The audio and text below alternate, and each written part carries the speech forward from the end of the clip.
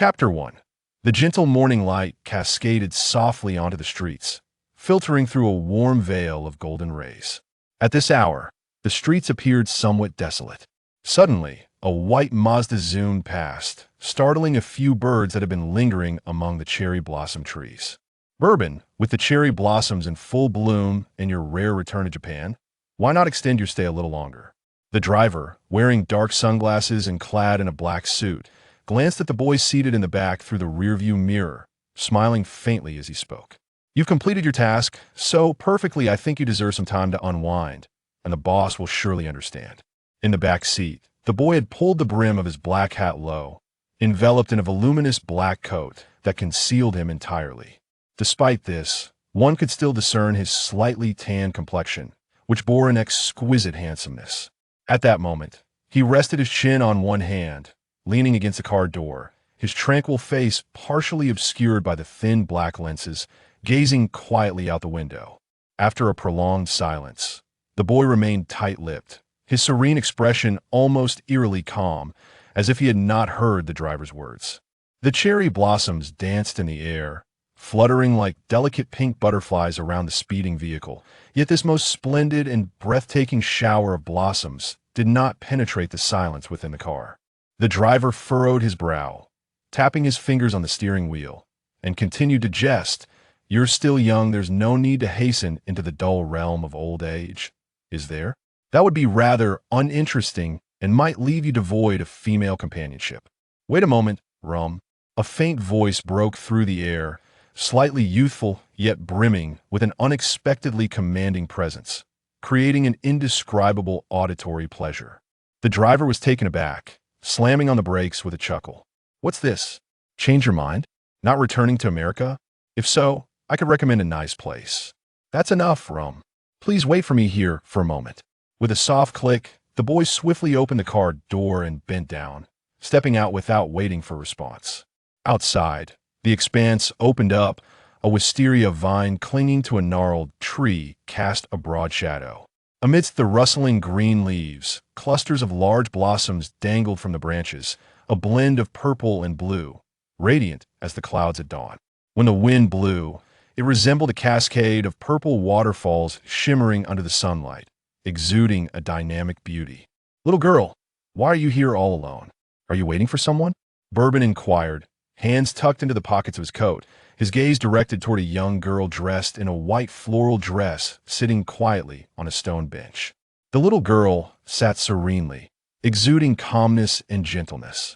She lifted her face to regard the suddenly appearing stranger, nodding once before shaking her head, a hint of melancholy evident on her fair visage.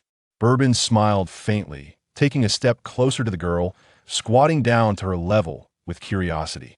Why the mixed signals? Nodding and shaking her head. The little girl possessed eyes as deep as the ocean, and her gaze was fixed on his crystalline features. She murmured softly, I don't know why, but he hasn't wanted to play with me lately. I can't even call his name. We were such good friends in kindergarten. I invited him here to play yesterday, but I knew he wouldn't come. Since you know he won't come, why do you still wait here? Bourbon raised a finger to adjust his glasses, somewhat perplexed by the peculiar girl standing before him. The girl retracted her forlorn expression, swinging her little legs as she replied with a smile, because I don't mind waiting. I feel that the longer I wait, the happier our reunion will be. Indeed, a rather peculiar little girl. Bourbon stood up, lifting his arm to gently touch the blooming flowers. He said softly, your patience will not be in vain, at least you have all these beautiful flowers to keep you company. Farewell, little girl. With that, he released his grip and turned to walk back. Suddenly, he felt a tug at the hem of his coat, and he turned around to see the little girl gazing at him earnestly. Is there something else? Bourbon, clearly not displeased by this unexpected encounter, turned back, slightly bending down, a smile gracing his lips. The little girl stood on her tiptoes, placing her small hand atop his head, closing her eyes as she awkwardly patted the back of Bourbon's head, whispering, Big brother, don't be sad. A breeze swept through, causing the blossoms to sway, and a fragrant aroma wafted beneath the trees. Bourbon's pupils constricted behind his sunglasses, his heart skipping a beat. How could this unfamiliar little girl perceive what he had concealed so well? Big brother, don't be sad. The girl's soft voice rang out again. Her palm was warm, a stark contrast to his own cold demeanor, reminiscent of the warmth of the sun. Bourbon's taut nerves relaxed, and he closed his eyes, savoring this rare moment of tranquility and peace. After an indefinite time, the girl released her hand, stepping back as she lifted her face, offering him a gentle smile. Bourbon straightened up and returned the smile, faintly. "Goodbye, Bourbon?" A blonde woman handed a coffee cup to a man leaning casually against the window and remarked, "It's rare to see you so engrossed in something." "Just fragments of the past occasionally resurface in my memories," Bourbon replied, taking a sip of coffee while gazing out the window. "Oh." Belmont flicked her golden hair, turning towards the sofa, waving her hand dismissively. "For those of us who dwell in darkness, having a couple of memories to cherish is already quite fulfilling." "So, what memories linger for you?" 12 years ago, when I first arrived in Japan on a mission, Bourbon's gaze drifted through the glass toward a wisteria vine, his tone faint. "It's been so long that I don't remember it clearly." "Oh." Belmont retrieved a cigarette from a silver case, expertly lighting it as a wisp of smoke curled up from her fingers, gradually enveloping her exquisite, alluring face. "You mean the incident with Shivas? I recall he was your mentor." Bourbon's finger tightened around the cup, his striking features reflecting determination and fearlessness, a visage forged through countless life-and-death battles in the Inferno. His grayish-purple eyes glimmered with hidden melancholy. After a moment, Bourbon's lips slowly curled into a faint smile as he replied, "It was unavoidable after all. He betrayed the organization." Belmont elegantly raised her cigarette, taking a deep drag before releasing a plume of smoke, teasingly remarking, "But using your hand to deal with a former mentor must weigh on your heart." "Perhaps there was a twinge of that at first," Bourbon admitted, momentarily lost in thought, moistening his parched lips. He then turned, stepping in front of Belmont, slightly bowing as he placed his coffee cup on the table. As he straightened up, he cast a glance at the woman enveloped in swirling smoke, coldly stating, "Such unnecessary meetings should be avoided in the future." With that, he turned and strode toward the door. Leaning forward, Belmont pressed the half-smoked cigarette into the transparent ashtray, extinguishing the ember. "Bourbon, what's next then?" From a distance, just within earshot amid the fragrant air that bore the essence of femininity, Belmont caught snippets of conversation. "On that day, I think I encountered an angel." The door clicked softly shut as Bourbon murmured. Belmont smiled seductively, rising to head towards her bedroom. Her room was spacious yet sparsely furnished, somewhat disordered, with a few photographs scattered across a cluttered desk. She approached, leaning against the table, her arms crossed over her chest, her gaze falling upon a smiling girl in the photographs. A beautiful arc formed at the corners of her lips, and upon closer inspection, it became evident that her smile was different from usual, genuinely heartfelt and joyous. An angel indeed. As evening descended, the sun dipped below the horizon, casting a warm orange glow across the skyline. Outside the Muri Detective Agency, a white Mazda RX 7FD3S came to a gradual stop. Amuro Turu, carrying a gift box, swiftly exited the car, shutting the door behind him as he hurried up the steps.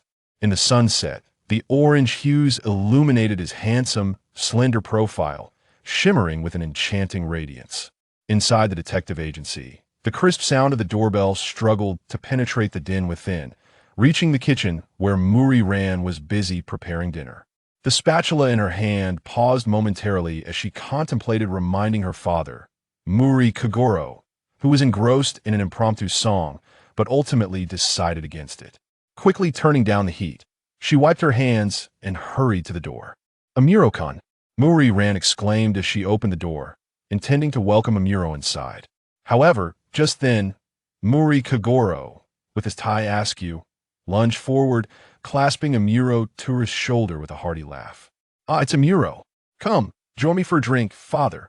With a headache and a sense of helplessness, Malilan cast an exasperated glance at the inebriated Kagoro Muri before offering an awkward smile to true Amuro. "It's quite all right, Miss Lilan," Amuro replied, his eyes curving into a reassuring, sunny smile. At the very moment he was pulled into the room by Kagoro Muri, he extended the gift box in his hand towards Lilan, saying, "I had a friend bring this." I believe you will appreciate it." A flicker of surprise crossed Mal Lyland's delicate features as she felt the warmth emanating from the gift box, still retaining the heat from his palm. "Lilinichin?" A child's voice, sweet and innocent, called from the side of the door. "What's this?" Conan, returning from school, approached Mal Lilan, standing on tiptoe to peek at the gift box. His tone subtly shifted, tinged with a hint of jealousy. "Who sent the chocolate-flavored Kyoto bird?" "Ah, it was sent by Amuro-kun," Mal Lilan replied, taking the backpack from Conan's hands as she closed the door, casually continuing her conversation. "Bourbon." Conan's heart raced, his glasses reflecting the light as he hid his serious expression. Why hadn't he left yet? Surely, the matter regarding Hybra had been resolved. Did he discover something, or was he after a new target? Meanwhile, in the building opposite the Muri Detective Agency, a man with long silver hair slowly lowered his binoculars, bowing his head to light a cigarette, muttering under his breath, still as obstinate as ever, truly an eyesore. "Boss, what should we do next?" inquired another burly man in black, his tone respectful. "Bourbon, why do you insist on remaining in Japan? We've gathered nearly all the intelligence here." "Vodka, cease surveillance on Bourbon for the time being," Jin declared, tossing his cigarette to the ground, a glint of cold ruthlessness flashing in his narrow eyes. After all, he has grown accustomed to living in the shadows, possessing a formidable counter-surveillance ability. The timing is not yet, right? It would be unwise to provoke this beast prematurely. The following day, in Class 2B of Titan High School, Sonoko Suzuki sighed deeply as she approached the window, gazing despondently at the gathering storm clouds, her fists clenched in frustration. "Alas, my splendid and romantic plans are about to go awry." At her desk, Malalon neatly organized her books before placing them in her backpack, turning her gaze towards Sonoko with curiosity. "What splendid romantic plans? Is Kaigo-kusin returning today?" "No," Sonoko exclaimed, grabbing her backpack from the desk and pulling Mal Lilan along as she continued. "It's the second son of the banquet host tonight. I've heard he's a super handsome guy." As she spoke, Sonoko clasped her hands in front of her, adopting a dreamy expression. On a night with the moon hanging high, when the cherry blossoms gently fall, a prince on a white horse encounters a maiden by chancia. Just thinking about it is so romantic. "But Sonoko, don't you already have Kaigo-kusin?" Mal Lilan reminded her, raising an eyebrow in exasperation. "That's one thing, and this is another, ha." Sonoko laughed heartily, hands on her hips, tilting her head back. Suddenly, her expression shifted, and she pouted, her laughter fading as she lamented, "But look at this dreadful weather sigh." Mal Lilan couldn't help but chuckle at Sonoko's rapid change of mood and attempted to offer some comforting words. "Lilan." Sonoko abruptly turned, wrapping her arms tightly around Lyland's slender waist, lamenting, "Have I truly been forsaken by the heavens?" "Sonoko," Lilan said, forcing a smile as she faced the curious gazes of those around them, gently patting Sonoko's shoulder. "Don't be so pessimistic." "Miss Sonoko." A sleek black car pulled up at the entrance of Titan High School, and a well-dressed elder leaned out of the window, calling to Sonoko. "The banquet is about to begin. The master is waiting for you at home. Please get in the car." Sonoko released her grip, and Mal Lilan let out a sigh of relief as she stepped behind Sonoko, urging her towards the car. "Hurry back, and prepare. You must look your best." After Sonoko climbed into the car, she suddenly seemed to remember something, opening the door again. "Lilan, it's about to rain. You should get in, it'll take you home first." Mal Lilan raised her backpack, her eyes sparkling as she patted it, smiling. "It's all right, Sonoko. I came prepared with an umbrella." "Is that so?" Sonoko eyed her friend skeptically, and after a moment of contemplation, she waved goodbye and departed in the car. Once the speeding vehicle disappeared from view, Mal Lilan returned her gaze to the now overcast sky, murmuring, "I must hurry home." With that, she quickened her pace towards home. A gust of wind swept through, causing the cherry blossoms on the branches to tremble violently before cascading down. Unintentionally, a few delicate pink petals brushed against the girl's fair cheeks, leaving a faint fragrance in their wake. Mal Lilan inhaled the sweet scent, her lips curling into a satisfied smile, when suddenly a raindrop landed between her brows, trailing down her smooth skin. As Mao Lilan quickened her pace, the rain began to pour down in torrents, resembling a string of beads that had come undone. In an instant, the world appeared to be shrouded in a thick veil of mist. Frowning slightly, she raised her backpack above her head and continued to run forward. Suddenly, a dull thud echoed, quickly swallowed by the cacophony of raindrops. Feeling a warmth on her forehead, she realized she had collided with a sturdy yet somewhat lean figure. A subtle fragrance of wisteria wafted into her nostrils, causing her to pause in surprise for a few seconds before she hurriedly stepped back, bending slightly in apology. "I'm so sorry. I was hurrying and didn't notice you there." Raindrops trickled down her damp hair, splashing against her cheeks. She closed her eyes momentarily, glancing at the dark casual trousers that appeared before her, and apologized once more. "I truly apologize." The rain began to lessen, and a gentle scent of cherry blossoms mingled with the earthy aroma of wet soil danced in the air. In the silence, a long, resilient arm reached through the rain, shielding her with an umbrella. Startled, Mao Lilan straightened up and looked up to see a handsome, composed face beneath the umbrella. "Hello, Miss Lan." Amuro Tura greeted her with a charming smile, adding, "Why the surprised expression? Is my presence so unexpected?" "No, not at all." Mao Lilan quickly waved her hands in denial. "What is it then?" Amuro Tura leaned slightly forward, his handsome face displaying a hint of curiosity. The unique, delicate scent of wisteria emanated from him, prompting Mao Lilan to instinctively take a step back. "Let us set that aside for now," he said, swiftly retracting his body and shifting the umbrella closer to her. Furrowing his brows, he continued, "You have two choices. First, I can give you the umbrella, and I'll brave the rain alone. Second, you can change into dry clothes nearby, for returning home drenched like this will surely lead to a cold. Don't even think about opting for anything else. As a senior disciple of your teacher, I cannot leave you unattended. You have 3 seconds to decide. If you don't respond, I will choose for you." What a surprisingly assertive stance. Mao Lilan tightened her grip on her backpack, gazing at the still, ominous sky, clearly indicating another downpour was imminent. There was no choice. She had to decide. "Let us go," Amuro Tura said, taking hold of her arm and leading her forward. "Stop looking so surprised. It's evident you will choose the latter because this girl is always so kind-hearted. Where are we going?" Mao Lilan's cheeks flushed slightly, uncertain whether it was from his insight into her thoughts or something else entirely. "I have an apartment nearby. If you don't mind, we can go there." As Amuro Tura released her arm, he noticed her momentary hesitation, which caused him to smile lightly and assure her, "Rest assured, I won't do anything you might find disagreeable." Meanwhile, Sonoko gazed out the window, feeling an odd sense of unease. Suddenly, she clapped her hands together decisively. "Fujimoto-san, please return to the school." "Miss Sonoko, what has happened?"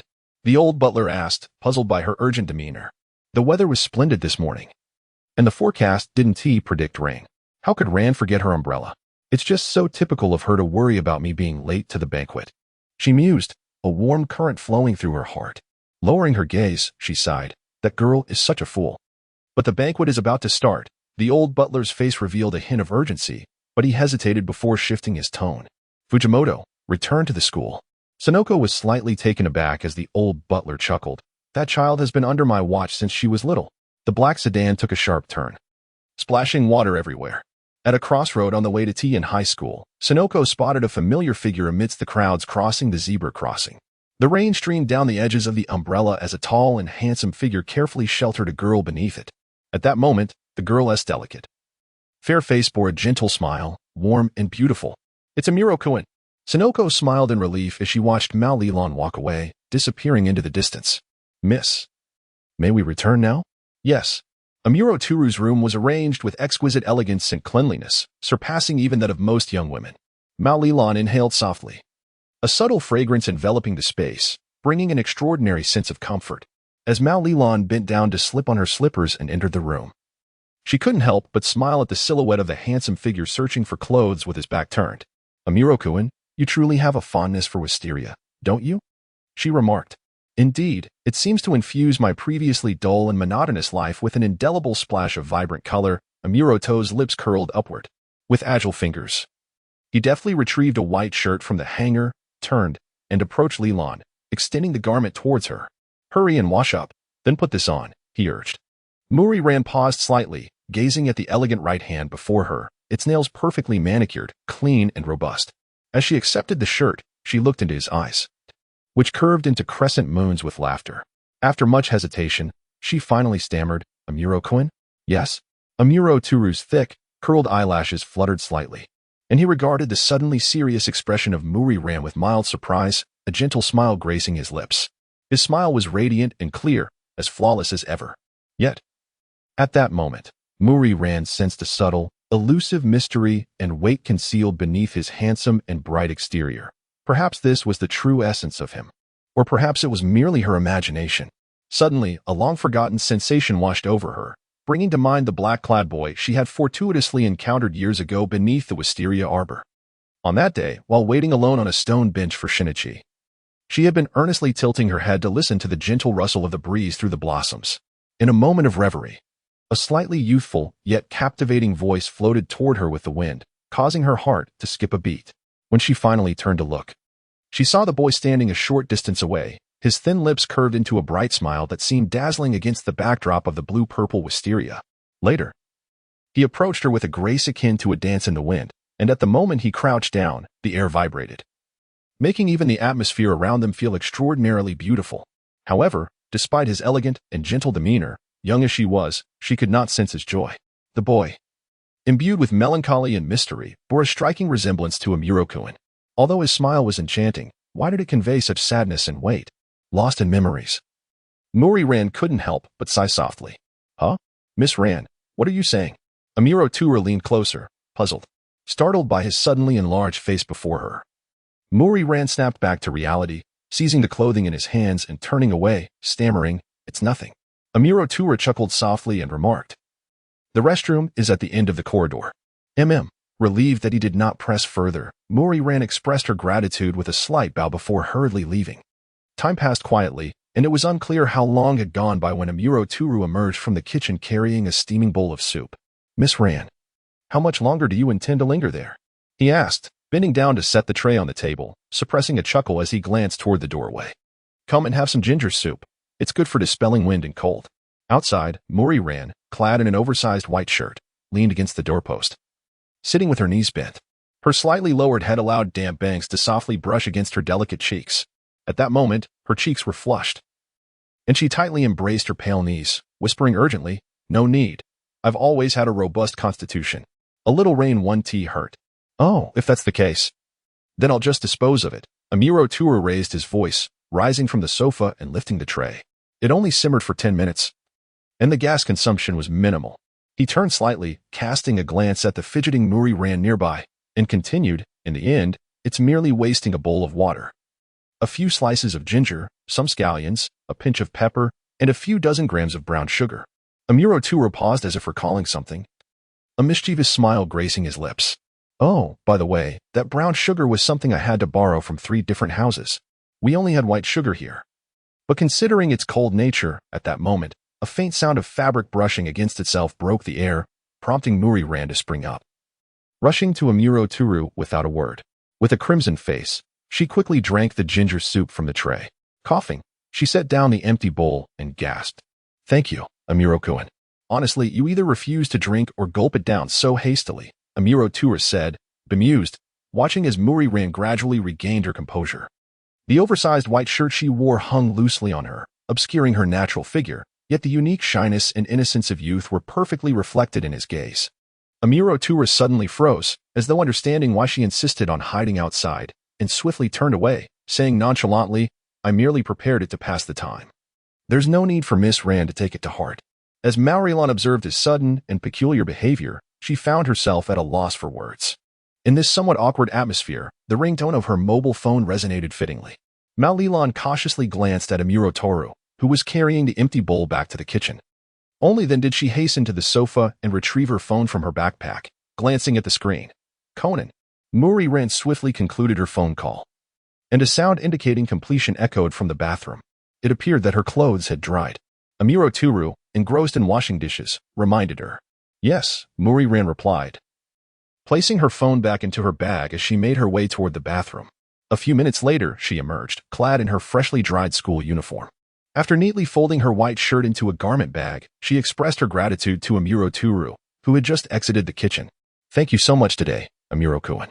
Don't mention it. I, too, have received considerable care from both the teacher and you, Miss Ran," he replied, a hint of a smile gracing his lips as he handed her an umbrella from the wall. Hurry along, that little rascal is still waiting for you. All right. Muri picked up her bag, cradling the garment bag containing the shirt as she walked. I'll take this shirt home to wash it and then return it to you. It's quite all right, Amuro Tura said, opening the door for her with a gentle smile. Once the slender figure hurried away, he slowly closed the door behind her. What a mess! A deep voice resonated from within the room, revealing a middle-aged man in black seated on the sofa, idly toying with a lighter. Bring her to the hideout where our members secretly meet.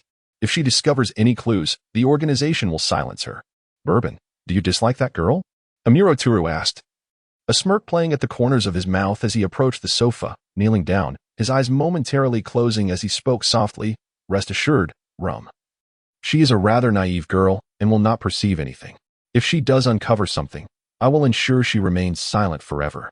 Also, Rum, next time you hide, please refrain from choosing the wardrobe. Someone with a fragile heart might be scared to death.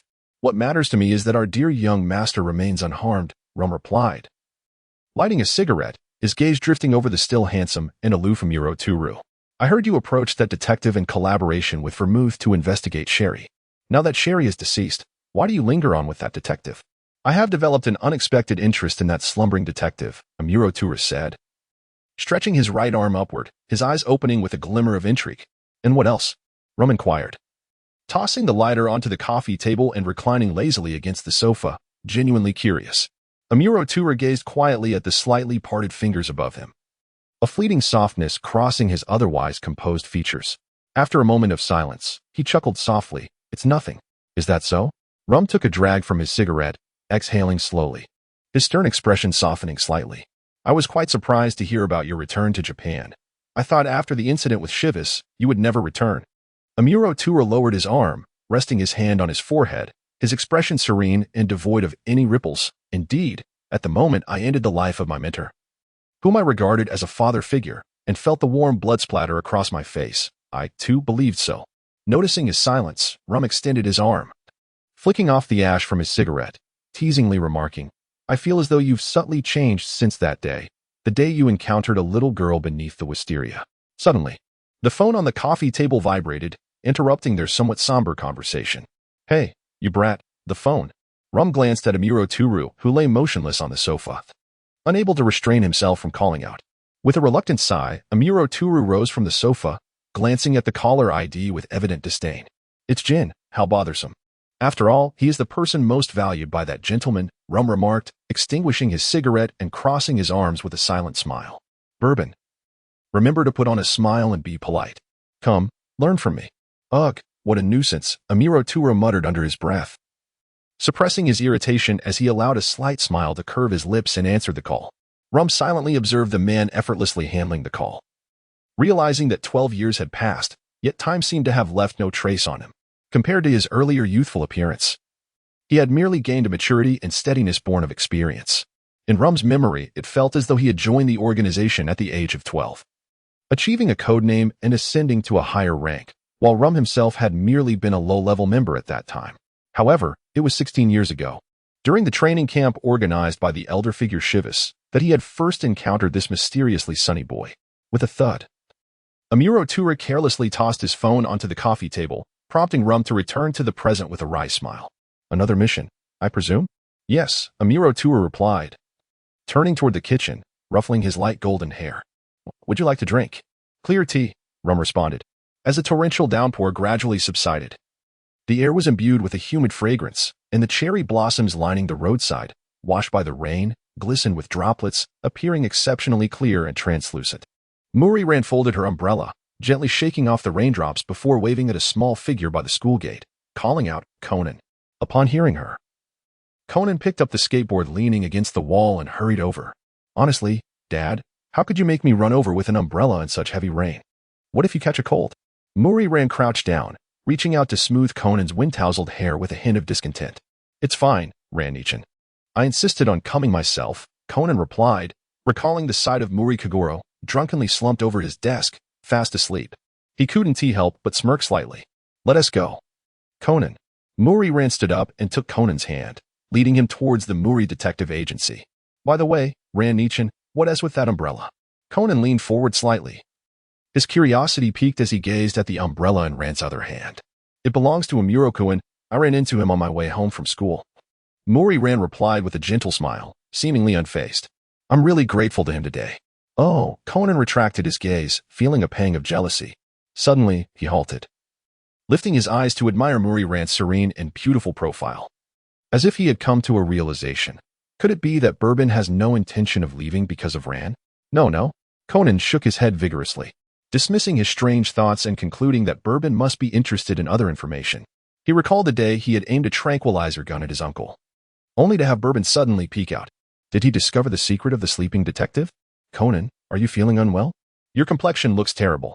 Rand stopped walking, her concerned gaze fixed on the serious-faced Conan. Huh? No, I'm fine. Conan quickly responded, waving his hands in a flustered manner. Really? Rand bent down, bringing her face closer to Conan's, scrutinizing his doll-like face for any signs of distress. A warm breath mixed with a faint fragrance enveloped Conan, leaving his mind a blank. He felt his face grow increasingly warm. Rand Nichin, what is that? A white shirt? Did you buy it for Uncle? Conan averted his face awkwardly, hastily changing the subject. This isn't for Dad. Mori Rand glanced at her clothing pocket before standing upright. Huh? Is it for Nietzsche and I? Conan stammered, trying to steady his racing heart, his voice rising in pitch. Oh, that guy? I almost forgot about him, Rand said, tilting her head slightly and closing her eyes, feigning indifference. Not for me. Conan's heart tightened, his eyes widening as he pressed on. Huh? If it's not for Nietzsche and I, then who is it for? What? Are you that concerned? Mori Rand observed Conan's tense expression, her eyes narrowing in curiosity. Could it be that Nietzsche and I asked you to keep an eye on me? How could that be? Nietzsche and I wouldn't do something so trivial. Conan scratched his head, managing a sheepish grin. I'm just curious. Rand, I will definitely find out who the owner of that shirt is. Mori Rand grasped Conan's hand once more, stepping forward. After half an hour, within the Muri detective agency, Muri Kaguru, who had sobered up considerably, sprawled on the sofa like a lump of clay. Honestly, Dad, you've drunk too much. Mori Rand sighed as she placed down her belongings and bent to pick up the scattered beer cans. If any clients were to see you like this, they would be utterly disappointed. Rand, what's this? Mori Kaguru turned over on the sofa, pointing at a pocket. A men's white shirt. For whom? Uncle, good job. Conan, who was assisting Rand in retrieving the trash bag, perked up at the mention. The shirt belongs to a Murokuin. I got soaked on my way home from school, and a Murokuin let me change at his nearby apartment, Rand casually replied, placing the beer can into the open trash bag Conan held. What? The two voices, distinctly different yet equally astonished, exclaimed in unison. Mori Kagura leapt from the sofa, gripping Rand's shoulder with concern. That kid didn't do anything to you, did he? Rand, please tell me. Conan clenched the trash bag tightly, feeling a surge of resentment towards Bourbon for seemingly having ulterior motives regarding Rand. What are you two thinking? Mori Rand, caught between amusement and exasperation, looked at their anxious faces. She took the trash bag from Conan and swiftly tied it up, setting it aside. Rest assured, nothing happened. With a shared sigh of relief, Conan and Mori Kaguru exchanged glances, suddenly realizing how drained they felt, as if all energy had been siphoned away. After 10 o'clock, the Mori detective agency gradually fell into silence. After tossing and turning in bed for half an hour, Conan finally sat up, mechanically turning his groggy head to glance at Mori Kaguru, who lay sprawled on the bed, revealing blue-striped boxer shorts. He sighed. I really don't understand how Aunt Ari could tolerate your earth-shaking snores. As he spoke, Conan got up to retrieve the blanket that had fallen to the floor, covering Kaguru before turning to head outside. Sitting on the topmost stair, the cold surface sent a shiver down his spine. Conan shrank into himself and pulled out the phone that belonged to Shinichi Kudo from his pajama pocket, quickly unlocking the screen. He stared at the only contact number, momentarily lost in thought. It's so late. She must be fast asleep. Yet, absent-mindedly, his finger glided across the screen, and soon, a series of beeps echoed from the phone. Conan was startled and almost hung up when a soft, sweet voice filled the air. Shinichi, flustered. Conan fumbled with his red bow tie, adjusting it before replying, Yes, Rand. Why are you still awake at this hour? Are you busy with the case again? Honestly, do you think you're a savior? You should take better care of yourself. Amidst a barrage of scolding, concern permeated her tone. Conan smirked slightly, retorting, Aren't you the one who hasn't slept? Silly girl, if you don't sleep late at night, you'll end up with wrinkles and look like an old lady. Badass, because I was just about to sleep when you disturbed me, old man. Ran shot back, her voice rising in playful defiance. Listening to Ran's voice, filled with laughter, Conan couldn't help but reflect on how long it had been since they had playfully bickered like this. Shinichi, are you listening? Rand's voice held a hint of shyness. Yes, I'm listening, Conan replied, a blush creeping onto his cheeks as he anticipated what she might say next. That thing that happened in London. Rand hesitated, her tone shifting. Kaido. Wait, Rand. Conan immediately sprang to his feet, rushing toward her room. As he opened the door, the enormous moon hung in the sky, and the night wind rustled Kaido's white cape with a gentle whisper. Don't mind me, beautiful lady. I'm merely a weary traveler seeking a moment's respite, Kaido elegantly addressed her, tipping his white hat with a traveler's utmost courtesy. Conan? Rand stood by the window, cradling her phone against her chest. Her flowing hair danced in the wind, and bathed in the soft moonlight, she resembled a delicate butterfly, embodying a serene and ethereal beauty. Kaido's lips curled into a smirk as he noticed the unexpected arrival of Conan, and with a graceful leap off the balcony, his white glider caught the air, carrying him away into the night. Rand. Conan turned away from the direction Kaido had flown, rushing to Rand's side. Concern etched on his face. Are you all right? I'm fine. Rand shook her head, suddenly remembering her phone and placing it to her ear, only to hear the dial tone. Did the call end already? I had finally mustered the courage, she murmured softly. Rand. Conan tugged at the hem of her skirt, his eyes wide and earnest. Was it a call from Big Brother Shinichi? You should call back later. It seems you still have something important to say. Never mind. Rand tucked away her disappointment, placing her phone back on the table, glancing at the handsome boy in the photo with a gentle smile. I just feel that some things are better said in person. Indeed. Conan stared at Rand, her hopeful expression filling him with guilt and sorrow. When would he be able to escape the cruel jest of fate and return to his true self? All right. Rand crouched down, affectionately tousling Conan's soft hair. You're going camping with the doctor and the others tomorrow. You must rest well. Hurry back to sleep. But with Uncle's thunderous snores, how can I possibly sleep? Conan thought with frustration, yet he obediently left the room. Later, returning to his room, Conan was pleasantly surprised to find the annoying snores had ceased. He immediately climbed into bed, casting aside his troubles and gradually drifting into slumber. The next morning, sunlight streamed through the curtain seams into the room. Perhaps sensing the warmth on his face, Conan struggled to rub the dryness from his eyes and sat up, still half asleep. Thank you for yesterday regarding Rand. Kagaru's booming voice shattered the morning tranquility, clear enough for Conan to hear from his room. Who is Uncle talking to so early? Conan climbed out of bed, lethargically brushing his teeth in front of the mirror. Not at all. It's a trivial matter. No need for concern, a pleasant voice interjected, laced with a hint of amusement, resonating beautifully in the tranquil morning light. As Conan washed his face, he found himself jolted awake, whether from the cold water or the sudden interruption. He hastened his motions, grumbling inwardly that bothersome guy is back again. In the living room, Amuro Turu sat comfortably on the sofa in a casual black suit, exuding an air of composure. The morning sunlight warmly illuminated his handsome, gentle features, radiating a subtle elegance. Rand bent down to place the brewed black tea on the coffee table in front of Amuro Turu, then straightened her posture, cradling the tray against her chest with a hint of concern.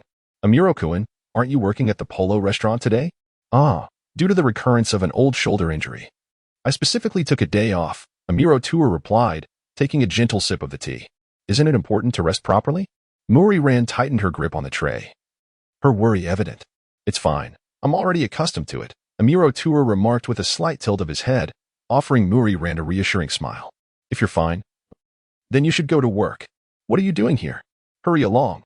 Conan, who had approached, plopped down on the sofa beside Amuro Turu, blocking his view of Rand. He turned his head and said in a playful tone, Rand-nichan, I want some black tea too. That's not possible, Rand replied, slightly crouching down. How about I make you a cup of milk instead? Okay, Conan exclaimed, raising his voice in excitement. Whether it be black tea or milk, as long as it could divert Rand's attention from bourbon, that was all that mattered. Kids will be kids, Kagoro muttered, casting a disapproving glance at Conan as he lit a cigarette at his desk. However, today has indeed turned out to be quite fortuitous, Amuro Turu said with an expression of anticipation as he looked at Kagoro. I wonder what kind of case our client has for us today? Kagoro Mori lifted his gaze in surprise and exclaimed, How did you know? Amuro chuckled, his eyes sparkling with brilliance. It stands to reason that on a typical holiday, you, Professor Mori, would be leisurely perusing the horse racing newspaper. However, Today you have notably shaved and donned a neatly tied tie, consistently checking the time. As if you were anticipating the arrival of a guest. Conan, you are truly remarkable. With such keen observation, you need not be the apprentice of my father. Ran Muri praised, handing a glass of milk to Conan. Humph, I could deduce that much as well, Conan muttered under his breath, taking a sip of milk. Feeling slightly disgruntled with Ran, Amuro quickly waved his hands. No, this is all thanks to the guidance of the professor. Amuro's words pleased Kagoro Muri, prompting him to clear his throat and declare, you are quite diligent yourself. Thank you for the compliment, Professor. Amuro continued with a smile. I am increasingly curious about the nature of the request that could divert Professor Muri's attention from tonight's concert of Yoko Okino, allowing him to sit here in focused anticipation. Suddenly, with a loud bang, Kagoro Muri sprang to his feet, slamming his hands on the table, his eyes wide with despair. What? There's a concert by Miss Yoko tonight? How could I, her #1 fan, not know about this? Maori Ran remarked, it was released the day before yesterday. Which explains why my father has been preoccupied with cases during this time. After finally resolving a case yesterday, he indulged in excessive drinking, leaving him no time to pay attention to such matters. After letting out a despairing roar, Kagoro Muri slumped his shoulders, appearing utterly dejected. At this hour, the tickets must certainly be sold out, he lamented. To this, Amuro rose and approached Kagoro's side. What? Kagoro mechanically turned his head, gazing blankly at Amuro, as if a cold wind had swept past him. Actually, I came for this very matter, Amuro continued, a subtle smile playing upon his lips. I know you have a fondness for Miss Yoko, so I specially arranged for someone to purchase a ticket. Oh, that person is also a devoted fan of yours. Initially, he intended to visit personally to deliver the ticket, but an urgent matter arose unexpectedly. Then I shall meet him in person, Kagoro exclaimed, suddenly invigorated as he grasped Amuro and headed towards the door. Even a detective must occasionally engage with his fans up close. Dad, a somber voice called from behind Kagoro. Ran Muri lowered her gaze, furrowing her brow. Aren't you supposed to have a case to attend to soon? Muri Kagoro felt a sudden jolt, halting his steps, and cautiously remarked, but I shall fetch the tickets for you. Ran turned, bending slightly to retrieve the cup from the tray, responding in a clear voice, you. Muri Kagoro and Conan exclaimed in unison, yet their expressions were entirely divergent. The former wore a broad smile, while the latter appeared despondent. Is that acceptable, Amuro-kun? Ran inquired, lifting the tray and glancing towards Amuro.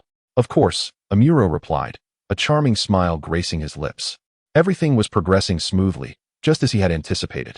Sister Ran, I wish to join as well. Conan tugged at Ran's skirt, tilting his head with an innocent demeanor and pleading, please? Just then, a youthful, excited voice echoed from downstairs.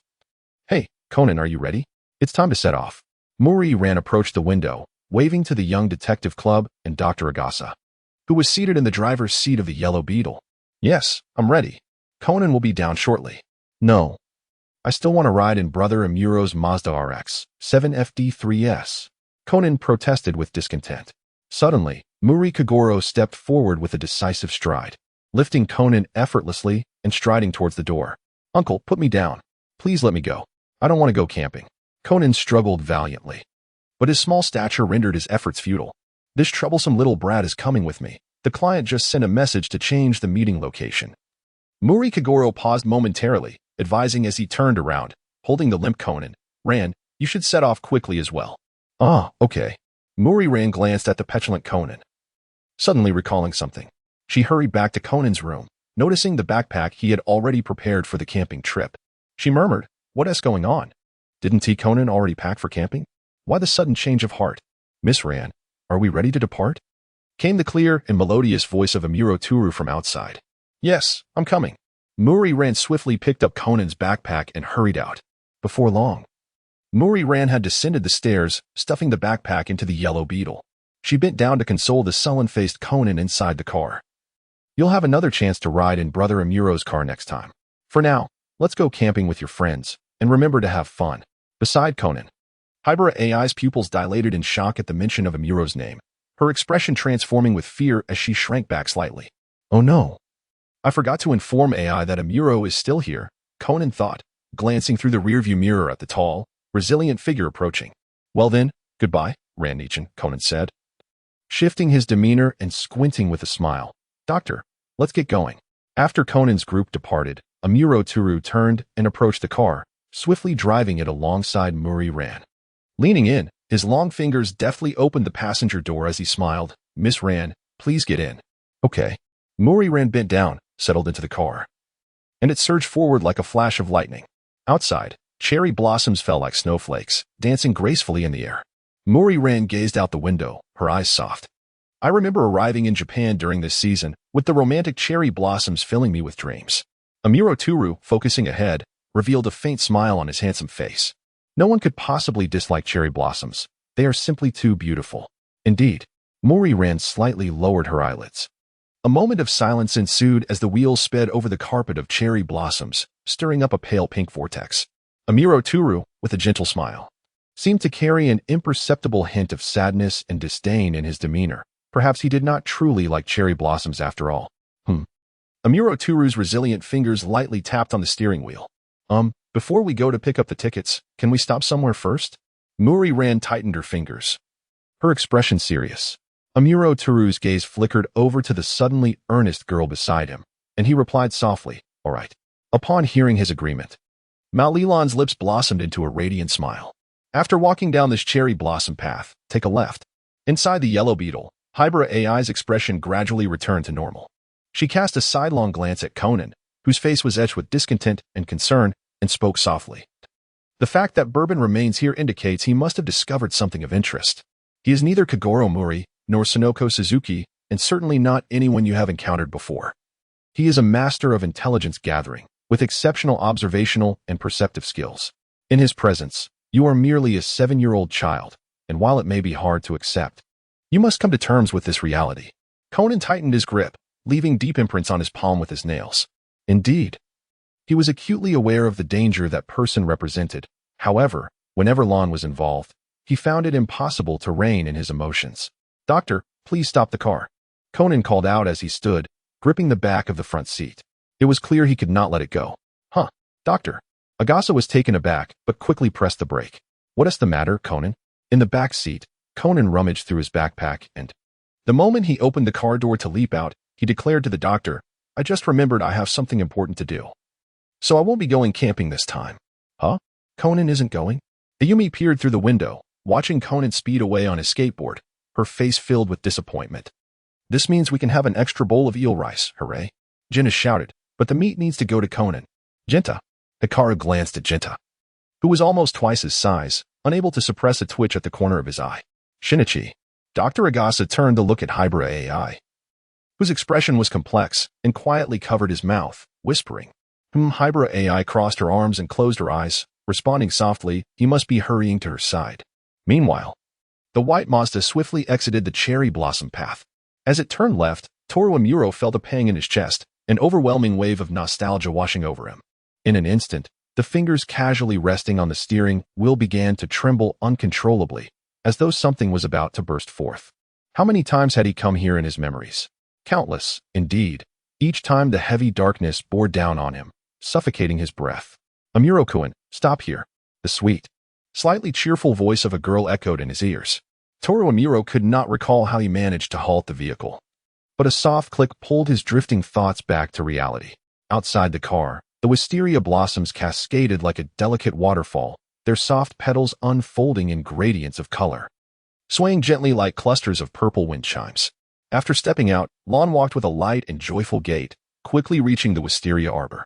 She then turned and waved at Toru Amuro, who sat quietly in the driver's seat. A gentle breeze lifted her soft hair, caressing her fair, delicate neck. In that moment, her unique and warm smile blossomed at the corners of her lips, pure and radiant. For someone like Toru Amuro, who had always dwelt in darkness, such a smile was almost blinding. He instinctively averted his gaze from that sunlit warmth and exited the car. "Is this the place you wanted to come to?" Amuro asked, lifting his eyes to see the faint floral shadows reflected in his grayish-purple irises. "Yes."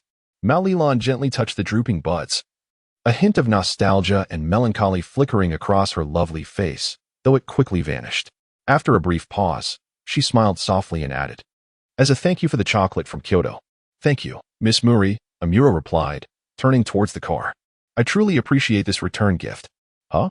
Are you leaving already?" Malilon looked at the slender figure retreating, then gazed at the surrounding beautiful, unadorned blossoms, sighing inwardly, I thought seeing this would lift his spirits. Miss Leland, please get in the car. It's almost time for our appointment. By the roadside, Toru Amuro paused and turned to her, who stood there for a long time, puzzled. What's wrong? Megure withdrew her gaze, gently shaking her head before nodding slightly, a trace of subtle melancholy gracing her serene and tender visage. The wind whispered through the blossoms, their delicate strands swaying gently, releasing a faintly elegant and sweet fragrance that lingered in the air. Amuro Toru felt a tightness in his chest as the key slipped silently from his hand, and in that moment, everything around him seemed to revert to 12 years ago. Why the simultaneous shaking and nodding? Amuro Toru echoed the words of the past, his gaze softened to the point of almost weeping. With a sudden resolve, he took a step forward, one deliberate footfall after another, moving toward her. Muri-ran was momentarily taken aback, lowering her gaze as she quietly remarked, I can't shake the feeling that you resemble a boy in black whom I once encountered here. He exuded a subtle sorrow, yet stubbornly forced a smile. As she spoke, her voice gradually softened, and after a brief pause, perhaps sensing that her words might come off as too abrupt or impolite, she lifted her face, her eyes curving with an apologetic glimmer. Please forgive me. I just suddenly recalled. Oh? Amuro Toru tightly pinched his fingers, realizing that perhaps only the sharp pain of his nails digging into his skin could anchor his spiraling thoughts. The girl before him. She was, astonishingly, the very child he had known 12 years ago. His angel was now so close. The remnants of his rationality successfully quelled his nearly overwhelming impulse to embrace her. Amuro Toru ultimately stood at a distance of an arm's length, gazing at her with tenderness, and said with a gentle smile, Thank you, Miss Ran. I assure you, I am not unhappy. His smile was genuine and soft, in stark contrast to the facade of cheerfulness Muri-ran had often observed in him. Indeed, he looked splendid when he smiled. Muri-ran exhaled a sigh of relief, preparing to walk towards the car when she noticed Amuro Toru returning directly towards a stone bench, already fissured with cracks, where he gracefully sat down. Amuro-kun? Muri-ran looked at him in confusion, observing the faint smile at the corner of his lips as he quietly closed his eyes. She pondered, wasn't he just urging her that the agreed time was approaching? Why the sudden change of heart? Amuro Toru gently rested his head against the old vine beside him, his thoughts drifting to the task conveyed by Jin the previous day, which weighed heavily on his heart. What were they planning to do with this girl?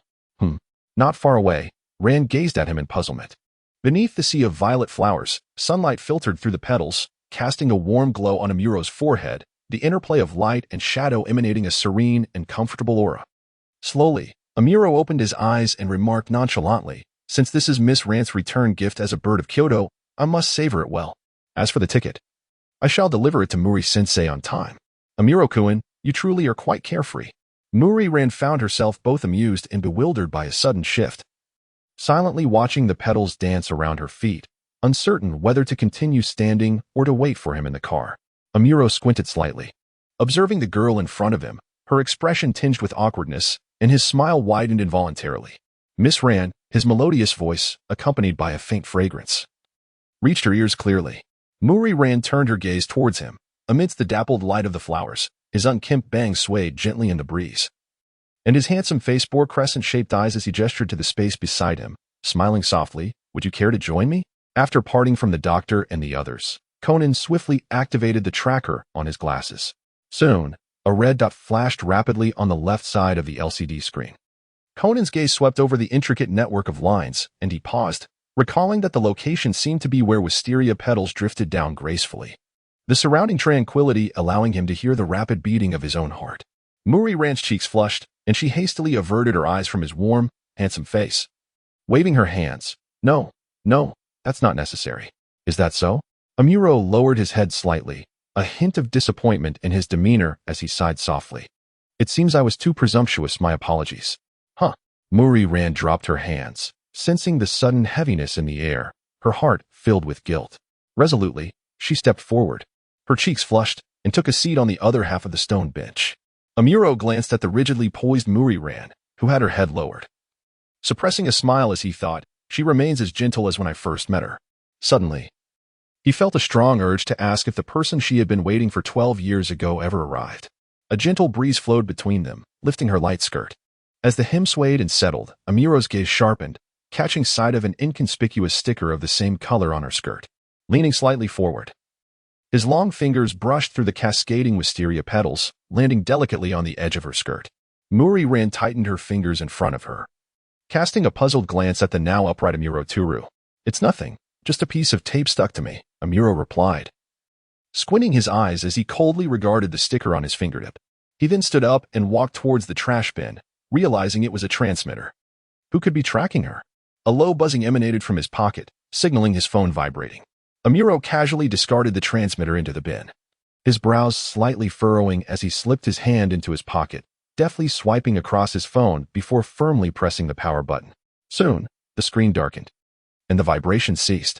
In an abandoned building, Vodka slammed his phone down in frustration before turning to Jin, who was leaning over the railing, smoking a cigarette. With a tone laced with barely concealed anger, Vodka remarked, "That Bourbon fellow seems to be up to some mischief. He has turned off his phone. What about vermouth?" Jin flicked the cigarette but to the ground, crushing it underfoot. He retrieved another cigarette, lighting it as his narrow eyes scanned the dim corner of the corridor. There, in the faint light, lay a figure on the ground amidst the scattered bricks.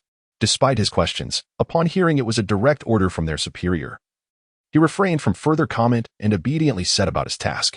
Vodka, simmering with impatience, inquired, "Boss, we are currently unable to contact Bourbon. What should we do next?" They had no choice but to have Vermouth continue her role as Miss Suzuki. Jin gazed down at the sparks that had fallen to the ground, a cold smirk forming on his lips as he replied, "Next." Under the wisteria trellis, Amuro Turu, feeling the weight of his thoughts, settled back onto the stone bench, leaning slightly against the wisteria. He slowly closed his eyes, meticulously sorting through the intelligence regarding Kagoro Mori. Since the phone call yesterday, it was evident that the boss had shown great concern for Kagoro Mori, even suspecting a complex relationship between him, the FBI, and the Japanese police. Did Jin wish to extract information from her? No. If that were the case, why go to such lengths to secretly bring her here? Beneath the gentle sunlight, the fragrance that wafted around him grew stronger, enveloping him in a sweet embrace. Amuro felt a buzzing in his head, rendering him unable to think clearly. Beside him, the almost ethereal scent emanating from Muri lulled him into a tranquil stupor, causing his mood to relax uncontrollably. Amuro Turu opened his eyes and adjusted his posture, gently resting his head on Ran's slender shoulder, softly murmuring, just a moment longer." Mao Lilan, after finally relaxing her body, felt it tense up once more. She lowered her eyelids, her nerves taut as a bowstring, and said softly, "All right." Amuro Turu, quite satisfied, curled his lips into a subtle smile, closing his eyes again to quietly listen to her slightly flustered heartbeat. Time seemed to stretch indefinitely. The tingling sensation in Mao Lilan's shoulders grew increasingly intense.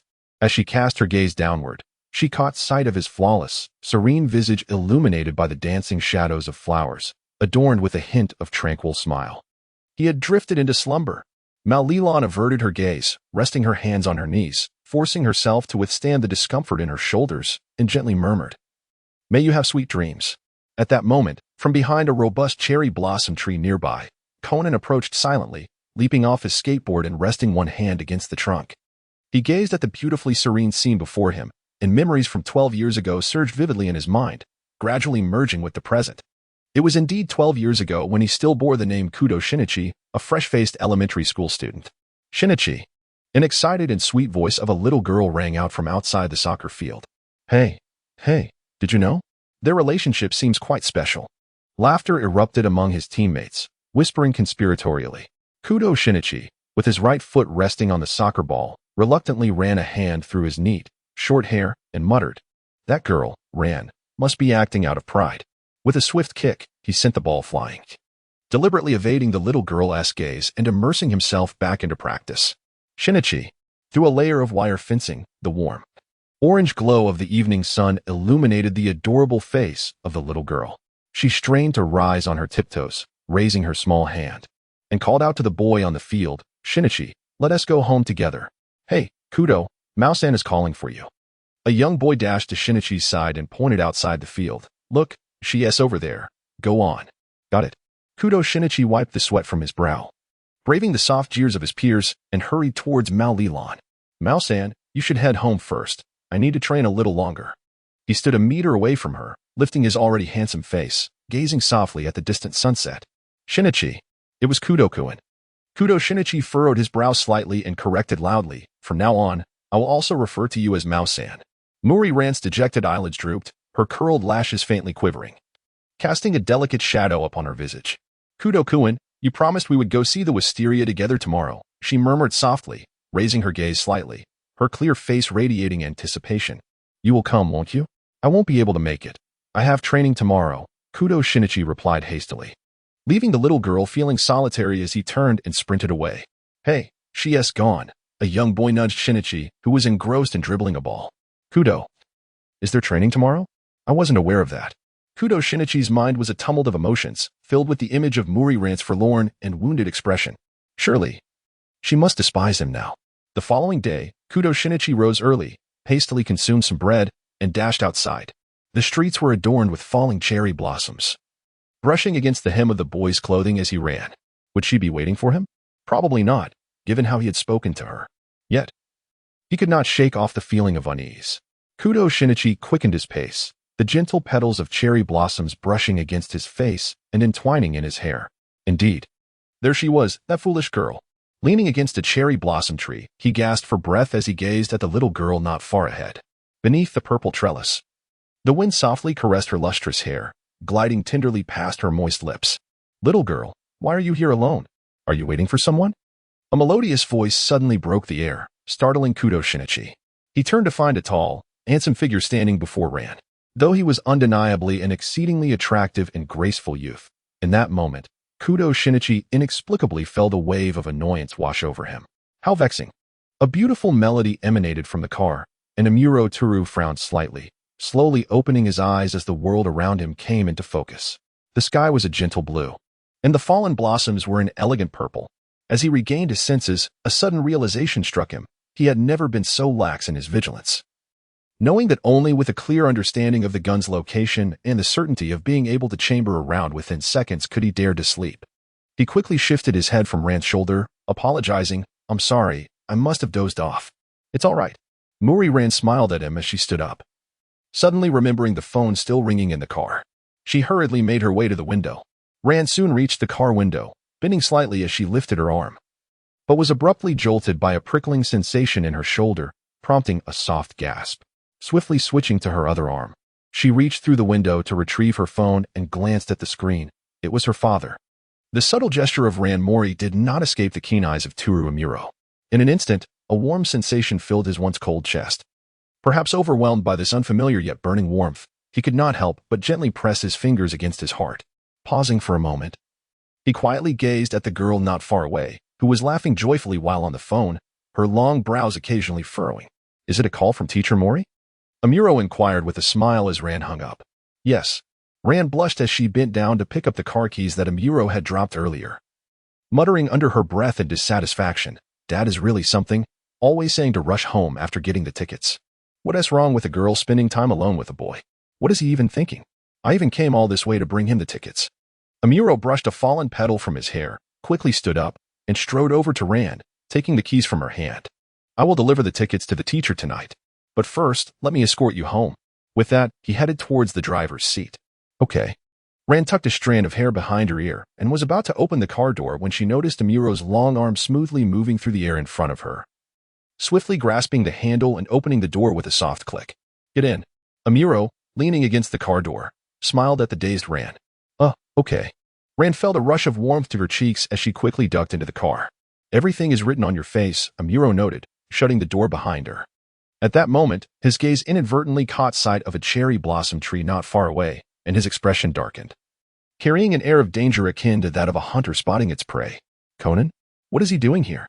The camping site was in the opposite direction, making their chance encounter almost impossible. Thus, only one explanation remained. He must have followed the transmitter for a specific reason. Calmly, Amuro settled into the driver's seat. As he started the engine, distant memories flickered in his mind. Yes, he recalled a time when a young boy, drenched in sweat, hid behind a cherry blossom tree, anxiously watching a little girl beneath a trellis. He must be the one Miss Ran is waiting for.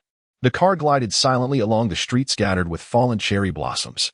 Amuro gazed ahead and casually remarked, Miss Ran, being so gentle and lovely, you must have a boyfriend, right? Huh? A boyfriend? The mention of this sent Ran's heart racing uncontrollably, her fair complexion instantly flushing a delicate shade of pink as she recalled the words spoken by Shinichi beneath London's Big Ben. Amuro's eyes subtly shifted, quietly observing Rand, who nervously clutched her skirt. Understanding dawned upon him, and he pressed his lips together, pressing the accelerator and weaving through traffic. Actually, not really. Rand replied, her face still flushed as she turned to look out the window, her gaze softening. That reasoning enthusiast. A reasoning enthusiast? Upon hearing her gentle whisper, Amuro's mood suddenly darkened. Is he your childhood friend? Huh? How do you know, Amuro-kun? Rand looked at him in surprise, her lips curling into a faint smile. Don't forget, I'm a detective too. Amuro abruptly slammed the brakes, his violet-gray eyes scanning the red light ahead, the smile on his lips fading slightly. So, what about your reasoning enthusiast boyfriend? I don't think I've ever met him. Actually, it's not really like that. Rand shyly waved her hand. But you already consider him that way, don't you? Amuro interrupted her without hesitation, turning to face her and placing a slender finger before his lips, whispering, Don't worry, I'll keep it a secret. In the presence of the charming young man radiating sunshine, Rand could not help but nod in agreement. The traffic light flickered, and as it turned green, Amuro pressed the gas pedal and sped off. So what kind of person is he? He has always been mischievous. Always brimming with confidence, loves to show off, and tends to bully others. He is the epitome of a reasoning enthusiast, Rand replied, her eyes softening as she tilted her head slightly. But upon reflection, he has many admirable qualities. He is smart, an excellent soccer player, reliable and brave in emergencies. Quite handsome, and incredibly responsible, a detective who rivals my father. Amuro raised an eyebrow, watching the girl beside him speak animatedly about her childhood friend. And he could not help but furrow his brow slightly. After a moment, he smiled softly. Oh? Then you should cherish him well. A person like that must be quite popular with the girls. Rand lowered her gaze, reminiscing about the nearly missing reasoning enthusiast, her thoughts drifting. We have arrived. Amuro halted the car and, with an apologetic smile, said to Rand, I have other matters to attend to, so I want to accompany you inside. That's all right. Rand hurriedly exited the vehicle, bending slightly to thank Amuro. Thank you for today. Miss Rand, you are always so courteous to me. It makes me quite uneasy, Amuro replied, his eyes dimming as he sighed. If only you could consider me a friend. After a moment of silence, he smiled again and added, Bye-bye. Huh? Rand turned to watch the car zoom away, feeling as though something was amiss. After standing still for a moment, she suddenly recalled, I forgot to return the shirt. Rand-chan, a high-pitched voice called out as Conan hopped off his skateboard and rushed over, his eyes wide with excitement. Hey, did you get the tickets? Conan, what are you doing here? Rand bent down, looking at him with a puzzled expression. Oh, I suddenly remembered I had something important to do. Conan scratched his head, grinning awkwardly. An important matter? What could be so significant for a child? Rand scrutinized him, wondering if it had something to do with AI and the others. Conan felt uneasy under her gaze and chuckled nervously, trying to change the subject. Rand-chan, I'm really hungry. I just remembered you didn't have breakfast before leaving. Rand straightened up, taking Conan's hand, and smiled gently. What would you like to eat? Lemon pie? Conan exclaimed, visibly relieved and innocent. By the way, Rand-chan. As they walked, Conan suddenly recalled the transmitter he had discarded in the trash. What is it? That, Conan turned his face away, hesitating. That's the one that got stuck to your skirt. You mean tape? Rand interjected. Tape? Conan was taken aback, repeating her words. Yes. That's what Amuro-kun said. Rand lowered her gaze, noticing Conan's suddenly grave expression. What's wrong, Conan? It's nothing. Conan forced a smile at Rand but soon looked down, thinking, it's definitely bourbon. With his abilities, he must know that SA tracker. If he suspects anything, it could be disastrous if he discovers Conan's secret. I need to act quickly. Conan, wait a moment. I'll go make you some lemon pie. Rand opened the door and stepped inside, addressing Conan, who followed behind. Okay. Conan replied, his voice trailing off. Upon entering the room, Conan turned around to close the door and cast a glance at Rand, who had just stepped into the kitchen. After placing his skateboard neatly aside, he swiftly darted into the bathroom. In the kitchen, Rand had just set the freshly washed lemons on the cutting board when the ringtone of her phone echoed from the living room. Hastily drying her hands, she rushed out to answer it. Shinichi. Rand gazed at the screen of her phone, and yesterday's conversation flickered through her mind, causing her cheeks to flush. She thought to herself, could he be inquiring about what I left unsaid last night? What should I say? How should I respond to him? The ringtone continued to persist. And just as it was about to cease, she summoned her courage to press the answer button. You're so slow, Rand, came Shinichi's voice from the other end, tinged with dissatisfaction. Were you busy? And no, not at all, Ran stammered, shaking her flushed face. Shinichi, aren't you occupied with a case today? Yes. I'm on my way to the scene, he replied. Meanwhile, in the bathroom, Conan held his bow tie and reminisced about the blooming wisteria by the roadside. Its beauty evoking memories of his early elementary school days. Is that when you were sulking all by yourself? Ran chuckled at the recollection of how stubbornly Shinichi had insisted on calling her Muri classmate back then. Indeed, Conan lowered his gaze, recalling the small figure waiting beneath the wisteria trellis. His eyes soft enough to seem as if they could weep. Ran, actually, I was there that day, 12 years ago. A profound silence enveloped the conversation. Muri Ran smiled gently. I know. You do? Conan lifted his head in surprise. Yes, it was when that older brother left. Her tender voice resonated clearly from the other end. I just didn't expect you to hide behind the tree and accompany me until sunset. You're such a big fool who only knows how to deduce. Conan felt a warm flush on his face and retorted, You're the big fool. All right, Ran. We're almost at the scene. I'll hang up now. Okay. Muri Ran listened in silence to the hurried beeping in her ear. Unsure whether to feel relieved or disappointed. On the street, a white Mazda darted nimbly between various vehicles. Inside, a Miro Tura drove with one hand, inserting an earpiece into his right ear as he dialed Rum's number. Soon, Rum's calm voice came through the line. Has the matter with that little girl been resolved? No, Amiro replied flatly. What? Rum's voice rose incredulously. You've never failed since joining the organization. How could you falter on such a trivial task? What happened? How did that little girl break your undefeated myth? Get me a ticket to Konio Yoko's concert. Amiro slightly pressed his lips together, his hand moving as the car executed a sharp turn out of Mihanko. Rum seemed still stunned by the revelation. After a moment, he cleared his throat and casually remarked, The tickets are sold out, but since it's our beloved young master requesting, as the organizer, I will certainly prepare one especially for you. After a brief pause, Rum took a deep breath and continued with excitement. It's truly heartwarming. You've grown into a remarkably handsome young man. In the past, you always seemed so cold towards women, indifferent to everything except your tasks. I was worried, wondering if Bourbon was living too harshly, feeling oppressed, or perhaps already weary of life at such a young age. How dark could Bourbon's inner world be? But now, to think you're interested in Yoko's concert fills me with joy and tears. Amuro furrowed his brow slightly, his long fingers gently tapping on the dashboard. Interrupting Rum's enthusiastic discourse, deliver it to the Muri Detective Agency before evening. Rum expressed great disappointment, but quickly regained his composure, speaking in a low voice. Are you still planning to go? Yes. A smirk curled at the corners of Amuro's lips as he coldly replied, Tonight presents an excellent opportunity. Have they previously worked as international mercenaries, assassinating several notable figures? Should Bourbon require assistance, I can send someone to support you. Thank you, Rum. I can manage alone. A glint of fierce determination flickered in Amuro's violet gray eyes, contrasting sharply with his handsome, elegant visage. After a pause, he softened his expression and added, During this time, have someone follow Muri Ran. Jin should soon make a move. If you notice anything unusual, do nothing but call me. That little girl again? Rum hesitated for a moment, unable to resist cautioning, You seem overly concerned. Because she is. Amuro's lips parted slightly, a gentle smile gracing his face as he hung up the phone. She is the important girl who rescued me from my sorrow. As twilight deepened, the streets were infused with an array of mouth-watering aromas. After a long day's work, Mori Kagoro swallowed hard, feeling his empty stomach, and unconsciously quickened his pace as he rushed upstairs. Bang! A heavy thud echoed as a slender figure fell to the ground, letting out a muffled groan of pain. Miss Kikuta, are you all right? Mori Ran, who was just about to close the door, hurried over to help the woman up. I'm fine. The woman, dressed in a red suit with fair skin and a charming smile, exuded a sense of elegance with her clean-cut short hair.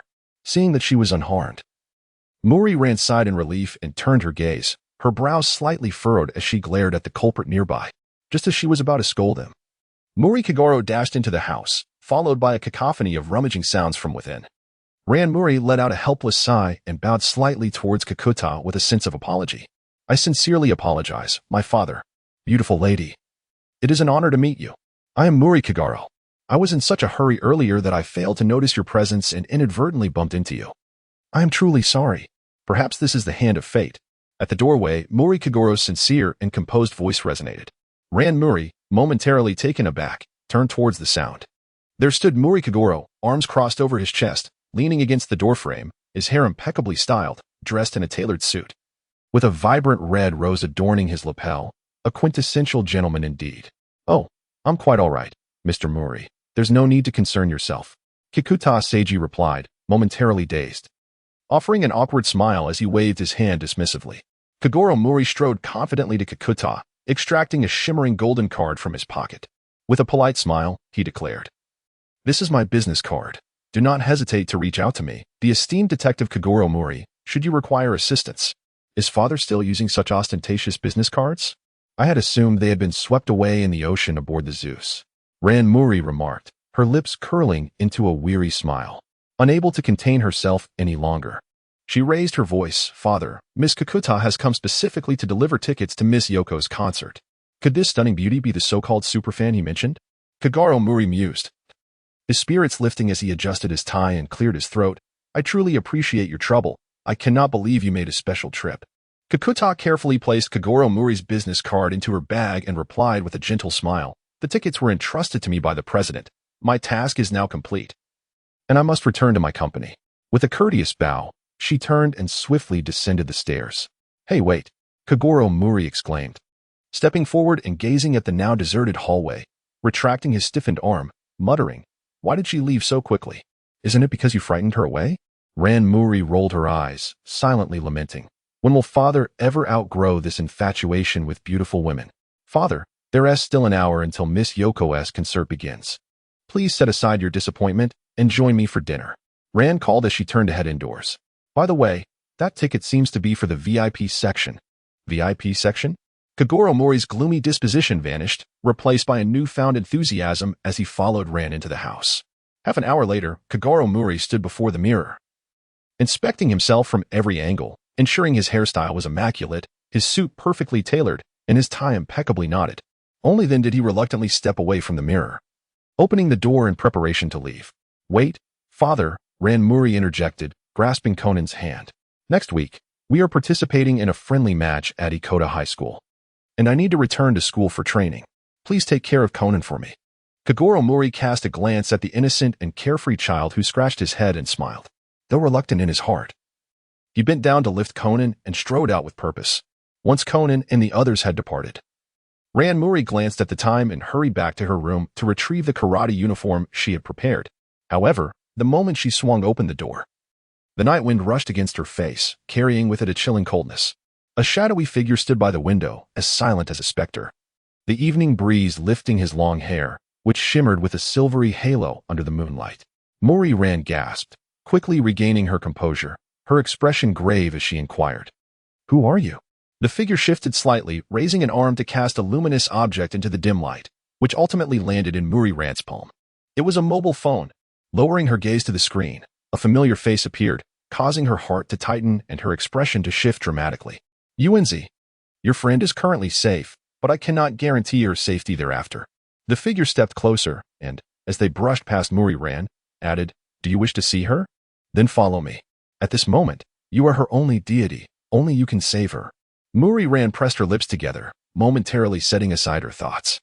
Grabbing the empty karate uniform from the table, she resolutely turned and followed in the stranger's footsteps. 500 meters away, atop a courtyard, the faint moonlight filtered through thin clouds, casting a silvery glow upon the dark corners. In that instant, a tall silhouette became discernible, a woman clad in a red skirt with a crisp, short hairstyle. She set down her binoculars and swiftly dialed a number on her phone.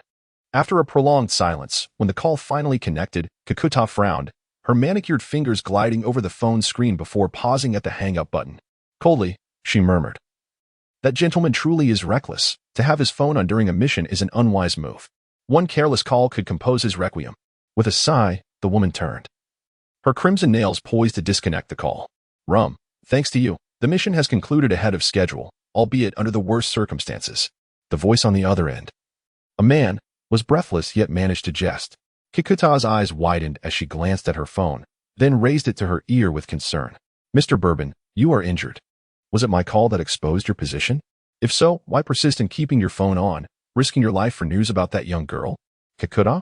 On the other end, Amuro Turu gripped the steering wheel with one hand, blood seeping through his fingers onto the wheel. "Is she Rum's prized pupil? How is Mori Ran?" His violet gray eyes scanned the rearview mirror, where a speeding black Range Rover came into view, and a figure emerged from the backseat window, aiming an AK-47-89 pistol ahead. Moments later, upon receiving confirmation from the woman, a bloodthirsty glint flickered in Amuro's eyes. Suddenly, he jerked the steering wheel left, tapped the brakes with the tip of his right foot, and pulled the handbrake, shifting the car's weight to the front wheels. As the rear of the vehicle tilted, he released the handbrake, and the car surged forward at a sharp angle, skidding across the road. The pursuing Range Rover, unprepared for this abrupt turn of events, barreled forward, heading straight for them. Just as the vehicles were about to collide, Amuro slammed down on the accelerator and sharply turned the wheel to the right, expertly navigating the bend. The car drifted smoothly, avoiding a catastrophic crash. The occupants of the black Range Rover, clearly still tense, found themselves confronted with a sheer cliff, now devoid of the white Mazda's cover. The black Range Rover careened off the bend, hanging momentarily in midair before plummeting downwards.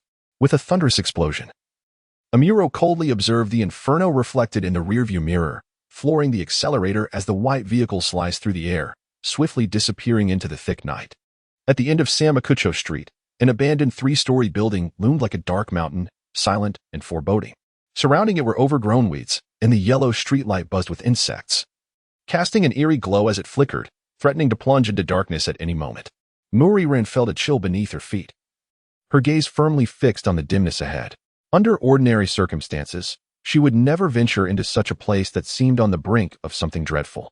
However, her concern for her friend far outweighed the fear that gripped her heart. Muriran pressed her lips together and murmured anxiously, "UNZ." Suddenly, a wild cat sprang through the broken window, landing gracefully and turning its head to glare at her with its piercing green eyes, clearly displeased. With a creak, the door was pushed open, and a man with long hair turned his face to glance at Muriran, whose expression was taut as she fixated on the wild cat. He coldly commanded, "Come in." As Mao Lilan snapped back to reality from her reverie, she exhaled softly and hastily stepped through the entrance. The interior was spacious, the damp air filled with a pungent scent of rust. "Where's UNZ? Did you notice the small room at the end of the hallway? She is inside."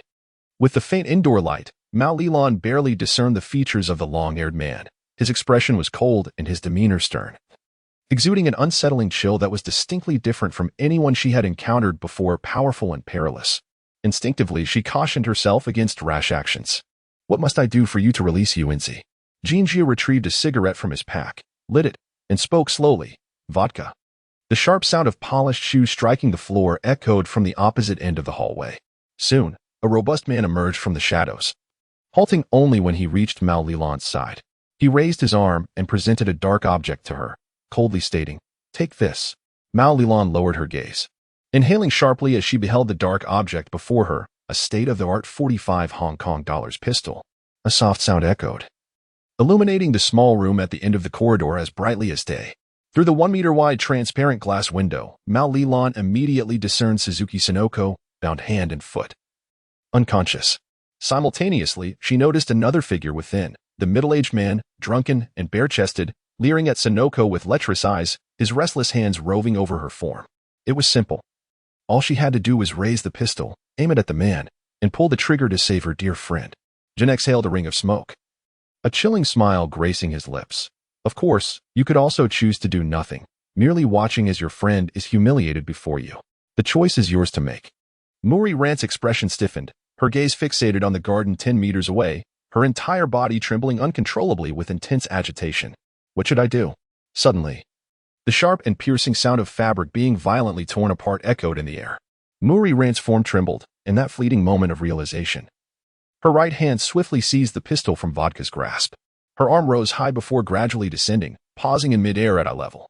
A round of applause unexpectedly erupted, as Jin regarded the girl, who was biting her lower lip with fervent intensity, and coldly remarked, "Very well.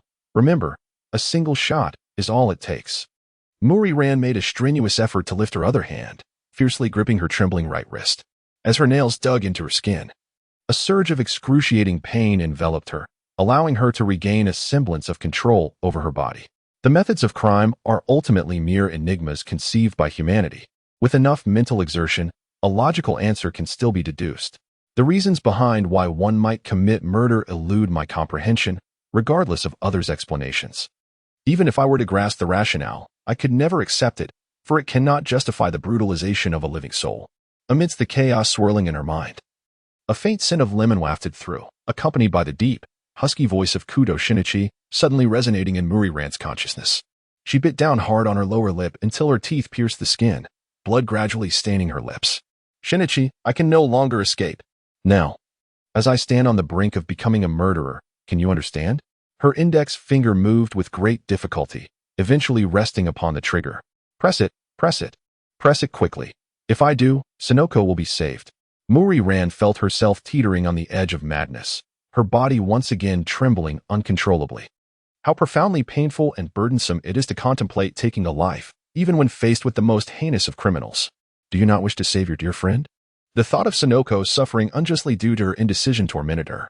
Jin, arms crossed before his chest, smirked coldly. She should only be 17, a splendid age. In the prime of her youth. Oh, and it seems she has a boyfriend now, doesn't she? Muriran's heart raced as her pupils dilated sharply. No. She could no longer afford to be timid. She must, at the very least, rescue Sonoko. There was no time left for hesitation.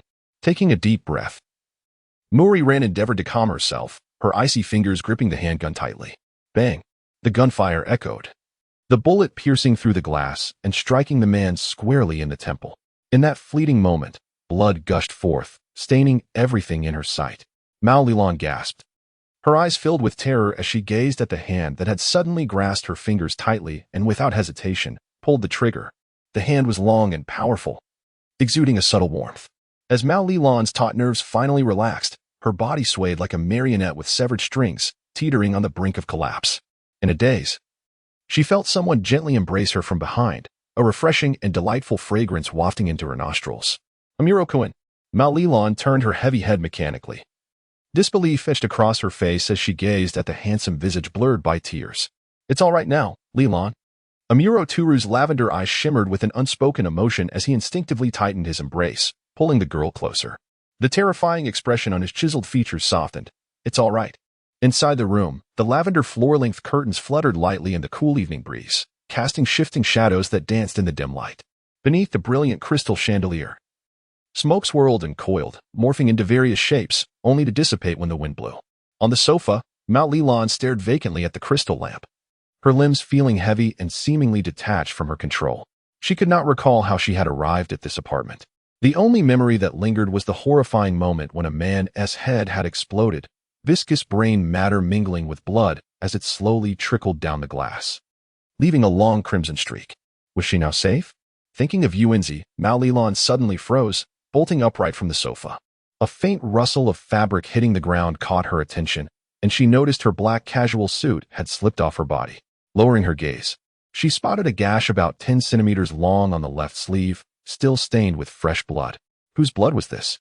A throbbing headache threatened to overwhelm her as she helplessly clutched her head, trying to shake herself awake, convincing herself that it had all been a mere nightmare. Had she truly awakened? Mao Lilan. A chilling voice, laced with a cruel laughter, pierced through the air. Jin lounged against the sofa, a cigarette smoldering between his fingers. Let us begin. Not far away, Amuro Turu's thin lips pressed into a line, his handsome face shrouded in the haze of smoke. He sat with his arms crossed, leaning back casually, silently observing the unfolding scene. Ignoring the urge to question Amuro Turu about the bizarre and dangerous individuals surrounding her, Mao Lilan's gaze fixed on Jin, striving to suppress her trembling voice as she demanded, "Where is Yuenzi?" Naturally, she was safely returned to her room. She must be sound asleep on her comfortable bed, dreaming sweet dreams. Jin glanced at the pale-faced girl with a smile. You should be more pleased. You saved her. What are your intentions? Mao Lilan's heart, which had been suspended in anxiety, finally settled. Jin bent down to retrieve a glass of bourbon from the coffee table, then raised it, letting the amber liquid glint in the bright light. Quite simply, join the organization and serve that esteemed individual with utmost dedication. His cold words reached her ears, and Mao Lilan's expression remained eerily calm. It seems there is no room for negotiation. You have no choice. Jin's surprise flickered at Mao Lilan's sudden composure, but he quickly returned the glass to the table, producing a transparent plastic bag from his coat pocket. Inside lay an 45 Hong Kong dollars pistol, prominently bearing her fingerprints. Of course, you could turn yourself into the police without fear of being labeled a murderer, but don't forget, you have many people who care about you, like your father, mother, or... All right, I agree. Mao Lilan interjected loudly. Looks like your conversation is concluded. The bedroom door swung open, revealing a tall, alluring figure gradually stepping into the dim light. May I take my leave now? Chris Winard. Mal Leland gazed in disbelief at the unexpectedly glamorous woman. What was this organization, and why had the once famous American actress resurfaced here? Vermouth, what have you been angry about? Vodka finally couldn't contain himself. Bourbon shot a meaningful glance at Mal Leland, disregarding Vodka as she walked toward the door. Wait. Mal Leland quickly stood, watching the enchanting figure recede into the distance. She found herself oddly intrigued by this enigmatic woman. Who are you really? Vermouth paused, slightly turning her head, her soft hair cascading along her cheek, enhancing her allure. After a moment of silence, she resumed her stride, a seductive smile gracing her lips. We can be both God and the devil, since we're striving to raise the dead against the current of time. My angel. A soft click resonated, drowning out the alluring figure. Mal Leland sank back onto the sofa, murmuring to herself, we are both God and the devil, for we seek to reverse the flow of time and resurrect the dead. The night breeze silently swept into the room, dispersing the lingering scent of smoke. Gin and vodka had departed unnoticed, leaving behind an atmosphere thick with oppressive silence. Murray ran curled up in the corner of the sofa, clutching her knees, her vacant and frigid gaze fixed on the floor. You ought to attend a karate training session at school. The silent Amuro Turu extinguished his half-burnt cigarette in an ashtray already brimming with butts. Then casually tossed a karate uniform beside her, his demeanor devoid of any emotion. To survive in this dark world, one must first learn to disguise oneself. Every individual you encounter along this treacherous path, stained with the sin of despair, is a masterful performer. This is merely the initial step into your cold journey. Erase all that transpired moments ago, and do not raise suspicion, for the consequences could be dire. I'm sure you grasped that without me elaborating. Is Amuro Kuan also affiliated with the organization? Murray Ren inquired, her gaze still fixed on the glimmering floor. Amuro Turu silently retrieved another cigarette from the pack and lit it anew. In a short while, tendrils of smoke spiraled between his fingers, his expression eerily calm. At the age of 12, I took a life for reasons I cannot disclose. This incident led to my acceptance by the organization, and after 3 years of arduous effort, I earned the codename Bourbon. In truth, Murray Rand had sensed his affiliation with the organization the moment he resolutely pulled the trigger while holding her hand. However, hearing it from his lips now stirred a ripple of despair in her dimming eyes. At that moment, she seemed to comprehend why she often glimpsed the intangible solitude lurking beneath his sunny smile. Why her? Of all people. There were so many others in the world. Why did that cursed organization choose her? She was merely an ordinary high school girl, yearning for a simple and mundane life, waiting for her childhood friend to return. That was all she desired. Why was it so cruel to drag her, bloodied and battered, into the abyss of darkness? Just moments ago, these hands had extinguished a life. Murray Rand slowly spread her icy hands, and through tear-blurred vision, she faintly perceived the blood staining her palms, the thick liquid oozing between her fingers. Entranced by the phantoms before her, suddenly, her body tensed, terror-stricken as she gazed at her hands, her emotions spiraling out of control. Not far away, Amuro Tura quickly sensed her distress. He discarded his cigarette and strode to her side, wrapping his long arms around her trembling form, shielding her wide eyes with one hand. Leaning down, he softly murmured in her ear, "It's all right now, it's all right." His gentle voice resonated repeatedly in her chaotic mind, gradually dispelling the unease and darkness within her. Murray Ran's emotions began to stabilize, her senses sharpening once more. Amidst the clean scent of wisteria, a sharp tang of blood wafted from Amuro Turu. The scent of blood? Whose could it be? Murray Rand's expression tightened again, her mind racing back to a vivid image of the 10-centimeter gash on the left arm of the suit that had slipped from her grasp. She knew precisely whose suit it was. She had seen him wearing it just that morning. Was Amuro Kuan injured? Was it a knife wound? How severe was it? Wasn't he urgent to seek medical attention? A cascade of questions flooded her mind, and after a moment, she found herself smiling weakly, realizing that despite everything, she still had the capacity to worry for the very person who had dragged her into this abyss of sin. It's all right now. Amuro Turu's tender voice echoed once more in her ear. This time, Murray Rand listened to his reassurances with a measure of calmness. His clumsy kindness, a cool touch, had saved her twice from the brink of collapse. Perhaps, just perhaps, Amuro Kuan was the one. Rand Mori pulled her hand away from her eyes. Turning to push aside Toru Amuro's body, her gaze fixed on his blood-soaked left arm. Your injury. Just then, the door was violently kicked open, and a middle-aged man in black, exuding a certain charisma, stormed into the room like a whirlwind. Bourbon, I heard from Kakuta that you were injured. The middle-aged man rushed to Amuro's side, but when his eyes fell upon Ran, his demeanor suddenly shifted to calm. He turned and sank into the sofa, coldly remarking, "It's this girl again. Kakuta, are you outside?" Amuro called towards the entrance. "Please ensure this girl is safely delivered to tea in high school." A woman with a neat short haircut appeared at the door, respectfully bowing towards Amuro and replying, "Yes." Amuro grasped the karate uniform and took Ran's hand, pulling her towards the door. After reaching Kakuta, he handed over the uniform and turned to Ran, saying, "Remember what I told you. Become a perfect performer, protect yourself, and in turn, protect those around you." Listening to his harsh and icy advice, Ran tightened her grip at her side, numbly turning to follow Kakuta. The events of the night had far exceeded her capacity to endure. She wondered how she would face the future. She did not know. All she felt was the heavy burden of guilt threatening to engulf her with each step. Shinichi, Shinichi, Shinichi. Ran silently called out the name she longed for, seeking a moment of respite. "Bourbon, you've really made a mess of things this time. Why would you keep your phone on during a crucial assassination mission? Are you eager to meet your maker?" Rum reached into his pocket, drawing out a gun, the barrel ominously aimed at Amuro's heart. A bloodthirsty coldness flickered in his sharp eyes. "If that's the case, let me be the one to end it for you." The oppressive atmosphere was punctuated by the sound of Rum's finger lightly tapping the trigger. "I never intended to gift you this life."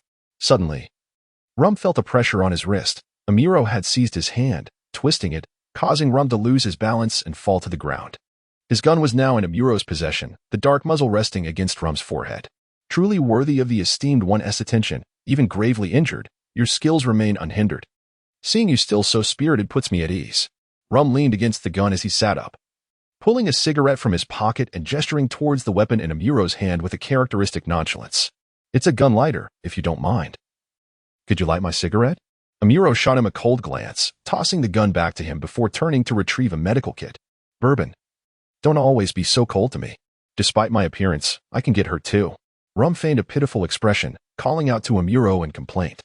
Ignoring him, Amuro opened the medical kit and removed the other half of his shirt. The blood had congealed, and the fabric clung to the wound. Each tug sent waves of pain coursing through him.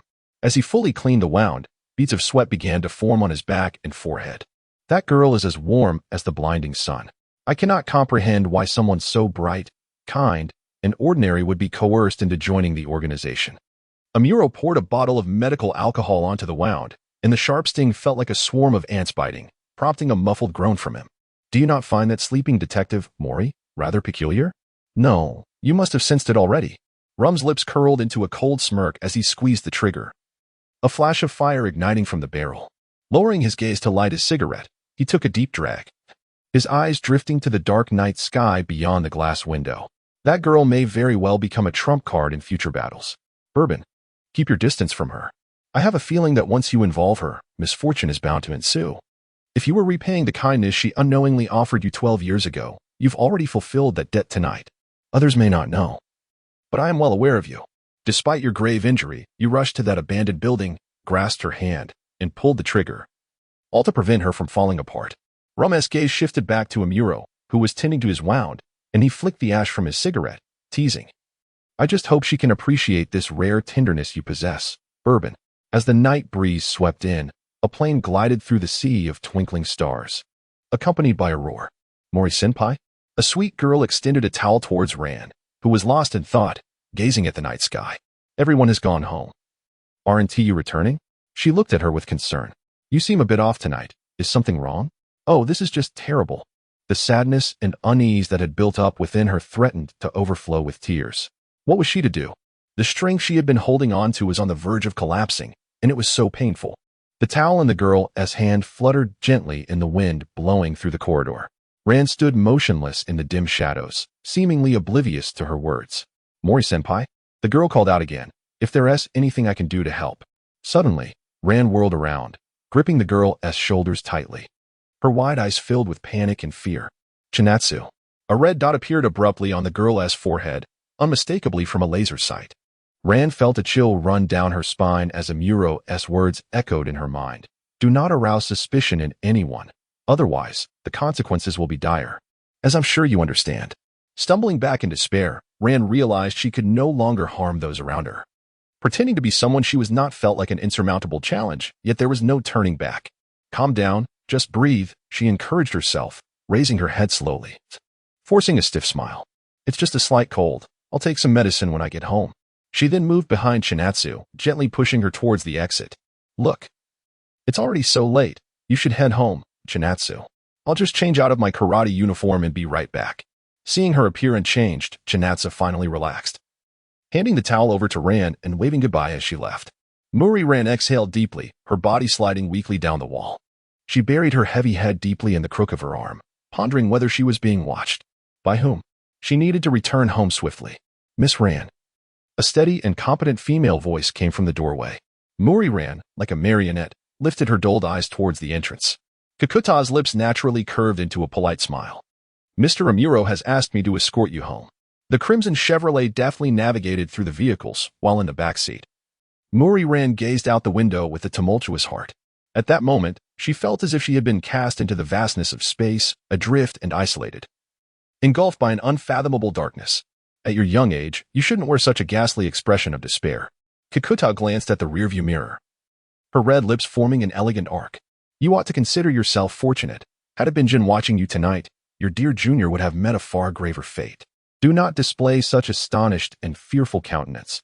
Jin's cold-blooded ruthlessness far exceeds your imagination. Allow me to advise you, Miss Ran, to take this incident as a lesson. Do not entertain thoughts of evasion any longer. What you must do now is confront the reality.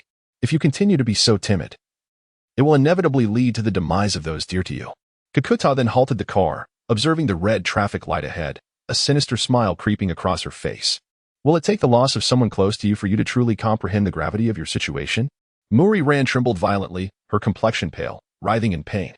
Kakuta calmly observed her wide-eyed gaze in the rearview mirror, choosing silence. In that moment, having endured bloodshed and death, Kakuta could no longer bear to torment this innocent and kind-hearted girl. He felt that if he continued to pressure her, she would shatter like a fragile piece of glass. The crimson vehicle sped away, leaving Muri Ran standing beneath the Muri Detective Agency, her head tilted back to gaze at the darkened building. The endless darkness seemed to loom over her like an open maw ready to engulf her. After a while, a sorrowful smile appeared at the corners of Muri Ran's lips. Fortunately, her father and Conan had yet to return, sparing her the anguish of how to face them that night. The next day unfolded just as any other. Makita Town had yet to uncover the body of the man with a gunshot wound to the head, and Muri Ran had not encountered the mysterious men clad in raven-like black once more. She began to doubt whether the events of the previous night had merely been a nightmarish illusion. Yes, just a nightmare. What a leisurely day it was. Even if something were to occur now, it mattered little. A case, please unfold quickly. Muri Kagoro lounged at his desk, a cigarette dangling from his lips, embodying his usual nonchalance. Father, your manner of speaking is rather uncouth. Muri Ran blurted out, as she helped tidy up the aftermath beside him. Just as the words left her mouth, she paused, gripping the empty beer can tightly. Everything remained unchanged, just as usual. She resolved not to dwell on that horrific incident any longer, shaking her head to dispel the bloody images from her mind. In this self-induced stupor, her tightly furrowed brow relaxed slightly, her beautiful face still intact, yet devoid of vitality. Perhaps I should have a drink, Muri Kagoro mused, leaning back in his chair, contemplating. Muri Ran forcefully placed the beer can on the table, her spirit strained as she expressed her dissatisfaction. Father, you have consumed far too much. Occasionally, consider the burden on your overworked stomach. Just then, Conan returned home after spending the early morning at Dr. Agassi's. This was the first time Muri Ran faced Conan since the incident last night. The child's perceptiveness made her question whether she could conceal her emotions from him. Ran, don't look at me, Conan. Please, don't look at me, she thought, gripping the beer can tightly.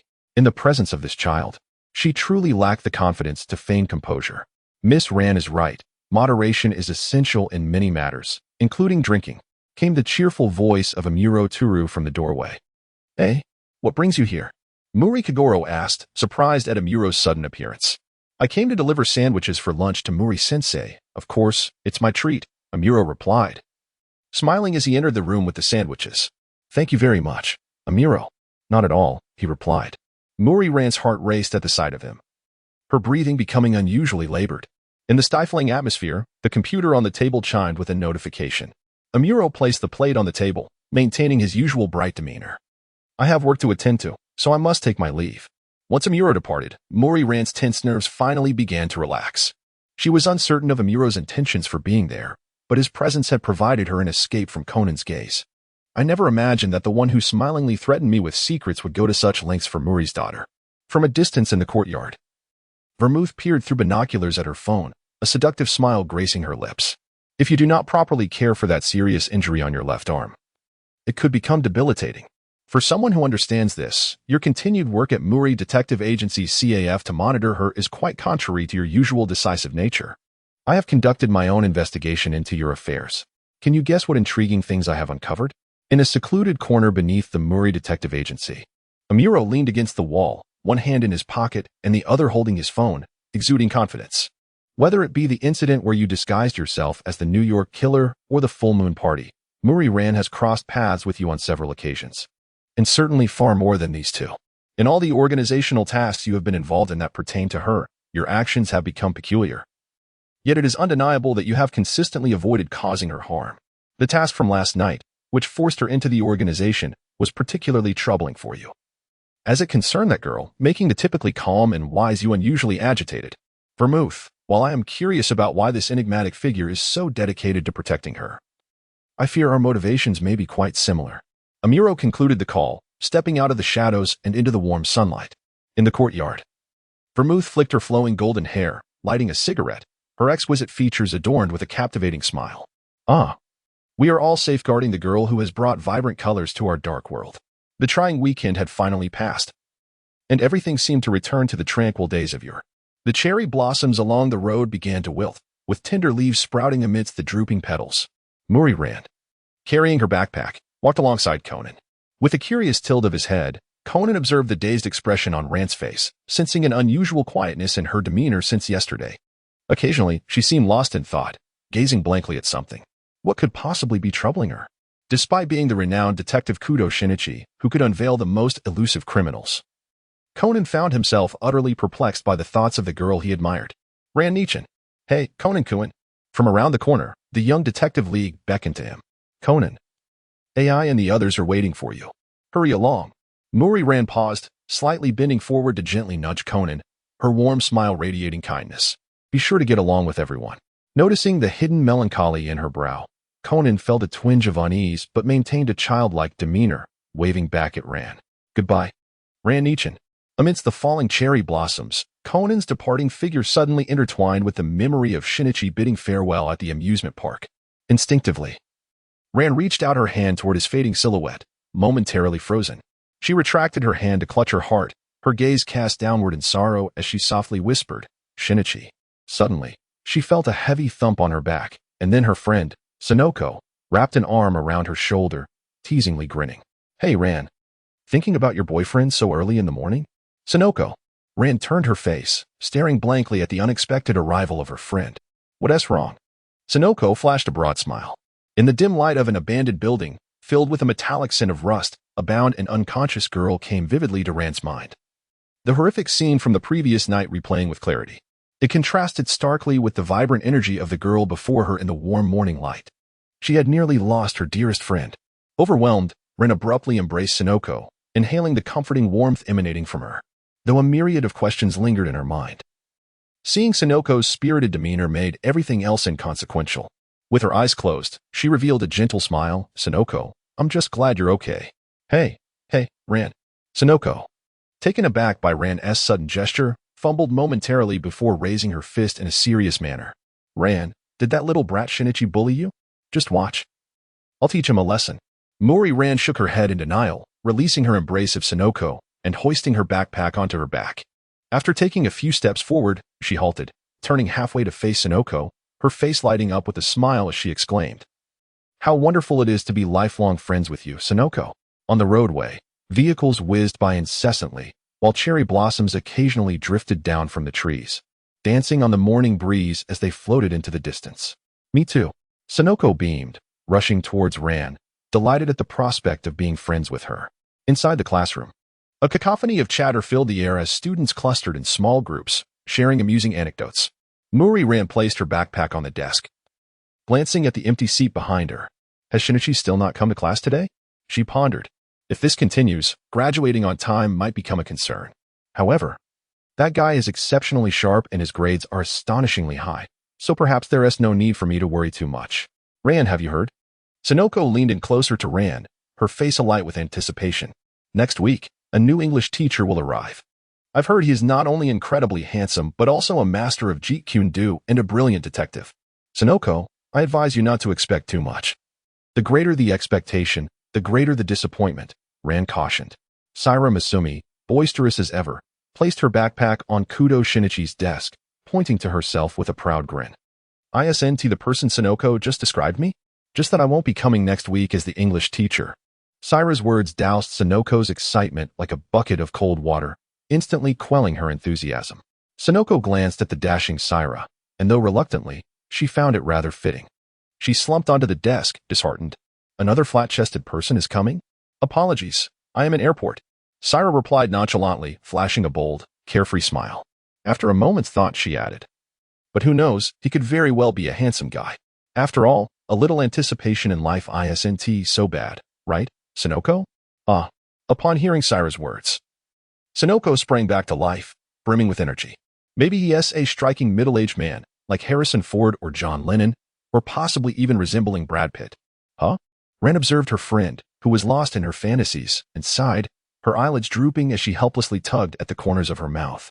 As evening approached, the vibrant hues of sunset painted half the sky in brilliant colors. On the sidewalk, Ran, Sonoko, and Saira walked side by side. Ran, what are you daydreaming about? Your phone is ringing. Sonoko nudged Ran with her elbow, a mischievous smile dancing on her lips. Still thinking about your detective husband? Mao Lilan emerged from her reverie. Her cheeks flushed with embarrassment. Yuanzi, quickly, take a look at who is calling. It might just be that detective boy you yearn for day and night. Yuanzi, stifling her laughter, urged her friend with a mischievous glint in her eye. Muri Ran cast a helpless glare at her phone, exclaiming, it's Conan.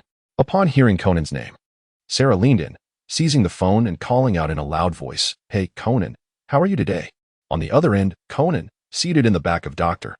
Agasa's beetle, recoiled as if struck by lightning, distancing the phone from his ear. I'm doing quite well today. Sarah, noticing Conan's stiff response, lost her smile and looked dejected. What else with such a cold reply? Oh, it's nothing. Conan, with a half-hearted glance, hurriedly explained, while Hybrid AI, observing his demeanor, asked flatly, who are you talking to? That voice just now, it couldn't be the girl named Hybrid, could it? Sarah's voice chimed in from the phone. Conan interrupted Sarah, speaking in a sweet, childlike tone. Please tell Rand that tonight I'll be having dinner with Dr. Agasa and the others, so I'll be home late. That is all, bye. The line went dead with a beep, and Sarah, returning the phone to Muri Ran, chuckled, well, that's that. Honestly, he could have informed us sooner about not returning to the detective agency. Sarah, resting his hands behind his head, marched forward. Behind him, Sonoko, observing Sarah's unsatisfied and disappointed expression, teased, you say you're going to Rand's house, but really, you just want to see that bespectacled kid, don't you? Caught off guard by Sonoko's remark, Sarah stammered, well, that's part of it. Upon hearing this, Sonoko turned her face away, suppressing a laugh, and muttered to herself. So you like little boys, how peculiar. On a bustling street corner, a black Porsche sat quietly, with a tall man in black, possessing striking silver hair, sitting coldly in the back seat. Boss, the next directive from that gentleman has arrived, said Vodka from the driver's seat, raising his phone. It seems they've assigned that newcomer to go to Nagano early next month to deal with the politically prominent Shishibu, who has long-standing ties to the organization. A flame flickered as Jin lit his cigarette, his arms crossed, his dark green eyes piercingly fixed on the girl fading into the distance. It's quite strange, Shishibu. That cunning old fox has several mercenaries around him. Just that newcomer alone can't possibly kill him, let alone get close, Vodka remarked, perplexed by his boss's intentions. That fox has a particular taste. Perhaps it is because of that girl that this task could be accomplished, albeit with a 50-50 chance. Jin smirked coldly. If that girl makes any strange moves or shows signs of wavering, I won't let her off easily. Perhaps I might as well send her on her way with my beloved Beretta M92F. As night deepened, in a bedroom with windows tightly shut, the clock ticked methodically. The hour hand creeping towards 3. In the darkness, Muri Ran curled up in a corner of her bed, hours having passed since that person left the room. Yet sleep eluded her. Every small sound heightened her anxiety. She had thought that night was merely a nightmare, a notion she clung to for solace. But when that silver-haired man reappeared, issuing orders in his emotionless voice, she could no longer deceive herself. Holding tightly to the phone that Shinichi had given her, her face pale and weary, she cried out silently, "Why aren't you here? Why aren't you by my side? What should I do? What is the right thing to do, Shinichi? Tell me."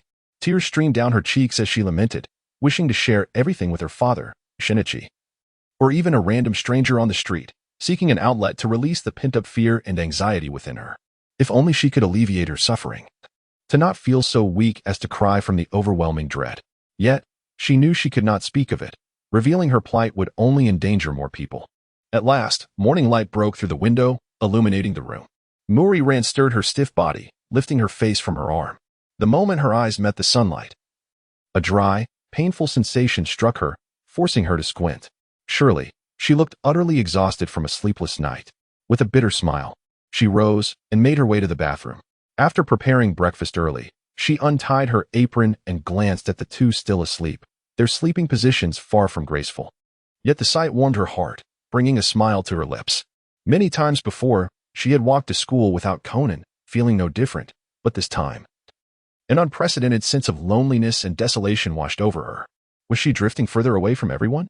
As this thought crossed her mind, her steps quickened, becoming heavier with each stride.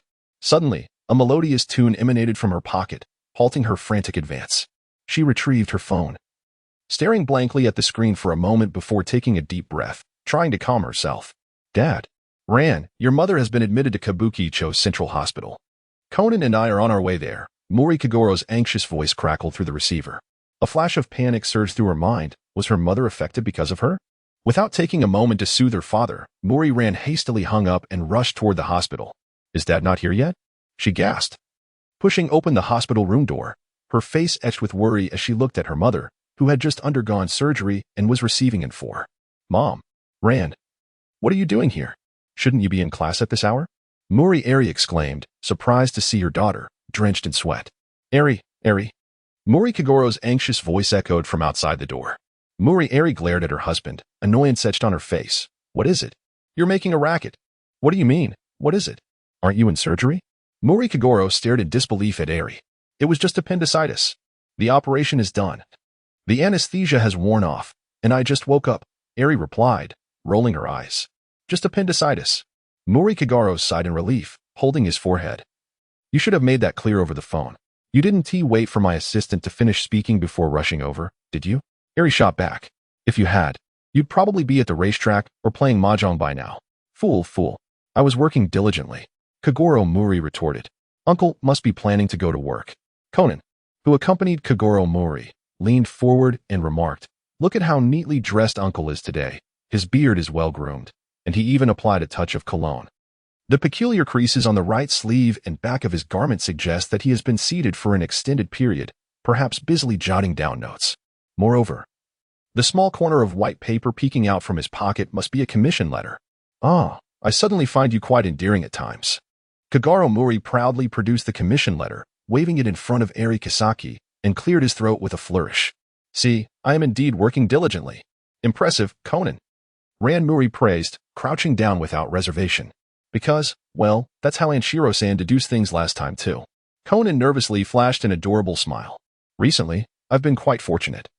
So you should try to share some of that luck and hurry up to be discharged." Kagoro Mori winked charmingly at Eri Kisaki. "Huh?" Eri Kisaki shot him a disdainful glare. Kagoro Mori, noticing the unusual expression on Eri Kisaki's face, hurriedly explained, "Didn't they say that once you pass gas after appendicitis, you can be discharged? Do you think you've just told a hilarious joke?" Eri Kisaki smiled faintly, her eyes twitching slightly. "Is that not the case?" "I find it rather amusing," Kagoro Mori replied with a scratch of his head and a chuckle. Suddenly, a soft object struck his face with considerable force. It must have been a pillow.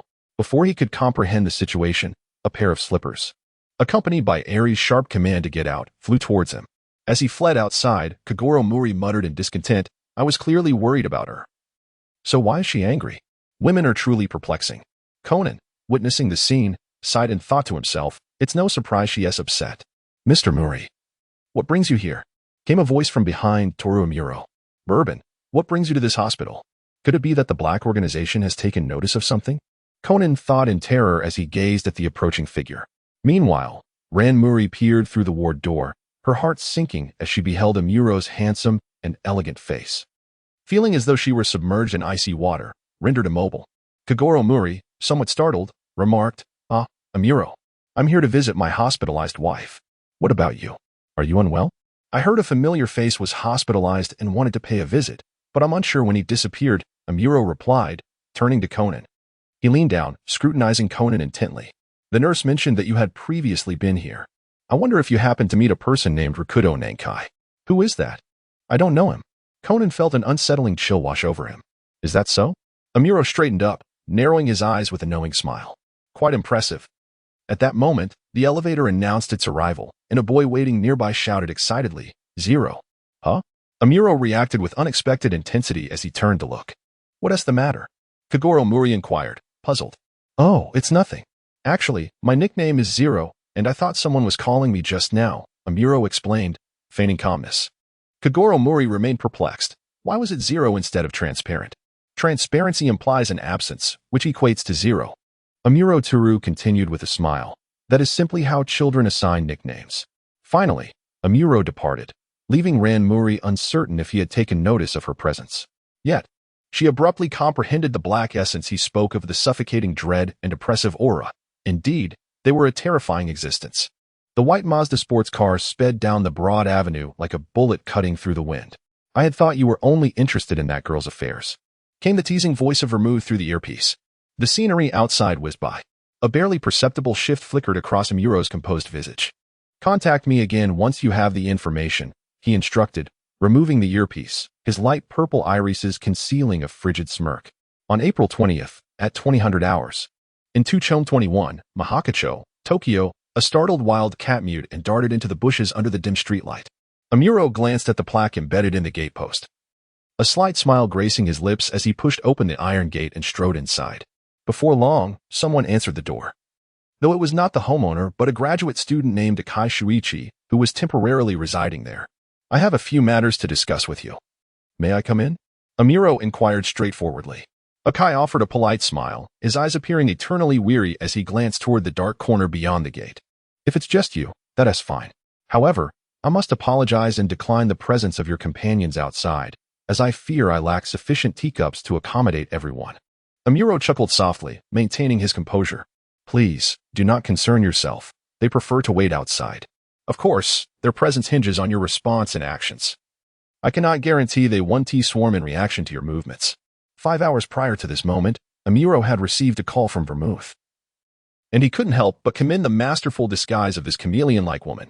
On that day, he went to investigate the organization's grassroots member, Rikuji Nandai, at the Mahaka Central Hospital, and uncovered something quite peculiar. Subsequently, Vermouth disguised herself as FBI agent Judy and successfully extracted information regarding Nandai's suicide from another agent, Carmel. Thus, through his deductions, Amuro concluded that the man who should have perished in the flames at Kamayama was still alive somewhere in this world. With this thought, Amuro reclined on the soft couch, raising an eyebrow with calm curiosity. "Do you enjoy mystery novels?" he asked. Akai placed a cup of brewed black tea on the table before him. "They're all right," he replied. Gazing at the steam rising from the cup, Amuro narrowed his eyes slightly. "I have a case I would like your perspective on. A man was shot in the head on Kamayama Road and subsequently burned along with his vehicle. We managed to collect a fingerprint from his charred right hand, which matched a fingerprint left on a boy's phone while he was alive, leading us to conclude that the deceased was indeed him. However, it is quite strange, the deceased was a left-handed individual. Yet the fingerprint on the phone was from his right hand. Isn't that curious? Perhaps the dominant hand didn't have time to react," Akai replied nonchalantly. But Amuro leaned forward, resting his fists against his chin, a smile still gracing his face. "That phone was picked up by another man before the deceased got hold of it. If that phone should have 2 fingerprints, why does it only bear 1? I suspect someone may have applied a substance akin to clear glue to one of the fingers." "Ah, I see. That is indeed a fascinating deduction. Yet, how did the man feign his demise at the scene?" Akai adjusted his posture, resting one hand against his temple. He was in cahoots with the woman who fired the gun, deceiving the man who was surveilling from a distance. However, the observing man was thoroughly duped, considering the man who was shot fell with blood spraying from his head. But this could be staged. Perhaps a device was concealed within his favorite wool hat that sprayed blood when a blank was fired. That would explain everything. Did he instruct his accomplice to fire the blanks at his head? No, the order likely came from the man monitoring the scene, anticipated based on his style of killing. This can be inferred from the man's final words at the moment of being shot. I never expected it would come to this. Yet, to me, that sounds more like lamenting his misfortune. Most would interpret it that way, but adding a word alters its meaning entirely. For instance, I never expected it would be interpreted this way, would be a commendation toward the boy who devised this plan. Indeed, that is quite an intriguing deduction. From here, we need only identify any suspicious individuals who appeared beside the boy following the Kamaima incident, leading me to this place. Might I finally remove my mask? Akai, or rather, Akai Shuichi had his gaze locked onto Amuro like a predator on its prey. As you wish, Akai cleared his throat and removed his mask. Ah. Still attempting to feign ignorance? I meant to shed your disguise. 1's appearance can be masked, and 1's voice can certainly be altered. It seems to fit perfectly concealed right here. Amuro surged forward, reaching to pull down Akai's collar, but found nothing amiss, astonishment briefly flickering across his usually composed features. I have not understood what you have been saying since the beginning. My apologies. I have a slight cold. May I put my mask back on? Akai remarked, reapplying the mask. Suddenly, Amuro's phone rang, an urgent call from his subordinate. The instant he pressed the answer button, an unexpected voice resonated from the other end. Bourbon. Or should I now refer to you as Amuro Turu? Amuro's pupils constricted sharply. Akai, long time no see. Here's a gift to commemorate our reunion, a handgun belonging to Rikuji Nandai, who committed suicide. If you discover where he acquired that firearm, you might uncover something significant. Such matters are certainly more adeptly handled by your Japanese investigations than by the FBI. Have you deduced my identity? Truthfully, I began to suspect long before I departed from the organization. Your revelation of the nickname Zero to Conan was a blunder. It is quite uncommon and easily traced back to you. The esteemed Detective Zero, Toru Amuro. Your eagerness to capture me and hand me over to them is a bid for glory. A step closer to infiltrating the organization's core. But I must caution you not to misidentify your target, as I bear no desire to be your adversary. And I still feel deep remorse towards him. The call abruptly ended, the busy signal echoing in Amuro's ears, yet he remained ensnared by Akai's final words. A subtle sadness and undeniable resentment surfacing on his typically stoic face. After Amuro's departure, Akai opened a door, revealing several monitors where Conan lay exhausted, nearly collapsing onto the desk. Just as you predicted, Bourbon has set his sights here since learning of Rikuji Nandai's suicide. Thus, the genuine thoughts of that FBI agent must have been successfully conveyed to him. Kuroba Kaido tore off the mask from his face, revealing the true visage of its master. The Oscar-winning playwright Kudo Yusaku. Under the dim light, the confident yet reserved smile at the corners of his lips spoke volumes. Indeed, they were a father and son duo. Their collaboration seamless and effortless. His casual tone seemed to linger in the aftermath of his earlier confrontation with Amuro Turu. I was incredibly tense and sweating, Conan muttered, his half-moon eyes drooping in exhaustion. When Amuro Turu arrived at the apartment, it was already past 10. Even at this late hour, the streets were bustling with pedestrians. He parked his car but did not exit immediately. Instead, he rested his heavy head against the steering wheel. Recent events had disrupted his usual calm and methodical demeanor. Whether it was the matter concerning Akai or Muriran, he needed a moment to process his somewhat tumultuous emotions. After several minutes, he finally stepped out of the car, navigating through the throngs of people before entering his apartment. Bearing a sense of unease and irritation, Amuro Turu approached his door. Just as he was about to unlock it with his key, a sudden tension gripped him, prompting him to swiftly draw his HK P7M8 handgun, silently leaning against the doorframe. There was someone inside, one, perhaps just one.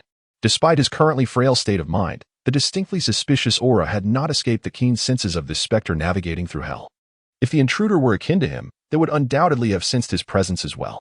Taking a deep breath, Amuro's stern expression tightened his thin lips into a line. Suddenly, he forcefully flung open the door, maintaining a low posture as he swiftly traversed the entrance corridor. In a flash, he ghosted into the living room, his gun unwaveringly aimed at a corner. With a flick of a lighter, a small flame illuminated the delicate and beautiful face of Vermouth, casting it in a soft glow. Vermouth. Amuro Turu regarded the woman at gunpoint with an impassive demeanor. Could you kindly lower that firearm? It appears quite perilous. Vermouth stood up and switched on the lights. Her enchanting visage suddenly exposed to the air as she jested.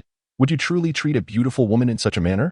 Amuro Turu coldly regarded the leisurely figure making her way to the sofa, This woman was so stunning that one might overlook any fault she had committed. No man could resist her allure, yet he was different. To him, a woman was merely a facade, which is why Rum often teased him about possibly being gay. Even when Rum jested, he remained indifferent. Rather than squander time on such trivialities, he would prefer to practice shooting at a target. Vermouth. Did I not mention that such unnecessary meetings could be avoided, especially within my private domain? Bourbon holstered his handgun, his frigid words silently signaling his displeasure and fury. I am curious whether a handsome and charismatic man like Bourbon would covertly bring a woman back to his dwelling for the night. Vermouth chuckled nonchalantly. You likely wouldn't believe me if I said otherwise. However, while I must commend your astonishing insight and ability to sense danger in your surroundings, has your judgment of prey diminished? Is something troubling you? She flicked her soft, long hair and languidly leaned back against the sofa. So, has your earlier conjecture regarding the man who perished on Jemima Road been confirmed? It seems more credible when I see it reflected in your expression. This was indeed the true purpose of her visit today. Amuro Tour smiled, reclining on the sofa opposite her, casually crossing his legs. His flawless visage betrayed no hint of flaw as he slowly curved his lips into a mocking smile. I am uncertain whether to lament or to celebrate. His violet-gray eyes shifted to her stunning face, calm as a still lake. That man indeed died on Jemima Road. On this day, the second-year B class of T in high school appeared even more lively than usual. He must be as charming as Brad Pitt. Sonoko clasped her hands together, her face radiating infatuation as she earnestly prayed. After a moment, she snapped back from her romantic reverie and leaned toward Muri Ran, her voice dripping with mischief. What kind of English teacher do you hope for, Ran? This Sunday marked the beginning of the new month, and the mere thought of it tightened Ran's entire being, leaving her feeling dizzy and overwhelmed by the fear that had haunted her like a restless spirit. Sonoko observed Ran, who was uncharacteristically silent, and her exaggerated smile faded, replaced by concern. Ran? This is indeed strange. No, not at all. Ran forced a smile and quickly shook her head in denial. Sonoko leaned in closer, her large eyes unblinkingly scrutinizing Ran's slightly haggard face, attempting to discern any signs of distress. Just then, the bell signaling the start of class rang, and the classroom fell silent. Most students turned their faces toward the door, holding their breath in anticipation of the new teacher about to enter. Look, class is starting. You should return to your seat, Sonoko. Haven't you been eagerly awaiting this? Ran felt beads of sweat form on her back under Sonoko's penetrating gaze, and the overwhelming guilt and self-reproach threatened to drown her. No matter what happens, I will always stand by your side, Ran. Sonoko straightened up, flashing a carefree smile before returning to her seat. Sonoko's words provided a great comfort to Ran's anxious heart, and just as she was afforded a brief moment of respite, she vaguely heard the steady footsteps approaching from the corridor outside the classroom. Thump. Her heart felt as though it had been violently seized, a tremor swiftly spreading from her neck, shoulders, and elbows, ultimately enveloping her entire being. This fierce and palpable sense of terror was a first in Ran's memory. Calm down. Calm down, she reminded herself, maintaining her composure as Sonoko's gaze remained fixed on her, unwilling to let her friend perceive any hint of her unease. Ran clenched her fists tightly, her nails digging painfully into her flesh. Suddenly, the once quiet classroom erupted into a chorus of enthusiastic screams. Not only the girls, but even the boys could not help but express their admiration. Perhaps influenced by the classroom's heightened excitement or the sudden disappearance of the presence that had instilled fear, Ran gradually began to calm down. Hello, everyone. I am Shiki Chikich, your new English teacher. From now on, I look forward to your guidance. The man at the podium wore a fine white shirt, impeccably tied tie, and fitted black trousers, appearing quite youthful, no more than his early 20s. His shoulder-length silver hair curled slightly, and his pale skin accentuated eyes that sparkled like amethysts. With a slender jawline and a prominent nose, he was undeniably a strikingly handsome man, which explained the intense reaction from the class. Well, I didn't expect the teacher to be Japanese. He looks just like a Western aristocrat. A surprised student voiced the collective curiosity. My father is indeed a true blue Japanese, while my mother is American. Shiki Chikich replied with a gentle smile, speaking fluent Japanese. Hey, teacher, did you live in America or Japan before? Mostly in America. Teacher, do you have a girlfriend? UNZ raised her hand high, her heart-shaped eyes gazing affectionately at the elegant Shiki Chikich, who seemed to her like a prince stepped out of a fairy tale. The once chaotic classroom fell into a sudden silence, as UNZ had posed the question that piqued everyone's curiosity. UNZ. Malilan couldn't help but sigh, her gaze sweeping around the room. Aside from Sarah, who appeared indifferent as she stared out the window. The others were captivated and expectant, showing a greater fondness for this new teacher than for the previous one, Judy. This was hardly surprising. The teacher exuded an air of aristocratic elegance, akin to a refreshing breeze. It was hard to fathom how someone so charming could evoke anything but admiration. Her own calm demeanor seemed somewhat out of place. I currently have no one I fancy. Shiki Chikij revealed with an enchanting smile, his captivating violet eyes winking at UNZ. I too have been eagerly anticipating a romantic encounter. A chorus of delighted gasps erupted from the girls, and UNZ's face flushed crimson as she covered her face with her hands, utterly entranced. Huh. Mal Lilan redirected her gaze to the window, a slight smirk escaping her lips as she reassessed her impression of him, thinking to herself, what a frivolous person he truly is. In the following days, each English class transformed the atmosphere, dispelling the gloom of other subjects with vibrant energy. This new teacher despised conventional teaching methods, advocating for a more spontaneous and free-spirited approach. While one might describe his demeanor as that of a flamboyant playboy, there was no denying the significant improvement in everyone's English, particularly for UNZ. Bathed in orange light, fine dust floated in the air as Mal Lilan, weary from a karate training session, trudged toward the classroom. The day after tomorrow marked the dreaded day of her mission in Nagano.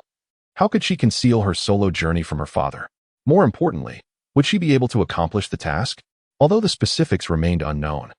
The chilling smile of the silver-haired man from that night lingered ominously in her mind. Was the renowned politician Shikibu Masayuki connected to this shadowy organization? If so, that would indeed be terrifying. Grasping the classroom doorknob, her hand froze, her gaze dropping to the ground. Was there perhaps another door in the depths of darkness? Regardless of where it might lead, she longed for her restless heart to find solace. Time seemed to stretch endlessly until the cold metal of the doorknob jolted her back to reality. With a long sigh, Mal Lilan opened the classroom door. Her heart raced unexpectedly. To her astonishment, the classroom was not empty but occupied by one person, Shinichi's seat. A wave of joy surged in her widened eyes. But just as tears of reunion threatened to spill, her clear gaze dimmed, and she murmured with a bitter smile, "No, it can't be Shinichi. How could it be him?" In that moment, she wondered if he mistook her for her childhood friend, the detective. Shiki Chikij lounged casually, legs crossed, eyes closed. Bathed in the golden light of the setting sun, his figure shrouded in a soft glow. Unlike his previous carefree demeanor, a subtle loneliness permeated his quiet presence.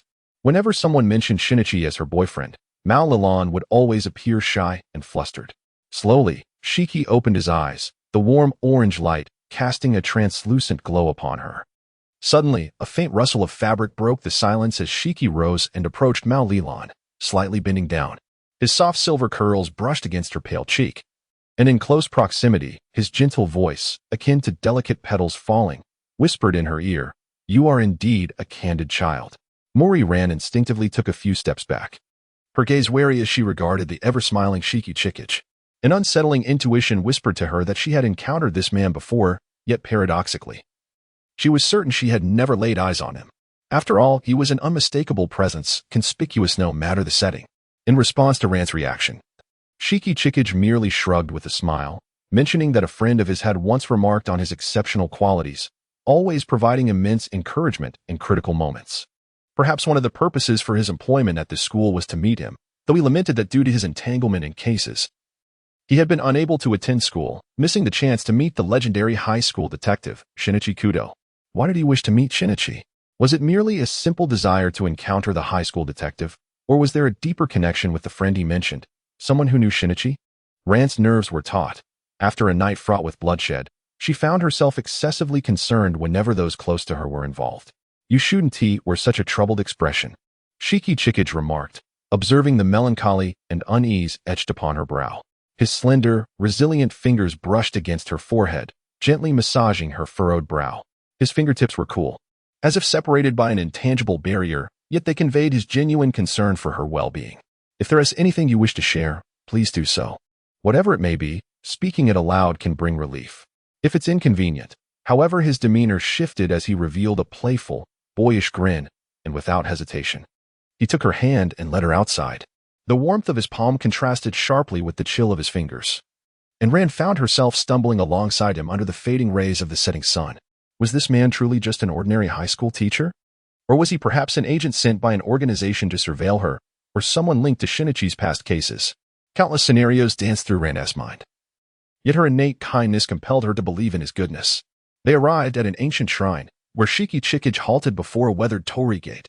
Had she not been standing beneath its dilapidated structure, Ran would have found it difficult to fathom that such a tranquil haven existed amidst the bustling chaos of Tokyo. The mountain breeze stirred, and the leaves of the Lycoris radiata swayed gracefully like waves, carrying with it a reassuring scent. Beneath the towering, verdant sacred tree, an abandoned shrine stood quietly, the leaves rustling in the wind like the gentle roar of the sea. Morlin sat with her knees drawn up beneath the sacred tree, occasionally reaching out to tuck the long strands of hair that had blown onto her lips behind her ear. Here, take this, Shikigami Chikij said as she crouched down, presenting a piece of paper and a pen she had retrieved from the shrine. Write down the thoughts you cannot voice on this paper, and then place it into the glass bottle set within the shrine. It will lighten your heart. Muri Ran remained silent, gazing at the paper and pen before her, her hands unmoving. I understand your concerns. Rest assured, no one will witness this, save for the divine. Behold, this pen, merely a slender twig, is incapable of inscribing words. Shiki Chikij, with her delicate, pursed lips, set the pen and paper beside her, rising to take a few steps forward before sitting down with her back turned to her. Trust me. Muri Ran gazed in astonishment at his flawless silhouette. Amidst the gentle shadows of the trees, a soft breeze delicately lifted the corners of his garment, rendering him as if he were the most exquisite ink painting in the depths of her gaze. Staring at the pen and paper beside her, Muri Ran hesitated for an extended moment, her fingers repeatedly retreating just before they could make contact. After what seemed like 5 or 6 minutes, perhaps even longer, she finally picked up the pen. Here lies the secret haven I discovered in my early childhood, a time when I had yet to leave Japan. Shishikia Chikij reclined with his hands cradling his head, his violet pupils reflecting the drifting clouds. Perhaps it was her imagination. But Muri Ran suddenly sensed a hint of melancholy in his voice. How shall I express it? My childhood may be quite different from yours. Then, Muri, like a bird fluttering its wings, soared across the sky. Shishikia Chikij pressed his thin lips together and closed his eyes, choosing not to pursue the previous topic. Unbeknownst to him, the tension between his brows was gently eased by a warmth, prompting him to abruptly open his somber violet eyes in astonishment at the girl beside him. Had he overlooked her presence? Why did he always let down his guard in her company? An inexplicable restlessness churned within him, leaving him profoundly unsettled. In response, Muri Ran withdrew her hand that had smoothed his brow and smiled with a gentle gleam in her eyes. Indeed, it was unsettling. Shishikia Chikij quickly rose, evading her clear gaze. Have you finished writing? Yes. Then come with me. Suddenly, Shishikia Chikij seemed transformed, his demeanor chillingly devoid of warmth as he turned toward the shrine. Muri Ran gazed at his somber expression, seemingly comprehending something, and hurried to catch up with him, apologizing. I'm truly sorry for my earlier actions. I should not have touched you without your consent. It is not your concern, it is my issue, he replied. Zishikianjing paused before the altar and said, You may simply drop it in here. However, once it is cast inside, it cannot be retrieved. For the mouth of this vessel is only wide enough to accommodate the thickness of a coin. Muri Ran gazed at the slender, stout glass bottle embedded in the altar before her, presumably crafted from a bulletproof glass-like material. Within it lay dozens of neatly folded papers, their surfaces weathered and aged, suggesting they had been deposited long ago. Ran Muri meticulously folded paper into 1,000 origami cranes, carefully stacking them before placing them into a bottle. Though this act could not alter her circumstances, perhaps it did bring about some change. At the very least, her spirits were somewhat lifted, as he had suggested. Hours passed, and darkness enveloped the surroundings. A shadow stealthily entered the shrine. The flicker of a lighter illuminated the modest interior, revealing the glass bottle within the visitor's line of sight. In the dim light, the figure's lips curled into a sly smile as he approached the bottle, bending down to reach into the dark recess beneath the altar. With a soft click, the base of the glass bottle slid to the left, causing the folded cranes to tumble to the ground along with the aged paper. Good evening. A distinguished middle-aged man leaned against the shrine's dilapidated wooden door, arms crossed, his profile illuminated by the bright moonlight, hinting at a mischievous grin. The shrine's occupant cast a fleeting glance at him before shifting focus to the fallen cranes, meticulously unfolding and smoothing the paper, responding in a tone that was nonchalant yet slightly languid. Good evening, Rum. Don't be so cold towards me. I would be utterly astonished if you showed even a fraction of the warmth you reserve for that girl, Rum said, lifting his gaze.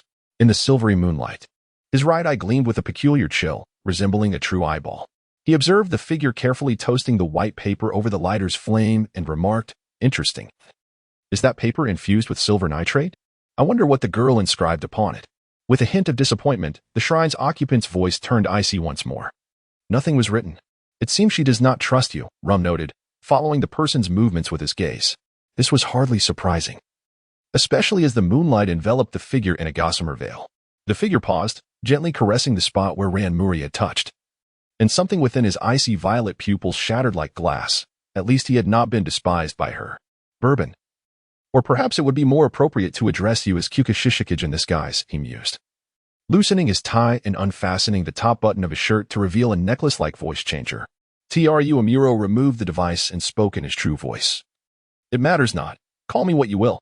Another role, yet another identity, Bourbon. Your talents are wasted if you do not join my film company. What is your true intention in so diligently watching over her?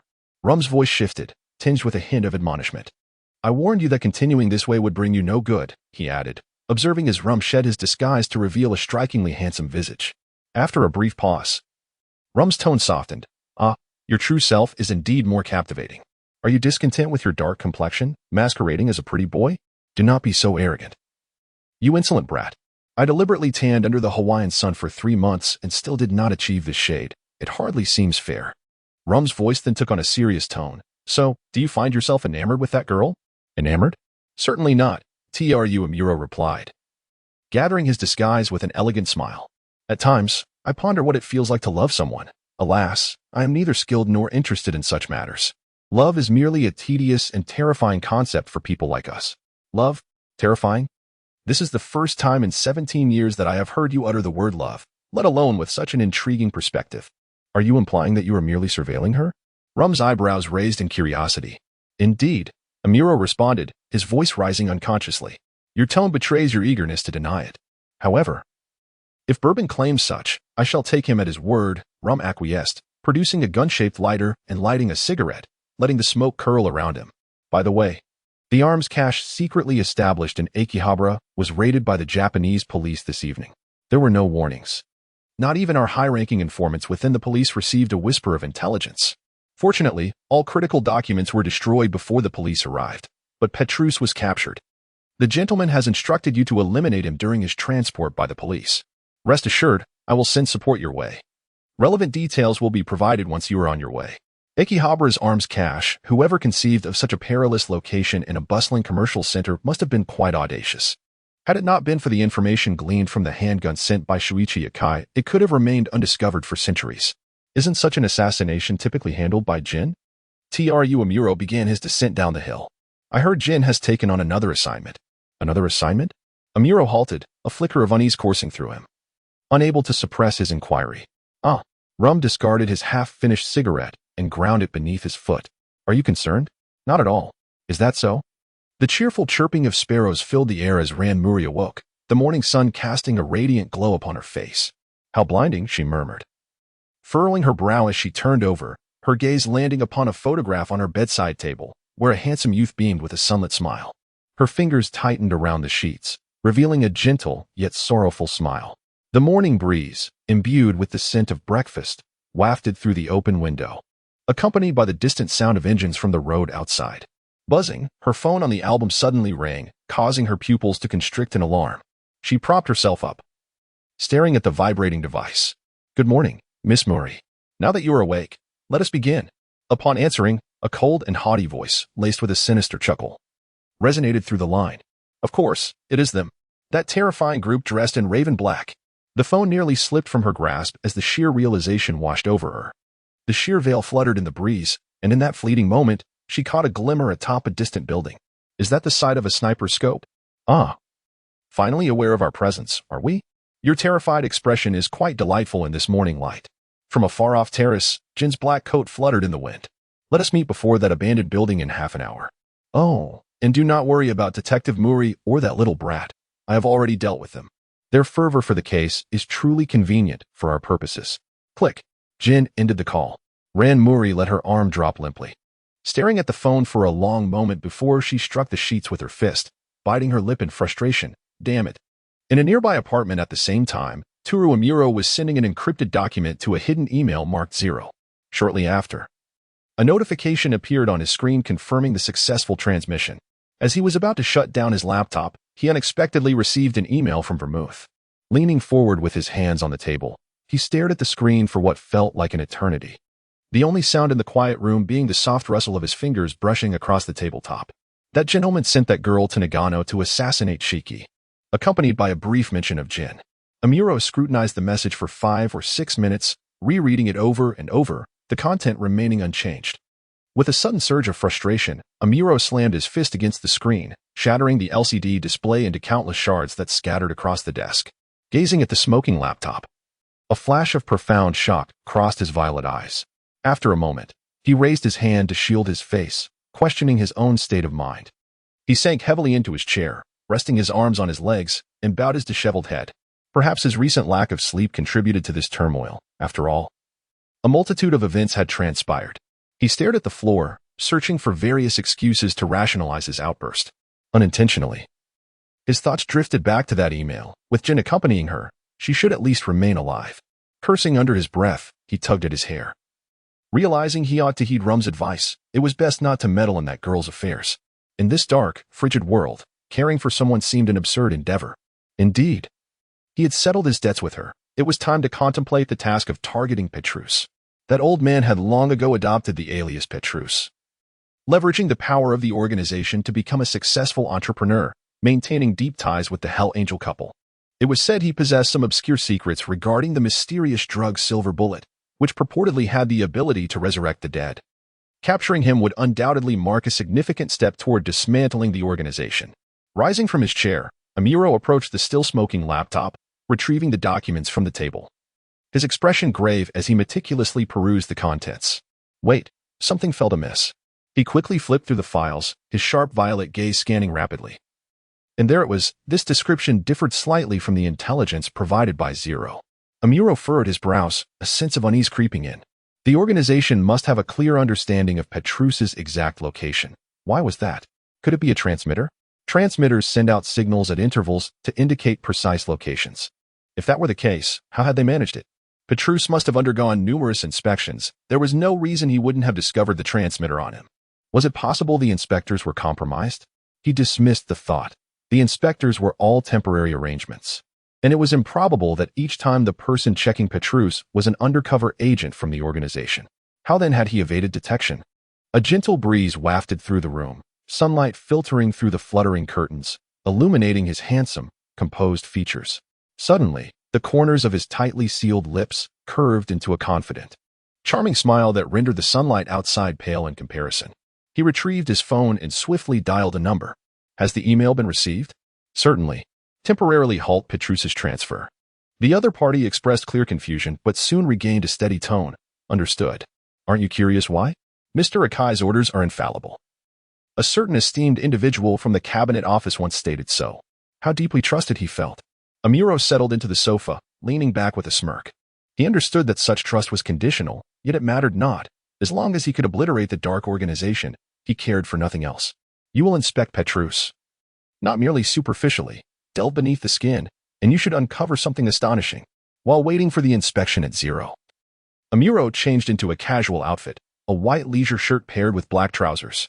Standing before the mirror, he tidied his tousled light golden hair, but suddenly, his fingers paused on his bangs as his violet eyes fixed on his reflection, momentarily lost in thought.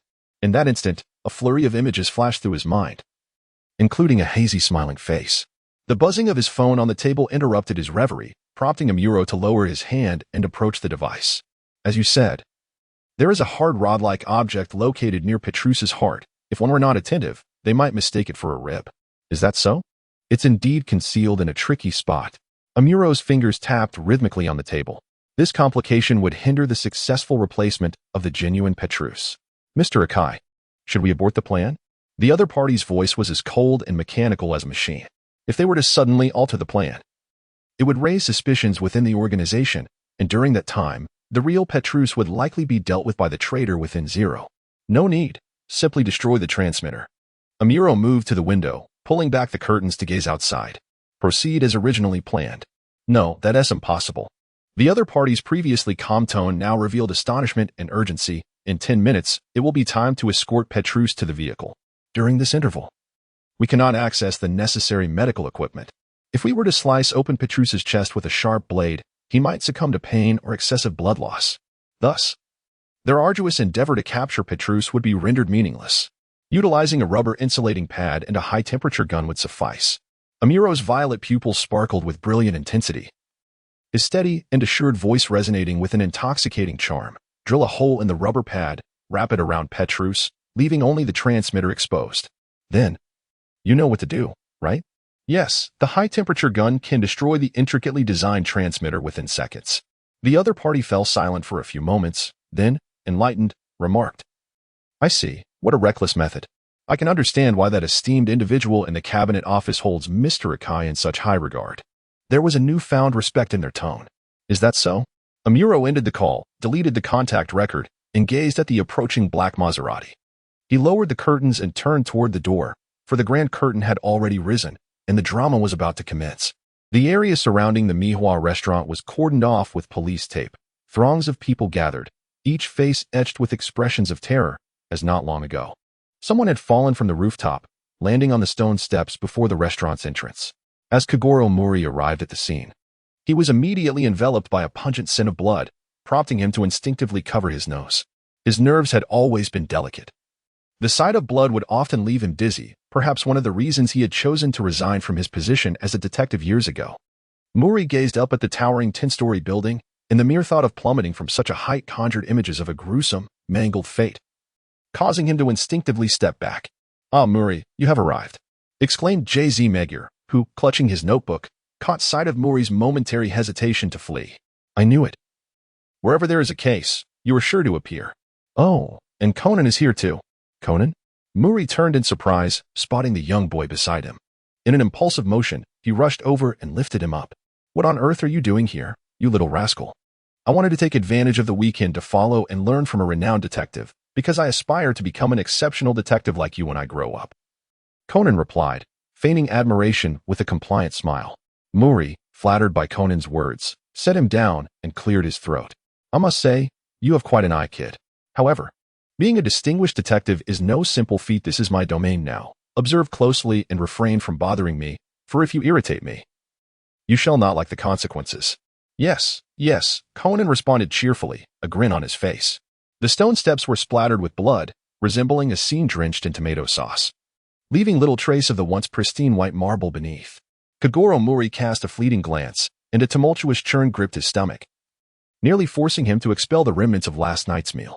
Conan, with his hands tucked into his belt, wore an expression of grave seriousness that bordered on the ominous beneath the glare of his glasses.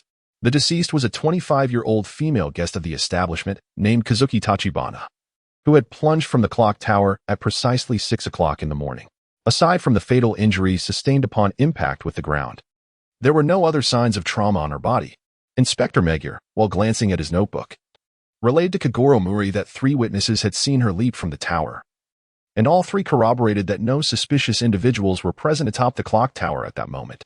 It was evident that this was a case of suicide. Kagoro Mori, resting his hand on his chin, solemnly reached a conclusion before turning to leave the disquieting scene, his legs trembling slightly as he yearned to escape this unsettling place. Despite his desire to vanish in an instant, a look of disappointment creased his features as he muttered, "In this case, there is hardly any need for my detective skills to shine." "Ah, this lady's nails are quite peculiar," Conan exclaimed, leaning forward curiously, his wide eyes fixated on the hands protruding from beneath the white sheet covering the corpse. "Look at this. Why has she only painted 8 nails? The polish on her ring finger is barely there, as if she was interrupted mid-application." Just then, Conan felt himself lifted unexpectedly, roughly brought before Kagoro Mori's dark visage. "Ha ha." Conan chuckled nervously, hastily cradling his head with his arms, silently lamenting, "This is bad."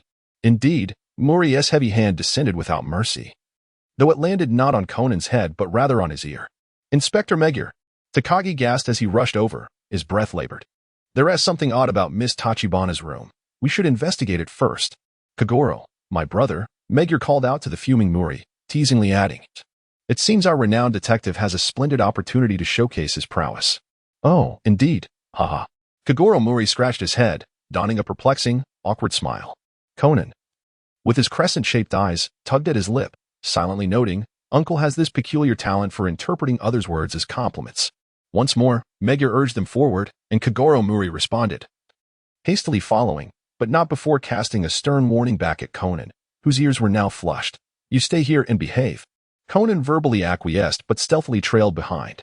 Suddenly, a flash of insight struck him, tightening his heart as he halted in his tracks.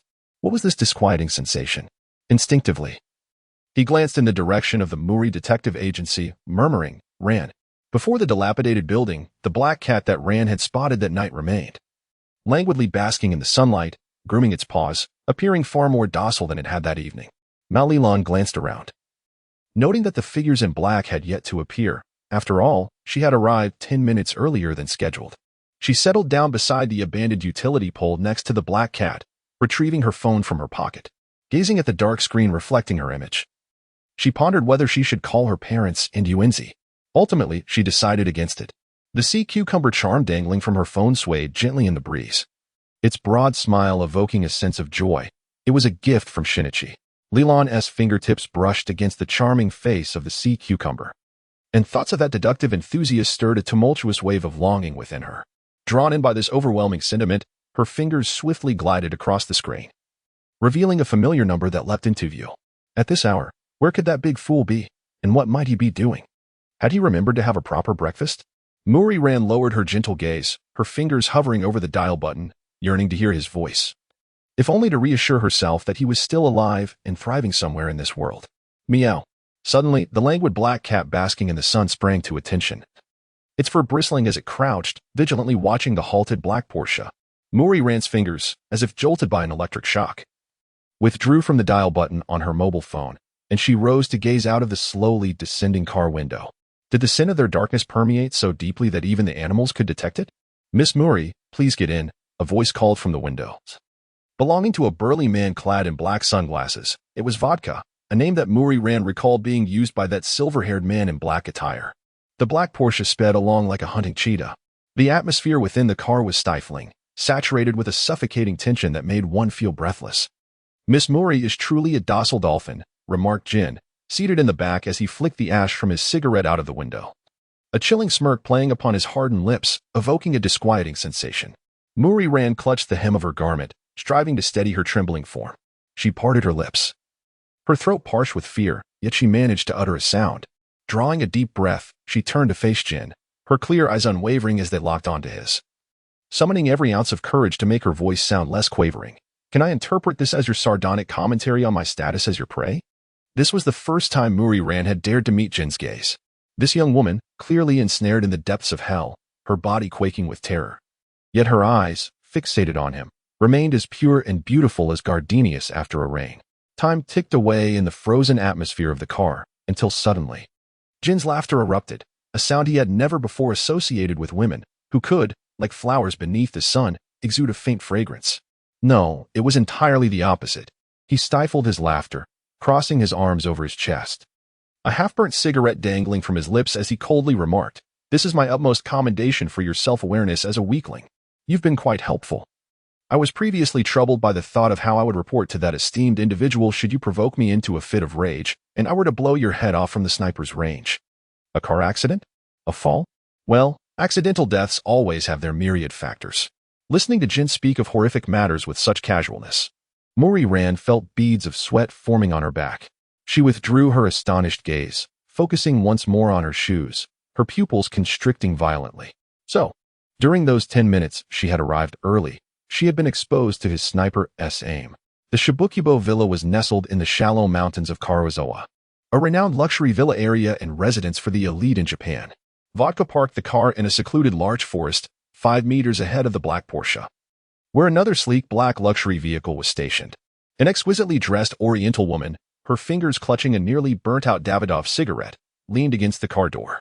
Upon seeing Jin, a fleeting look of fear crossed her stunning features, prompting her to quickly discard the cigarette, extinguishing it beneath her foot as she approached him. This beautiful woman trembled at the sight of Jin. "Mayu, the next steps are yours," Jin commanded frostily.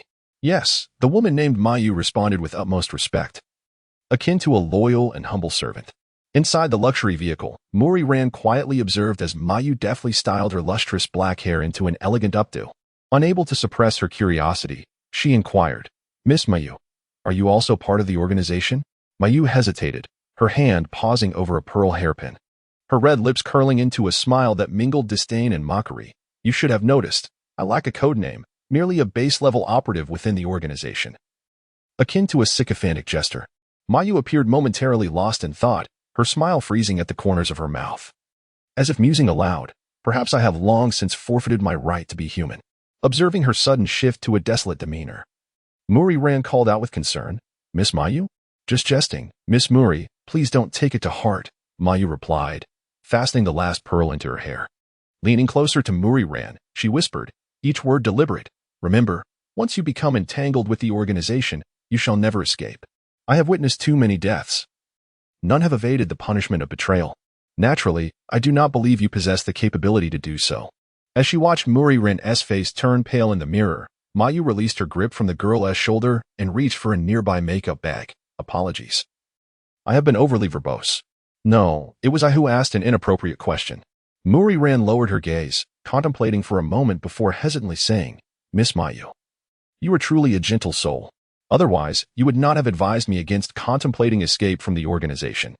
The car fell into a profound silence as Mayu skillfully applied makeup to Muri Ran. After what felt like an eternity, Mayu's expression grew nostalgic.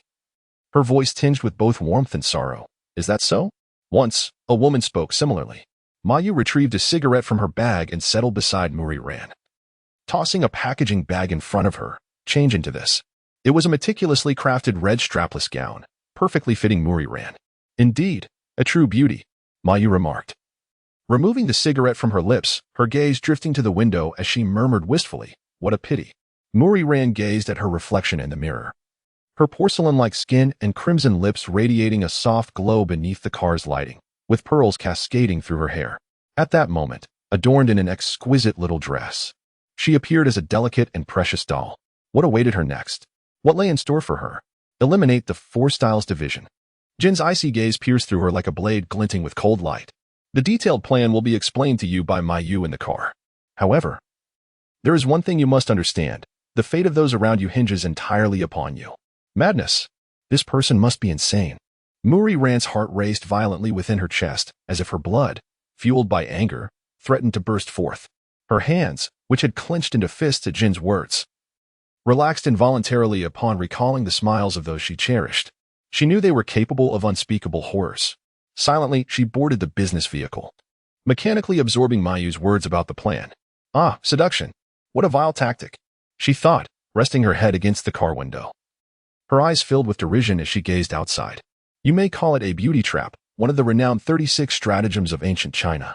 Mayu, skillfully maneuvering the steering wheel, continued. That old fox from the Four Styles division is inherently suspicious and exceedingly cautious. He's always surrounded by 8 mercenaries, making it nearly impossible to approach him. Furthermore, the villa's location is rather troublesome, built halfway up a mountain, with only the front entrance as an access point. The distance from the front door to the iron gate in the courtyard is a staggering 5 kilometers. All guests must then transfer to their designated vehicles to enter the villa. Even if one were to bring the M200 sniper rifle with a maximum range of 2,000 meters, it would be futile. Firearms are even more impossible to smuggle inside. Mayu glanced at Muri Ran beside her before turning back to the road, where the iron gate of the courtyard gradually came into view. In essence, we are embarking on an impossible mission. Is that so? Muri Ran murmured, realizing that failure equated to death. Indeed, she should have called them back then. The organization likely assigned you, a newcomer, because he is well aware of the appearances of all significant members with code names. More importantly, it is due to his peculiar proclivities. Mayu slowed the vehicle, steering toward the parking lot outside the courtyard. That old man has a particular fondness for girls aged 17 or 18, especially someone like you. Radiating the scent of sunshine, a quality absent in anyone from the organization. If they could accomplish this mission, Mayu thought as she exited the vehicle, basking in the warm sunlight. Lifting her chin slightly and speaking in a sorrowful tone, perhaps I could live like a normal person. Apologies, I seem to be speaking strangely again. Mayu turned to Muri Ran, offering a faint smile. She herself could not comprehend why she felt so candid in front of this girl. Perhaps it had been quite some time since she had interacted with someone so genuine. She was a pitiful woman, beautiful, elegant, yet consumed by self-loathing. Muri Ran clenched her fists.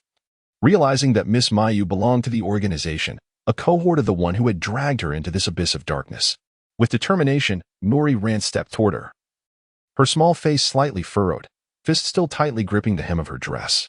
Observing the approaching angry visage, Mayu revealed a self-deprecating smile. After all, she too was one of those demons. Yet, as Mori Ran's fist was poised to strike, it unexpectedly softened midair and gently landed on Mayu's arm like a feather. In that moment of surprise, Mori Ran lifted her lovely face, smiling. I know a beautiful place, Miss Mayu. Let's go together next time. Mayu stared in shock, her eyes widening at the sight of that smiling face with crescent-shaped eyes. After a brief moment, she lowered her gaze and chuckled softly, turning to walk toward the iron gate. You are indeed a very peculiar girl. As Mao Lilan gazed at her enchanting silhouette, she realized that perhaps this was not the person she wished to become. Their conversation resonated clearly through the communicator into the black Porsche parked amidst the large forest. Extending a hand to a despised enemy was unthinkable. Leaning back in the rear seat, Jin scoffed derisively, a disdainful smirk gracing his lips. Is it the woman's peculiar sympathy at play? It reminded him of an innocent girl they once had in the organization. Vodka glanced at the scar on Jin's cheek in the rearview mirror. Wasn't she the girlfriend of Akai, whom you killed? My apologies, Vodka. I never bothered to remember the faces and names of those I've already dispatched. With his eyes shut and a cigarette perpetually dangling from his lips, Jin remarked, This girl is truly intriguing. I find myself rather looking forward to it. Suddenly opening his eyes, a frenzied bloodlust sparked within. The image of staining an angelic being with blood would be utterly stunning. Merely contemplating it excites me to an uncontainable degree. But the condition remains, she must not perish here. Tokyo, July 1st, 8 o'clock a.m. On the rooftop of a building 1,000 meters from the Metropolitan Police Department, a Muro tourer leaped onto the terrace carrying a black backpack. Mr. Bourbon, there are 15 minutes remaining until the police vehicle escorting Pertuz arrives at the precinct. Following Amuro was a short-haired woman, her resolute visage and vigilant gaze giving an impression of competence and restraint. She too held a black Boston bag. HM.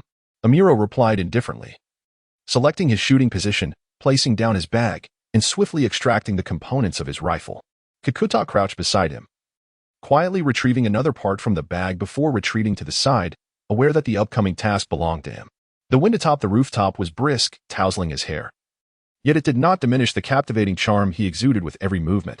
Kakuta, the secretary to the president of Japan's largest entertainment company, had encountered numerous stars under the spotlight, yet none possessed a presence that could rival his. Yes, this man was multifaceted, calm, mysterious, cold, and aloof. Each trait resonated with him. Yet none fully encapsulated him. He was an enigma, ultimately inscrutable. Soon, Amuro completed the assembly of his sniper rifle, prompting Kakuta to express her astonishment. How swift. This speed is merely a result of my extensive practice since childhood. Amuro adjusted the sniper's scope nonchalantly. Is it truly surprising? Ah, not surprising, but rather astonishingly fast. You are quite impressive, Mr. Bourbon. Kakuta observed his youthful, handsome face, his flawless features, and the composed expression devoid of any flaw. What trials must this formidable, striking man have endured to attain such unflappable poise? 13 minutes remained until the assassination mission. The wind howled across the rooftop as Kakuta picked up her binoculars, only to set them down again.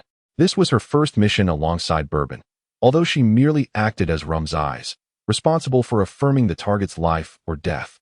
Should she attempt to converse with him again? Mr. Jin should have arrived in Nagano by now. Kakuta endeavored to appear nonchalant, casually suggesting a topic. It is rather peculiar. Mr. Jin is only tasked with escorting that newcomer, while only Mayu and the newcomer will actually enter the Shishiba mansion. A bomb seemed to detonate in Amuro's ears, rendering his body rigid as stone. His fingertip slipped, disrupting the previously adjusted scope. Could those two alone handle the Shishibu? Kakuta, unaware of his turmoil, inquired curiously, Does Mr. Bourbon know who that newcomer is? Anyone daring enough to assassinate the Shishibu must be quite formidable, no? Amuro steadied his emotions, turning to lean against the railing. Raising a hand to his forehead, his voice, subdued yet laced with unease, murmured, Who knows? She will likely be killed. Like a powerless puppet ensnared by the enemy's grip around her delicate neck, swiftly silenced without a moment's pain.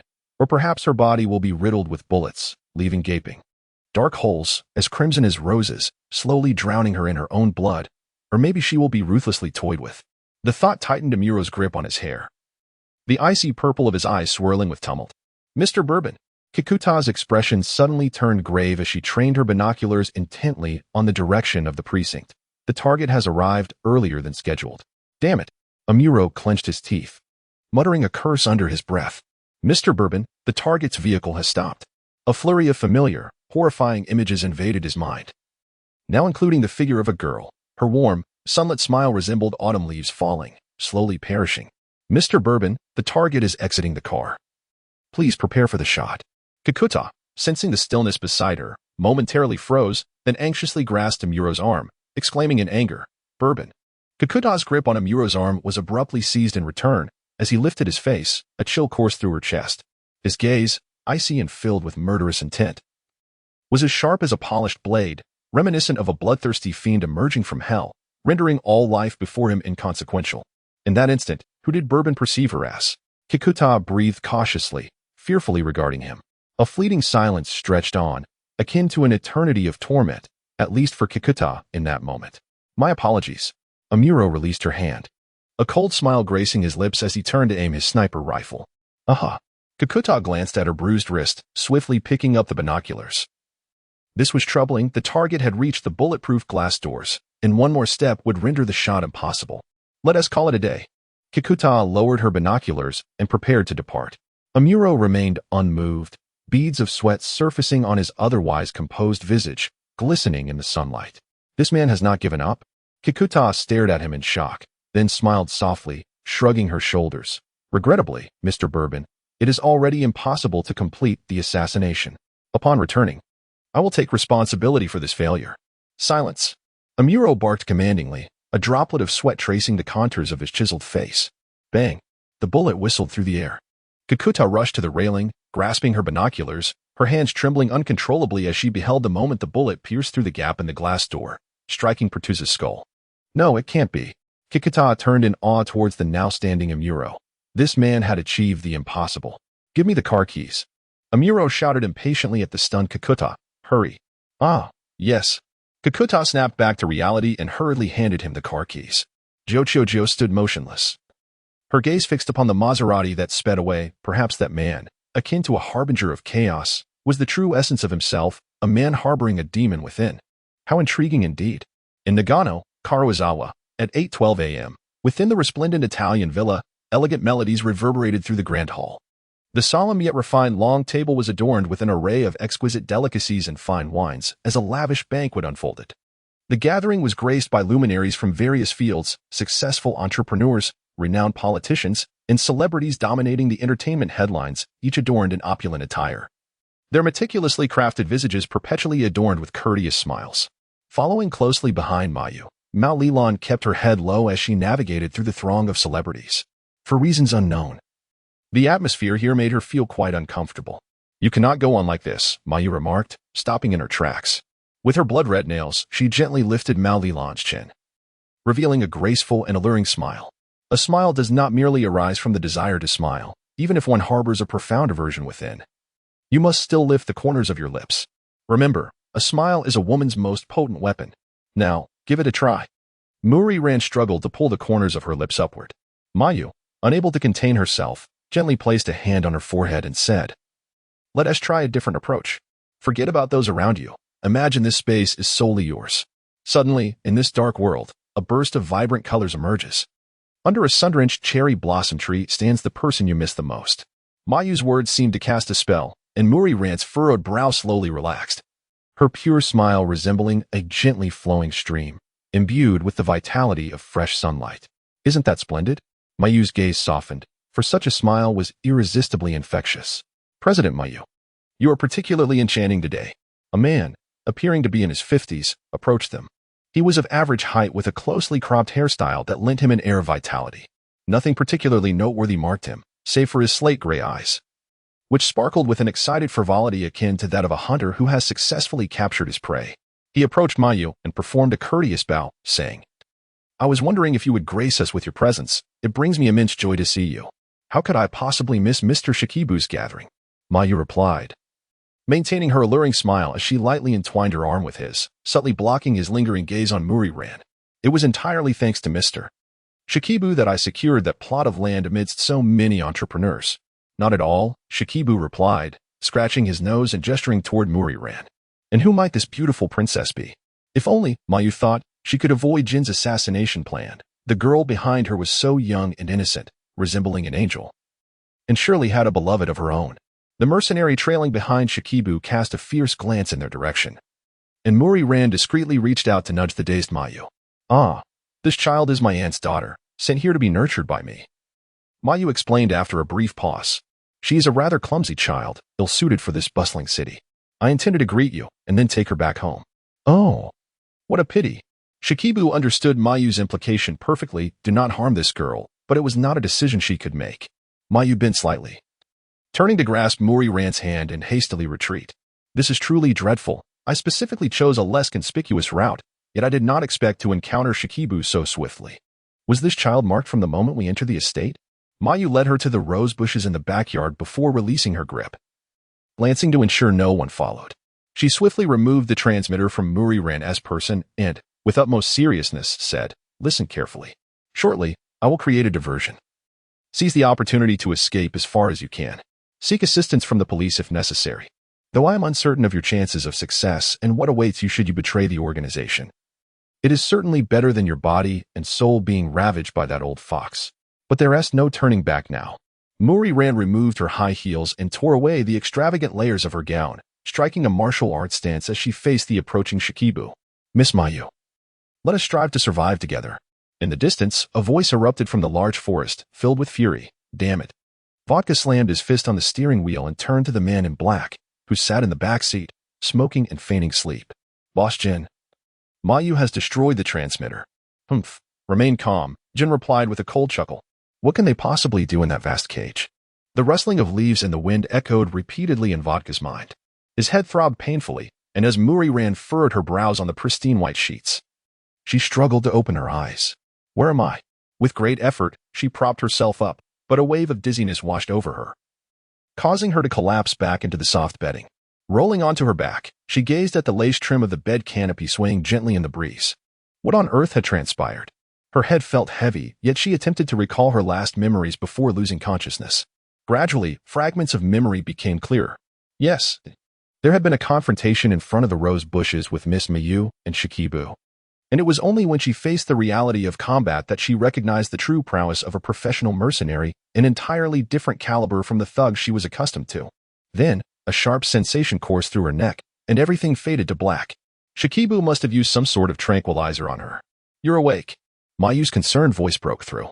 The dizziness subsided somewhat as Muri-ran sat up, a heavy sensation weighing down her limbs. She instinctively rubbed her temples and, upon seeing Mayu bound to a chair, stumbled to her side. "Miss Mayu, are you all right?" "As you can see, I suppose I'm okay," Mayu replied, attempting to move and offering a self-deprecating smile. "Please bear with me a moment. I shall free you from these ropes." Muri-ran, barefoot, rushed to her side. Upon seeing the sturdy iron chains binding Mayu, she sank despondently onto the floor, gazing blankly for a moment before pulling at them with all her might. Her delicate fingers were soon bloodied, yet she paid no mind, striving desperately to loosen the chains around Mayu's wrists. "It's futile." Mayu turned her head to observe Muri-ran's pale face, exhaling softly as she glanced at the crystal chandelier above. "By the way, did you dream of something pleasant?" "Why do you ask?" Muri-ran inquired, noticing the blood on her fingers had rendered the cold iron chains slightly sticky. "You smiled while you slept." "Really?" Muri-ran sighed, releasing her grip on the chains and leaning against the wall, slowly curling her knees and burying her head in her arms. "I think I dreamed of something, but I can't recall the details." What could she have dreamt of? Fragments of freshness and warmth, akin to wisteria and bloom, seemed to hint at someone. Surely it was of a boy you fancy. Despite their dire circumstances, Mayu could not help but jest. "You were smiling because you thought of him, weren't you?" Muri-ran gazed out the window at the sun-dappled, shimmering leaves. Her thoughts seemed to fade into silence until the firmly shut door swung open. Shikibu strode in triumphantly, flanked by 4 mercenaries. "To treat you in such a coarse manner is truly a disservice to your delicate form." Shikibu approached Mayu, bending down to grip her chin with his rough fingers, forcing her to confront his pockmarked visage. "Seeing you like this pains me," he sneered. In response, Mayu spat defiantly at his face. Shikibu, tilting his head to wipe away the spit, suddenly seized Mayu by the neck, lifting her in the chair she sat upon. Mayu found herself devoid of strength, her refined features contorted in agony. Shikibu's voice was cold yet tinged with a hint of pleasure. "Don't get too cocky, Yusao. Your rise to the presidency of the trading company is solely due to my assistance. Abruptly, he hurled Mayu against the wall, causing her to clutch her abdomen in pain. Her eyes focusing on the girl who had just delivered a powerful kick to Shishibu. The four mercenaries, caught off guard, only reacted when they saw their boss being struck. They promptly drew their weapons, aiming them at the furious Muriran. Hey, girls should be gentler to win a man's favor. Shishibu straightened up, gesturing for his men to lower their guns, and took deliberate steps towards her. Despite receiving a hefty dose of anesthetic, you still possess such strength. I must apologize for underestimating you. Amid her labored breaths, Mayu coughed violently, warning Muriran, cough, be careful, Shishibu. No sooner had she spoken than Shishibu's fist shot forward like lightning, targeting Muriran. Her expression hardened, she leaned back, and in a fluid motion, kicked towards Shishibu's face. Her keen gaze and precise strike thrilled Shishibu, who narrowly evaded the attack and circled behind her, drawing a state-of-the-art American handgun to press against her back. In a fair fight, I might not have the upper hand against you, but I have no desire to continue this game. Let us engage in a gentler pastime instead. Shishibu, let her go. Mayu yelled from the ground, her eyes blazing with anger. What will you do if I dare to touch her? Shishibu laughed heartily, and one of the mercenaries delivered a brutal kick to Mayu. Ultimately, you are merely a plaything, a wretched doll even beneath the status of a pig. Shishibu produced a key from his pocket, tossing it to the ground with a lewd grin. You four, take good care of this woman. Please, no. Mayu shook her head, beads of sweat rolling down her pallid face. You scoundrel. Muriran's shoulders trembled uncontrollably with fury. What? Speak up, honey, I can't hear you. Shishibu leaned in closer, his breath chilling against her neck, an unsettling sensation that made her skin crawl. Who are you? Don't think I'll believe that woman's words. Who sent you? What is your purpose? With one hand pressing the gun against Muriran's temple and the other gripping her wrist, Shishibu whispered softly in her ear. Muriran tilted her head, attempting to break free with all her might, but to no avail, as his grip was astonishingly strong. If I tell the truth, will you let us go? She asked, her voice laced with desperation. Of course not, the man from the Shishibu replied, his tone elongated with a hint of mockery as he shrugged. Perhaps I might consider releasing this woman, but your hands are not behaving, he said, reaching toward Muriran's face, gently inhaling the delicate scent of her neck. I have never encountered a girl as fragrant as you. Merely gazing at you excites me. By the way, do you have a transmitter concealed on you? For safety's sake, I shall search you myself. Where could it be hidden? Let go of me. Anger and fear erupted within her as his hand brushed against her lips. In a moment of fury, Muriran bit down hard on the finger that intruded into her mouth, a salty, metallic taste filling her mouth. A resounding slap echoed as he struck her face. His cheeks flushed with rage as he blew on the finger she had nearly bitten off. With the ferocity of a cornered beast, he glared at her before advancing toward Mayu, ruthlessly kicking the man who pinned her down. A silenced gunshot rang out, striking Mayu's disheveled leg. Turning back with a menacing glare at the trembling Muriran, he threatened, if you do anything to further provoke my anger, I shall reward her with a bullet. Here. My words are the law. Do you understand? The bright crimson blood blossomed on Mayu's leg like a flower, glaringly vivid. It's my fault, my fault. The terror of that night surged back, overwhelming her rationality. Muriran covered her widening eyes in horror, collapsing heavily against the bedpost. Honey, you look exquisite in this moment. Teetering on the brink of despair, such a heart-wrenching beauty.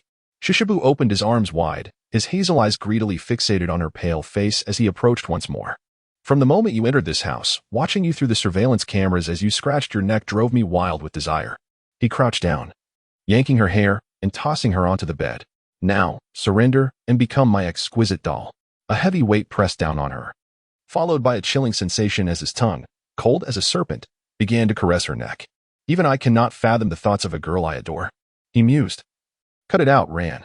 I will stay with you until the very end. If we must die, we shall perish together. Feel free to cry when you wish. I am Kudo Shinichi.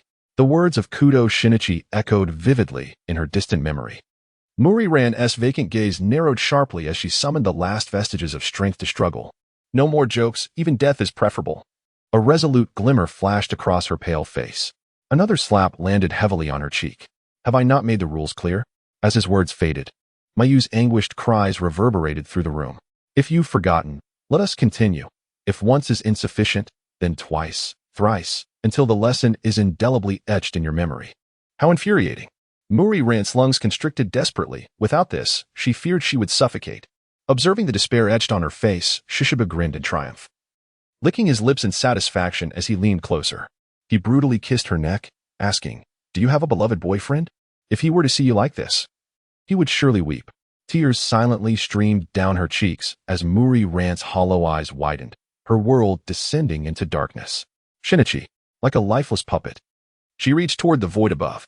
"Oh, that fellow is named Shinichi?" Shishibu raised his face, leaning in with his grotesque lips approaching hers.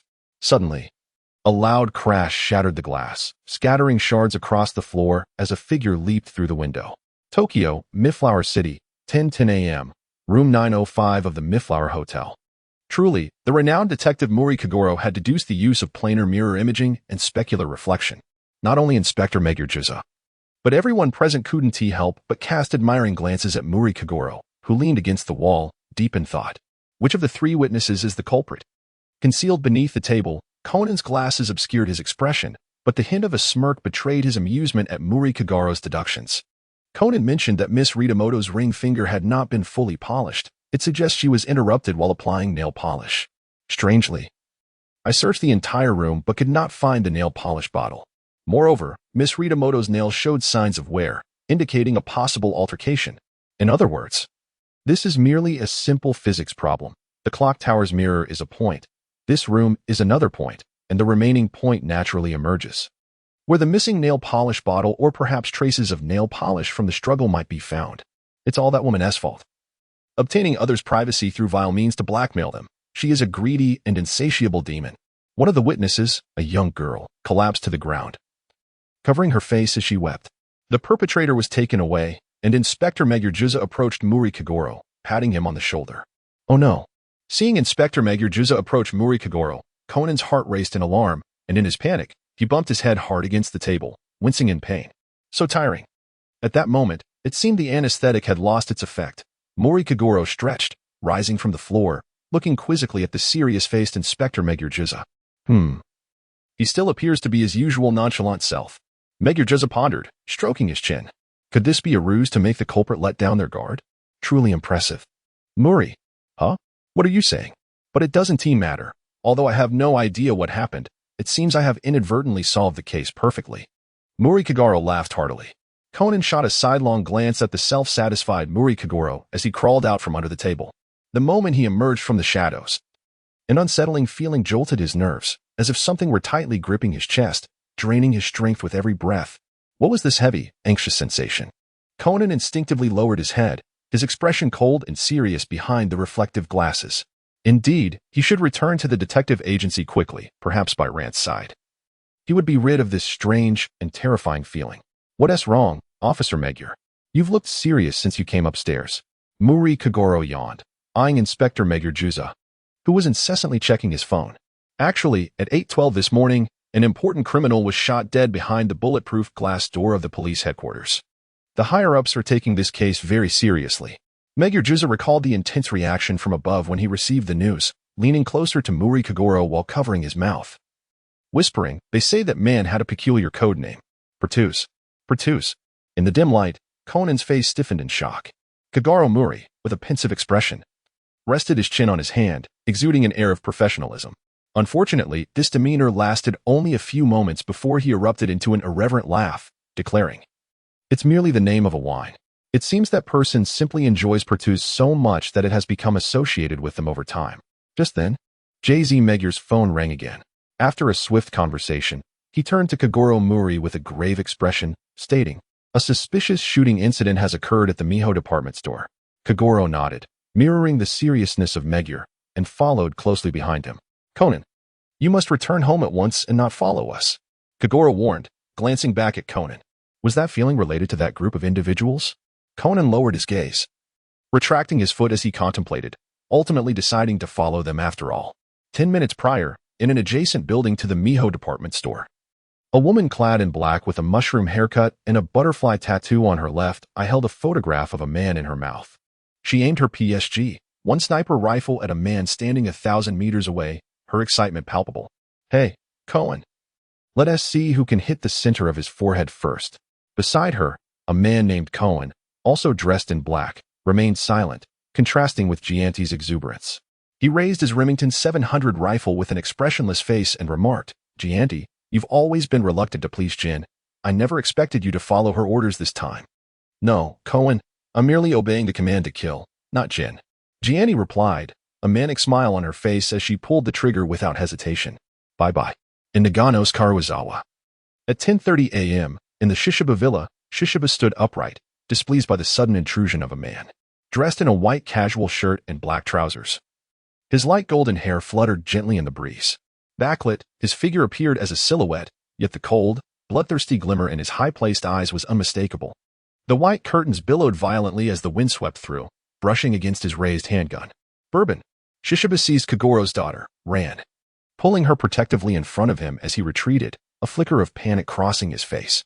"How is this possible? What are you doing here?" "Bourbon." Mayu struggled to lift her head from the ground, astonished at the sight of the imposing figure before the window. He shouldn't have known about this operation. Could it be mere coincidence? Toru Amuro glanced at Ran, but quickly averted his gaze, so swiftly it could be mistaken for a trick of the light. Yet, it was enough. Her hair was somewhat disheveled, traces of tears lingered at the corners of her eyes, and her dress was torn short. While her mental state was far from ideal, it had not reached the brink of collapse. It seemed he had arrived in time to confirm her safety, allowing Amuro's previously taut nerves to ease slightly. "Oh, is that even a question?"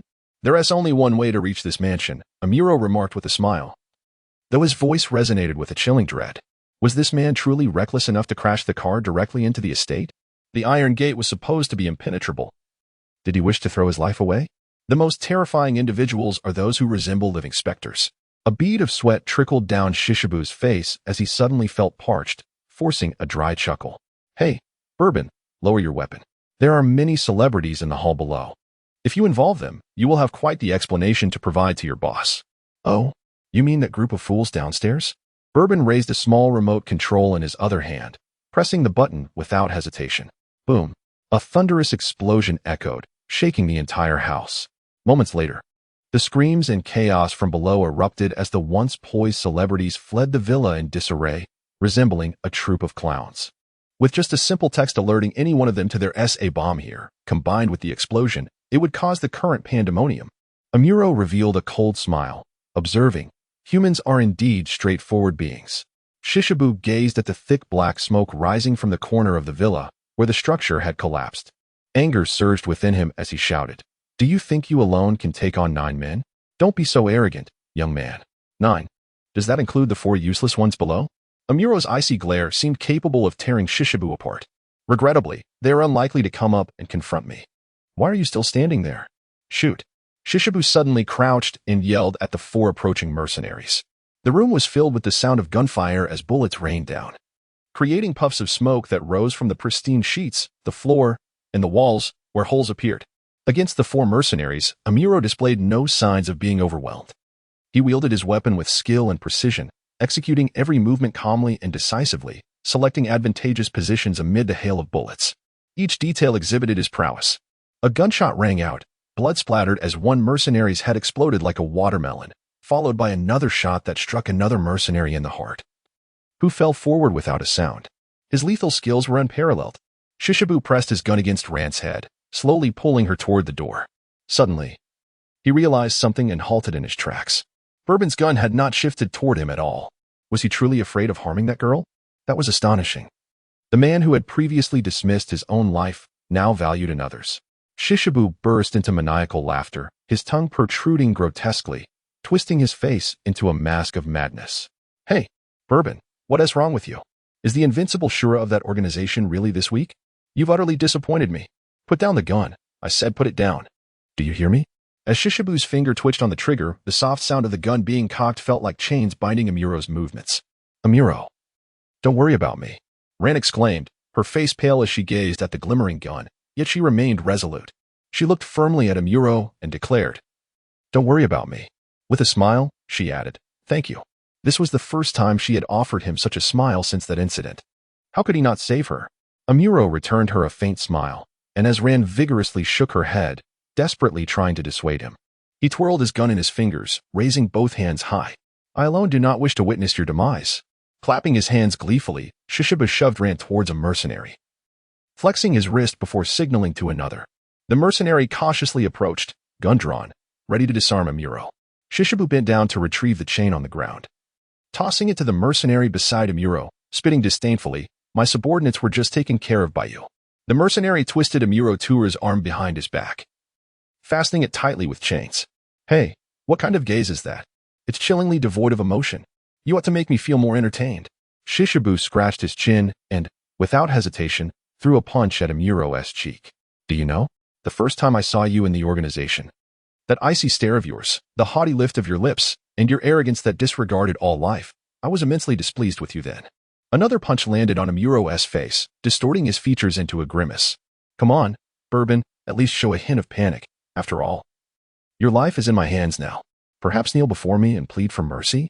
Shishibu's expression shifted dramatically as he raised his fist to his chest, adopting a melodramatic tone reminiscent of an opera singer. "Please, Lord Shishibu, spare my worthless life." Amuro regarded his ludicrous and nauseating performance with cold disdain, his thin lips curling into a mocking smile. He deemed it beneath him to waste a single word on Shishibu, as it would be an affront to his dignity. A dull thud echoed in the room as Shishibu's fist struck Amuro's abdomen with tremendous force, causing him to double over in pain, his legs involuntarily retreating. The nearby mercenary roughly shoved Amuro's face down onto the ground as Shishibu swaggered forward, drawing a sharp, glinting dagger. He crouched down, pressing the blade against Amuro's cheek. "I hear your organization is researching a potion that can bring the dead back to life. What is it called?" The knife edged closer to Amuro's throat as Shishibu tilted his head, feigning deep contemplation. "Is it called Silver Bullet?" Amuro suddenly interjected, each syllable accompanied by the icy touch of the blade at his throat, an uncomfortable sensation indeed. "What I know is," Shishibu's expression faltered. It seemed he was still human after all, behaving properly when confronted with the specter of death. He raised his thick brows in triumph, as if he had subdued a formidable prey. Amuro's lips moved, his voice low, prompting Shishibu to lean closer to hear. At that moment, the previously unnoticed Mayu swiftly rose and forcefully collided with the mercenary beside Amuro, sending him crashing to the ground, his gun skidding away to a corner a meter away. Meanwhile, the mercenary holding Ran reacted swiftly to the sudden turn of events. As his gun veered slightly away from Ran's head, she swiftly kicked up, striking his face. The man groaned, collapsing to the ground with several teeth shattered. All of this transpired in the blink of an eye, clearly. Amuro had no intention of granting Shishibu a moment to react. He curled his knee and delivered a fierce blow to Shishibu's abdomen. Seizing the opportunity, he rolled behind a cabinet. Mr. Amuro, Ran arrived at his side, clutching the gun that had fallen to the corner. The weapon felt excessively heavy and daunting in her grasp. "Hand me the gun," Amuro commanded, his steady and resonant voice easing her tense nerves. "Trust me." With a bang, a shell fell to the ground as Amuro used the gun to sever the chains on his wrist, shielding Ran behind him. He quickly inspected the magazine, realizing with a curse that it was empty. Damn it, was that the last bullet? "What is this? Bourbon? Out of bullets?" Shishibu cackled maniacally, tugging at Mayu's hair. "You've really been played." Mayu's pale face bore a sudden flush, and with wide eyes, she grasped Shishibu's gun arm tightly, shouting, "Bourbon, now's your chance. Take her and go." Bang, bang, bang. Shishibu's gun pressed against Mayu's abdomen as he pulled the trigger, the bullets piercing her frail body, creating 3 crimson trails in the air before they fell to the floor. Miss Mayu. Ran lunged forward, but for Amuro's firm grip, she would have exposed herself to the mercenary's gunfire. "Stay calm." Amuro gently patted her back, swiftly seizing the empty gun and striking it fiercely against the nearest approaching mercenary. "Ah." The man instinctively covered his eyes, pained by the blow. "Excellent. Now." With several shells clattering to the ground, Amuro snatched up the chain, handstanding and kicking like a whirlwind. In an instant, the man's gun was sent flying out of the window, and Amuro swiftly maneuvered behind him, wrapping the chain around the man's neck. Without hesitation, a sickening crack echoed as the man's head drooped lifelessly. "Kill him," Shishibu cried in terror, abandoning Mayu and staggering backward. "Quick, kill him." Bullets rained mercilessly towards Amuro, sparks flying around him. Ran could almost see the bullets grazing his light golden hair. This was an utter catastrophe. Malilon's mind was a blank slate, her elegantly contoured face frozen in terror. Not far away, the sight of Mayu, drenched in crimson blood, left her aghast. Her lips quivered incessantly. She knew she had to act swiftly, for if not, Mr. Amuro might arrive here too. With resolve replacing her previous confusion, Malilon wiped away the tears pooling in her eyes and, with determination, lifted the iron cabinet before her, bringing it down forcefully upon the last mercenary. Had he been given a moment to react, the mercenary might have displayed an expression of utter disbelief, perhaps stammering, "Is this extraordinary strength truly that of a woman?" Yet, tragically, before he could comprehend, the cabinet struck him down like a boulder, rendering him unconscious. What a fortuitous assistance! Amuro Tru tugged at the corners of his stiff lips, rarely revealing any astonishment. Shishibu was taken aback by Mao Lilan's sudden counterattack, witnessing his entire squad's annihilation. He instinctively began to roll and scramble towards the window in a panic. "It is over." Amuro Tru retrieved a dagger from the ground and advanced towards Shishibu. "Stay back," Shishibu shouted, his trembling hand clutching a gun as he shook his head in desperation, his voice rising in a frantic plea. "I told you not to come closer." In response to his hysterical outburst, Amuro Tru did not even raise an eyebrow. At the moment Shishibu squeezed the trigger, Amuro Tru dodged the bullet with remarkable speed, deftly disarming him and twisting his wrist behind his back. A chilling glint flickered in Amuro's violet eyes as he spoke in a cold tone. "Do you understand why you are so utterly defeated?" His voice, akin to a devil's whisper, echoed in Shishibu's ears. "It is because you afforded me too many opportunities to breathe." Indeed. How could one flaunt their prowess while capable of vanquishing a malevolent spirit? Such arrogance will inevitably lead to one's own demise. Shishibu trembled from the shock. And in that fleeting moment, Amuro Tru plunged the dagger mercilessly into his neck. Mayu. Mao Lilan supported Mayu's frail body, tears cascading onto her face. "Hold on just a little longer. I shall take you to the hospital." Mayu shook her head, struggling to lift her blood-stained hand, gently grasping Mao Lilan's supporting arm. In a faint whisper, she lamented, "How unfortunate. I can no longer accompany you to that place you speak of. If given the chance in the future, could you place a bouquet of daisies by my grave and share with me tales of you and your boyfriend?" Muriran nodded silently, overwhelmed with emotion. Mayumi tugged at the corner of her lips, her unfocused gaze drifting towards the void of the sky. As she closed her eyes, she whispered softly, "I finally feel like a person. Thank you, Miss Ran." The air inside the room was thick with the scent of blood when a faint siren pierced through the tension, signaling the approach of a large group of police officers. Moreover, from the stairwell, the cacophony of footsteps indicated that the other 4 mercenaries, rendered unconscious by Amuro Tru, were approaching. Amuro Tru stepped forward and grasped Muriran's arm, exclaiming, "We must leave at once." Without waiting for a reply, he swept her into his arms. "But, Mayumi, there is no time," he urged. "Hold on tight." He made his way to the window. Just then, the sound of the door being kicked open echoed through the room. And Amuro Tru leapt through the window with Muriran in his embrace. "Ah!" Muriran gasped, terrified by his reckless act, tightly shutting her eyes as she braced herself for the agonizing impact with the ground. To her astonishment, the anticipated pain never came. Instead, she felt Amuro Tru emit a muffled grunt. "You." Muriran opened her eyes to see the man who had shielded her from harm, absorbing all the impact himself. Why? Why would he go to such lengths for her? Their interactions had been minimal. He was merely her father's student. Yet, she understood that this persona was merely a facade. With his capabilities, he had no need to be her father's disciple. Why? Was this also an order from the organization? "Have you lost your mind?" Muriran cried, sitting atop him, her hands gripping his shoulders tightly as she shook him desperately. "You could die like this. Are you insane?"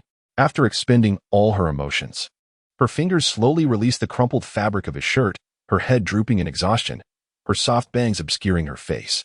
In a voice tinged with tears, carried away by the wind, she murmured, "You should cherish yourself more, you fool." Long ago, perhaps during his childhood, Amuro Tru had been a carefree child.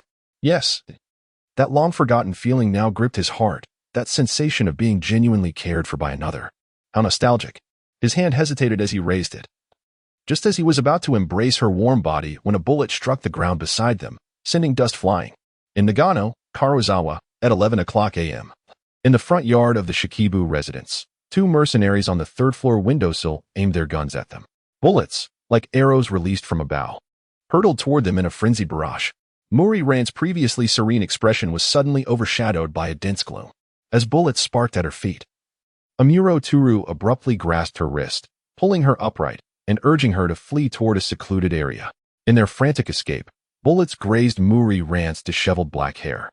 Yet she remained undaunted, quickening her pace. She could no longer be a burden to him. Soon, she spotted a black Maserati parked in an open space ahead, its bumper deeply embedded into the chassis, a testament to a significant collision. "Hurry, get in. With damage like that, Is this car even functional?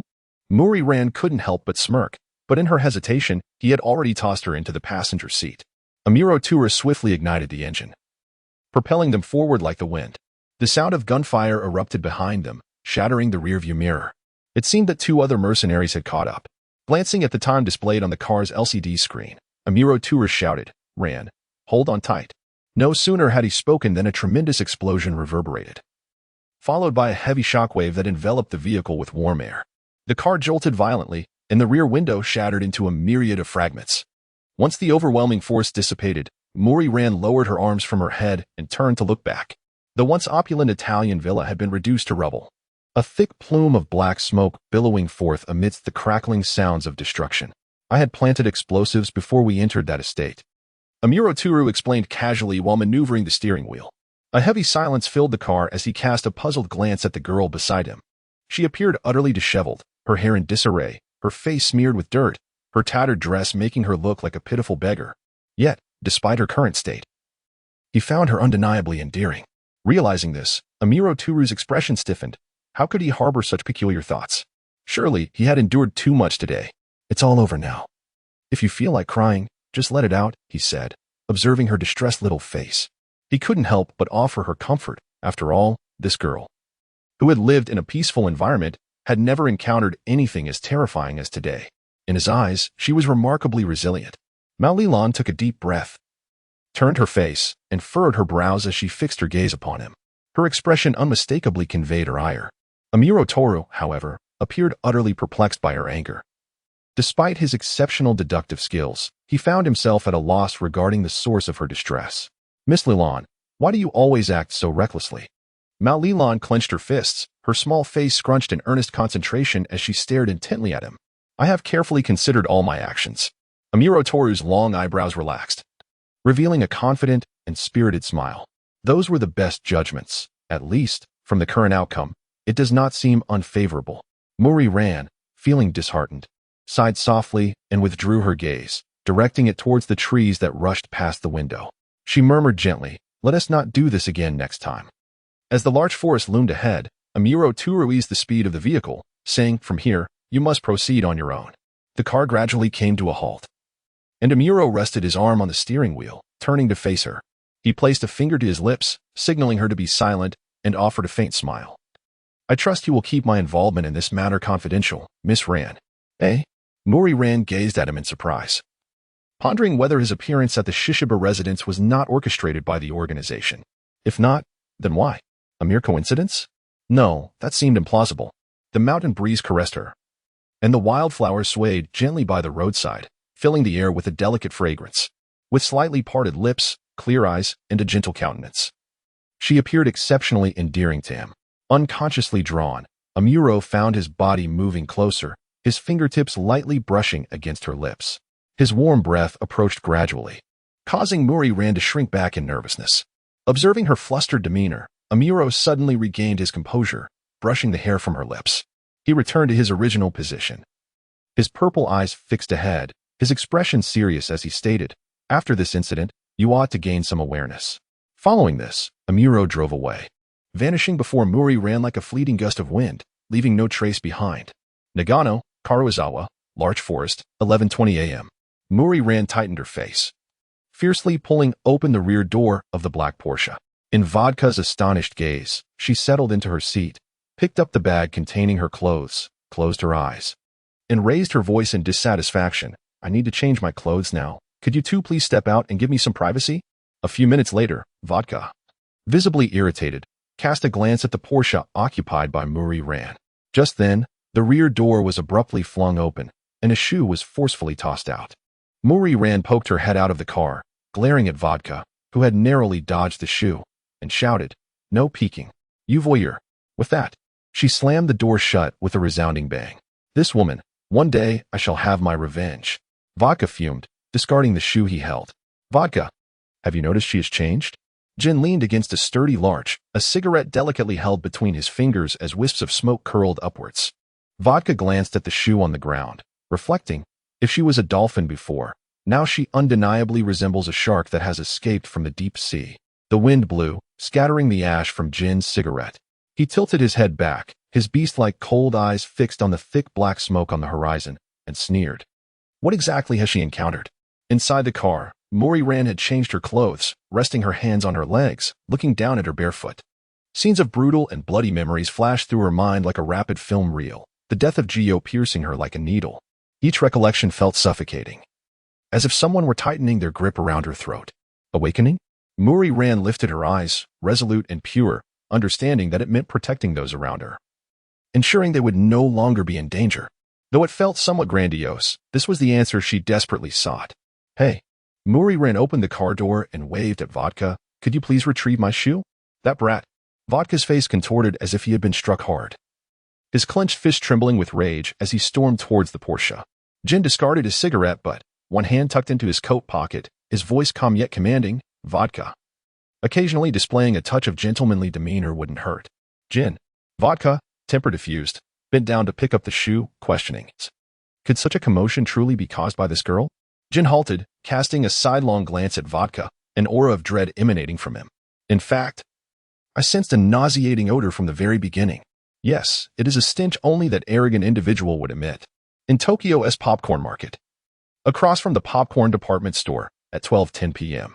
When the heavily armed SWAT team stormed into the warehouse, Kiani and Cohen had already vanished within the building. From this warehouse, they discovered this. Officer Magyar held up a photograph encased in a plastic protective sleeve. All fingerprints and saliva had been meticulously erased. Officer Magyar, how is the investigation into the deceased's identity progressing? Conan stood atop a chair, straining to glimpse the photograph in Magyar's hands. Thud. Kagoro struck Conan's head with a clenched fist. You little brat, stay put. The deceased was a man named Noda Koji, 30 years old, a true recluse, earning a substantial income through his exceptional hacking skills, with minimal interaction with the outside world. Magyar closed his notebook, stroking his chin in frustration. All individuals who interacted with him have been ruled out as suspects, except for the black-clad figure mentioned by the neighbors. However, apart from that, we have nothing. We investigated the nearby surveillance, but it was all destroyed beforehand, leaving no traces. Again, it's them. Conan's hands froze around his head, his blood running cold. What is going on? And that produced 2 cases in one day linked to them. Kagoro leaned against the window, raising his hand to shield his eyes, peering out. The opponent is indeed a mad sharpshooter, able to hit the mark from such a distance amidst a crowded area. Who in the Black Organization possesses such capability? Jin? Or perhaps the organization as sharpshooter Kiani, as mentioned by Mizunashi Rina? Conan pondered, resting his chin in his hand, his expression grave. Magyar. His eyelids drooping as he observed Kagoro, either intentionally or unintentionally remarked, Kagoro, has your acrophobia been cured? Ah. A piercing scream echoed throughout the building. Kagoro's face turned pale as he clutched Magyar, his legs trembling. Ah. It seems not. Magyar muttered, brushing aside the clinging Kagoro. Buzz buzz buzz. Conan's phone vibrated incessantly from his suit shorts. It's a Kai. He glanced around, leaping from his chair and swiftly making his way to a secluded spot to answer the call. I knew you would be concerned about Pertuz. The voice on the other end belonged to Akai Shuichi. I believe Pertuz must be secretly hidden by the Japanese authorities. After all, Bourbon is that kind of person. However, that imposter seems to have fooled everyone. There is one more crucial detail I want to share. Pertuz was a friend of those mad scientists in the organization. Is that so? Conan suppressed his excitement, realizing Pertuz might possess information related to 8TX4869. Goodbye. The line ended with a hurried beep, and Conan lowered his phone, a smile slowly forming at the corners of his mouth. The afternoon sun filtered through the gently swaying white curtains, casting a warm glow on his damp hair. Occasionally, the cheerful chirping of birds resonated from outside. Having just bathed, Amuro Tour reclined on the sofa, one knee bent. Beside him, a cup of rich black tea emitted wisps of steam. One hand rested on his forehead, while the other dangled over the sofa's edge, seemingly asleep. Don't move. I'm pointing a gun at you. Raise your hands and slowly sit up. A cold voice shattered the tranquility of the living room. His purple eyes snapped open, fixating on the dark gun barrel. His expression stiffened in shock. Rum. Amuro Tour sat up, rubbing his heavy forehead. Too slow, Bourbon. Rum holstered his gun, tossed a dry towel onto Amuro's head, and unceremoniously took a sip from Amuro's cup of tea, saying, if I were your enemy, you would have already met your end. This need not be stated by Rum. Amuro understood, yet hearing it from another's lips still surprised him. What were you just thinking? Rum set down the tea, plopping onto the sofa, his gaze fixed intently on Amuro, who was concealed beneath the towel. Is it about that girl again? Unquestionably, Rum was correct. Just moments ago, Moriran's figure had flashed through Amuro's mind, but that was all. You seem bound by past affections. Rum rose and approached the window, gazing at the birds flapping their wings and soaring across the sky. You were the one who killed Shiki. I heard from Jutian that after completing your mission, you hastily drove away, resembling a child fearful of losing something precious. Restless and anxious. The atmosphere suddenly grew heavy, as though it bore the weight of 1,000 pounds. Toru Amuro roughly tore open the top 2 buttons of his shirt, seeking to ease his breath. Once any entity reveals a vulnerability, it becomes susceptible to destruction. Rum raised the silenced gun in his hand, aiming at the glass window before him. In that instant he pulled the trigger, the bullet piercing through the glass, leaving a twisted web of cracks around the bullet hole. Indeed, much like this window. Rum pressed his finger against the fissure, applying slight pressure, causing the glass to shatter into countless shards. Undoubtedly, Bourbon, that young girl from the detective agency, will gradually become your Achilles heel. Upon hearing this, Amuro felt a heavy thud resonating from his head to his shoulders. He bent down, grasped a dry towel, and cradled his disheveled hair in his hands. Each time he earnestly justified his unusual behavior. Rum could always pinpoint his flaws with precision. Yes, he had bestowed too much attention upon that child. Before you become deeply ensnared in your emotions, strive to rein in your feelings. Rum turned to face the stoic Amuro, his stern expression shifting suddenly, as he clasped his hands and twisted his body, revealing an exuberant smile, adopting a kawaii tone. Indeed, Bourbon is even more adorable when he is emotional. A throw pillow struck Rum's face with force as Amuro rose and strode toward the room, waving a hand dismissively at Rum, coldly stating, "Rum, you seem to be misunderstanding something. My feelings for that child are merely gratitude." "Is that so? Then that is most excellent." Rum, clutching the pillow, reverted to his astute and cunning demeanor, gazing at Amuro, who was about to open the door, and suddenly recalled something, exclaiming loudly, "By the way, where is my Maserati? Return it to me at once." "Ah, that? It's totaled." Amuro entered the room and forcefully shut the door, his faint voice echoing through the air. "Please accept my condolences." The sound of Rum's furious stomps resonated from the living room. "You wasteful brat. Let's see how you support a wife and children in the future." Although Amuro had explained his feelings for Ranmuri to Rum in that manner, was it truly so? He collapsed heavily onto the soft bed, his slender fingers gently brushing against his slightly parted lips. What had he truly intended in the car back then? Before the abandoned factory at the end of Mikawa-Samitsu Street, a black Porsche sped away, kicking up a cloud of dust. Mal-Leland stood still for an extended period, turning her gaze towards the black cat that lay basking in the sun before the abandoned utility pole. Unbeknownst to her, the feline had approached her side and affectionately nudged against her. Mal-Leland knelt down, gazing at the black cat at her feet, extending her finger as she softly inquired, "Are you not afraid of me?" The adorable feline tilted its head, affectionately nudging her fingertip. "Is that so?" she mused, gently stroking its fluffy head, a warm smile illuminating her face. Above, the sapphire sky was adorned with delicate, gossamer-like clouds drifting leisurely into the distance, while the breeze carried the sweet fragrance of gardenias. Indeed, it was already July.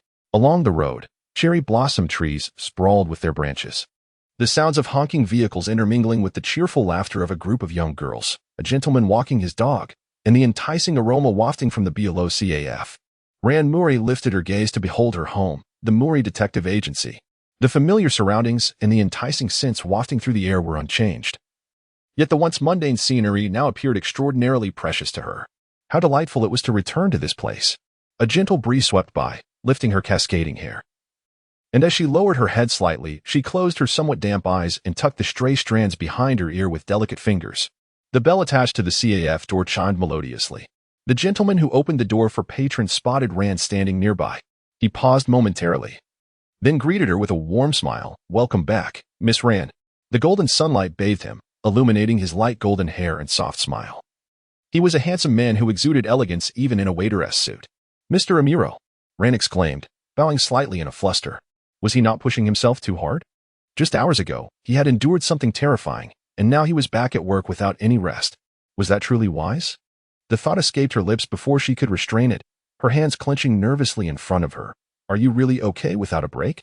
Suddenly, Rum's words echoed in her mind. "That girl will gradually become your weakness." Amuro raised a hand to his forehead, biting his lip with intensity. "Do not come any closer to me." His voice, clear and refined, sought to suppress an inexplicable turmoil within him. He turned away, the bell chiming once more as his figure vanished from sight. The fragrance of wisteria that lingered in the air faded with his departure. Indeed, she had been too abrupt. Taking a deep breath, Ran ascended the staircase to the second floor.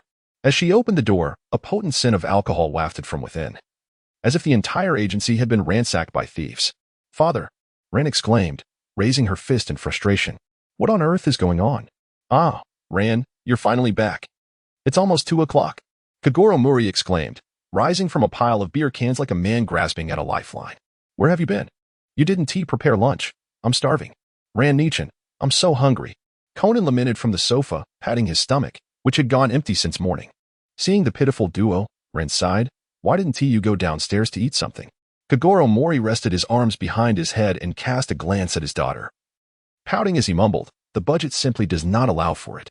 Is it permissible to purchase beer, cigarettes, small steel balls, bet on horse races, or play mahjong?" Ran Mori, hands on her hips, felt the clouds of anger gather on her previously soft expression. She shouted at Kagoro, "Honestly, Dad, you always do this. If it weren't for me, you would surely starve to death." At this moment, a pang of anxiety gripped Ran's heart, causing her to halt the arm she had raised. If she were to perish, what would become of her father? Kagoro Mori, startled, hurriedly raised his arm to shield himself, observing the pallid expression on Kagoro Mori's face. Ran Mori's hand inadvertently fell upon a nearby beer can. After collecting them meticulously into a trash bag, she puffed her cheeks and glanced backward. Meanwhile, the furtive Kagoro Mori quickly averted his gaze. With a sweet smile gracing her lips, Mao Lilan bent down and gently tousled Conan's soft hair. "Sister invites you to dinner at the restaurant downstairs," she exclaimed. She wore a slightly loose t-shirt that allowed Conan to catch a glimpse of her graceful curves whenever he dared to lift his gaze. Despite his intention to avert his eyes, he found himself utterly betraying his own will. Conan inhaled the delightful fragrance emanating from her. His gaze fixated upon the delicate valley at her chest, his cheeks reddening like a ripe apple. "What about me?" Mao Lian Xiaogulong lamented, looking as forlorn as an abandoned child. "You? Just indulge yourself with your beloved beer to fill your stomach," Mao Lilan replied, scrunching her little face. Standing upright without even glancing at him, her voice icy. "It's precisely because your father always behaves so lazily that your mother decided to separate from you." Kagoro Mori beamed with delight as he picked up his wallet and hurried over to Ran Mori, exclaiming, "Ah, I just checked my wallet, and today's funds are quite sufficient." "Splendid. Today, I shall treat you." Ran Mori playfully winked at Conan, a mischievous smile gracing her lips as she took his hand and led him towards the door. "Dad, don't forget to check the ashtray before you leave. We wouldn't want to accidentally start a fire. Our family's financial situation would truly be in flames then." This cold joke elicited a chuckle. Conan, overhearing their banter, couldn't suppress a twitch of his expression, thinking to himself, what a pair of foolish father and daughter. By the way, Conan lifted his gaze to admire Ran's beautiful face. It had been a while since he had called her as Shinichi. Perhaps he should do so tonight. Not far off, Toru Amuro held a tray, pausing at the corner, his lavender eyes thoughtful as he observed Conan, who was fixated on Ran. "That child's gaze is quite intriguing." "Ah, Ran," a loud voice echoed from behind. Ran turned to see her dear friend Sonoko Suzuki running towards her, waving in the warm morning light, her backpack in hand. "Good morning, Sonoko." Ran greeted her with a radiant smile. "Hey, where's that little shadow of yours? I don't see him with you today." Sonoko scanned the surroundings, surprised by the absence of the little figure. Conan? He just hitched a ride with Dr. Agasa, who happened to pass by," Ran explained, stepping in sync with Sonoko, their feet crunching on the scattered tree shadows. "I knew the kid wouldn't miss a chance to stick to you," Sonoko muttered. "He used to be the detective enthusiast. But now with Shinichi away, he has taken on the role of your little protector, hasn't he?" "Sonoko." Ran shot her a helpless glare. "Conan is still just a child." Right. Sonoko nodded vigorously before suddenly recalling something. She turned her head to Ran and said, "In just over half a month, there's going to be a promotion test. Do you think Shinichi will make it back in time to take the exam?" Mori Ran lowered her eyelids, reminiscing about the phone call she received from Shinichi last night. The exam is fast approaching." On the other end of the line, Shinichi's sonorous voice hesitated for a moment, as if he were pondering something. But ultimately he assured her that he would return in time for the examination. Yes, at that moment, Shinichi clenched his fist, responding with a resolute determination. What complicated case could Shinichi possibly be entangled in? Yet, regardless of the circumstances, he is still a high school student. Can a case truly hold precedence over his studies? Ran? Sonoko waved her hand in front of Muri Ran, exclaiming loudly, I say, Ran. Huh? Muri Ran widened her eyes, looking bewilderedly at Sonoko, whose cheeks were puffed out. Oh dear, I truly cannot comprehend you. Every time your fiancé is mentioned, you become utterly lost. Sonoko patted Muri Ran's shoulder, shaking her head and sighing. At this rate, you will inevitably turn into a stone waiting for your husband. Malilan, upon hearing her words, felt her face flush crimson. All right, I shall not tease you any longer. Yuanzi, in high spirits, trod along with a cheerful gait. So, will Shinichi return on the day of the exam? The breeze caressed her slightly flushed cheek, and the leaves of the cherry blossom trees rustled melodiously, akin to a beautiful lyrical composition. Ran Mori gazed up slightly, captivated by the verdant splendor dancing in the breeze, her clear eyes sparkling like stars. I yearn to stand at the same elevation as Ran, to breathe the same air beneath the same sky, to behold the same scenery. If I cannot ascend together with her, then it holds no significance. Ran, I shall return, no matter what. The words of that foolish detective prince echo incessantly in her ears. Gently brushing aside her tousled hair, Ran smiled softly, affirming, yes, Shinichi will surely come back. The summer breeze was pleasantly warm, and as she surveyed the surroundings, she noticed the pristine gardenias blooming along the path, their radiant smiles forming a delightful tapestry. Everything seemed so charming, and indeed, the approaching month of July, when I shall meet you, was utterly beautiful. Meanwhile, Dr. Agasa's golden beetle car cruised steadily along the road. In the back seat, Hybra's body curled tightly in fear. Do you know him? Conan asked, revealing an expression beyond his years. He was a friend of my parents. Hybra replied, calming her nerves. Her cold voice contrasted starkly with her endearing appearance. You seem quite excited. Conan's lips curled into a smile. Realizing that the likelihood of Pertus possessing information about APTX 4869 was high, Hybra shot him a frosty glance, her small arms crossed, her gaze lowered as she remarked. I advise you not to be overly optimistic. Pertus has a peculiar disposition. If he chooses not to speak, no one can pry it out of him. Moreover, at that time, Pertus was not interested in APTX 4869. He was enamored with another drug. Suddenly, Hybra's eyes widened, her expression turning grave and foreboding. Yes, the one called Silver Bullet, a potion capable of resurrecting the deceased. Is that so? Her words fell like a bucket of cold water upon Conan, who grimaced as if struck by frost, resting his chin on his hand, gazing listlessly out the window. However, one cannot hastily conclude that Pertus is unaware of APTX 4869. Hybra raised her eyelids slightly, observing the reinvigorated Conan, and added coolly, you should understand that the existence of Kudo Shinichi must remain concealed from the world stage until the opportune moment. Indeed, before dismantling the organization, you must keep your true identity hidden, otherwise, their methods will surely I know all this. Conan interrupted with a stern expression. Dr. Agasa listened quietly to their conversation, his gaze inadvertently drifting to Conan's tightly clenched fists, and he could not help but sigh inwardly, pondering how much longer Conan could conceal the truth from Rand. Hybrid Conan hesitated, taking a deep breath before turning to her. Do you still have the medicine you asked Dr. Agasa to bring me last time in New York? No. I cannot give it to you. Hybrid replied sharply. That was merely a trial medication, fraught with instability.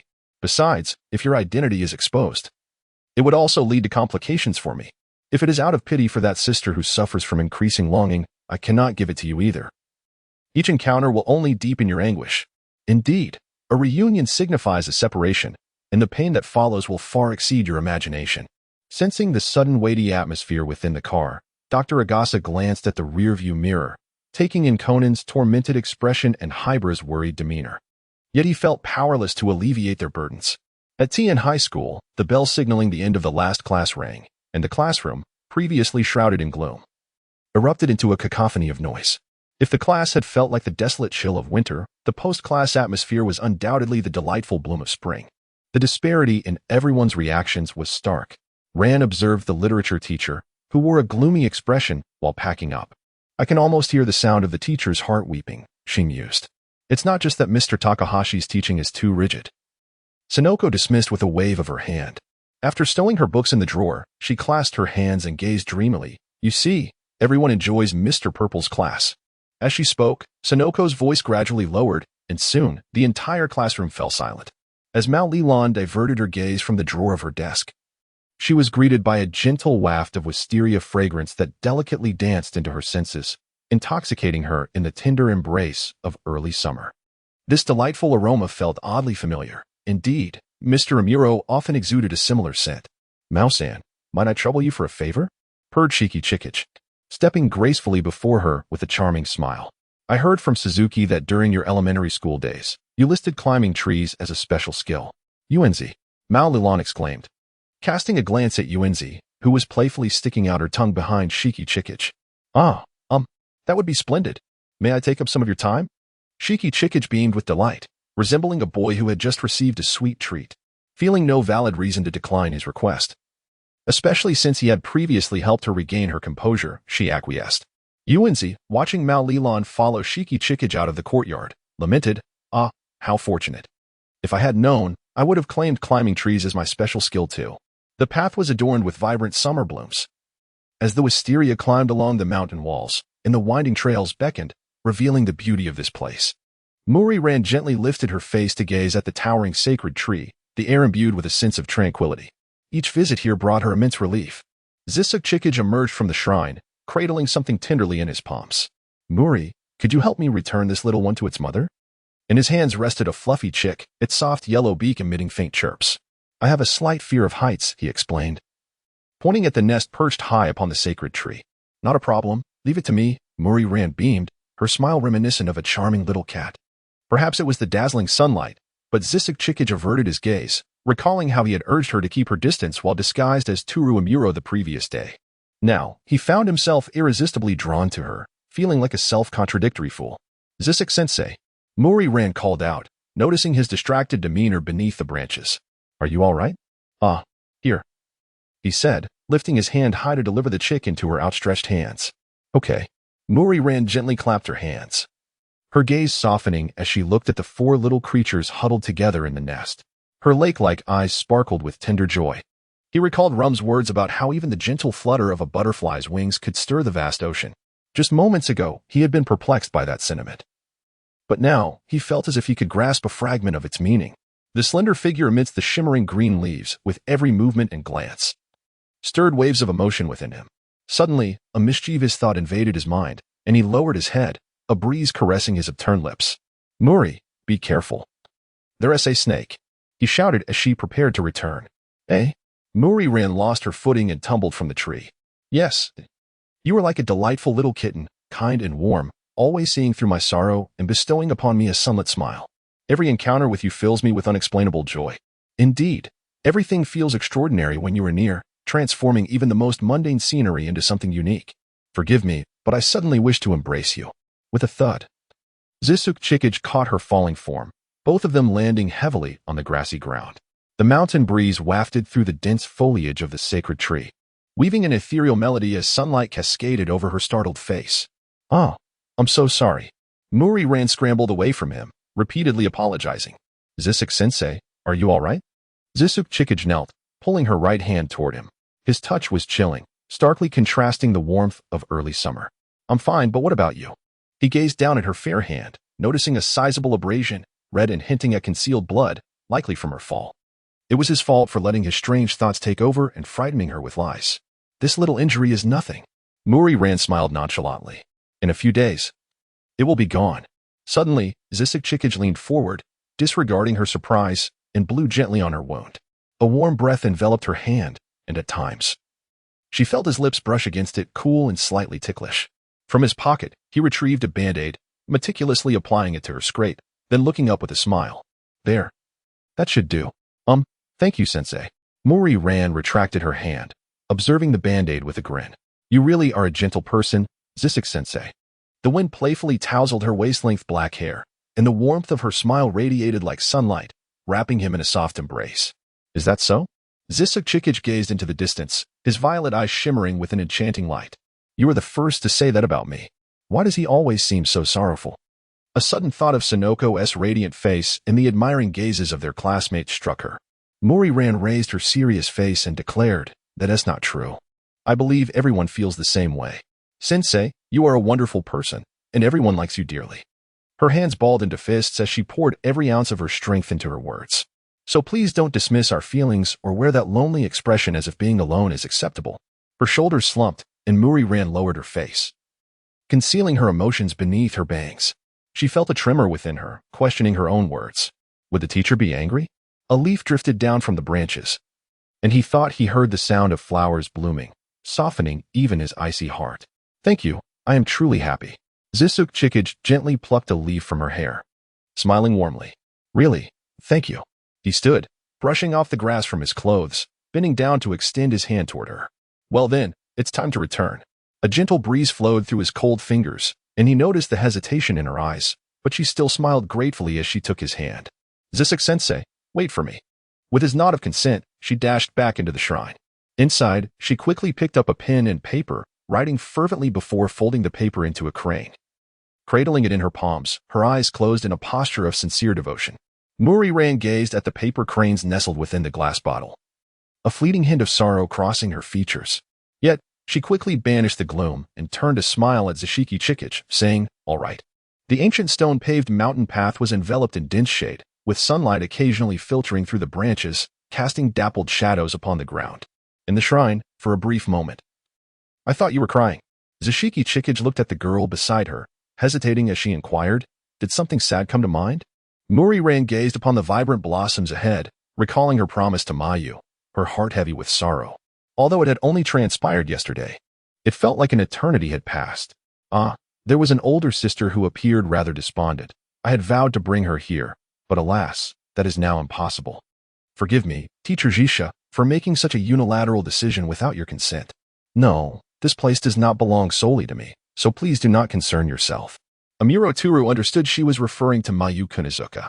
Despite the fact that that woman was also a member of the organization, this child had never harbored resentment towards her. Indeed, she was quite an enigmatic girl. Just around the corner lay the gates of T and High School. Suddenly, 3 young men appeared before Muri-ran and Jisha Chikij, each sporting distinct hairstyles, one with a shaved head, another with curly locks, and the last with long, dyed red hair. Their gaudy accessories, multiple ear piercings, and disheveled attire made it evident that they were notorious delinquents in the vicinity. In broad daylight, they were loitering and flirting with a pretty boy. If their parents were to find out, they would surely weep. Is that not the uniform of T and High School? Hey, girl, are you not still a student? The bald young man reeked of alcohol, his beady, slanted eyes leering at Muri-ran. This is not right. Come, let me escort you to school. Muri-ran endeavored to suppress the fiery wrath surging within her, grasping the hand of Shikikij and maneuvering past the bald man, intent on ignoring them. Oh, this young lady is rather audacious, remarked the red-haired man, loosening his shirt to reveal an expanse of tattoos, as he extended his arm to obstruct their path, leeringly suggesting, are you in such a hurry to indulge with this pretty boy? A pungent stench of alcohol wafted towards Muri-ran, causing her to scrunch her nose in distaste as she glared at the red-haired man. Apologized to the teacher, promptly. Teacher, exclaimed the flamboyantly coiffed man, his surprise palpable as he exaggeratedly shouted, hey, this is quite the affair, nowadays, teachers and students. Before he could finish his sentence, Muri-ran assumed a karate stance, only to be halted by Shikikij, who pulled her behind him. Hey, even disdain for adults should have its limits. The curly-haired man was evidently intimidated by Muri-ran's fierce demeanor, fearing ridicule from his companions. In a panic, he brandished a metal rod, bellowing in a most unrefined manner, while the other 2 companions also drew their weapons, converging towards them. As Mao Lilan moved her feet, she once again positioned herself in front of Zishishi Qianjing, gazing intently at the 3 men. I can protect my teacher, she declared. Thank you. I am truly grateful, but as a man, how can one hide behind a girl? Zishishi Qianjing gently reached around her from behind, his lips curving in a subtle smile as they brushed against her ear. Allow me to protect you. For a fleeting moment, Mao Lilan found herself overlapping his figure with that of another tall silhouette, feeling an uncanny resemblance to Amuro Conan. Indeed, Sonoko had once mentioned that their teacher was a master of Jeet Kune Do. The 3 men, evidently incensed, charged at them in a furious rage. In the blink of an eye, their weapons were sent flying, followed by their bodies crashing against the wall, incapacitated. Zishishi Qianjing's speed was so extraordinary that it eluded the eye, rendering the term instant kill most fitting for the current predicament. He looked down coldly upon them, his violet pupils radiating an unspoken aura of oppression, distinctly different from the street thugs, embodying a formidable power forged through relentless trials in hellish arenas. Reminiscent of the gaze unique to the man known as a morrow. Suddenly, the three men sobered from their drunken stupor, their previous arrogance dissolving into that of contrite students. They bowed repeatedly, exclaiming, "We were wrong. We shall no longer indulge in wrongdoing. We will strive to earn an honest living and abandon our delinquent ways." With that, they scrambled away in tears. Zishishi Qianjing lowered his hand and turned towards Mao Lilan. "Mao, it's all over now. By the way, you haven't eaten yet, have you? Come quickly." Mao Lilan, trembling and filled with trepidation, gazed at him in fear. In that moment, she undeniably sensed a hint of darkness emanating from him. "Who are you?" she asked. "I apologize for frightening you." Zishishi Qianjing halted, turning his head to avert his melancholic gaze. "However, there is one thing I wish for you to understand. No matter who I am, I shall always stand by your side." Muri Ran was jolted violently in the chest. Indeed, Sonoko had once uttered similar words. The tumultuous emotions that had engulfed her gradually subsided. What had just transpired? Was it merely an illusion? How could she have misconstrued her teacher as a member of the organization? It would be best if she departed for now. Zashiki Chikage sighed softly, observing, "You seem quite fearful of me." Unconsciously, the hem of her clothing was gently tucked. Behind her, Muri Ran lowered her eyelids and whispered, "I'm sorry, teacher." This child truly left her at a loss.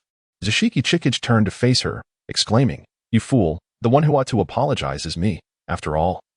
I exude the same aura as they do. I am sorry for presenting this facade before you. If only I could meet you in a simpler guise." Unable to suppress the impulse within, he raised his hand to unveil the disguise, revealing his true visage, sun-kissed skin, a strikingly handsome countenance, and golden hair fluttering gently in the breeze. He smiled slightly, gazing skyward. Pausing for a moment, heedless of Muri Ran's stunned expression, he sighed softly. "Would you care to hear my story? Though, I must warn you, these are not fond memories. Before the age of 5, I too had experienced a carefree existence, which now feels like a fleeting luxury." Amuro Tura took slow steps, leaning against the wall, lost in a reverie as if encountering memories of the past. But everything changed on my 5th birthday, when my mother was shot before my very eyes. Blood gushed forth, and amidst my heart-wrenching cries, her blood mingled with my tears. Marilyn inhaled sharply, standing silently in place. Through tear-blurred vision, I beheld the gun my father aimed at us, its dark muzzle resembling a beast poised to engulf me at any moment. Amuro Turu recounted the harrowing events of that fateful day. Father killed mother. From that moment onward, a dark and tormenting era descended upon us. My father, driven to madness, trained me with relentless rigor, perhaps no longer viewing me as a human being. Each day, I awoke to the promise of perilous and grueling training, regardless of the weather or my physical state. Day after day, I felt the weight of his gaze grow heavier. Father detested seeing me weep. When tears fell, his wrath would be unleashed upon me. Gradually, in my tender years, I learned to mask my true feelings with a smile, initially to please him and evade his violent outbursts. Over the long passage of time, I became unaware of when that smile transformed into my sole means of expressing emotion. At the end of the alley, an ancient cherry tree emerged from the depths of the earth, like a colossal green umbrella, its lush branches extending into the passageway. Muri Ran embraced her arms, feeling an inexplicable chill creeping from her feet to the crown of her head, even though it was the midday of early summer. In a daze, as she traversed through the thorn-laden corridors of distant memories, she envisioned a small child, barely 5 years old, curled up in a dark corner, scarred and struggling to lift the corners of her lips. In the war-torn regions of the Middle East, one might find it hard to fathom. But at the tender age of 7, I was abandoned there by my father. In the chaos of conflict, was I to be the victim or the perpetrator? At that time, I possessed no clear understanding. Survival dictated that the latter was my only option. Amuro Tura lowered his gaze, a faint smile curling his lips. Prior to that moment, my father had subjected me only to rigorous training, never forcing me to take a life. Yet, on the night before our departure to the Middle East, I remember the torrential rain, the thunder crashing as I shivered in the cold tent, desperately seeking warmth amidst the dust-laden memories. Regrettably, all that enveloped me was the boundless darkness, rendering even my mother's visage increasingly indistinct. Just as I clutched my aching head in terror, the distant bark of a dog jolted me back to reality. Sake, a husky, was my sole connection to the innocent child I once was, my only companion. Upon hearing this, Muri Ran lifted her foot, hesitated momentarily, then silently returned to her previous stance. That night, Alongside Sake, my father had thrown a sharp strider, Mk1A, at my feet, issuing commands in a tone devoid of emotion, demanding that I kill Sake with my own hands. Without hesitation, I grasped the cold, unyielding strider, Mk1A, and to my astonishment, my hand did not tremble, not even slightly. As I swung the blade down upon Sake's neck, I suddenly questioned at what point I had forsaken my humanity. Sake's blood splattered across my face, warm and dispelling the chill that enveloped me. I raised my lips in a bright smile towards my father, increasingly resembling an obedient machine. Amuro Turu's violet eyes turned icy, embodying a figure emerging from the depths of torment, and Muri Ran could almost sense the shifting atmosphere around them. "It's all right now, it's all right." Gentle words stirred Amuro Turu from the brink of unconsciousness, as Muri Ran stood on tiptoe, delicately brushing her hand through his hair. Later, as Muri Ran recalled this scene, she felt an innate compulsion to do something for him, fearing that if she did not tread carefully, this man would remain forever ensnared in the throes of darkness. Ultimately, she stepped forward towards him. "I'm fine." Amuro Turu turned his head to look at her, his violet pupils reflecting her worried expression. She was concerned for herself, and honestly, he found a semblance of joy in that. After 3 arduous years in the Middle East, I miraculously survived, reaching the age of 10. Subsequently, my father retrieved me from that cruel, frigid land. I felt no joy in returning to a life filled with sunlight and the fragrance of flowers, for I knew that new training awaited me. The nature of my surroundings held little significance. However, unexpectedly, upon returning to my father, he seemed markedly changed. He no longer lashed out at me with kicks and shouts. Instead, he enrolled me in school, allowing me to experience life as a normal child. He even brought renowned teachers to our home to impart lessons in gentlemanly etiquette, alongside knowledge of firearms and combat. I accepted everything he arranged with a sense of numbness, achieving the best results, indeed. I was merely a machine obedient to my father's commands. One day, as my father chain-smoked, he posed a peculiar and almost laughable question. Did I hate him? For a moment, I was at a loss for words, my laughter becoming so rigid that it hurt my lips. "What is hatred?" I asked him in confusion. And as I watched the shock washing over him, causing his cigarette to fall from his lips, a strange thrill blossomed in the dark corners of my being. When I was 11, one afternoon after school, I encountered a British woman clad in a white coat in the courtyard. She appeared cold, yet she was the first to extend her hand to me in a long time. She placed an adhesive bandage over my facial wound, and in that moment, the once fuzzy image of my mother resurfaced clearly in my mind, perhaps due to her influence. From that day forth, she became my instructor in the realm of medicine. Although Mayano-sensei was taciturn and strict, she possessed a profound gentleness. Amuro Turu's tone shifted subtly, his memories anchoring in a golden autumn afternoon.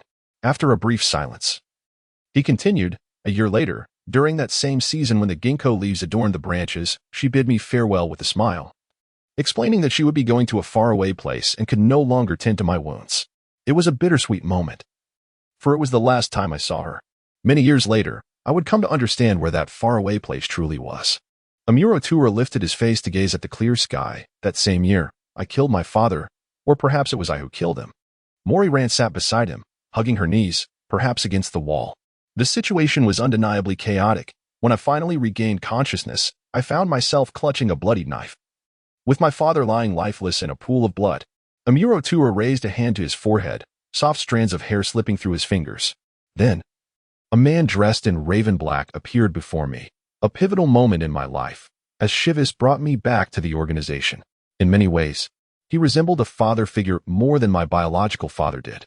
During the 3 years at the training camp, although the training was no less grueling than my father's, it was the most tranquil period of my life.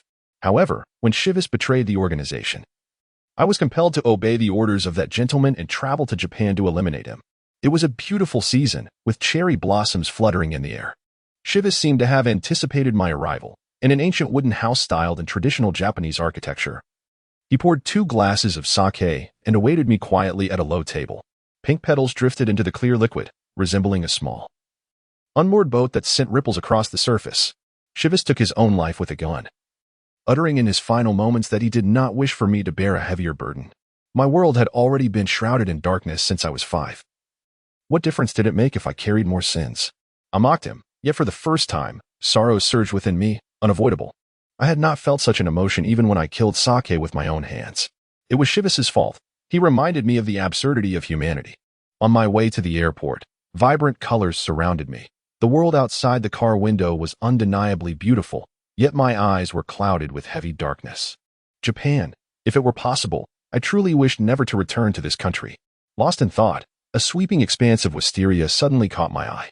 Beneath the dark blossoms, a small figure shone like a faint glimmer of light. Mao Lilan tightened her grip, her astonished face lifting, unexpectedly meeting his gentle violet gaze. He knelt before her, extending his hand, mimicking the gestures of a little girl from his memories, closing his eyes as he gently caressed her head. Big brother is not sad. Amuro Tura withdrew his hand, opening his violet eyes to smile at the entranced Mao Lilan. Indeed, back then, you were like a delightful little angel, constantly comforting me. In that moment, the surrounding darkness transformed into a vibrant tapestry illuminated by your radiant smile. Because of you, I first realized how vividly beautiful the wisteria blossoms are. I also wish to express my gratitude. Thank you for bestowing upon me, stained with blood and sin, such a warm smile. Muri Ran endeavored to recall the memories of that day, beneath a sky suffused with the fragrance of blossoms as she beheld the tall, elegant figure approaching her with steady strides. He was a strikingly handsome individual, yet his countenance bore a melancholic smile that tugged at her heartstrings, rendering her unable to divert her gaze. Reflecting upon the events of that period, Muri Ran finally comprehended the lengths to which this person had gone to protect her, even at the cost of his own life. The gratitude should rightfully belong to her, for it was he who had shielded her from the bloodshed, allowing her to retain her innocence, all thanks to the presence of Amuro-kun. Amuro-T observed her, her head bowed in silence, as sunlight cascaded upon her hair, illuminating it with a gentle glow. It was astonishing that this delicate, petite figure was the source of all his warmth.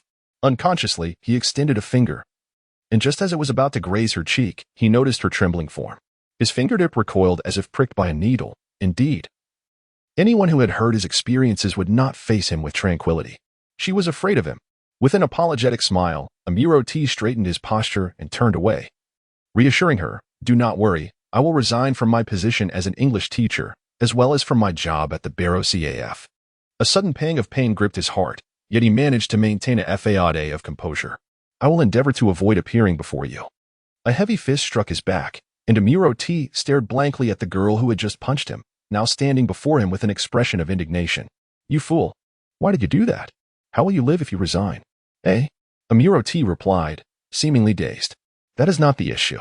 With the upcoming exams, if such an outstanding English teacher were to leave, our class's grades would plummet as if they had suffered a crushing defeat." Muri Ran stood with her hands on her hips, her expression initially fierce, but her furrowed brow soon softened into a bright smile. Occasionally having free sandwiches isn't too bad. In the distance, the cherry blossom tree, now adorned with lush green leaves, though bereft of its vibrant blooms, still emanated the warmth of spring. As it swayed gently in the breeze, it seemed to release a fragrant aroma, a sensation he felt deeply, all due to her presence. Truly, she was an extraordinary girl. Simply standing beside her filled him with profound happiness.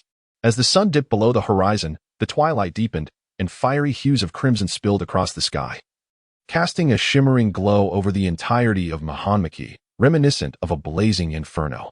Go, let's GOYKO. Outside the Muri Detective Agency, Muri Ran hesitated at the doorknob, lowering her face in contemplation before slowly raising her clenched right fist, displeased as she listened to the booming voice of Muri Kagoro from within. With a forceful push, she swung the door open. On the sofa, Muri Kagoro, with a headband proclaiming victory, held two empty plastic bottles aloft, his expression comically exaggerated as he turned to his daughter and exclaimed, "Oh, Ran, you're back. Hurry and prepare dinner." He then redirected his attention to the television, fervently keeping the rhythm with the empty bottles to the music. Go. Beside him, Conan, who had returned earlier, sipped quietly from a glass of juice, secretly amused. Uncle's in for it now.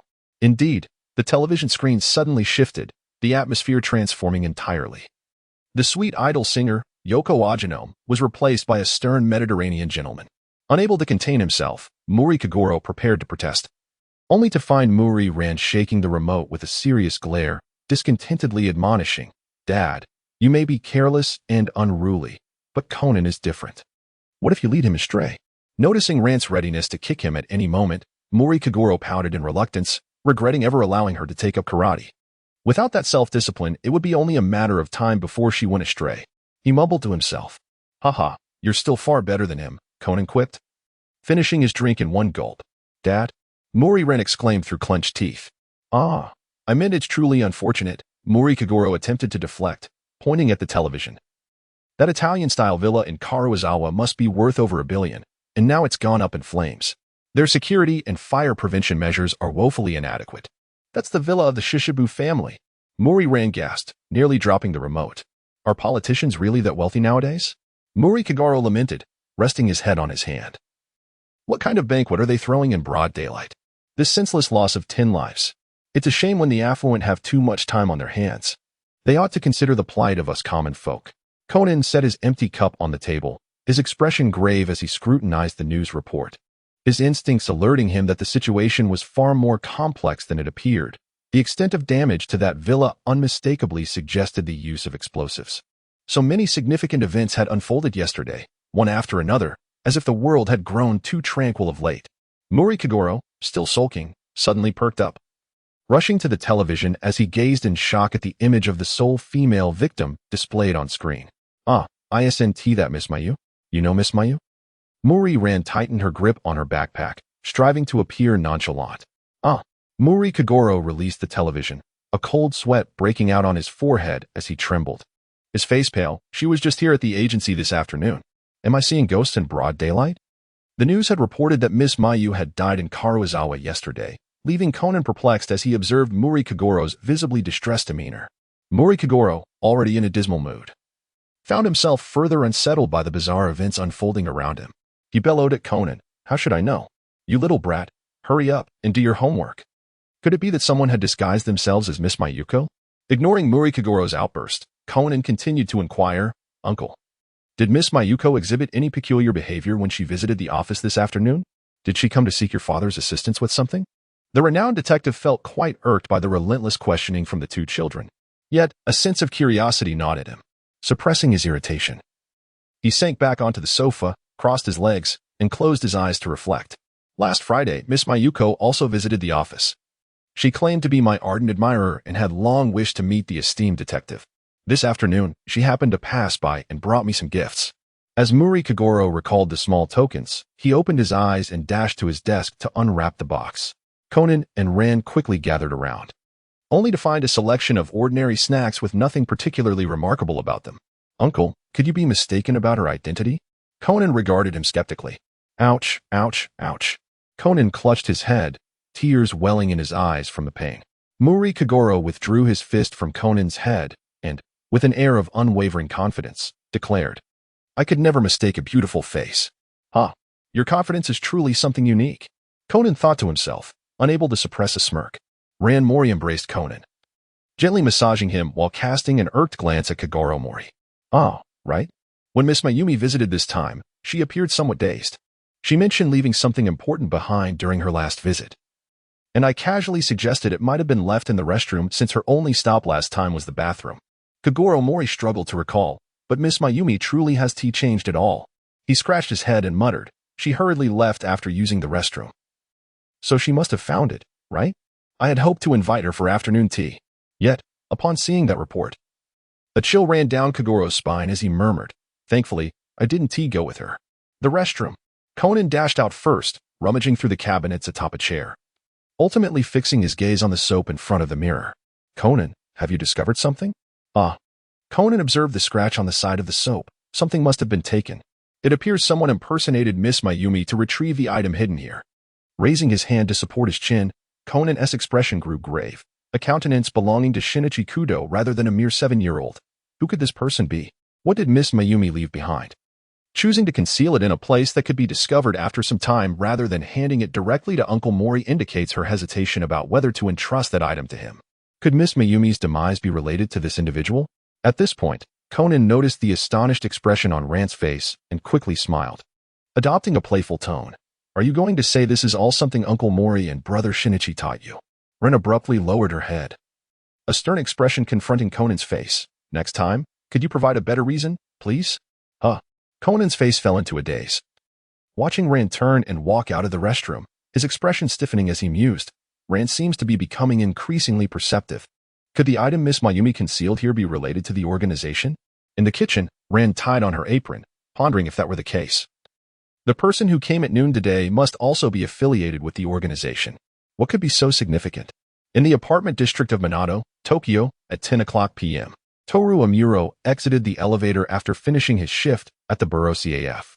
The sensor light flickered to life, illuminating the long corridor as he walked steadily.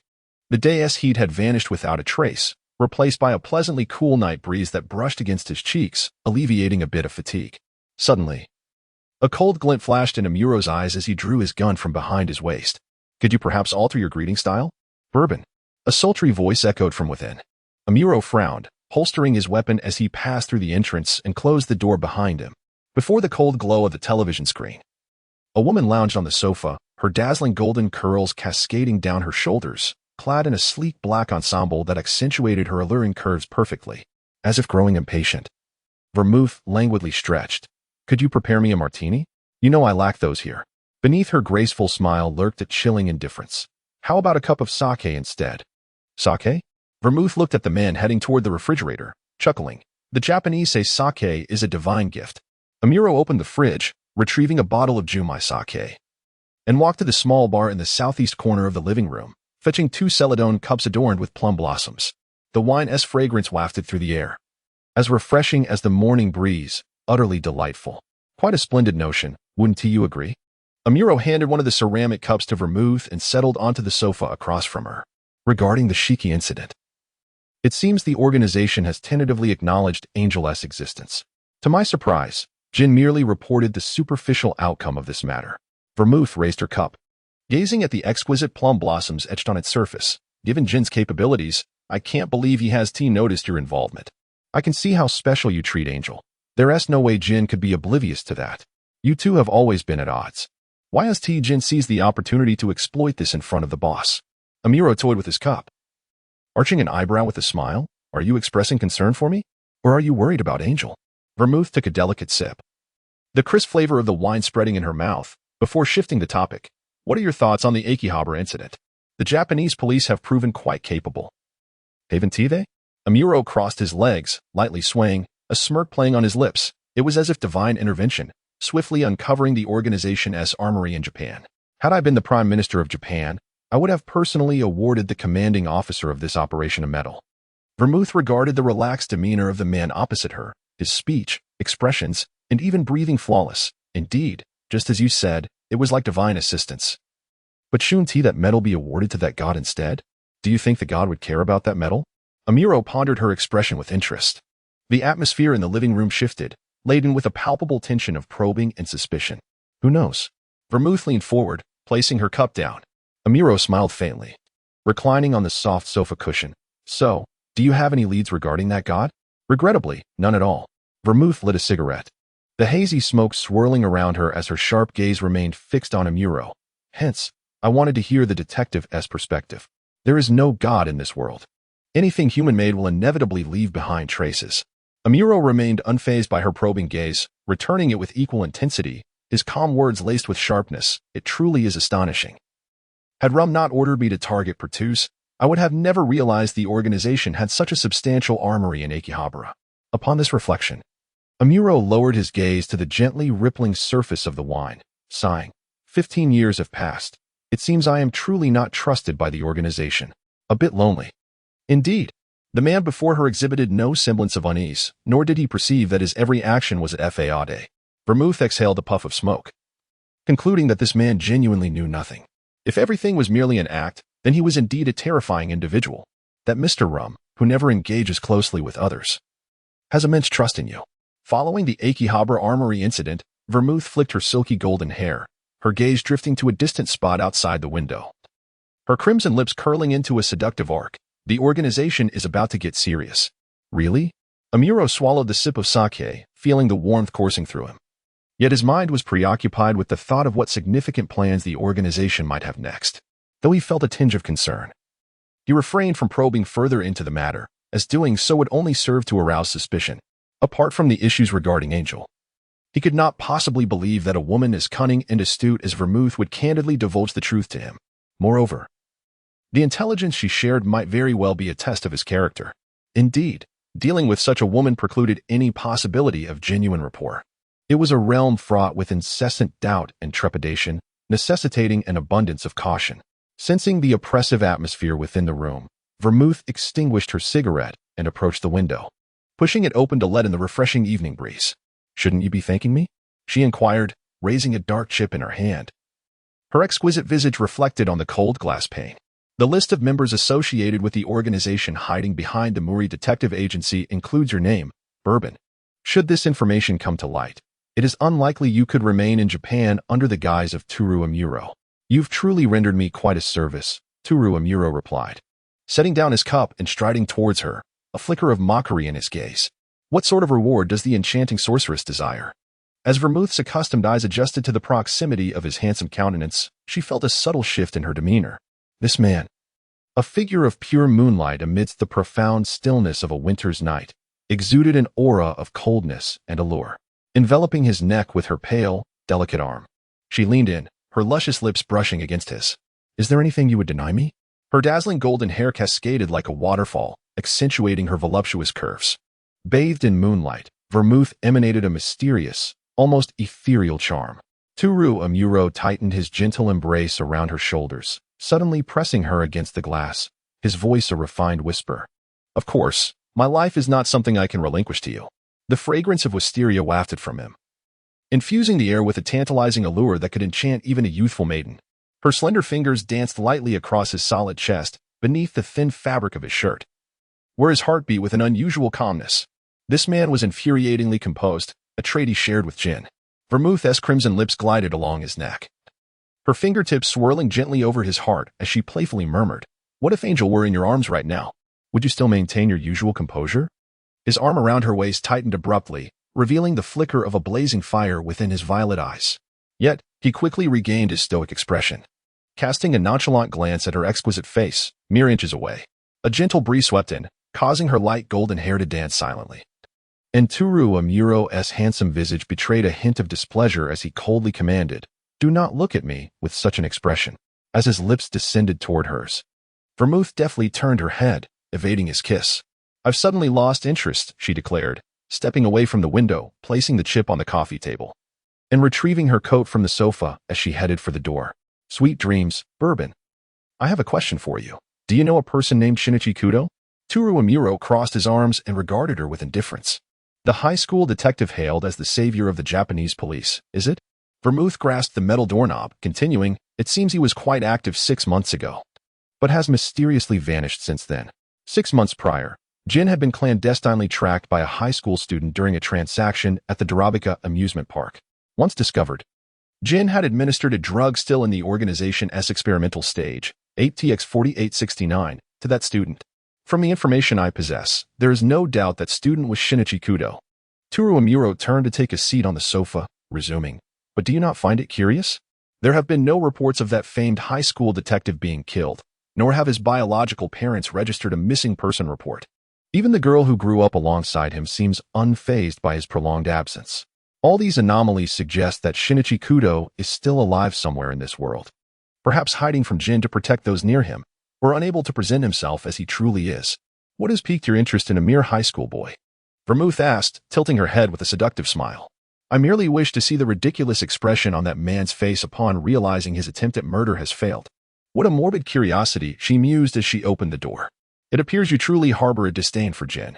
Regrettably, I cannot provide you with any useful leads." Watching her alluring figure disappear beyond the door, Toru Amuro fell into deep contemplation. The detective's intuition told him that Vermouth was concealing some undisclosed secrets regarding Shinichi Kudo. Given her failure to report to the organization, it seemed she held a certain regard for the high school detective, perhaps due to Ranmuri. Under the pitch-black night sky, a Harley Virad roared past like a wild beast, only to be obstructed by a black Porsche that appeared as if conjured from the shadows. The motorcycle screeched to a halt beside the car, and Vermouth removed her helmet, revealing her stunning visage as she leaned forward to gaze at the man inside, who exuded an icy demeanor. "Vermouth, have you been getting too close to that man recently?" Jin's voice, low and measured, belied the displeasure he felt, masked by the smoke curling from his cigarette. With a playful smile, Vermouth teased, "Are you feeling jealous, Jin? If so, that would be a delightful revelation." But she understood better than anyone that this cold, solitary man, akin to a frigid night, would never take a liking to any woman. Jin huffed softly, the night breeze swirling into the vehicle, distorting the smoke within. "I'm just kidding." Vermouth laughed, brushing her hair back with a flirtatious smile as she stepped away from the window to retrieve her helmet. It seems you have no intention of sharing. Jin lifted his cold, piercing gaze. Your tiresome mystique. Vermouth adopted a playful expression, placing her finger to her lips as she grinned. A secret makes a woman. By the way, she continued, her tone shifting, how about tonight? It has been ages since I enjoyed a martini. Vodka, who had remained silent in the driver's seat, couldn't help but interject, a martini? Do you not know? Vermouth replied, her eyes widening in surprise as she glanced at vodka. When gin is mixed with vermouth, it simply becomes a darker shade of black. Jin coldly interjected, is that so? Perhaps it was the depth of the night. A fleeting shadow of melancholy crossed Vermouth's beautiful face, vanishing into the thick darkness. Meanwhile, Toru Amuro inserted the chip into his computer, pondering whether it required decoding. Amuro Toru gazed intently at the computer screen, a faint smile curling at the corners of his lips. The task at hand posed no challenge for him. Decrypting the password was a mere trifle. As he surveyed the list of names displayed in the document, he noted that, aside from a few senior officials associated with certain beverages, there were also some low-level individuals. If this list were to be exposed, it would undoubtedly send shockwaves throughout half of Japan. How had Mayumi, a mere grassroots worker, come to possess such information? Surely, there must be someone pulling the strings behind her. Lost in thought, he noticed the phone on the distant coffee table flicker, illuminating briefly before plunging back into darkness. Who could possibly be messaging him at this late hour? Amuro Toru extracted the chip from the device and obliterated it before rising to approach the coffee table. The number was unfamiliar. For some inexplicable reason, his heart raced. Realizing this change within himself, he raised a hand to his forehead and muttered, what exactly am I anticipating? With deft fingers, he swiped across the screen, revealing the content of the message. Mr. Amuro, I apologize for disturbing you at such a late hour. If you are free this Sunday, could you accompany me to a certain place? His violet eyes lingered on the signature. Mori ran, for what felt like an eternity. After a minute, or perhaps longer, his blank mind gradually cleared. Yes, he had indeed shared his email address with her earlier that day. As dawn broke, a gentle breeze wafted into the room, stirring the pristine white sheets. The handsome man turned over, his long, curled eyelashes fluttering slightly. His violet gaze fixed upon the phone he had clutched throughout the night. In the end, he had not replied to her at all.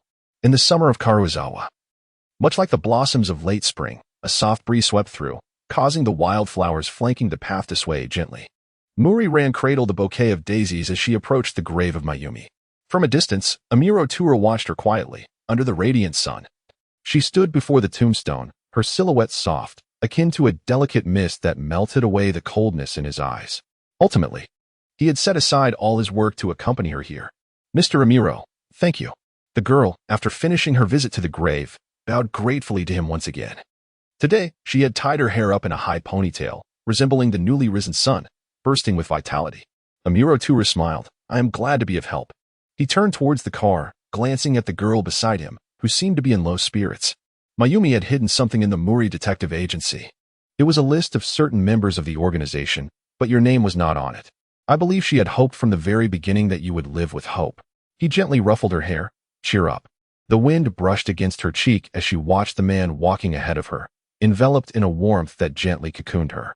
He was like an older brother, always providing her with immense comfort during her moments of uncertainty. Yes, Muri ran beamed, quickening her pace to match his. The white Mazda sped along the winding mountain road, with Muri ran sitting quietly in the passenger seat, gazing out at the lush greenery outside. Are you thinking of your childhood friend, the detective? Amuro Toru observed her expression, which fluctuated between happiness and a hint of melancholy, and smiled softly. I recall you wore the same expression when you mentioned him back then. Yes. A blush crept across Muri Ran's face, her downcast gaze sparkling with fragments of starlight. Thoughts of Shinichi's imminent return in a week's time banished her earlier melancholy as she raised her fist, furrowing her brow in discontent. What do you mean I must wait for him no matter what? I'm not his mother. I just don't understand what that fool is thinking. But, her fingers tightened slowly, and Amuro Toru suddenly felt the steering wheel grow heavy in his hands. Yes, Muri Ran smiled, her radiant grin blooming like spring flowers upon her lovely face. But soon we will meet again. That fool said so over the phone. Do you only communicate over the phone when you are apart? Yes. Remembering the scene beneath London's Big Ben, Muri Ran's face flushed with happiness. Sometimes, Shinichi would suddenly appear. But after a brief encounter, that guy would vanish again. Doesn't Kudo-kun always talk about himself on the phone, rarely asking about you? Eh? Muri-ran stared at him in astonishment. Hattori had asked her the same question. It seems I was right. Amuro Tura looked at Muri-ran, whose emotions were plainly written across her face, and a faint smile tugged at his lips. Your expression tells me so. Shinichi says that just by hearing my voice. He knows how I am. Muri-ran lowered her gaze, her clear, beautiful eyes fixed on a memory, because he is a detective. Indeed, Kudo Shinichi must be lurking nearby, quietly observing you.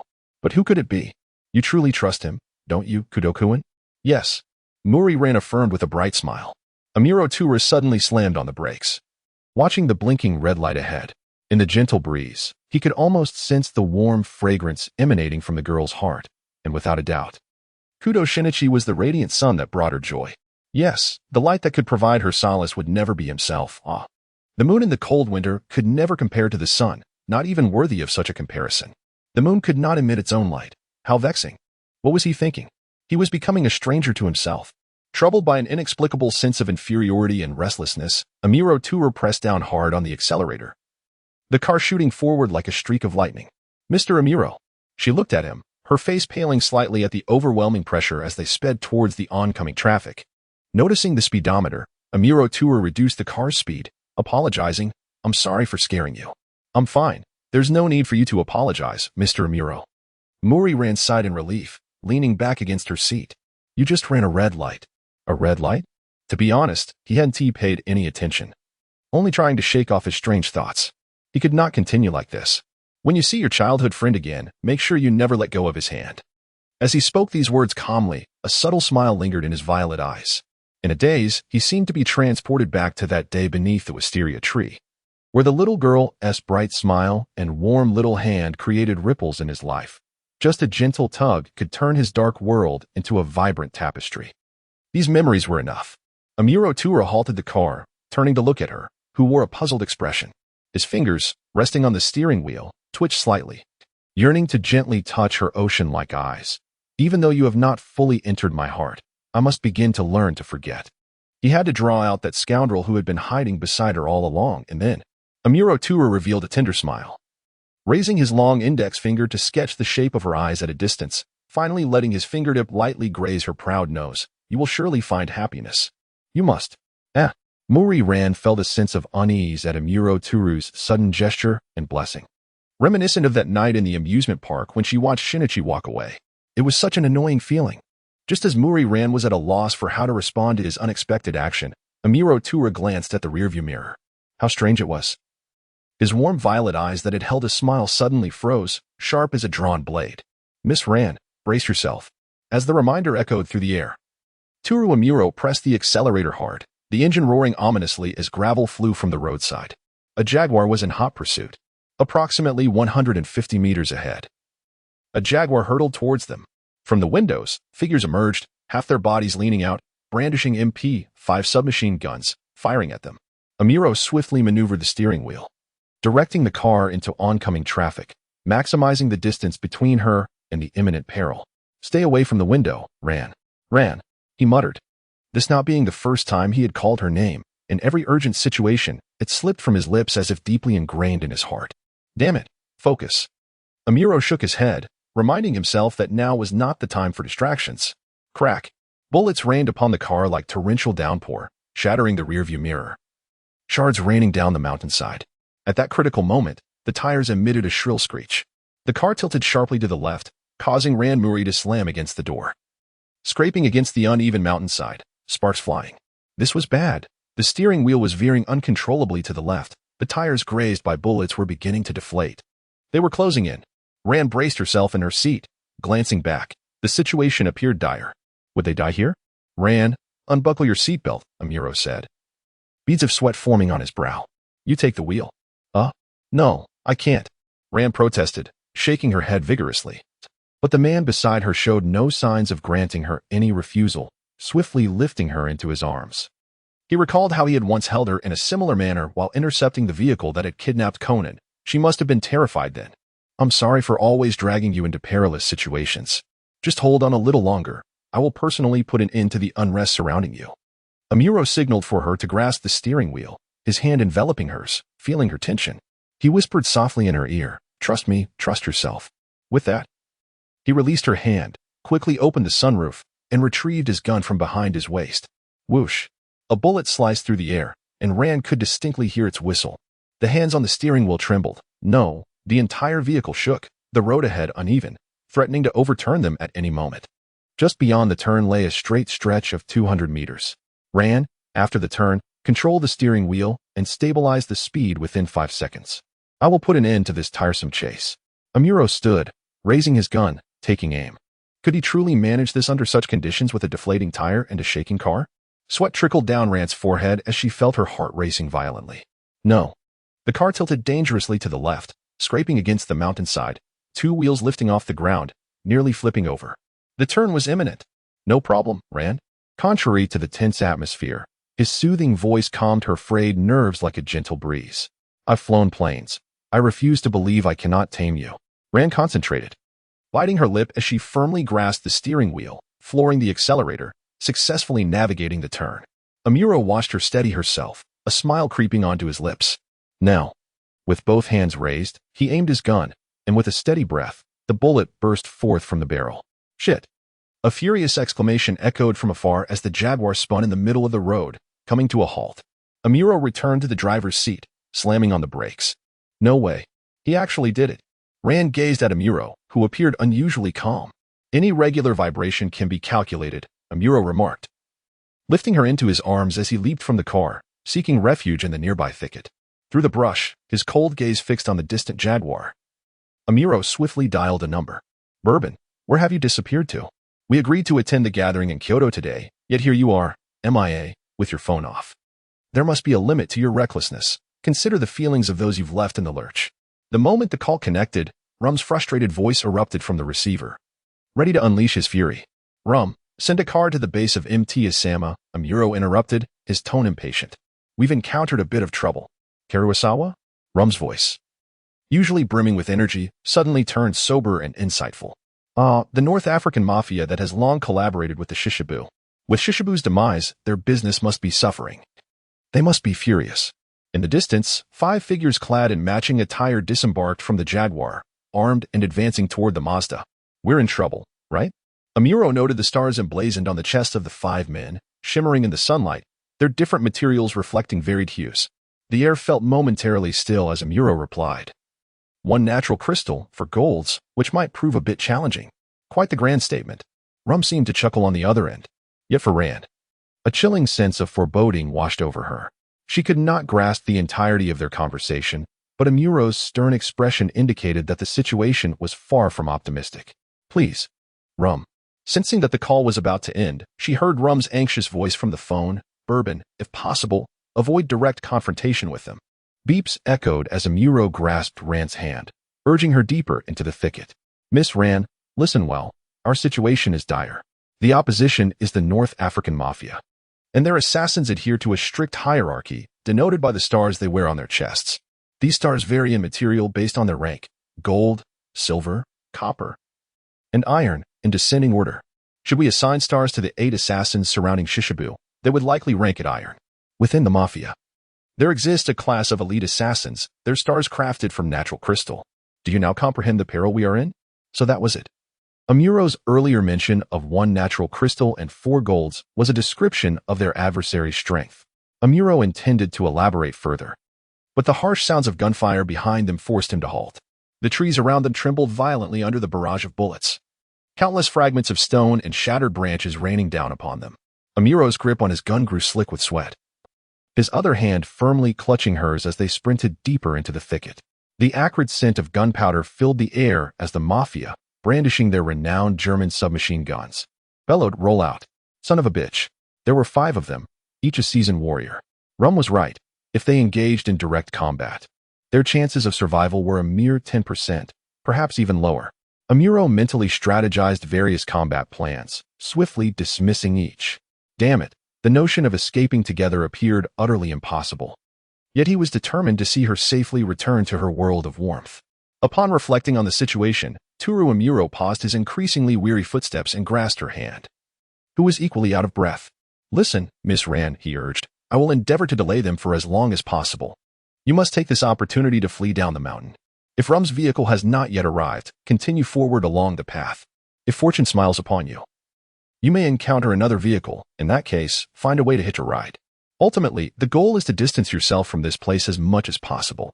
His words pierced the air like the biting winds of winter, stark and unyielding. Murray Rand's eyes widened in shock as the scene of Jean Yu's tragic shooting flashed through her mind. She clenched her fists and glared at him with indignation.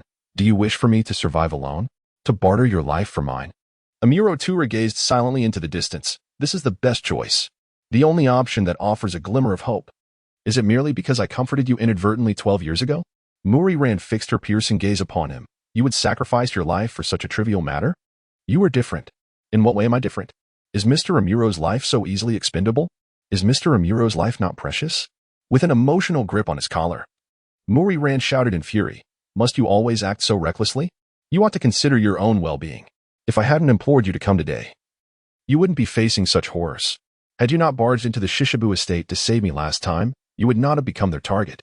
This is all because of me. You kind-hearted fool, it is I who have ensnared you in peril. Her grasp on his collar weakened, and her hand slid down to his lapel.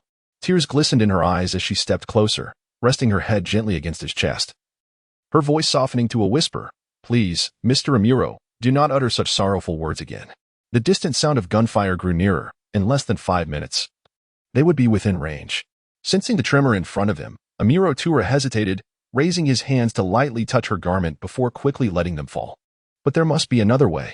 Murray Rand lifted her head, taking a step back, her tone calm yet resolute. For instance, we could disperse them and defeat them one by one.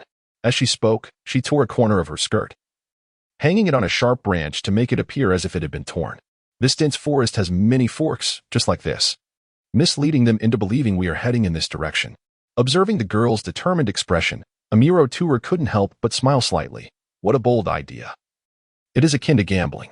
Murray Rand took a deep breath, attempting to mimic his smile, yet in such a dire environment.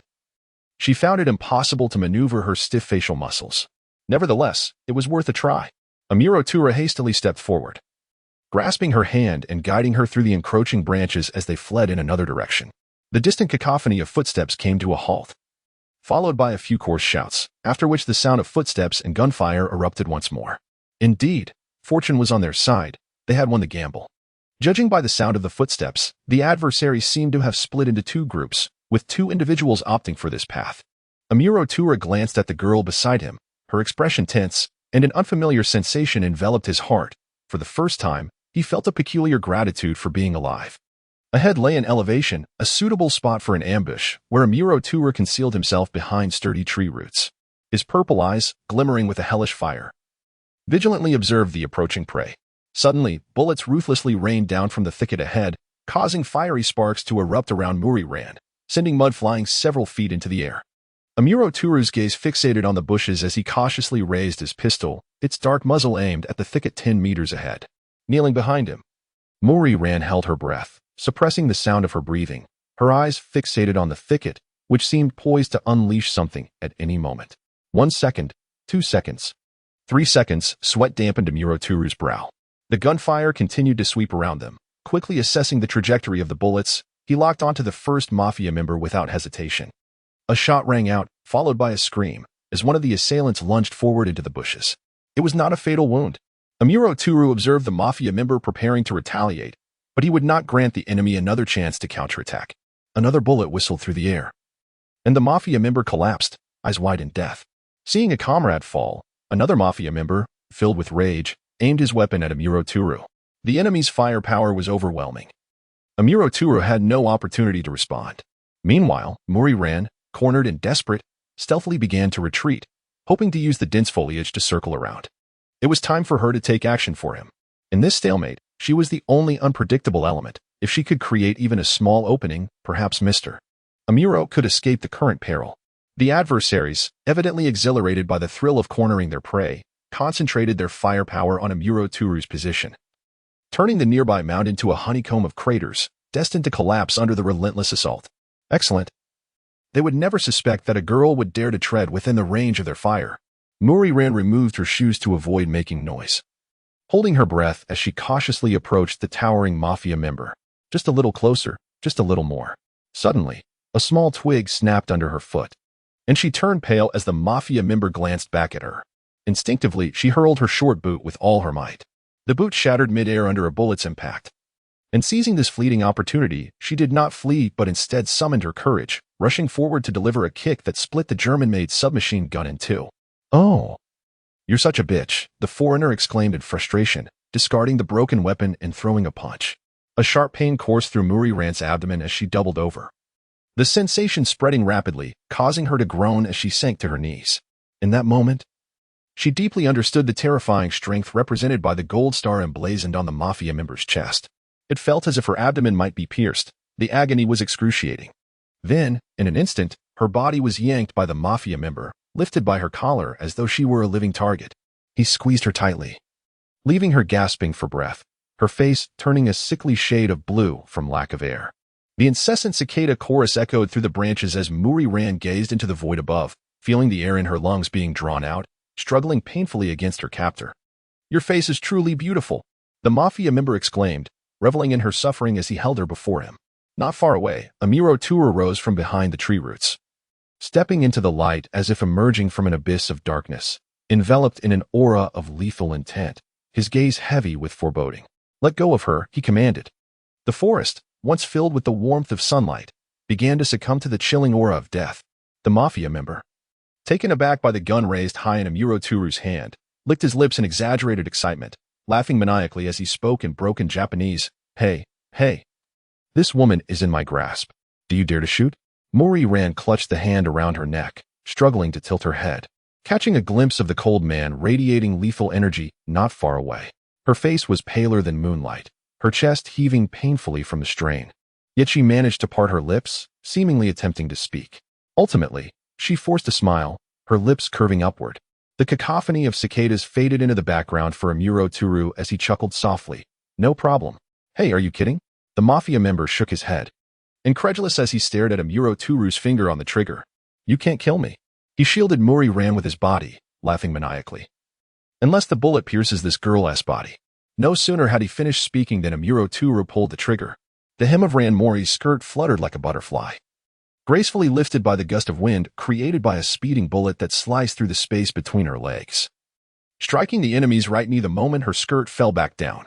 The pain surged through the knee of the mafia enforcer, causing his body to lose balance. In that fleeting moment, Turu Amuro pulled the trigger once more, and Rand could distinctly feel the subtle wave of air stirred by the bullet as it brushed past her windswept hair. What astonishing marksmanship! How long must one train to achieve such precision? Damn it! The mafia thug cursed loudly as the final bullet pierced through his forehead, causing his body to topple backward like a heavy mountain. Coughing violently, Rand was thrown to the ground, clutching her throat. Amuro, securing his handgun with one last bullet, hurried to her side and crouched down to pat her back. Struggling to catch her breath, Rand lifted her pale face, unexpectedly meeting the gaze of his eyes, which harbored a hint of anger. He was angry. Had her reckless actions caused him trouble? "I'm sorry," Rand said, tugging at the hem of her skirt. Her gaze cast downward as she sincerely apologized for making a decision without consulting him. Her small, dirted face gradually dimmed, resembling an abandoned kitten as she softly added, "I just wanted to help." Suppressing the desire to hold her tightly, Amuro extended his hand to help her up. "You saved me. That is a fact. However, should you ever engage in such perilous actions again, I cannot guarantee that I won't punish you." "Eh? Can we still leave?" Amuro looked at her, shaken yet determined. Although she had nearly lost her composure from the fright of the bullet he had fired, and her body felt utterly exhausted, she understood that their priority was to depart quickly. They had lingered too long, and the other three would soon discover the anomaly and rush over. With that thought, Rand forced herself to gather her spirits and assured him, "No problem." Following their previous tactics, Rand tore a piece from her skirt to create a diversion, and their new gamble began anew. Deep within the forest, Rand and Amuro walked side by side, their feet crunching over leaves that had accumulated for years, faintly hearing the sound of coarse shouts in the distance. After a quarter of an hour, without any warning, Amuro halted, pulling Rand behind him as he swiftly drew his gun, aiming at a sturdy tree ahead. A clap echoed, startling several birds into flight. "I must commend your keen awareness of your surroundings," a low, mocking voice emerged from behind the tree, sending an uncomfortable shiver down their spines. This adversary was unlike any they had encountered before. Amuro remained vigilant, suddenly hearing a faint sound of fabric rustling in the air. and a short dagger was thrown a meter in front of him. Killing. I prefer using a knife over a gun. The sensation of cutting through flesh is simply irresistible. A man emerged from behind the tree, wielding a submachine gun. His legs were spread apart, one hand resting on his hip, a cigarette dangling from his mouth, and a scarred face adorned with an excited grin. He cracked his neck, producing a chilling sound. Especially when it comes to eliminating a killing machine like you. Now, make your choice. The star-shaped emblem on the man's chest appeared to be made of gold. The only crystal among the five. Had they drawn the Joker this time? Rand felt as though her very blood had frozen. She clutched Amuro's shirt, uneasily gazing at him. Do not worry. I have no intention of dying here. Amuro's words trailed off as he cast a glance at the bewildered girl, raising his gun high and firing the last bullet into the sky. He then discarded the emptied gun onto the ground, took a couple of steps forward, and retrieved the dagger. The opponent shook his head, his twisted face reflecting sheer delight as he raised his weapon and unleashed a barrage of fire into the void until his ammunition was exhausted, tossing the submachine gun aside. He drew another sharp dagger from his boot, the blade angled downward, ready to engage in combat. The wind rustled through the forest, leaves swirling violently. Suddenly, the assassin lunged forward, stepping out with a powerful stride, swinging the knife toward Amuro with ferocity. He was like a ferocious tiger, leaping effortlessly as he brought the blade down hard toward Amuro's forehead. In the face of this straightforward, brute force attack, Amuro was momentarily taken aback, unable to retreat in time, and could only raise his own short blade to meet the strike. The blades clashed, producing a deep, resonant hum. The force was astonishing, sending a wave of heaviness and numbness through Amuro's wrist and arm. Though he was aware of his opponent's formidable strength, he had not anticipated such terrifying prowess. The man, with eyes glinting coldly, surveyed Amuro, who barely managed to deflect the blade, a mocking smile creeping onto his face. Is this all you can do? You should make this more enjoyable for me, Mr. Killer. In the blink of an eye, the man swiftly transferred the knife from his right hand to his left, and with his now free right fist, he struck Amuro's abdomen. The motion was executed in an instant. Although Amuro reacted rapidly, bending backward, the punch landed heavily on his stomach, propelling him backward to roll on the ground. Regaining his stance, Amuro braced himself against the earth, feeling a sharp pain in his abdomen as a trickle of blood escaped from the corner of his mouth. You have truly disappointed me. The opponent stood aside, slowly flexing his injured wrist. Suddenly, his expression sharpened as he raised the knife again, charging toward Amuro with lightning speed. The blade shimmered with deadly intent, slicing through the air. Just when Amuro expected another brute force assault, the man unexpectedly tossed the long knife into the air, ghosting past Amuro and swiftly maneuvering to his side, seizing Amuro's wrist and plunging the descending blade toward his heart. Unexpectedly, the blade did not pierce Amuro's chest but was intercepted mid-air. Stunned by Amuro's rapid counter, the man stepped back, revealing a grotesque grin as he licked the blade and laughed heartily. How intriguing. Amuro regarded him coldly, though he had narrowly escaped injury. It was evident that he was at a disadvantage.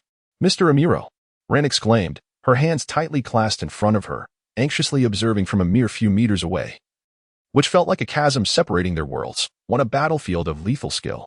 The sweltering wind danced restlessly. The two locked eyes, feeling the mutual bloodlust crackling between them. Sweat mingled with the air as the man charged toward Amuro with astonishing speed, unleashing a fierce yell as the dagger lunged straight for Amuro's chest. Simultaneously, his left hand swiftly reached behind him to retrieve another short knife, taking advantage of the moment Amuro was preparing to counterattack, and with a swift arc, the blade plunged into Amuro's left side. Mr. Amuro, Muri Ran gazed at the spurting blood, covering her eyes as she let out a piercing scream. Before Amuro could react, his opponent raised his left knee and struck hard against his abdomen, then forcefully pressed both hands against his back.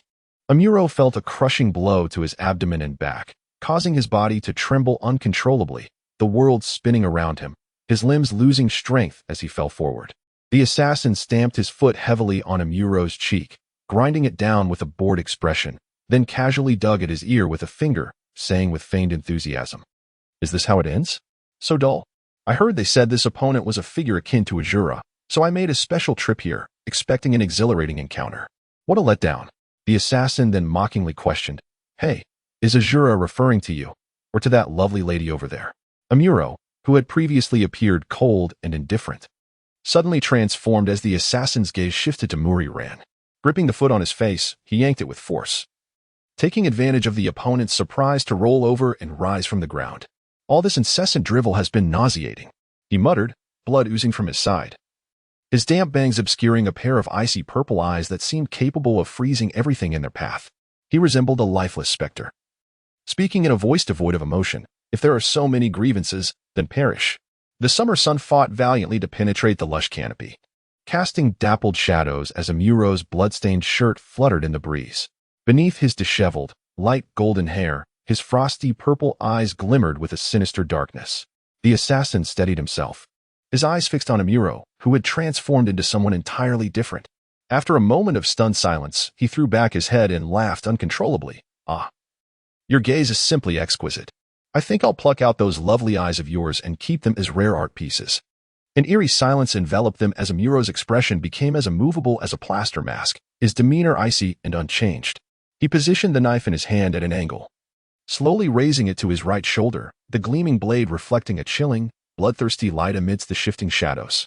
The leaves rustled above, responding to the wind with a mournful wail as the assassin twisted his wrist, relaxing his body to maximize his strength, preparing for a ferocious assault.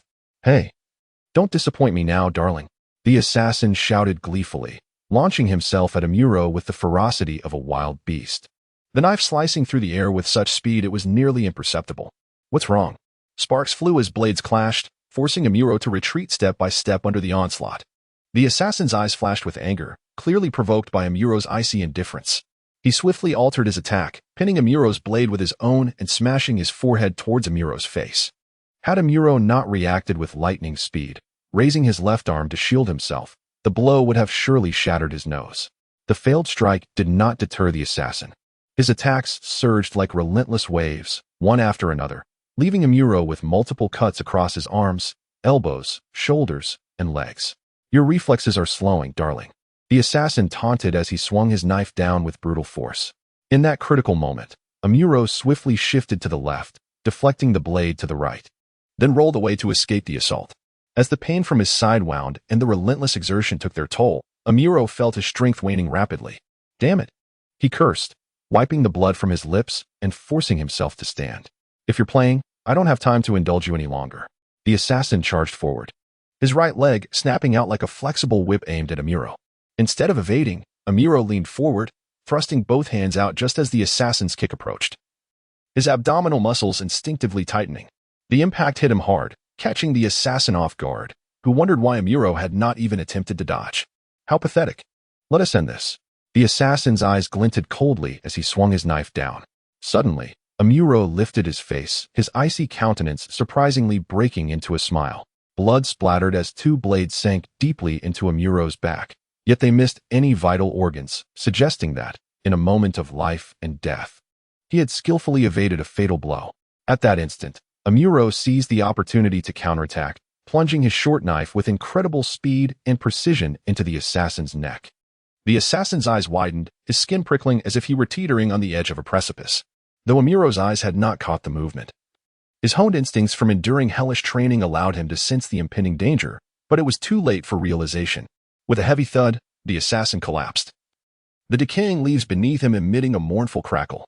What flashed through the assassin's dark mind? A rapid sequence of fragmented images, twisted faces, bloody remnants, weeping figures, and a long-forgotten village with windmills. Is this what death feels like? Who is this person? The assassin stared at the staggering figure approaching him, a face devoid of warmth, a posture so indifferent that he felt as if he were facing a lifeless combat machine. A shura? Such an apt description, he thought, feeling utterly defeated. How pitiful. Amuro remarked coldly. "Thanks to you, my mind is filled with all the unpleasant memories I've discarded long ago." The assassin lay back, staring up at the sky, letting out a low, derisive breath. Amuro crouched down, gripping the knife embedded in the assassin's neck, a thick aura of murderous intent radiating from his icy, soul-piercing gaze. "How was your trip to Japan?" he inquired. The assassin, despite enduring excruciating pain, met Amuro's gaze, his brow unfurrowed, and a smile breaking through the blood oozing from his lips, replied, "It has certainly been an unexpectedly memorable experience, darling." "Is that so?" Amuro responded, without hesitation severing the assassin's throat, standing tall and shaking off the blood from his hands, looking down on him with disdain. "Even in death, you're still revolting." As the stench of blood thickened in the air, the cicada's cries grew sharper, as if to pierce through the very eardrums. Amuro pulled the knife from his body, tearing his shirt to tend to his wounds with mechanical precision, as if he were an unfeeling automaton. With a simple application of pressure to staunch the bleeding, he turned to approach the distant figure of Maori Ran, who stood frozen in place, amidst the swaying shadows of the trees.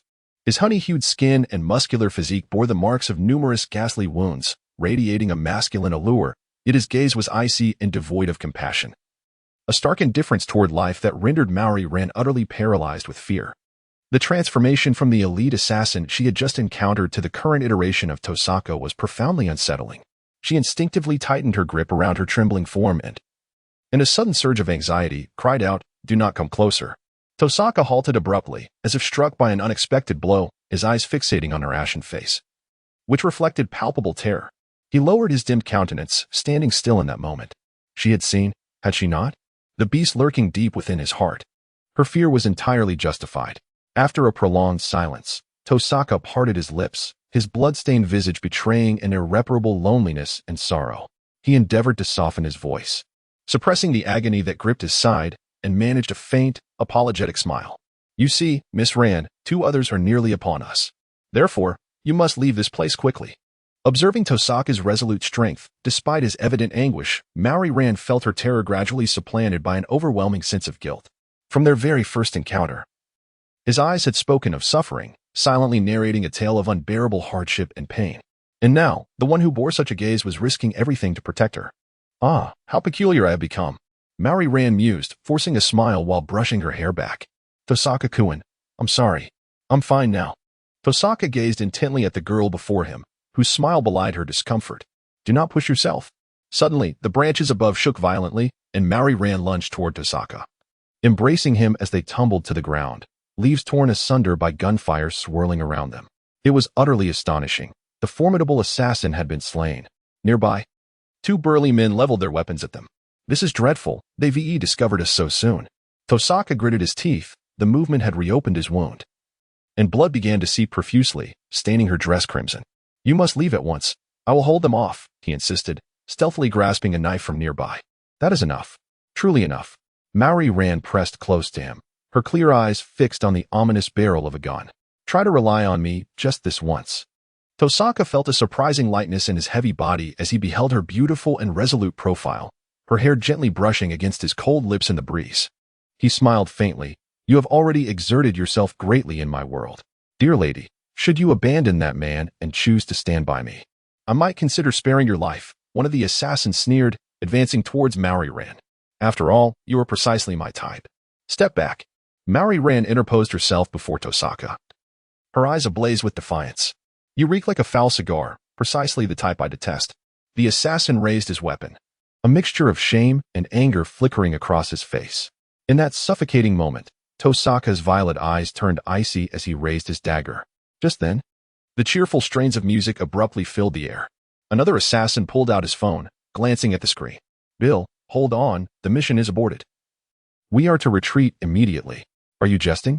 We were on the brink of success," Bill exclaimed, arms outstretched in disbelief as he watched his companion turn away. The assassin cast a dark glance at Tosaka in the distance, muttering, "It is the boss's command." "Well, thank the heavens. You've all been granted a reprieve." Bill shrugged, a hint of relief in his voice. The forest fell silent once more, and Tosaka struggled to rise, his body swaying precariously, the loss of blood draining his strength. Maori Ran stepped forward to support him, gazing at his forehead, glistening with sweat, filled with concern. "Is this truly all right? I still cannot feel at ease."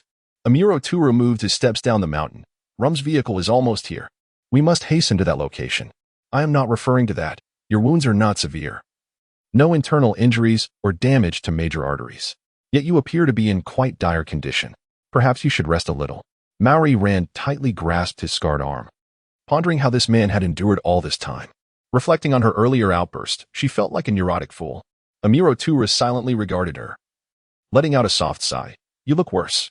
Apologetically, a tear fell onto his arm, hot and burning, momentarily overshadowing all his pain.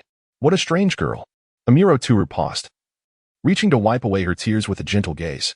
"It is not your fault, so do not blame yourself. You see, you have not cast away this monstrous part of me. It is because of you that I am alive and standing here. Thank you." The wind rustled through the dense foliage, lifting his light golden hair, and from an arm's length away, Maori Ran could distinctly feel the warmth emanating from him. What a cunning man, displaying such tenderness in his eyes while uttering comforting words. A pang of pain gripped her heart, and to suppress the overwhelming emotions threatening to spill over, she wrapped her arms around his battered body, weeping against his soiled chest. The girl leaning against him cried like a child, leaving Amuro Turu at a loss. A faint fragrance wafted from her, imbued with tranquility. He raised his arm, suspended in the air, then let it fall helplessly. He lacked the courage to embrace her. What was he afraid of? All he had ever desired was simplicity, to remain unchanged, following the same routine day after day, thus avoiding the emergence of unfounded expectations and the inevitable pain that accompanied them. Indeed, without hope, there could be no fear of disappointment. This girl had never belonged to him, nor would she ever. He had always understood this. The curtains billowed gently in the wind, a few strands of dim light filtering through the window, filling the room with a pungent medicinal odor. What had transpired? Where was this place?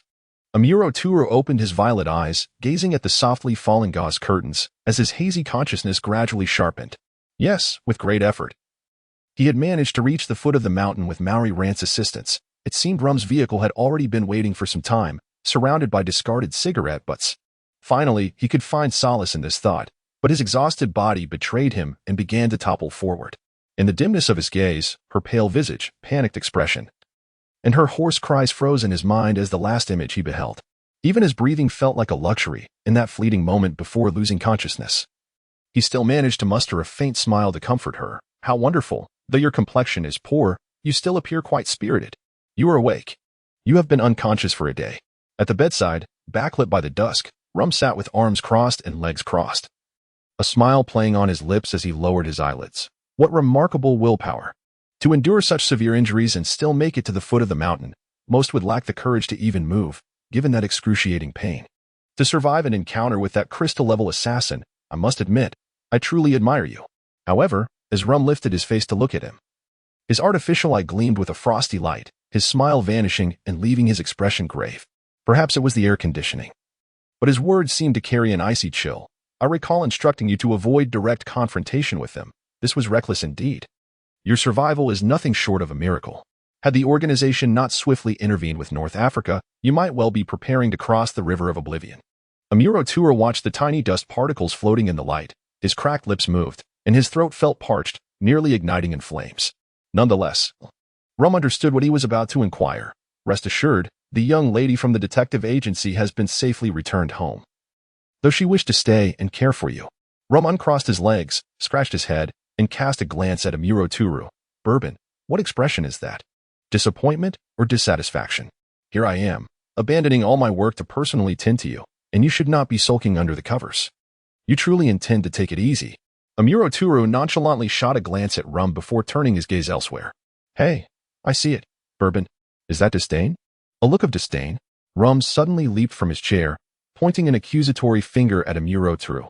You truly wish for that girl to remain and take care of you. Abruptly changing his tone, Rum clutched his chest in feigned agony, lamenting in a sorrowful tone. Oh, God, save my heart, which is on the verge of shattering. Just as Rum immersed himself in his self-constructed world of pessimism, Kakuta appeared at the door, ignoring Rum's ridiculous expression and bowing respectfully. Sir, the scene at Asama Mountain has been cleared. The Japanese police seem to fear causing public panic, thus they have completely sealed off the information, currently presenting it as an ordinary traffic accident. Is that so? I understand. Rum swiftly returned to normal, sitting back in his chair, speaking in a subdued tone. Kakuta bowed respectfully and turned to leave. Amuro too returned to observe the person bathed in backlight. He exuded an aura of cultured elegance, entirely devoid of his earlier flamboyance, appearing calm and wise, embodying the traits of an exceptional leader. Suddenly, Amuro Turu realized that his understanding of this individual was limited to the code name alone.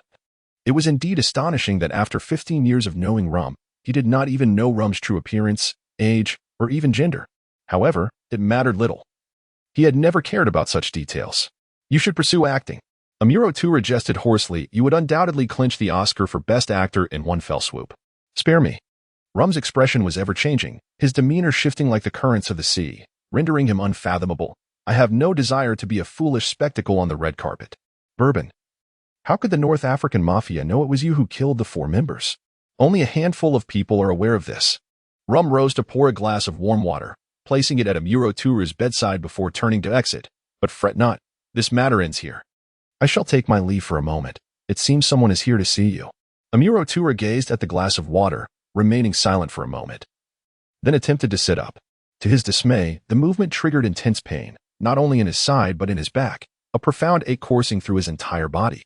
He lacked even the strength to lift a glass of water. "Ah, Mr. Amuro, you must not move about recklessly." A slender figure suddenly burst into the room, hurriedly placing the backpack down before settling beside him. Leaning against him, she reached for the cup of water and carefully brought it to his lips. Dressed in the uniform of Teed in high school, beads of perspiration glistened on her forehead. In the dim light, her eyes appeared clear and pure. If one listened closely, the rapid rhythm of her heartbeat could be heard emanating from her chest. She must have run the entire way here. The warm water flowed gently into his parched mouth, gliding down his throat and into his body, as if awakening every cell within him, gradually alleviating the fatigue that enveloped him. Muri ran cautiously propped him up with a pillow, her head slightly bowed as she gazed at the bed sheets with a complex expression. The classmates were quite worried about their teacher, who had taken a leave of absence due to illness, for they all genuinely adored him, didn't they? Her once crystalline and melodious voice had turned as hoarse as dry leaves. Was this child blaming herself again? Amuro Turu could hardly bear to see her lowered gaze filled with self-reproach. He managed a gentle smile, teasingly asking, "Does Muri-san feel the same as everyone else? Do you like him?" Muri-ran clenched her hands, sitting up with fervor, and after a moment of contemplation, her shoulders slumped as she turned to the shadow cast on the floor, whispering, "Although I initially thought you were a frivolous man when you first appeared as our teacher, I have since changed my impression of you. Yes, it was the day you took me to the shrine." The mere utterance of the word like resonated within Amuro Turu, awakening a long-dormant heart, which now blossomed like a tender sprout after winter's harshness, thriving in the warmth of newfound affections. Yet, this extraordinary feeling was accompanied by an inexplicable pain that surged through him like electric waves, not of the body, but of a deeper emotional nature. He understood that the affection she spoke of was distinctly different from her feelings for Kudo Shinichi. What is wrong with me?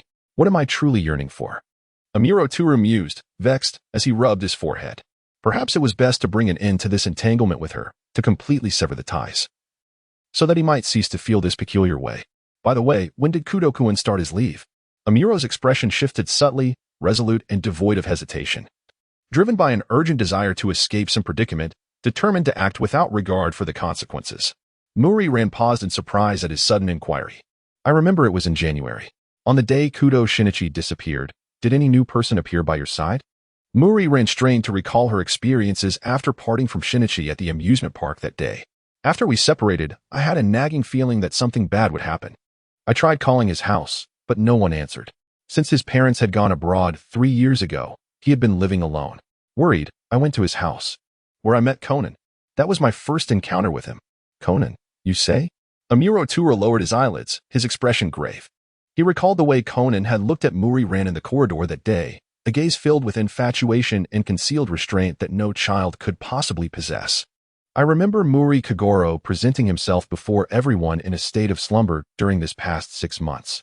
I had investigated Muri Kagoro's background and found it astonishing that he, who had been a mediocre detective, suddenly exhibited unprecedented deductive abilities overnight. This was simply implausible. The only possibility was that someone had been covertly assisting him in solving cases. Ever since Conan came to our home, Dad's deductive skills have become as remarkable as Shinichi's." Muri-ran jested lightly. "Conan is like a good luck charm for Dad. Speaking of which, that day when Conan aimed to watch at Muri Kagoro was not mere child's play. It was a tranquilizer gun, wasn't it? So this is the truth behind the sleeping detective. If my deductions are correct, this is truly incredible. Did his body shrink due to an incomplete drug from the organization?" Suddenly, a rumbling sound echoed in the room, pulling Amuro Turu from his thoughts. He glanced at his stomach, realizing he had not eaten for an entire day. "Ah, Mr. Amuro, you haven't eaten since you fainted yesterday, have you?" Muri-ran rose to look at him. Outside, the orange sky had gradually turned a deep crimson, with a gentle evening breeze wafting through the room. "I'm fine. The sun is about to set. You should hurry home to prepare dinner," Amuro Turu insisted. He was aware that her parents were currently separated, and household responsibilities largely fell on her shoulders. He did not want her to burden herself for his sake. Not even a little. "Rum will be back soon," he added reassuringly. "Is he that tall, energetic fellow?" Muri-ran queried. realizing she had yet to meet Rum since joining the organization. Yes, a Miro tour responded with a soft hum. He likely won't return so soon. I encountered him on my way here, and he mentioned that the refrigerator was stocked with ingredients. Muri Ran smiled at him, her eyes sparkling. That's all right. Dad has a case to handle tonight, and Conan has gone to the professor's house to play video games, so he won't be home early. Besides, I don't mind cooking. You truly are impossible. Amuro Tura watched as she turned toward the kitchen, feeling that inexplicable pain within him resurged sharply. On a Friday morning, amidst the gentle dawn light, the hearty laughter of Muri Kagoro filled the air. Conan, still bleary-eyed, climbed groggily to the dining table, staring at the steaming rice. His disheveled mind working to regain its vigor. Thank goodness. Compared to the life of a police officer, being a detective is far more liberating and fulfilling. Muri Kagoro boasted proudly into the microphone, reminiscing with old classmates. Conan picked up his chopsticks, glancing at the self-satisfied Muri Kagoro, and with a smirk, he muttered to himself. More like it's easier to slack off. Suddenly, a heavy fist landed squarely on Conan's head, jolting him awake as he clutched his head in pain. When did Dad's hearing become so sharp? Dad. Muri Ran placed a bowl of miso soup on the table, glaring sternly at Kagoro. Kagoro Muri curled his lips and drew out a chair, seating himself at the dining table. By the way, Ran, there's no need to prepare dinner for me tonight. I shall be away for 2 days. Huh? Ran Muri turned, pouring a cup of hot milk for Conan, her expression one of skepticism as she scrutinized him. In a teasing tone, she remarked, Father, you're not planning to engage in some dreary activity, are you? What are you thinking? Kagoro picked up his chopsticks and, with a frown, grasped a piece of ham, expressing his dissatisfaction. Malilan untied her apron and sat at the dining table, her expression earnest as she remarked, It is precisely because you and Mother are currently living apart that I am so concerned. At that moment, Conan buried his face in his meal, wisely choosing to distance himself from the father-daughter duo, for one could easily become embroiled in their domestic troubles. Are you still worried about my reconciliation with Irie? Kagoro, having swallowed too hastily, found food lodged in his throat and hurriedly grabbed Conan's warm milk for relief. Of course, he gasped, relieved as he set down the milk cup and exhaled heavily, nonchalantly adding, This is not a problem I can resolve alone. Muri Ran was incensed by his indifferent demeanor. Noticing her discontent, Muri Kagoro hastily gestured and exclaimed, No, Ran, please hear me out. I mean to say that I will do my utmost to resolve this. Clearing his throat, he continued, Actually, I have been entrusted by an old classmate to investigate a case in Karuizawa. Muri Ran's pupils constricted sharply. Ever since the 2 unsettling incidents, she harbored an inexplicable fear of Karuizawa. She abruptly set down her bowl and chopsticks, her eyes wide with panic as she fixated on Muri Kagoro. Father, what sort of case is it? Ran?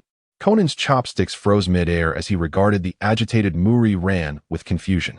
Recently, he had often sensed a peculiar feeling in her presence, though he could not quite discern its nature. Muri Kagoro looked at her with equal perplexity. Realizing her emotional outburst, Muri Ran paused momentarily, then offered Kagoro a charming smile. I was just so surprised. It's not every day that you seem so eager to work. Muri Kagoro raised his empty bowl to request more rice, waving his hand dismissively. In your eyes, I am merely a slothful layabout. Beside them, Conan shot a glance at Kagoro, chuckling. Huh, uncle, at least you possess some self-awareness. Don't go. Muri Ran placed the filled bowl in front of Muri Kagoro, her eyes wide as she endeavored to suppress her deep-seated anxiety. She tried to keep her tone from sounding overly frantic, because there have been 2 major incidents there recently. Father, please decline that assignment. Muri Kagoro feigned contemplation, leaning closer to scrutinize Muri Ran before retreating and stroking his chin. Indeed, it does seem suspicious. But fret not. I'm merely going to help find a lost locker key. How could so many misfortunes occur? On the street, pedestrians ebbed and flowed, while the towering cherry tree swayed gently in the breeze. So, uncle, are you still going to Karuizawa? Sonoko, with her backpack slung over her shoulder, walked alongside Muri Ran. Don't worry, uncle is not investigating anything perilous. Muri Ran gazed at the sky, shrouded in white clouds. Perhaps she was simply overthinking it. Yet the vague unease within her persisted. The 2 girls passed through the school gates and entered the building. The advancement exam is next week. Ran, how are you preparing? About the same as always. What about you, Sonoko? Sonoko, looking utterly defeated, slumped her shoulders. Not at all. Ever since Teacher Shiki took leave, English class has been sheer torment. Muri Ran smirked. Is that so? Of course it is. Sonoko grasped Muri-ran's hand, her eyes brimming with tears. I wonder if that enigmatic Kudo-kun will appear? Saira Masumi had somehow joined them, entering the conversation. Ah, good morning, Saira, Muri-ran greeted her promptly. Saira flashed a broad smile. Good morning. That deductive fool will certainly return. Sonoko mischievously nudged Ran. Isn't that right, Mrs. Kudo Shinichi? Muri-ran's face flushed crimson, reaching the roots of her ears. Ah, I wonder how Shinichi is doing. He has been busy with his cases and probably hasn't had time to study. As she approached the shoe cabinet, Sonoko lazily lowered her eyelids and mischievously grinned. Finally, I can see that conceited guy make a fool of himself. Shinichi. He said there was absolutely no problem. Muri-ran opened her shoe cabinet and turned to look at Sonoko. Ah, those with sharp minds truly stand out. Sonoko raised the corner of her eye and said, by the way, Siru, how are your preparations for the upcoming exam? Those questions are as simple as eating a meal. Siru Masaru placed his changed shoes into the cabinet, wearing a carefree smile. Really? Sonoko appeared as if she had been struck hard. Siru, you're so full of yourself this early in the morning. Just kidding. I thought I'd exaggerate a bit to boost our spirits. Siru cheerfully flashed a victory sign and grinned back. Suddenly, a hush fell over the shoe cabinet area as students of different grades couldn't help but glance towards an ancient cherry blossom tree nearby, with silver, softly curled hair swaying gently in the summer breeze. A handsome man strolled leisurely against the lush greenery, the corners of his shirt dancing in the wind, resembling a picturesque landscape. Oh, the mixed-blood handsome guy. That's the English teacher from Class 2B. He seems like a noble from a Western film. How fortunate are those kids in Class B? Whispers filled the air around the shoe cabinet. Mr. Amuro, it has already been 4 days since that incident. He had sustained such serious injuries. Why would he come to school? Is his health truly all right? How could it be fine? Muri-ran stared blankly at the man smiling at her, a surge of inexplicable anger rising within her. It's wonderful that Teacher Purple is looking fine. Just as Muri-ran was about to rush over and scold him, Sonoko let out a sigh of relief. Everyone has been worried since the teacher has been on leave for so long, and we aren't sure about his condition. It's better to keep our distance from that person, Saira Masaru declared with a serious expression. After pondering for a moment, he closed the shoe cabinet door and turned toward the classroom. Perhaps it's the detective's intuition. You all should be cautious too. In the gentle morning light, a faint scent of wisteria wafted in the breeze. Nori-san, could you come here for a moment? Teacher Purple stopped at the entrance, looking quite troubled. There's something I need your help with. Teacher Purple, if it's about climbing a tree, I can help. Sonoko eagerly raised her right hand. Her face filled with anticipation as she gazed at Teacher Purple. Thank you, Suzuki-san, Teacher Purple replied with an elegant and charming smile. But unfortunately, this time it's not about climbing a tree. Ah, how handsome. Sonoko cupped her face with her hands, completely enchanted by his smile. After a moment, she turned to grab Muri-ran's backpack and mischievously winked. I'm so envious. Go on, Ran. Crossing the wooden bridge ahead. The sounds of car engines and the bustling crowd faded away. Towering trees stood closely together, the sound of cicadas gradually rising. And wild grass grew wildly on both sides of the narrow mountain path, with butterflies occasionally fluttering about. On the winding mountain road, Amuro Turu paused, slightly tilting his head to gaze at the girl striding ahead, her long, dark hair flowing gracefully with each step. With the way you walk, the stones must be crying. Amuro couldn't help but curl the corners of his lips. Are you angry? Why would I be angry? Muri-ran halted, her tone unfriendly as she lifted her face. Really not? Amuro continued walking. No. But why? At the moment you saw me. Did you go from joyfully chatting with friends to wearing a face that looked ready to throw someone? That's just what? Ah. It's just that seeing a certain someone who was seriously injured wandering around without a care makes Muri-ran a bit irritated as she scratched her head. I'm just a little uncomfortable. So you are indeed angry. His melodious voice concealed a hint of laughter. I told you, Muri-ran. She elongated her tone, turning around only to unexpectedly collide into a warm embrace. The scent of wisteria instantly enveloped her senses. Oh, I'm sorry. Muri-ran quickly stepped back. Thump, thump. Her heart raced wildly in her chest, and Amuro instinctively grasped the area near his heart. The abnormal rhythm and a sudden, unfamiliar longing puzzled him. He couldn't comprehend what it all meant. Amuro pressed his hand to his chest, bending down in pain under the massive tree's shadow. Mr. Amuro? Muri-ran hurried to his side, supporting him with a worried expression. Are you all right? Did I hit your injury? What should we do? It'd be bad if the wound reopened. Surely. Amuro covered his face with his hand, his voice cold and detached. "I'm fine." Watching Amuro push her away and move up the mountain path, Muri-ran suddenly felt as if the person before her had transformed into someone she no longer recognized. The clear sound of a bell rang within the shrine as Muri-ran placed the bell down and bowed deeply twice. Then, she raised her hands to her chest, spreading them shoulder-width apart to clap twice before bringing her palms together and bowing her head. Observing her devoutly praying, Amuro, leaning casually against a shrine pillar, remarked softly, "There is no such thing as a god in this world. No matter how desperately you plead, it will not show you a shred of compassion." Muri-ran lowered her hands, then bowed deeply once more before turning to gaze gently at him. "It is precisely because of the absence that we need a divine presence even more. We entrust our myriad thoughts, hopes, beliefs, and emotions to find a glimmer of hope amidst despair, such as the essence of divinity." Amuro Turu lifted his eyes to glance at her, then let his arms fall and turned to walk away. What a peculiar woman. The word woman made Muri-ran's cheeks flush. She hastily caught up with a stride, her small face contorted in displeasure. "Do not refer to me as woman in such a manner." Stopping beneath the sacred tree, Amuro Turu rested his hand against the sturdy trunk and lifted his gaze towards the sky that stretched beyond the dense foliage. "I have once ventured into hell." The leaves danced in the wind before settling quietly, and Amuro Turu turned to look at the girl behind him, whose expression revealed sorrow. A faint smile crept across his face, his voice gentle as the clouds drifting in the sky. "This world has become horrendously ugly. Everywhere I gaze is shrouded in darkness. The true beauty I perceive emanates from the world reflected in your eyes." The loneliness in his gaze, the sadness in his smile. The color drained from his tone. An overwhelming weariness seemed to seep from the softest corners of his breath. As this man bore the coldness of severing all ties to the external world, enduring and lamenting in solitude. What a pitiable man he is. Perhaps she should extend her arms to embrace him. If only she could share her warmth with him, she would gladly give more than enough. "I apologize. I have spoken strangely again." Amuro Turu averted his gaze, leaning against the tree trunk, hands stuffed into his pockets, instantly reverting to the mischievous, disciplined, and aloof Bourbon. "No." Muri-ran approached the tree trunk, turning to sit with her knees hugged. It is not strange for peculiar individuals to utter strange words. Listening to her odd consolation, he bowed his head and closed his eyes, a faint smile gracing his lips. "Do you still remember the incident involving Kamui Hatsune, Miss Ran? A loving pair of lovers. Who would have thought they were twins? Fate can indeed be cruel." Muri-ran silently nodded. "Were it not for the blood relation of close kinship, it would be nearly impossible for their genes to be so alike. Current studies suggest that the probability of encountering individuals with identical DNA but no blood relation is exceedingly low, at 1 in 470 million.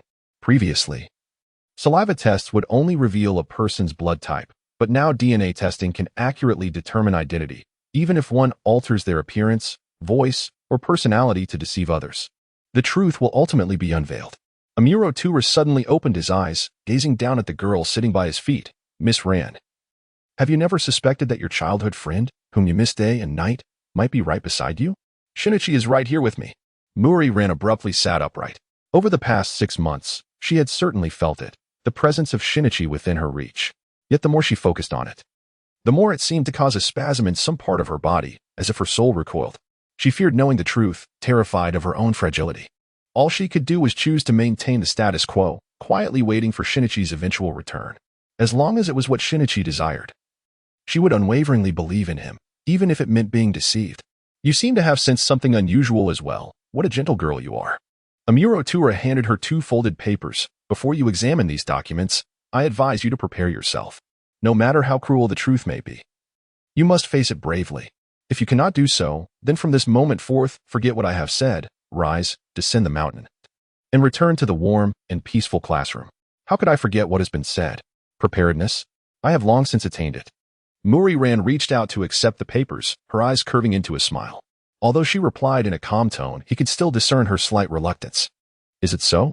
Conan is indeed Shinichi?" Muri-ran clutched the 2 papers tightly to her chest, burying her head deeply. The sunlight flowed gently, within reach, filtering through the rustling green leaves, leaving traces of the mountain breeze that had passed through.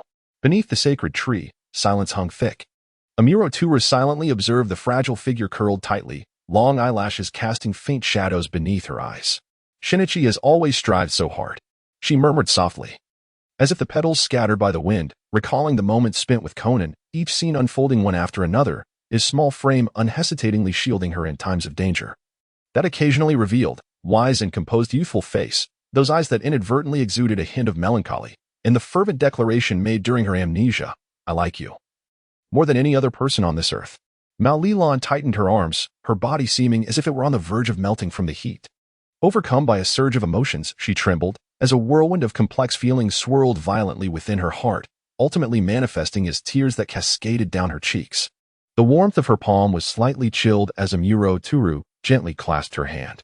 Mori Ran wiped away the traces of tears from her face with her arm, lifting her countenance and allowing a gentle smile to bloom at the corners of her lips, reminiscent of the most exquisite wisteria in spring.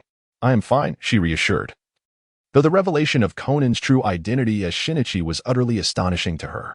"I trust that Shinichi must have compelling reasons for his actions." Clenching her fist and scrunching her nose in indignation, she exclaimed, "That deductive maniac must be concealing the truth out of fear of dragging me into danger. What a fool. A complete fool, that big idiot Shinichi." Every gesture and smile of hers appeared vibrant and endearing in the eyes of Toru Amuro. Observing her beaming expression, he seemed to hear the whisper of flowers blooming within his heart, their fragrance spreading freely in the recesses of his being, while the shadow of the trees danced dimly around him, concealing the sorrow etched upon his face. "As you mentioned, Kudo indeed has his unavoidable burdens," he acknowledged. "What you said is correct.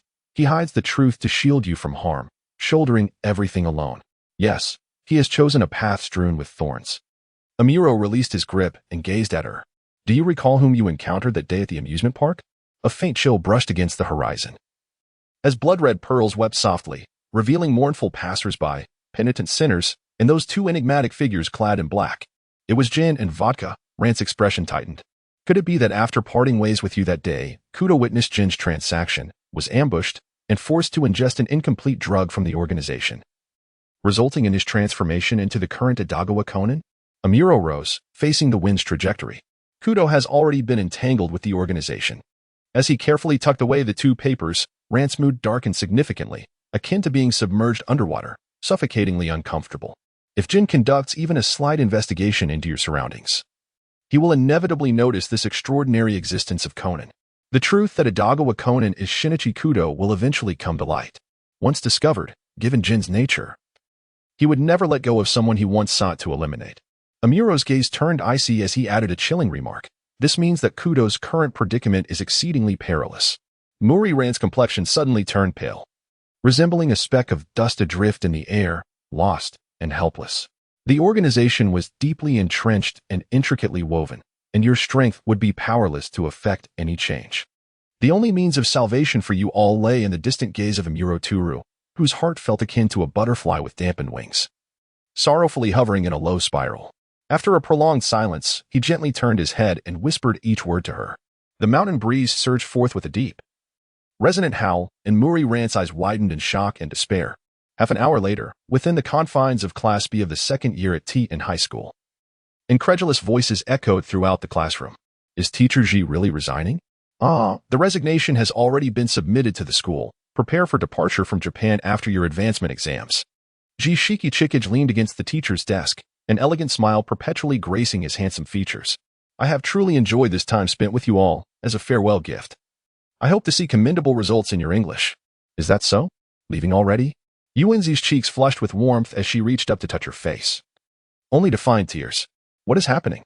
Surprised by her own tears, she felt a profound unease gathering in her heart, not solely due to Teacher Ji's departure, but because of someone far more significant. Yes, it seemed that an exceptionally important person was about to vanish. Kaido. Instinctively, she turned her head to glance at the distant Muri Ran. Sensing Yuenzi's gaze, Muri Ran suddenly lifted her head, offering a smile as radiant as the sun. Yuenzi's troubled heart gradually found solace, followed by a self-deprecating chuckle. "Really, what am I thinking about in broad daylight?" After class, Muri Ran was the first to exit the classroom, while Shiki Chikage emerged amidst a throng of students. His cold violet eyes caught sight of Muri Ran in the distance, and with an apologetic gesture, he waved to the students beside him before striding towards her. "So you came specifically to bid farewell today?" Muri Ran looked up at the refined gentleman. "Indeed." Amuro flashed his characteristic smile, mischievous like a big boy. "Someone mentioned that everyone really likes the teacher, so I couldn't resist coming to say goodbye. I felt that if I were to leave quietly, that girl might just scold me, perhaps even subject me to her karate skills." Mori took a deep breath, her clear and gentle eyes gazing directly at him. A playful smile gracing her lips. Indeed, you are a gentle soul. Thank you. Her smile settled in the softest recesses of his heart. Despite the myriad of trials they had endured, the warmth of this young girl's smile remained unchanged, akin to a breeze stirring cherished memories hidden deep within. Toru Amuro raised his long fingers, gently ruffling her hair through the chilly facade, thinking to himself, what a fool you are, haven't you realized yet? All my tenderness revolves around you. In the lengthy underground railway, a pungent scent of rust permeated the air. The old fluorescent tubes flickered, emitting a crackling groan, while cold footsteps echoed against the gravel, advancing step by step. At the end of the tracks, the electronic automatic doors opened slowly, revealing a tall figure that vanished behind the closing doors. This was the place where Japan's secret intelligence organization, Zero, detained the notorious criminal, Pertus. The guard, recognizing the visitor, expressed surprise, stepping forward with a hint of reverence. Mr. Akira, my apologies. Not at all, Amuro replied, raising his arms in compliance with the search. The guard meticulously examined him, retrieving the handgun from Amuro's possession before turning to hand him the keys. Amuro accepted the keys and approached the dimly lit cell, tilting his head to shake the keys playfully, smiling. Thank you. The guard shivered involuntarily, watching as the figure disappeared from view, muttering to himself. That smile is still as unsettling as ever. With a creaking sound, the reinforced bulletproof door slowly opened. Rather than a prison cell, it resembled a lavish guest room. At a desk, an elderly foreigner sat quietly, clutching a thick hardcover book. His completely white hair suggested he was in his 60s, yet his face radiated vitality, likely a result of regular exercise. Occasionally, he adjusted his delicate gold-rimmed glasses that threatened to slide down his nose. Ah, a rare visitor indeed. Bourbon. I suppose I should refrain from addressing you as Mr. Akira. Pertus paused his reading, not lifting his gaze from the book, and continued with a practiced smile and fluent Japanese. Apologies, but I have little to offer you.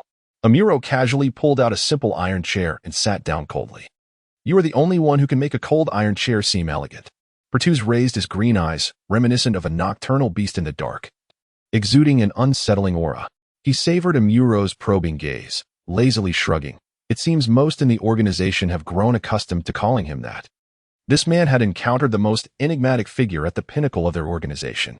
Amuro rested his hands on his crossed legs, a flicker of turbulence rippling through his icy violet eyes. Ah, how nostalgic. The first time I met him was 50 years ago. Pertus tilted his head back, closing his eyes, inhaling deeply as memories of a fragile silhouette flooded back. He was truly an extraordinary person. I was utterly captivated. Indeed, if it were not for that, he would not have followed him without hesitation. The elderly man's face bore traces of deep reminiscence and a hint of intangible loneliness as he finally lowered his gaze, opening his green eyes to meet Amuro's violet ones, resolutely stating, Our lord is on the path to becoming king. In this underground prison, sunlight could not penetrate. The cold shadows reigned supreme, yet the gleam of aspiration shone brightly in those green eyes. Amuro's lips curled into a sardonic smile. Pertus, you truly are a loyal hound. I shall graciously accept that as a compliment. Pertus stood to return his book to the shelf. The movement elicited a harsh clanking sound from the shackles around his ankles, and with a calm voice, he stated, It is my honor to dedicate my entire life to him, even if he was merely a discarded pawn on his chessboard. Amuro uncrossed his legs, leaning forward, his hands propping up his chin as a mocking smile played on his lips. Was it not your lord who issued the command to kill me?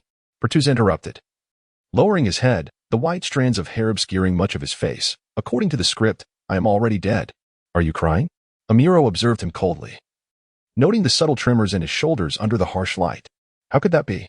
Pertus lifted his face and burst into laughter. Pertus, you're laughing. Has the blow to your psyche rendered you dysfunctional? This just is truly chilling, Bourbon. Pertus quelled his laughter, returning to his chair, unable to restrain his astonishment. 50 years have passed, and his methods remain unchanged. Regardless of the opponent, he remains indifferent, annihilating the useless without a second thought. Humanity has long been discarded in his eyes.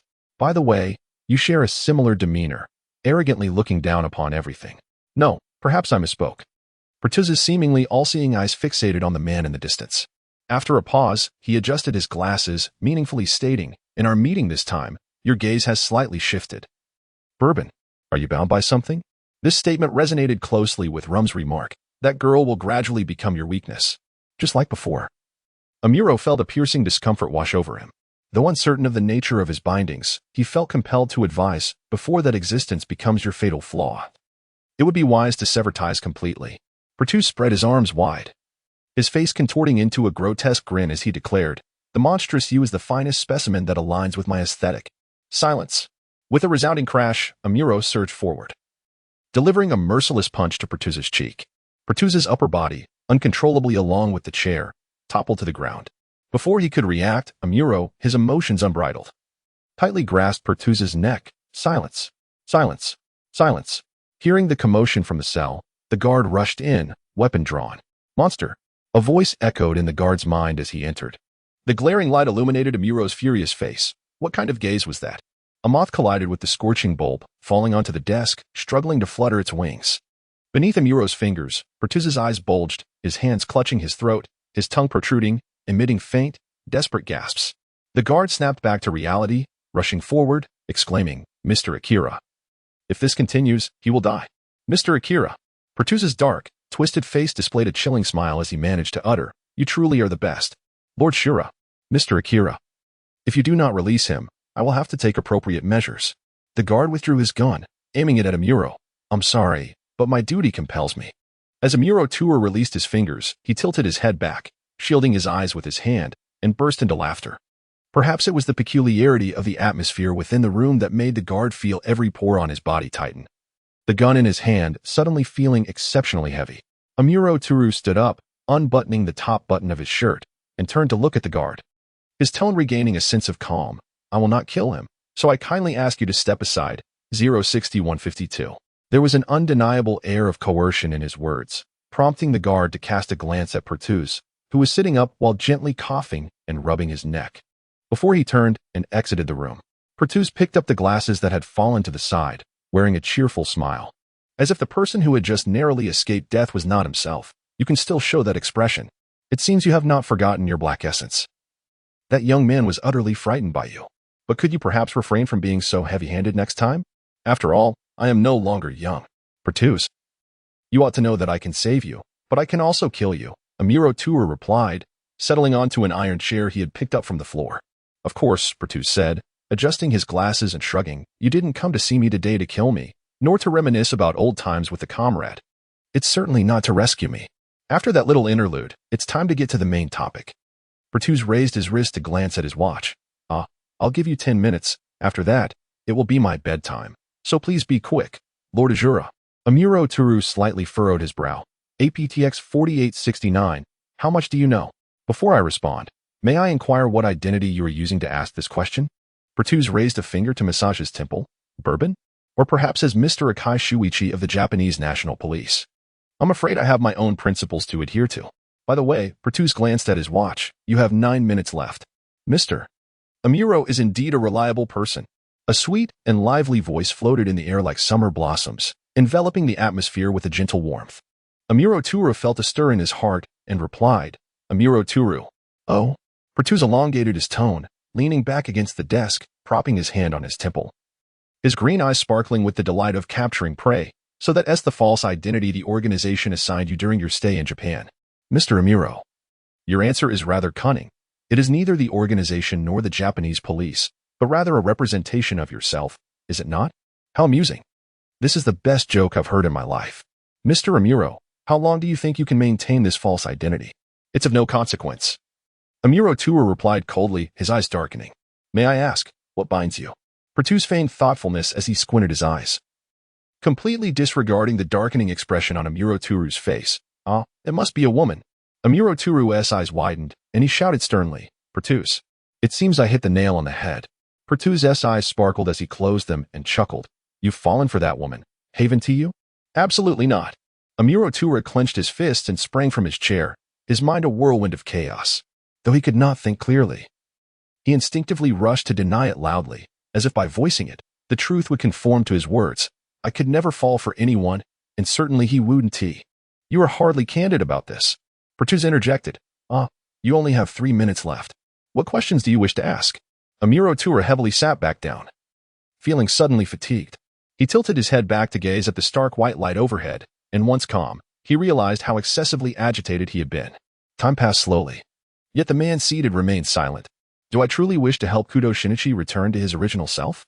In that moment, Amuro Tura felt a haze of confusion enveloping his heart. 2 minutes remaining. Damn it. Amuro Tura straightened up and asked Pertus, "What do you know about APTX 4869? Ah, that drug developed by the couple.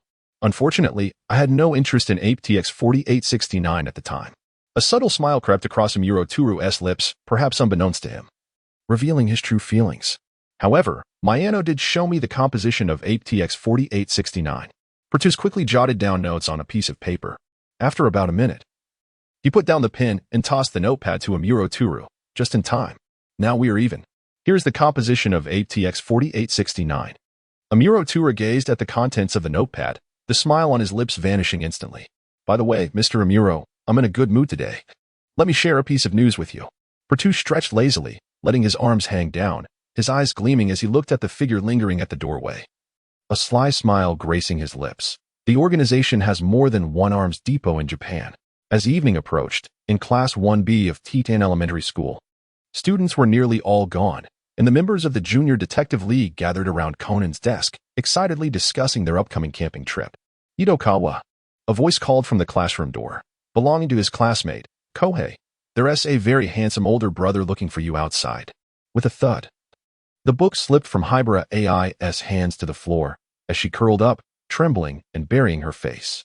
Noticing Hibara AI's unusual behavior, Conan's expression turned grave. "Is it those guys?" Yoshida Iyumi looked at Conan, who suddenly stood up, murmuring anxiously, "Conan, stay here and continue your discussion. I'll step out for a moment." Conan flashed a broad smile. Hibara AI, filled with dread, reached out to grab him, her fingertips grazing his clothing as Conan dashed out. Conan wouldn't sneak off to have a snack, would he? Ogawa Jinta pouted. Yoshida Iyumi gazed in the direction Conan had disappeared, clasping her hands in front of her and softly calling, "Conan." Fluffy clouds drifted across the sky like cotton, and the sun's rays broke through, painting them golden.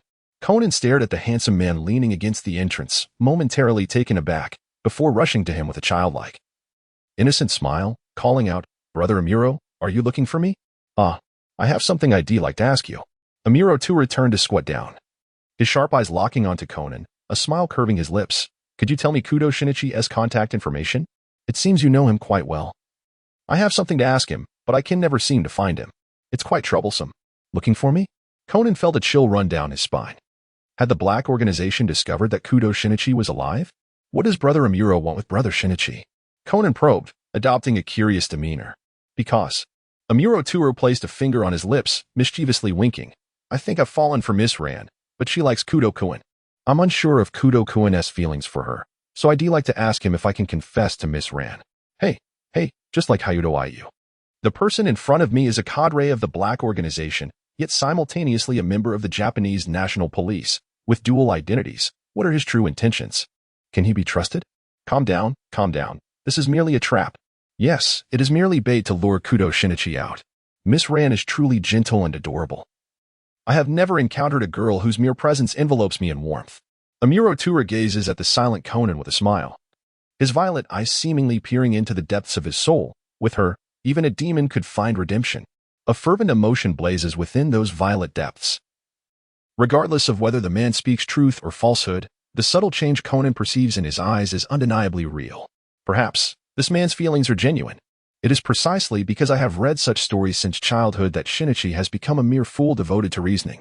Ran, with her furrowed brow, continuously scolds him. How useless. That guy Shinichi has only been missing for a few days, and already I am consumed with worry, unable to eat or sleep.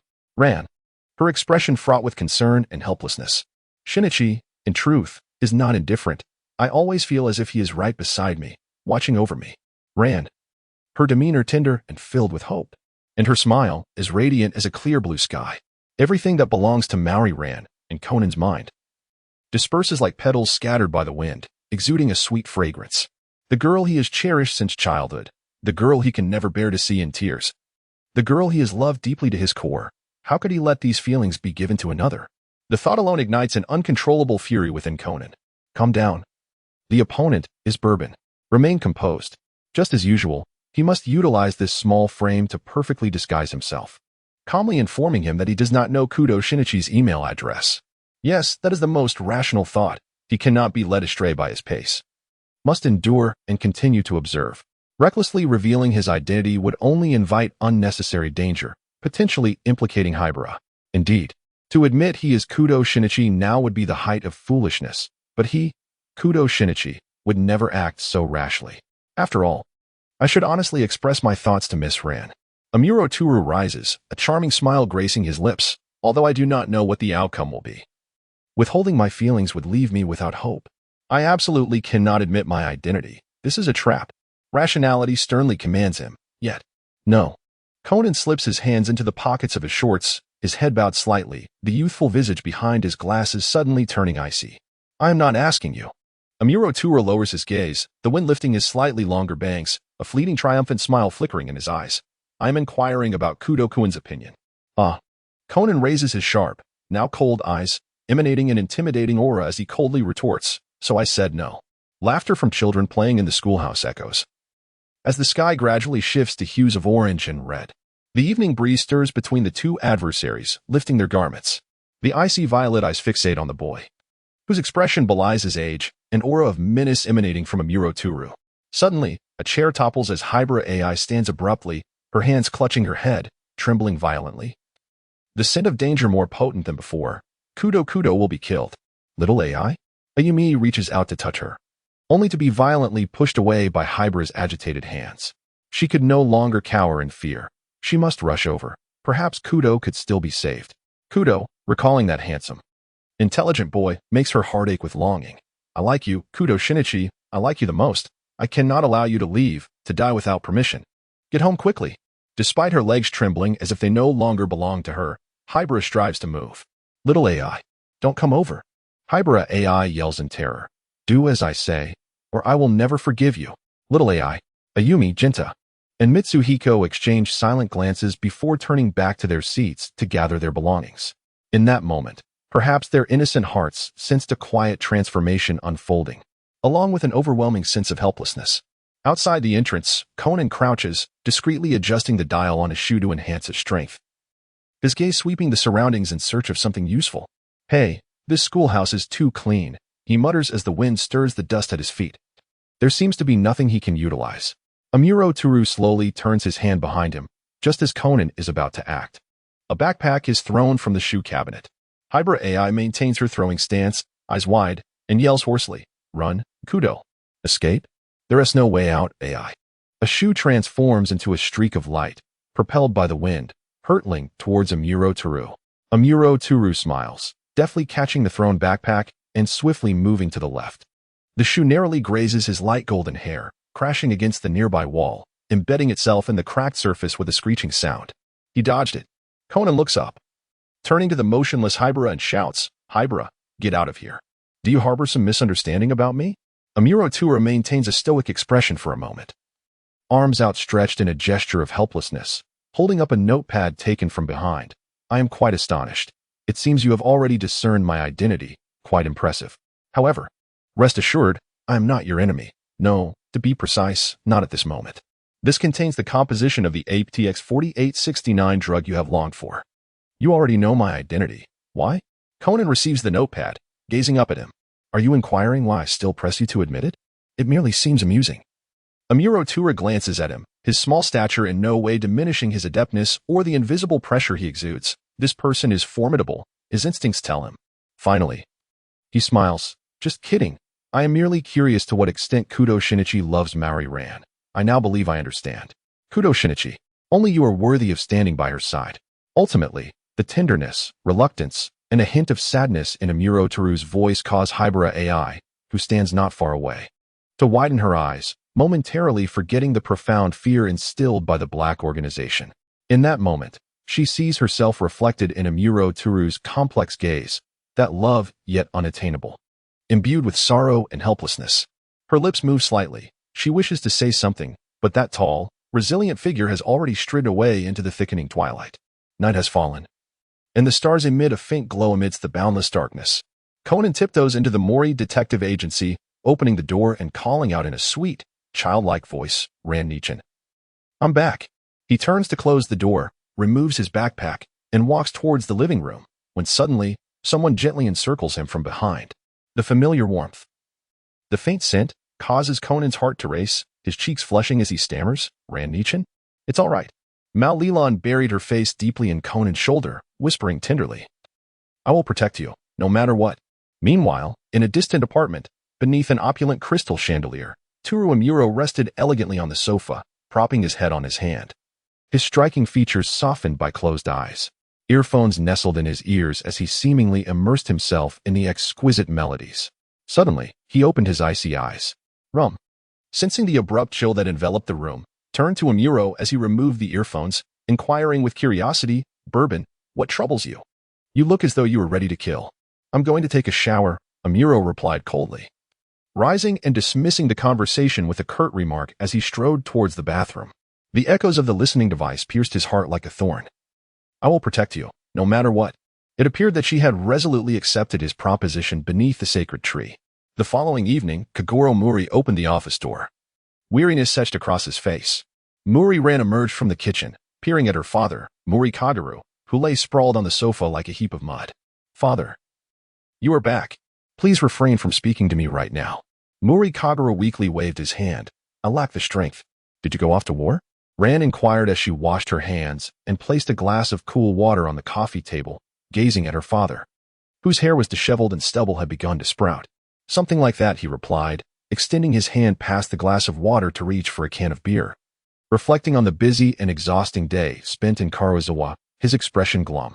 Had I known, I would have heeded your advice and not gone. It was nothing but a series of trivial errands. As Mal Lilan turned and poured a basin of hot water, she picked up a towel and approached the seated Kagoro, who was opening a beer. A pang of emotion tugged at her heart. She turned her face away and softly murmured, What will father do if I am no longer by his side? Don't speak such foolishness. I am not a child. Kagoro replied, leaning over the basin to wash his face thoroughly. Besides, you still have a long time before you get married.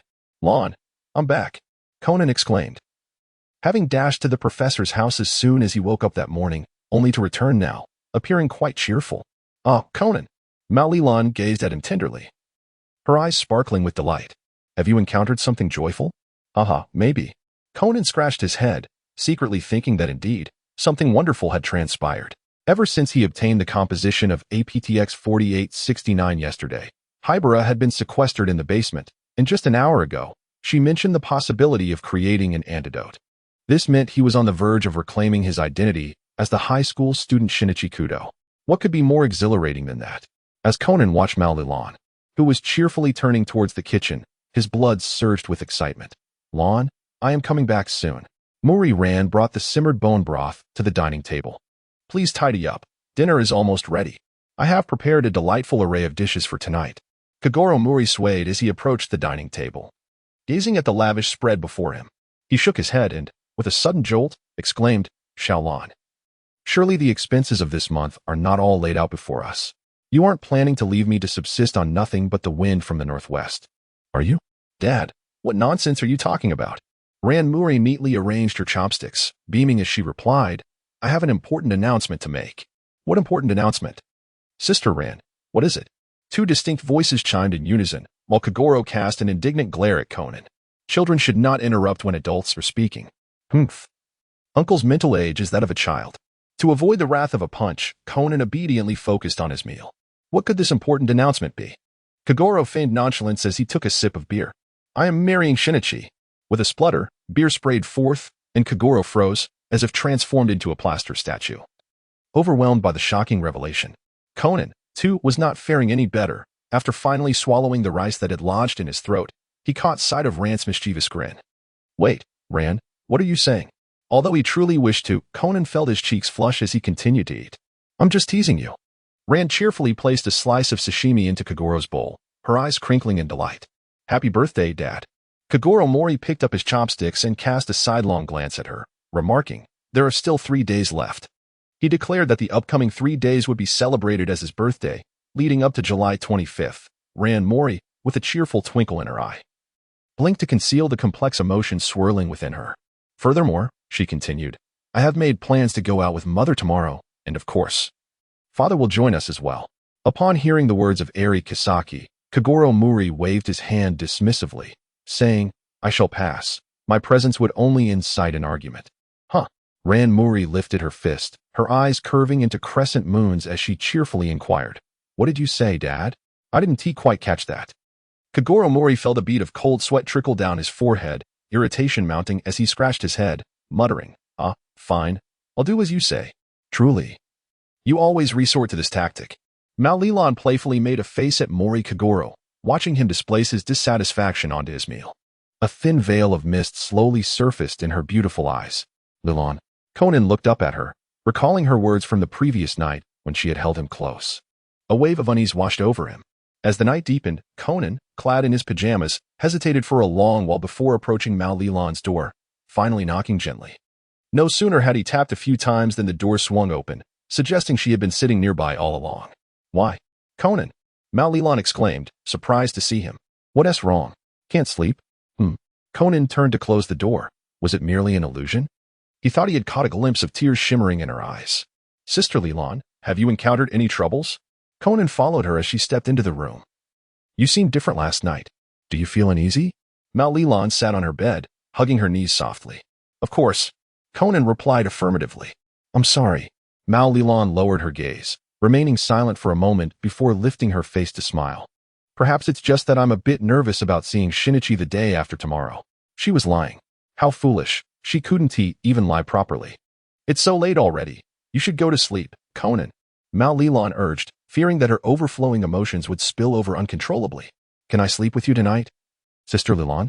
Conan leaned against the bed's edge, gazing at her innocently, because Uncle's snoring is simply too loud. Mao Lilan's face instantly flushed, and that unnatural shyness did not escape Conan's notice. Had she indeed realized something? Just kidding. Conan straightened up, clasping his hands behind his head, and turned to leave. "Make sure to get a good night's rest." "Good night, Sister Lilan." A faint rustle of fabric echoed as Mao Lilan grasped the hem of Conan's shirt, biting her lip to suppress the tremor in her voice. "Hey, Conan, Shinichi will come back that day, right?" Looking into her eyes filled with hopeful anticipation. Emotion surged violently within him. After a brief silence, Conan smiled and replied, certainly." At dawn, as the sun peeked over the horizon, Mao Lilan had already dragged Mori Kagoro to the Durabaka amusement park on the outskirts of Tokyo. Despite the early hour, the place was already teeming with people. Today, Mao Lilan donned casual attire, featuring a soft, white floral shirt paired with a red pleated skirt that flared gracefully. Her silky hair was elegantly styled into a high ponytail. Beside her, Mori Kagoro, despite his reluctant demeanor, had clearly put significant effort into his appearance, sporting a formal shirt complemented by a meticulously knotted tie. His attire seemed somewhat extravagant for a day at the amusement park. Suddenly, a stunning woman dressed in black, adorned with gold-rimmed glasses, approached them. Upon noticing her, Mori Kagoro instantly tensed, standing tall with his chest out. Upon hearing the call, Mao Lilan turned and rushed towards Irie, embracing her joyfully. "Mom, look how grown up you are, yet you still seem like a child. Why did you choose this place?" Irie, while tidying Mao Lilan's hair, gazed at her apologetically and replied, "These past days, I have been overwhelmed with work and haven't been in touch with you." Mao Lilan. Kagoro Mori approached, greeting his estranged wife. Irie released Mao Lilan and, crossing her arms, cast a sidelong glance at Kagoro, sarcastically remarking, "The renowned detective who brings calamity wherever he goes is also here." Kagoro Mori's expression hardened, and he retorted defiantly, "The queen of the legal world is indeed formidable, exuding an air of superiority wherever she goes." Sensing the escalating tension, Ran Muri quickly interjected, positioning herself between the two. Casting her gaze from one to the other, she forced a smile and remarked, "Oh, Dad and Mom. It seems you were dressed like a couple today, truly befitting of childhood sweethearts raised together." With that, she took hold of one of each, guiding them toward the entrance. As dusk settled, the sky was awash with a warm orange hue. Kagoro Muri leaned against the railing, his face pale as he disembarked from the roller coaster. "Still so ineffectual," he muttered. Meanwhile, the unflappable Eri Kisaki, having just descended, offered a sardonic comment to the ailing Kagoro. "You will never overcome your acrophobia in this lifetime. Mom, Dad, why don't you rest on that bench over there while I fetch some drinks?" Ran suggested. Whenever she sensed an impending argument between her parents, she would timely intervene. Observing her daughter's earnest efforts, the couple reluctantly fell silent. Today marked the first occasion in 10 years that they had spent such an extended period together. Ran Muri hurried a short distance before turning back with a wave. expressing her concern. Let's get along well, okay? Hey, Kagoro. Eri Kisaki glanced at the departing Rand, then lowered her head. The lenses of her gold-rimmed glasses reflected the light, concealing her eyes entirely. Her tone, once insistent, now softened considerably. That child seems a bit strange. It's as if she's bidding us farewell. Impossible. Kagoro Mori finally recovered from the terror of the roller coaster, his voice also mellowing. In any case, today has been delightful, Eri. Huh. Eri looked up in surprise. Kagoro's silhouette blurred in the twilight, yet she caught the tenderness in his eyes. Here are your orange juices. Perhaps fearing that her parents would quarrel, she rushed back after hastily purchasing the drinks, beads of sweat glistening on her forehead as she smiled and placed the orange juices before them. If this warm atmosphere were to be shattered, she would indeed be a villain. It was best to leave while she still could. Eri thought to herself as she stood up, bag in hand. Sorry, Ran. I have work at the office. I must take my leave. Ran slowly lifted her head, gazing at Eri, who stood a short distance away. The warm sunset brought a gentle breeze, and she quietly clenched her hands at her side, her clear eyes shimmering with a glimmer of hope, then dimming again. She turned to Kagoro with a heart-wrenching smile. And don't forget about Dad. Please make up. At a computer, FBI agent Judy Stein typed rapidly on the keyboard. Is it not ready yet? FBI investigator James Black pushed up his glasses, watching Judy intently. It's a bit complicated. I'm not particularly skilled in this area, Judy replied, focusing on the screen as she attempted various methods to bypass the Metropolitan Police SIDS intrusion detection system. Just give me a little more time. I'm almost there. Andre Kamal took a sip of the steaming coffee on the table, his menacing appearance resembling that of a professional assassin. Okay. In the quiet living room. Judy's excitement bubbled as she entered the correct date and address, causing the screen to fill with dense traffic records. They're a group more cunning than foxes. Do you truly believe they would foolishly leave traces? James, sitting upright, possessed deep-set eyes that conveyed an inscrutable depth. That is precisely why we toil so hard. Every incident that could possibly be linked to them consumes immense time for investigations, yielding scant results. Judy's expression suddenly turned serious as she fixated on the red light violation records from the Asakusa Mountain winding road. A look of surprise flashing across her face. I found it. Is this real? Kamal set down his coffee cup, rushing to the computer in astonishment. It's truly unexpected that such a cautious individual would commit such a blunder. Judy, enlarge the photo taken by the electronic detector. James pointed to the screen. The girl in the passenger seat seems to be Ran Muri from the Muri Detective Agency. Judy stared at the girl in the photo, equally astonished. Was she with Bourbon on the day of the shooting at Asakusa Mountain? Bourbon, frequently visiting the detective agency as Kagoro's apprentice, had developed familiarity with Ran. Kamal interjected. Since they were together that day, it means. The possibility that the girl witnessed the entire incident is quite high. James settled back into the sofa, arms crossed. Judy. I know. I will visit the school tomorrow. Judy's gaze remained heavy on the girl in the photograph. In an old clinic in Mahamaki, the dimly lit room was permeated with a heavy, damp atmosphere, the flickering fluorescent light above casting an eerie glow. Is it that boy again? The female doctor with a grim expression walked toward the reception area, holding the identification report. The results are out. She placed the report before a man clad in black. Jin extinguished his cigarette, his cold eyes scanning the bottom of the paper, revealing a sinister, arrogant smile. Is that so? So they're still alive, albeit in a laughable guise. It would have been better had they simply died quietly, that way. There would be no need to kill them again. The doctor shuddered, sensing she had overheard something she shouldn't have. Should she quietly withdraw now? However, it was evident that they wouldn't simply let her go. Regret washed over her. She wished she had heeded her husband's advice to leave work early. There's no need to be so afraid. You've helped me locate a loose end, and I'm about to eliminate him. Jin spoke in a remarkably relaxed tone. Right? Vodka? We are quite grateful to you. Indeed, you needn't fear at all. The burly man beside the sofa displayed a chilling grin. That's a lie. The doctor's face turned pale as she shuffled her feet, managing a strained laugh. I didn't quite catch what you were saying. It's quite late. And I think I should head home. Didn't catch it? That's splendid. Jin pulled out a cigarette and placed it between his lips. But what if you hear news of that boy's death and suddenly remember? I am inherently suspicious and must avoid all unstable factors. Do you understand?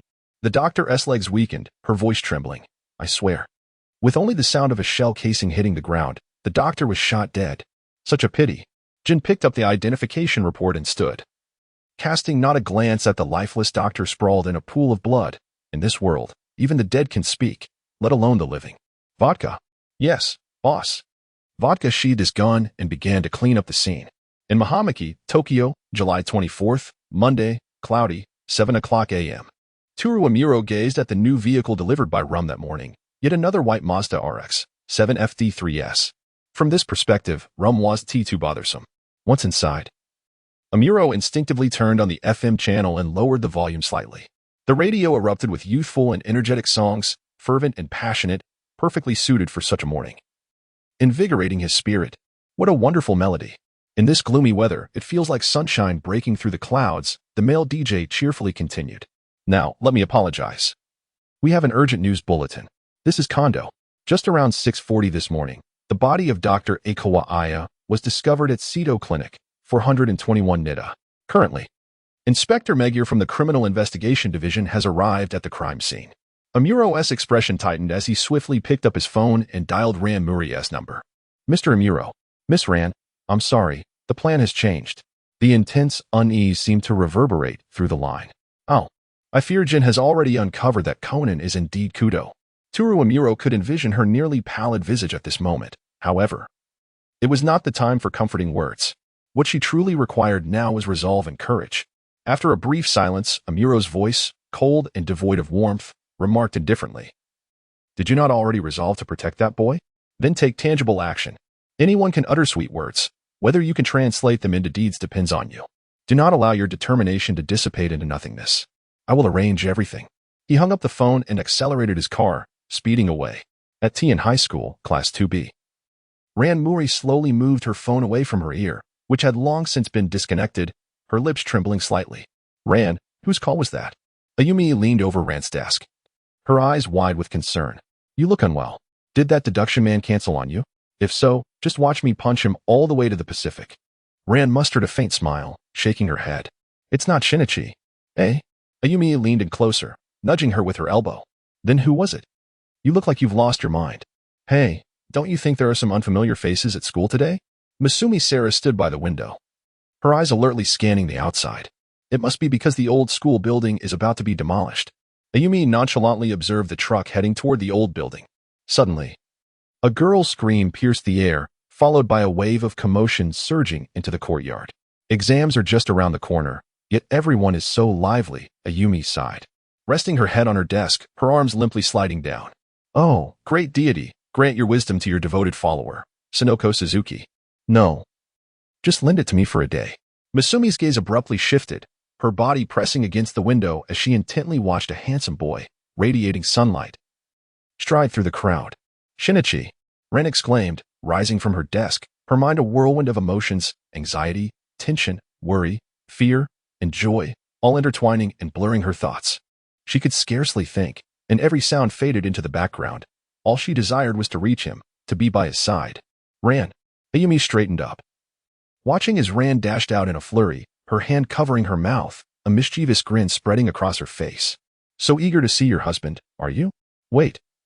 What's going on? Masumi turned to follow Ran's direction, her expression darkening. What is she hiding? Under the ancient cherry blossom tree in the courtyard.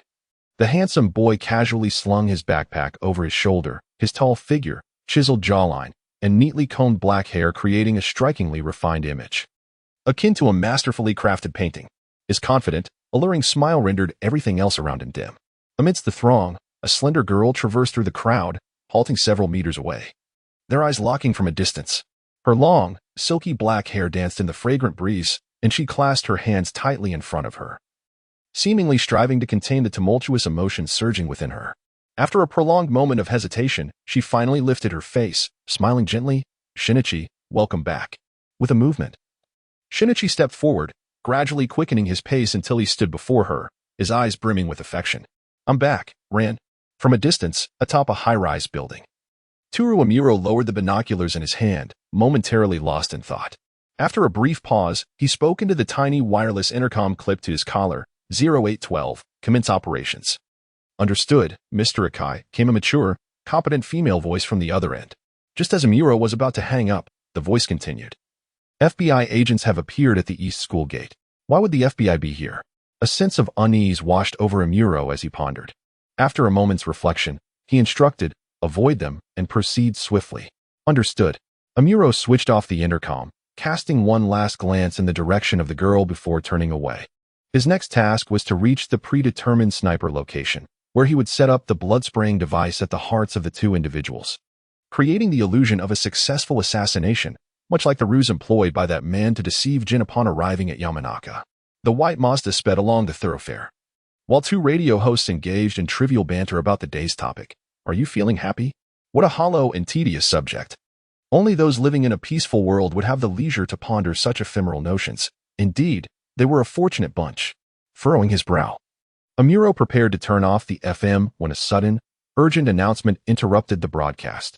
I have an important news update. Just 5 minutes ago, a massive explosion occurred in the western suburbs of Mihua. A 10-meter-high fireball erupted from an office building, causing significant economic damage.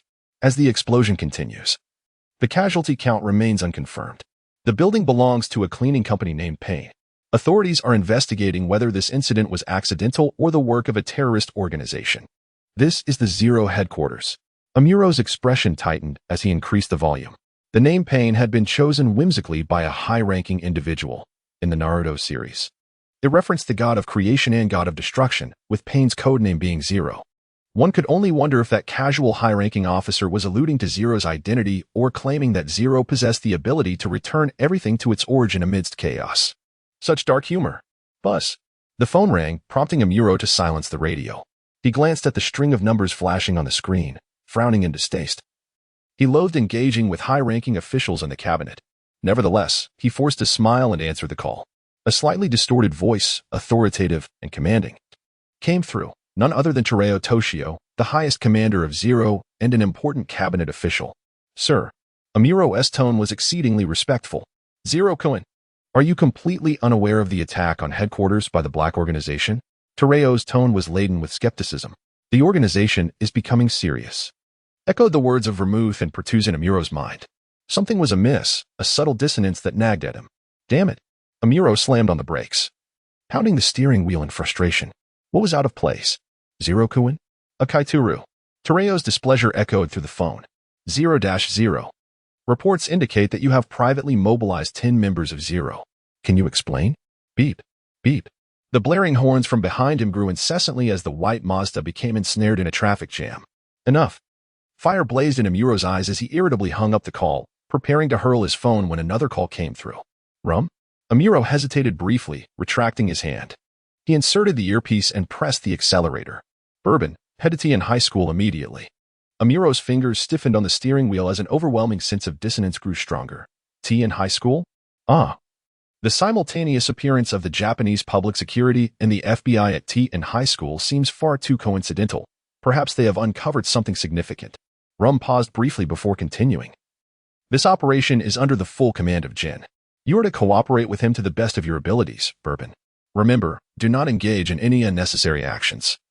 This is also the directive of that esteemed individual. Was the explosion at the building in the western suburbs of Mihua orchestrated by the organization as well? Ah. Let us seize this opportunity to settle accounts, including those in Akihabara. Let us create a grand uproar. Bourbon. With that, Rum ended the call. A weapons cache. Another such cache lies concealed within Titan High School. The organization has misinterpreted the simultaneous presence of the Japanese public security and the FBI. The source of the disquiet that had long plagued me was those few delivery trucks stationed in front of the old school building, though their expressions were well masked. The unmistakable scent could not be hidden from those of the same ilk. T in high school has now transformed into a colossal bomb, and in a moment of carelessness, it could become a veritable hell on earth. Ran, you must remain safe. Amuro Toru pressed the accelerator, wholly bereft of his usual composure. Unaware that his emotions could ignite with such fervor, the sound of the examination hall bell rang out, prompting Muri Ran to grasp the hand of Kudo Shinichi, who was about to enter the testing room. Shinichi? She questioned, puzzled as he turned to her. There is something very important I must tell you.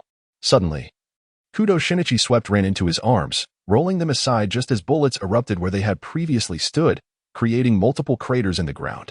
Without granting them a moment to breathe, a barrage of gunfire erupted once more, shattering the flower pots in the courtyard, scattering dirt in all directions, perhaps due to overwhelming shock. Ran fell to her knees. It's Jin.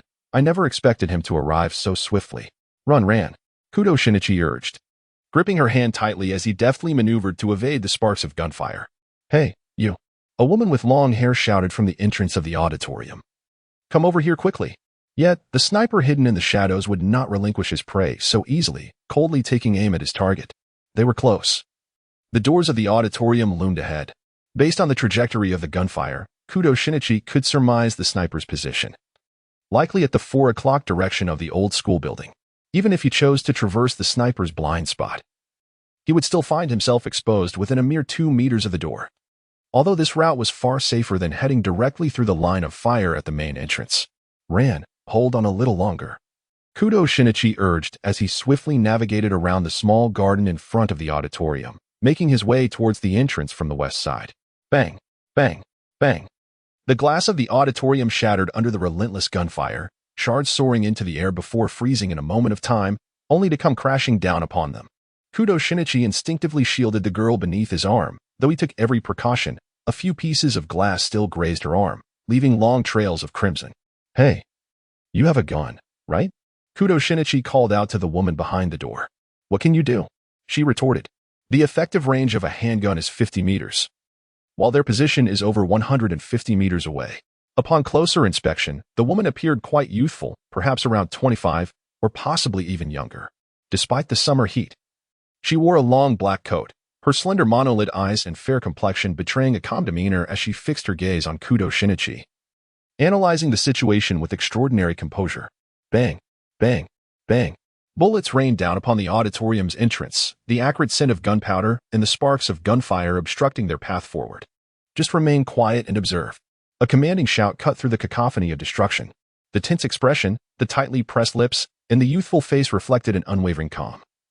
In such abysmal circumstances, could this boy truly be just a high school detective? I understand.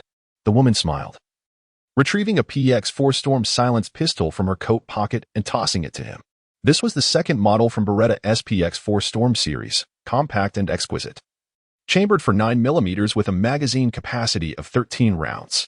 Kudo Shinichi caught the flying pistol, a confident smile gracing his lips. You've been a tremendous help.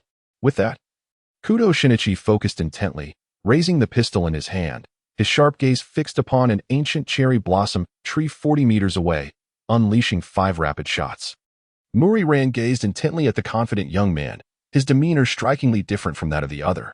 The gaze of Amuro bore a far more destructive and ruthless quality than that of Shinichi. Yet, without a doubt, both were formidable. The cherry blossom tree trembled violently, a faint sound of snapping branches echoing, followed by the thick, lush limbs crashing down from above. Now Ran. At her immediate response, Ran's body instinctively rolled into the auditorium. Soon after, Kudo Shinichi safely arrived by her side, utilizing the moment when the branches fell to obscure the sniper's line of sight. A male voice resonated within the auditorium. What a resourceful and courageous youth. At that moment, Ran noticed that in addition to the woman, there were 9 men, each young, likely around 25, dressed in casual attire conducive to movement. Their taut expressions tinged with a hint of cold tension. The speaker was among them, a quiet man with glasses. Thank you. I'll return the gun to you. Kudo Shinichi handed the firearm back to the woman. I can breathe a little easier now, but what is happening? 0812? The bespectacled man gripped his gun tightly, peering through the door crack to assess the situation outside the auditorium. My orders were simply to accompany you 2 high school students to the headquarters for questioning. Why are we being targeted by an unidentified sniper? That was the plan. The woman coded as 0812 appeared equally perplexed. To speak candidly, judging by the recent gunfire, it is evident that the assailants had their sights set on this youth while skillfully avoiding the girl. Another dark-skinned, handsome man turned his inquisitive gaze towards Ran. You must be Miss Ran. I have seen your photograph. 0812 stepped closer to Ran, offering her a gentle smile. Do not be afraid. I am here under Mr. Amuro's orders to assist you. Given the current circumstances, it is apparent that our plan is unfeasible. A look of regret crossed 0812's face. Plan? The other members cast questioning glances. Mr. Amuro instructed me to deliver these blood-spraying devices to you and coordinate with him from a distance to create the illusion of your fatal shooting, thereby discreetly extracting you from Japan. How bizarre. Would an ordinary high school student really go to such lengths to erase their existence and live under a different identity? Ignoring her companions, 0812 continued, "This is all too insane. While I feel rather apologetic, Miss Muri, might you share all that you know with us?" In a lounge of a tavern in Kyoto, pale, dim light cascaded from the opulent ceiling. Seated elegantly in a grand European-style chair was a young foreigner. Supporting his head with one hand, he tilted it slightly, gently swaying the white queen of a chess set in his grasp. His demeanor evoked the fluidity of flowing water. Clad in a black shirt and trousers, exuding an air of genteel nobility, reminiscent of the upper echelons of Western society. Suddenly, the lounge door burst open, and a drunken, alluring woman staggered in, clutching a wine glass. "Oh, is this handsome man alone?" With her short, sleek hair, the woman, embodying an elegant Eastern beauty, leaned against him, softly blowing into his ear, murmuring, "I've noticed you for quite some time. Would you like to play with me for a while? It will be delightful." The man lifted his face. Under the gentle light, his true appearance was revealed: long, wavy silver hair, a soft fringe brushing his forehead, skin as smooth as porcelain, eyes like sapphires, and an exquisitely noble visage. The inebriated woman blinked, momentarily sobered, but soon succumbed to another form of intoxication. Her sultry red lips brushing against his cascading silver hair, poised to land on his upturned lips when a dark gun barrel silently pressed against her temple. "Sir, please give your orders," a man holding a handgun respectfully requested. The drunken woman shivered, her expression rigid as she stared at the composed silver-haired man. "Playing a game of murder, are we?" The silver-haired man disdainfully flicked the shoulder the woman had leaned on, revealing a charming smile. "Thanks to you. I'm thoroughly enjoying myself, thank you." The intoxicated woman widened her eyes in terror, and before she could utter a sound, she was shot dead by a silenced gun. "You are as merciless as ever." A tall, alluring blonde woman entered, settled on the sofa, and glanced at the silver-haired man with a seductive smile. "Our lord."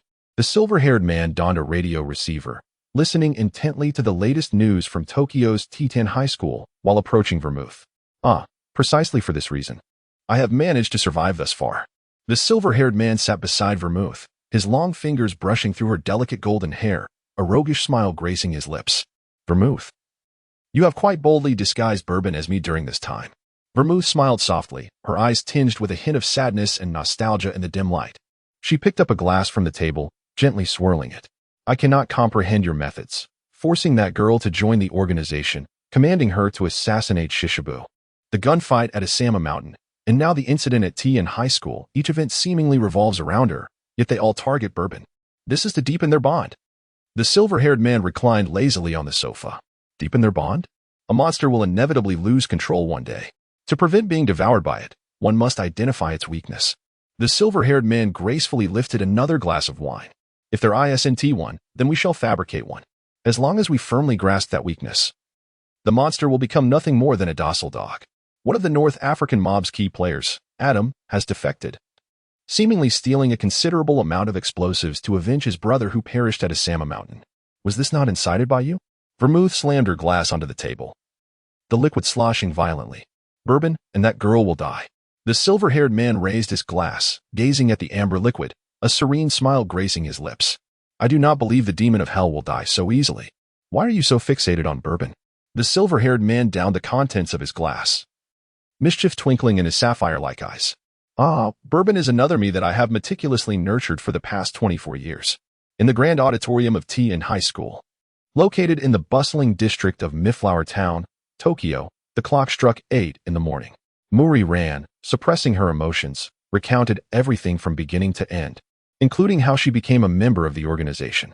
After unburdening herself of the thoughts that had long weighed heavily on her heart, she appeared utterly exhausted. Turning to face Kudo Shinichi, a faint smile emerged on her pale visage. "I'm sorry, Shinichi." From the moment she began her narration, Kudo Shinichi had been fixated on her, his expression shifting with each word she uttered. Clenching his fists, he pondered, what if I were to refuse Rand's proposal today? If he were to decline, Mori ran bit her lip, and after a brief silence, met his gaze with unwavering determination. I would find my own way to make you accept it, whether by knocking you unconscious or pleading with you. As long as you remain alive. That is what matters most, even if it means incurring your hatred. Then, what would her intentions be under a different identity? Kudo Shinichi took a step toward her.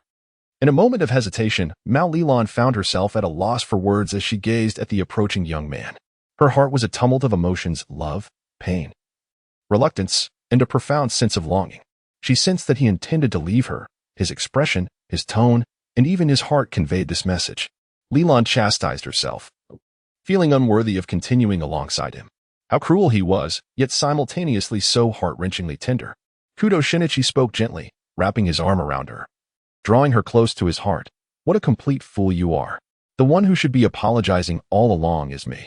I'm sorry, Leland, for making you bear so much alone. I regret keeping the truth from you as Conan. His subtle warmth enveloped her, and in that moment, all the grievances and pain she had endured seemed to dissipate. It dawned on her. The shadowy figures lurking in the dark, most likely members of the Black organization, were now targeting them. Yet, didn't they find it odd? Mr. Hugo's plan should remain undisclosed to them. If their sole purpose was to eliminate Kudo, why then attack them? And why was the FBI present at the school gate? A bespectacled gentleman rubbed his temple and, pausing as he observed the two, jested, My apologies, it seems I chose the wrong moment to speak. Mori Rand's face flushed crimson upon hearing this, and she hastily diverted the conversation, asking, Who is Mr. Akai? Just then, a radio crackled to life, swiftly connecting to 0812. Mr. Akai, is she with you? An anxious voice transmitted through the static. Miss Mori is safe. Is that so? The tense voice sighed heavily in relief, as if he were running vigorously, his breath punctuated by the sporadic sound of bullets ricocheting. Hurry and leave that place. The organization's armory is concealed within the old school building. They mistakenly believe that the simultaneous appearance of the Japanese public security and the FBI has uncovered the armory. They are serious. Also, be extremely cautious of someone with gray hair tied in braids. The radio crackled with increasing static.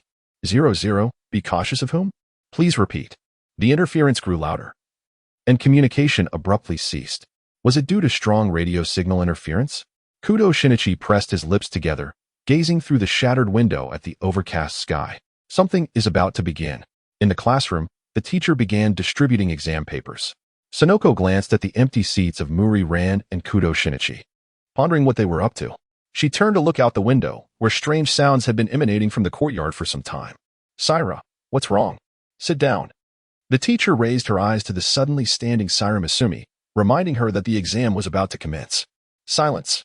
Saira, with a serious expression, motioned for quiet, tilting her head as she listened intently. The students exchanged puzzled glances, their movements coming to a halt, just as a few boys were preparing to cause mischief. An unusual faint beeping sound filled the classroom. Is this some sort of prank? Someone chuckled uncertainly. Haha, look at your expressions, such fools. How could a peaceful school have something like a bomb? A girl laughed, waving her hand dismissively. What a clever trick. Seriously, spare me. The beeping grew increasingly rapid and loud. No way. The air in the classroom felt as if it had been sucked out, and fear swiftly spread across their faces. Saira placed her hands on the desk, her back soaked with sweat. Is it there? Although uncertain, her body instinctively moved as she hurried to Mori Rand's desk, placed her chair atop it, and nimbly stood on the stool, tiptoeing to peer into the fluorescent light above. The bomb was a timed plastic explosive, with a complex web of wires intertwined. The amount of explosives here was sufficient to obliterate the school building. How could they have installed explosives in a school? Were these people even sane? Saira glanced at the timer, only 1 minute remaining. She was not an expert on bombs, nor did she possess any specialized tools for disarming them. It was evidently impossible to dismantle the device or render it inactive. However, she could not simply wait for death while counting down the seconds. She had people she wanted to see right in front of her. The smiling sunshine, the handsome boy running on the soccer field, lingered in Saira's mind. Don't joke around. How could I possibly accept this? Saira gritted her teeth and shouted, seizing the explosives. She leaped off the stool, and amidst the frightened gasps of her classmates, she shouldered open the classroom door and sprinted out with utmost speed. The darkened sky loomed overhead, heavy clouds gathering and rolling menacingly toward the earth. Someone was rapidly climbing onto the roof, the sound of indoor shoes echoing urgently. With a powerful kick, Saira burst open the door leading to the terrace. A scorching gust of wind rushing toward her. She gasped for breath, her chest heaving violently, the beads of sweat on her forehead blown away by the wind. She reached the railing and swiftly scanned her surroundings, finally locking her gaze on the open expanse of the playground. Beep, beep. The alarm blared frantically. 10 seconds.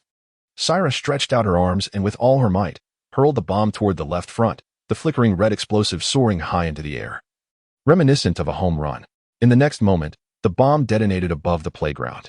A tremendous shockwave erupted, violently shaking the entire campus. Thick smoke enveloped the playground. Oh! The campus erupted into screams, and amidst it all, the shockwave shattered countless windows. In the distance, a woman with orange, shoulder-length hair, shouldering a PSG-1 sniper rifle, gazed up at the explosion, her left eye adorned with a butterfly tattoo exuding an eerie beauty. The party has started. Kiani tapped her sniper rifle, a gleeful smile spreading across her face. What a splendid opening. Next was Adam's stage. Without my orders, you are not to act recklessly. In the damp old classroom, Jin stood with his arms crossed, leaning coldly against the desk. Sensing his companion's dissatisfaction, he lazily added, "This is the boss's command. Are we just to remain spectators?" Kiani kicked over a nearby desk in frustration, her voice dripping with anger. "Can we blow up a few kawaii high school students later?" Jin kept his head down, smoke curling from the cigarette in his mouth, a cold chuckle escaping his lips. "As you wish." In Tokyo's Mihama district, at Tien High School, it was 8:10 a.m. In the auditorium, everyone was on high alert, the school descending into chaos as students began to scream and flee toward the school gates. Bang! Bang! The unrestrained gunfire erupted like thunder in the campus. Those students rushing toward the gate trembled violently in the hail of bullets. One was struck in the head. A portion of scalp torn away, blood splattering the ground alongside the unfortunate corpses that had no time to even moan. "Hello, everyone. Nice to meet you. I am Adam from far-off North Africa." At that moment, the school's loudspeaker crackled to life, a male voice sending chills down spines with a sinister laughter. "Consider that explosion a welcoming gift from me. I had planned to meet you amidst the flying limbs and flesh, but it seems some unruly child ruined that. Oh, what a pity not to witness such a grand spectacle." The man paused, his tone seemingly despondent, faint sighs of disappointment echoing through the air. Then, he erupted into a shrill laughter, humming a lively entrance tune. "Now, I kindly ask everyone to gather on the playground within 5 minutes. My companions are waiting for you there." "Oh, just a friendly reminder, their tempers are worse than mine." "Ah, truly a headache for these adults." The unsettling voice continued. The man even sang at him over the loudspeaker, though his singing was far from melodious. Yet, no one cared about that now. They pushed and shoved, crying out as they rushed toward the playground. "Ah, what wonderfully obedient students! Uncle, I am filled with joy." However, dozens of men clad in camouflage have directed the beam of a laser sight onto the heads of students who have arrived late by 5 minutes. A heart-wrenching wail from a man pierces the air. One can easily imagine his agonized expression as he clutches his heart. "Oh, how deeply it grieves me, dear uncle. How could you disregard my words? Bad children must face the corresponding punishment." The man chuckled with a hint of malice. "Remember to listen to your elders in your next life. Well then, bye-bye." As his words hung in the air, a chilling sound of flesh and bones shattering echoed across the playground, claiming the lives of 8 students instantaneously. Athe, a student, splattered with the blood of her classmates, clutched her head, emitting a piercing scream. The man in camouflage frowned with displeasure and approached the source of the screams. She was destined to be killed. "What do you intend to do to my students?" Suddenly, a woman appeared before the student, appearing to be in her 30s, dressed in a neat suit and wearing round, vintage glasses, through which her pupils could be seen contracting in terror. The red dot of the laser sight slowly ascended towards the teacher, enveloping the playground in a deathly silence. "Old teacher!" Behind her, the students cried out helplessly. "Don't be afraid. I will try to persuade them," the teacher reassured. At that moment, the man in camouflage roughly seized her shoulder, forcing her to kneel on the ground.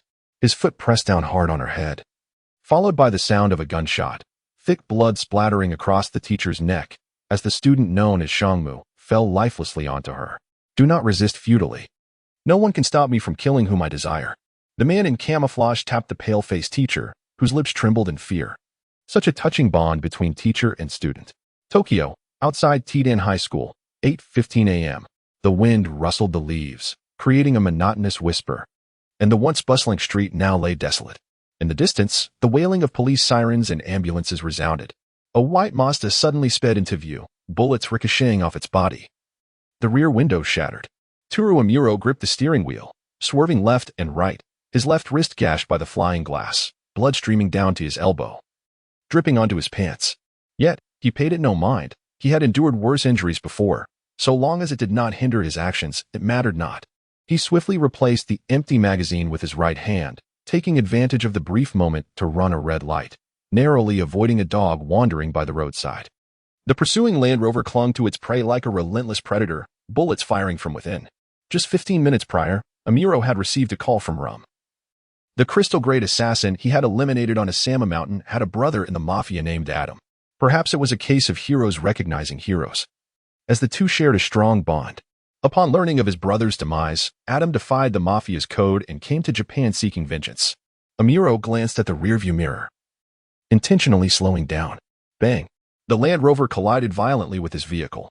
Amuro gripped the steering wheel tightly, regaining control of the nearly out-of-control car, while raising his gun to aim at the driver's seat and fired.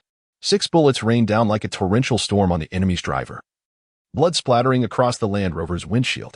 Although he had no time to confirm whether he had killed the driver, he was certain he had inflicted some impact on the adversary. The Land Rover began to lose balance, careening towards a nearby shop.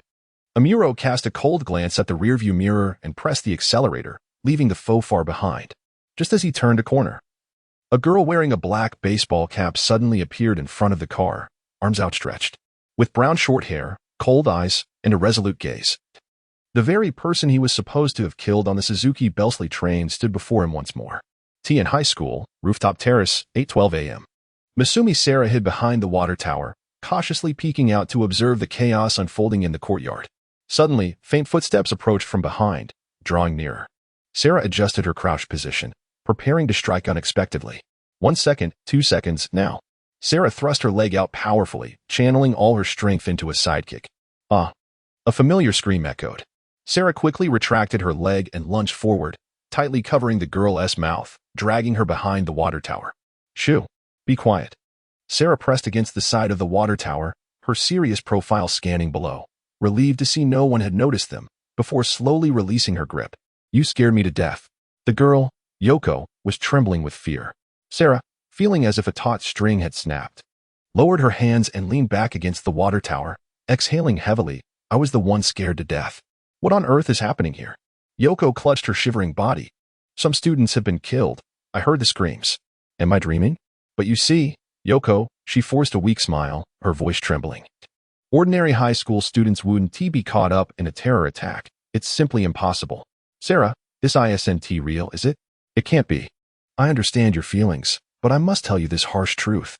Compared to the trembling Yoko, Sarah was strikingly calm. This is neither a dream nor a film.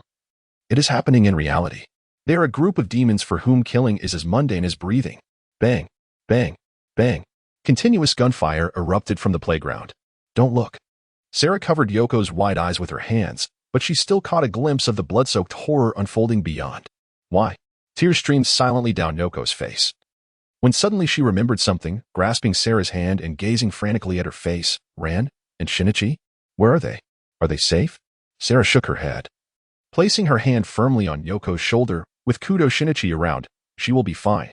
Our most urgent task, and the only thing we can do now, is to protect ourselves and not let them worry. An uneasy wind swirled around the campus, carrying fallen leaves, fading into the overcast sky. T in high school, auditorium. 8:15 a.m. Are those bastards even human? A bespectacled man clenched his gun, gazing towards the playground, unable to contain his fury, murdering innocent high school students. Are their brains filled with filth? 0714, please remain calm. 0812 looked at him expressionlessly, her pale, delicate face reminiscent of a Japanese doll. In this situation, it is beyond our control. Rushing out would merely serve as bait for the enemy. Our mission is to protect these 2 high school students. Please recognize your duty. We must seek the best opportunity to withdraw. How cold. Is this the demeanor of 00's capable assistant? 0714 smirked mockingly. In such circumstances, you can still maintain your composure. Mission? Are you merely a puppet obsessed with tasks? Don't you see, our homeland is being trampled upon by a horde of trash? 0. What is the purpose of our establishment? His words were intended to provoke her. He could not tolerate her calm demeanor. She ought to at least display some semblance of concern or sorrow, to let him know whether he was alone in his unease amidst such dire circumstances. Suddenly, a slight change flickered across Zero's composed visage, not anger, nor sadness, but an imperceptible hint of helplessness and self-reproach. The enemy's weaponry and numbers far surpassed ours. If they discovered us, I cannot guarantee your safe return. Do not even mention rescuing the hostages. Your lives could be forfeit as well. 0812 lapsed into silence for a moment before returning to his usual demeanor. You must understand that these individuals are clearly not members of the Black organization. Besides the rabble outside, We must be more wary of those hidden in the shadows, poised to strike. The exhilarating moment is upon us. The man in the broadcast room proclaimed with fervor, "Where is our beautiful and charming leading lady today? Everyone, stand in line. Our staff will select carefully. Remember to behave." A few men clad in camouflage held photographs, verifying faces against the crowd. Instantly, the atmosphere plunged into an icy silence, punctuated only by repressed sobs and the rustling of the wind. Those brief 10 minutes felt like an eternity as the inspectors began relaying their findings to the man in the broadcast room via radio. What a disappointment. The man on the air, reminiscent of a third-rate stage actor, emitted a grotesque hum. Where has our dear lady hidden herself? In a building across from T.N. High School, Akai Shuichi, having shed his disguise as Kaido, aimed his sniper rifle toward the playground. Why has the North African Mafia infiltrated this campus? Kamel lowered his binoculars. They seemed to be searching for someone. Muri ran. They are looking for her. Judy skillfully assembled her weapon. It's likely related to the gunfight at Asama Mountain. Currently, we have confirmed 21 individuals on the playground, and at least one in the broadcast room. We cannot take them all out at once. Kamel glanced toward another person in the room. Our operation is being compromised. The old school building. The previously silent Akai Shuichi suddenly spoke. That's where their presence lingers. Those individuals? Kamel inquired, puzzled. Members of the Black Organization. Judy paused, her expression stiffening. This is dire indeed. Tokyo, Mahanko, outside T.N. High School, at 8:20 a.m. The streets were lined with police cars, and the distant wail of ambulances echoed, while the whirring of helicopter blades could be heard from above. The students on the playground sensed the impending rescue from the Japanese police, grasping at it like a drowning person clutching at a lifeline, momentarily gaining a breath of hope. However, at that moment, a bright orange beam shot from the playground toward a nearby helicopter. It was a large-caliber rocket launcher. They had brought something so perilous. Breaths became labored as the rocket struck the chopper, followed by a thunderous explosion that shattered the sky. The helicopter, once hovering at 35 meters, transformed into a massive fireball, its wreckage plummeting from the heavens. Get out of the way. The aircraft is going down. The female students shrieked in terror. Chaos erupted on the playground as burning debris rained down upon the crowd.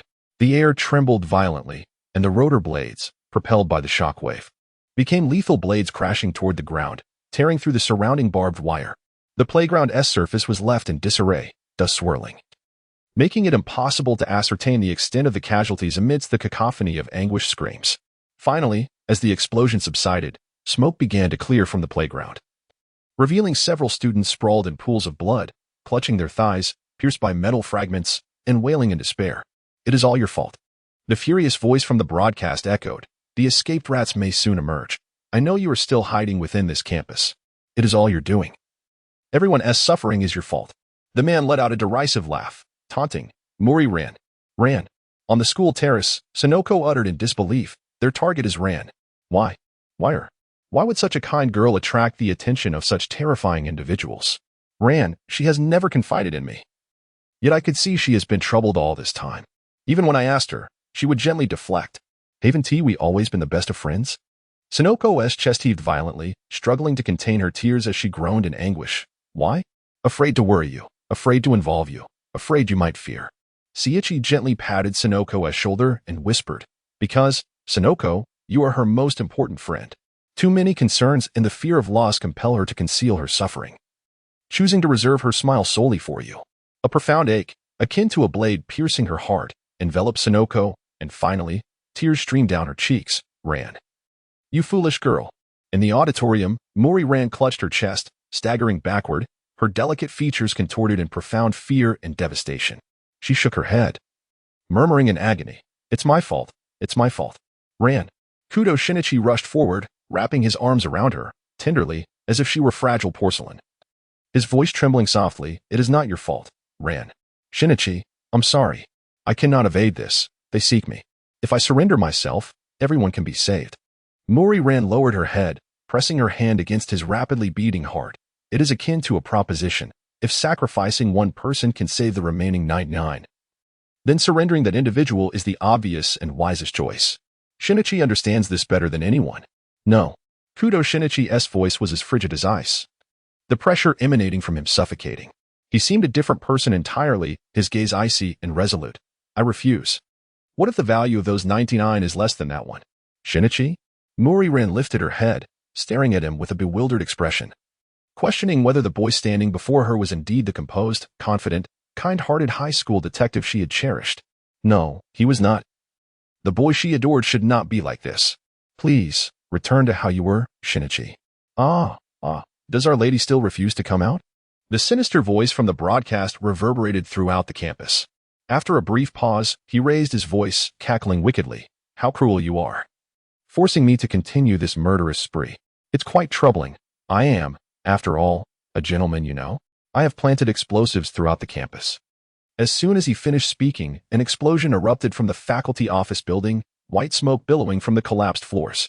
Witness that? It is merely a fraction. The man on the air continued to utter terrifying words with a disconcerting ease. Next is over there. A violent explosion detonated beside them. The grand hall was instantaneously reduced to dust and rubble. No, Mori-ran was firmly shielded beneath Kudo Shinichi, the deafening explosion drowning out her screams. Amidst the devastation wrought by the bomb, she beheld the mangled bodies of the members of Zero. Dense black smoke billowed around them, while ruptured water pipes gushed forth towering columns of water, creating a misty veil. Enough is enough. From the playground emerged a frantic cry. Mori-senpai, please come out quickly. Why? Why must we, the innocent, endure such horror? Kamiho-kun is dead. The most important person in my life is gone. He was such a wonderful person. Please, Mori-ran. Come out. My heart is not so kind. I fear death, and there are so many things I have yet to do. I implore you. From the playground came the sounds of students engulfed in chaos and sharp accusations. It is not their fault. This is the most honest, primal, and brutal reaction following such a terrifying ordeal. Behind the crumbling walls, 0812 crouched, gripping his pistol, watching the distant movements. Can everyone still move? Barely. 0714 pushed aside the debris and stood up, removing his glasses to wipe the dust from his face before approaching the ruins to clear away the rubble and scattered benches in search of other personnel. After 7 or 8 minutes, 0714 gazed at the members lying motionless on the ground. Some were reduced to mere halves, while others had only severed limbs recovered. With a heavy expression, he reported, 0610, 0451, 0521, 0365, 0147 have been confirmed dead. 0947 is severely injured, while 0714, 0725, and 0847 are able to continue the operation. Ranmuri gradually rose to her feet, her eyes vacant as she gazed upon the devastation before her. Her long hair danced wildly behind her. I'm so sorry, everyone, she uttered, deeply affected, as she stepped forward, treading upon the rubble and debris, resolutely turning away. Ran. Shinichi Kudo grasped her wrist tightly, his grip astonishingly strong, causing her bones to ache. Mori-ran, filled with indignation, tugged at her arm, yet the hand on her wrist showed no intention of releasing its grip. Enough, Shinichi. Let go. She extended her other hand, straining to pry his fingers apart. Just as she was on the verge of liberation, he seized her hand with a reverse grip. Her body began to tremble violently as the pent-up emotions erupted, and she cried out in a high-pitched voice, Are you insane? Because of me, they all died. Cold hands cupped her pale, panicked face, and in the dim light, she beheld the overflowing emotions in his deep-set eyes as well as the sorrow etched upon her own visage. Warm lips descended heavily, kissing her deeply, yet she remained motionless, like a marionette without strings, offering no response. Ran. His tender yet sorrowful whispers floated to her ears amidst the gentle kisses lingering upon her lips. Let me face this with you. If death awaits, let us die together. At tea in high school, by the entrance, at 8:30 a.m. We must prepare to charge in. Amuro Tura cast a cold gaze at the approaching detective, addressing the now mature Mayano Shiho in the passenger seat with a hint of disdain. What compels you to recklessly enter this campus, risking your life? If we do not go, there is someone I may never see again. Mayano Shiho replied with a bittersweet smile. You simply do not wish to miss witnessing his unwillingness to die. Is that so? Amuro Tura pressed down on the accelerator.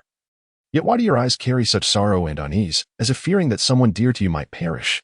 A profound sentiment indeed. Mayano Shiho observed the smoke rising in the distance. Are you speaking of yourself? Suddenly, a white Mazda surged forward with maximum power, akin to a fierce hurricane. Hey, stop. The police waved their arms in desperation, but Amuro Tura was evidently unyielding, gripping the steering wheel tightly as he barreled through every obstacle in his path, entering the campus. The playground quickly noted the intruding Mazda, drawing weapons and aiming at the driver's seat. The vehicle emitted a mournful wail as Amuro Tura struggled to control the steering wheel with one hand while calmly returning fire with a handgun in the other. "There are smoke bombs under your seat. Toss one over," he urged, deftly maneuvering to evade the intense assault. Mayano Shiho gritted her teeth. Shards of debris and sparks grazed her face and body painfully, but this was not the time for panic. She fought back, reaching beneath her seat to retrieve a smoke bomb, igniting its fuse and hurling it towards the playground. The smoke bomb erupted, enveloping everything in a thick haze. Amuro Tura steadied the car, raising his handgun towards the heart of the smoke. "Bourbon, no. You cannot harm the students like this. Left at 6 o'clock. Front at 4 o'clock. Right at 8 and 10 o'clock. With his calm voice, the gun's muzzle shifted directions, and simultaneously, bullets whizzed through the air, accompanied by a cacophony of anguished cries. "I see." A flicker of turmoil crossed Mayano Shiho's typically serene face as she smiled faintly. "You memorized the enemy's positions the moment the smoke bomb was thrown. You truly are a formidable person." At the old school building, Conan, perpetually wearing a poker face, gazed towards the chaos unfolding on the west side of the playground. "Bourbon? What?" Chianti, pacing irritably in an old classroom, dashed to the window upon hearing this. "Jin. Bourbon has acted on his own." "Ah, I will report Bourbon's insubordination to our superior." Jin rose from his chair, seizing the sniper rifle leaning against it, a chilling smile gracing his lips. "The hunt is about to commence. What about that girl? Are we simply going to abandon her?" Vodka inquired, looking towards the collapsed auditorium, recalling the girl who had once thrown her shoe at him in the large forest. "After all, our superior has commanded us not to kill her. Do you not understand?" "Vodka?" Jin crushed the cigarette beneath his foot. "The boss means she merely cannot die by our hands." "Ah, I've spotted the first prey," Chianti exclaimed with delight, aiming her sniper rifle at the auditorium and pulling the trigger. In the auditorium, a bullet fired by Chianti struck a person's forehead, causing them to fall forward without uttering a sound of pain. 0725, 0812, turned away, biting her lip, unable to bear the sight. It came from the direction of the old school building. Kudo Shinichi's face was stern and composed as he picked up a fallen gun nearby, stating coldly, "Jin and his crew have begun their actions. There's no time to deliberate. We must proceed as planned." On the west side of the playground, Amuro Tura spun the steering wheel swiftly to evade enemy fire when suddenly, the vehicle jolted, emitting a hissing sound. "Oh no, the tire's been hit." The speed was too great to maintain control, and Amuro Tura slammed the brakes, but the car veered uncontrollably towards a tree at the roadside. The white Mazda flipped over, the tree swaying violently. "Ugh." Mayano Shiho felt warm liquid trickling from her forehead to her cheek, pain radiating through her head and shoulders. And it was far beyond those two spots. Her entire body felt as though it were falling apart. Amuro Tura struggled to push open the twisted door. "Hey, are you all right?" "The enemy is coming." His deep, purple eyes, resolute lips, and white shirt stained with dried and fresh blood. The reasons compelling someone from the organization to fight with such desperation were clear. "You truly care for that girl?" Mayano Shiho observed Amuro Tura climbing out through the broken window. He did not respond. There was no time for replies. Ahead, the enemy's gun was aimed directly at his heart. "You must be Bourbon. You've certainly caused us considerable trouble." A man in camouflage approached him, gun drawn, stepping closer. Suddenly, the man's head exploded like a watermelon, half his face obliterated. Amuro Tura looked up towards a commercial district hundreds of meters away. "You saved me, Akai." Amuro Tura picked up the fallen walkie-talkie and, after dialing the communication number, scoffed, "Adam, besides that girl, you must be looking for me as well. If you seek revenge, hiding in the broadcast room and engaging in cowardly, disgraceful acts won't suffice. Your brother is far more honorable than you." "Shut up." The voice on the walkie-talkie erupted with anger, quickly followed by mock laughter. "Do you think I would fall for your bait? First, resolve the crisis before you. Then seek the king, Bourbon. The one you seek is me. Let everyone else go." A frail figure crawled into view on the east side of the playground, her leg appearing severely injured, the blood-soaked school uniform skirt stained with crimson. Her pale face and disheveled hair rendered her silhouette nestled among the desolate fallen leaves. Lonely and helpless, as fragile as leaves clinging to branches before winter. "Ran. Why didn't I protect her?" Kudo Shinichi lamented. "Why didn't I protect her?" Amo T-Ru's violet eyes suddenly froze, the overwhelming aura of rage nearly consuming his sanity, causing him to momentarily disregard even the slightest caution against the surrounding foes. "Danger!"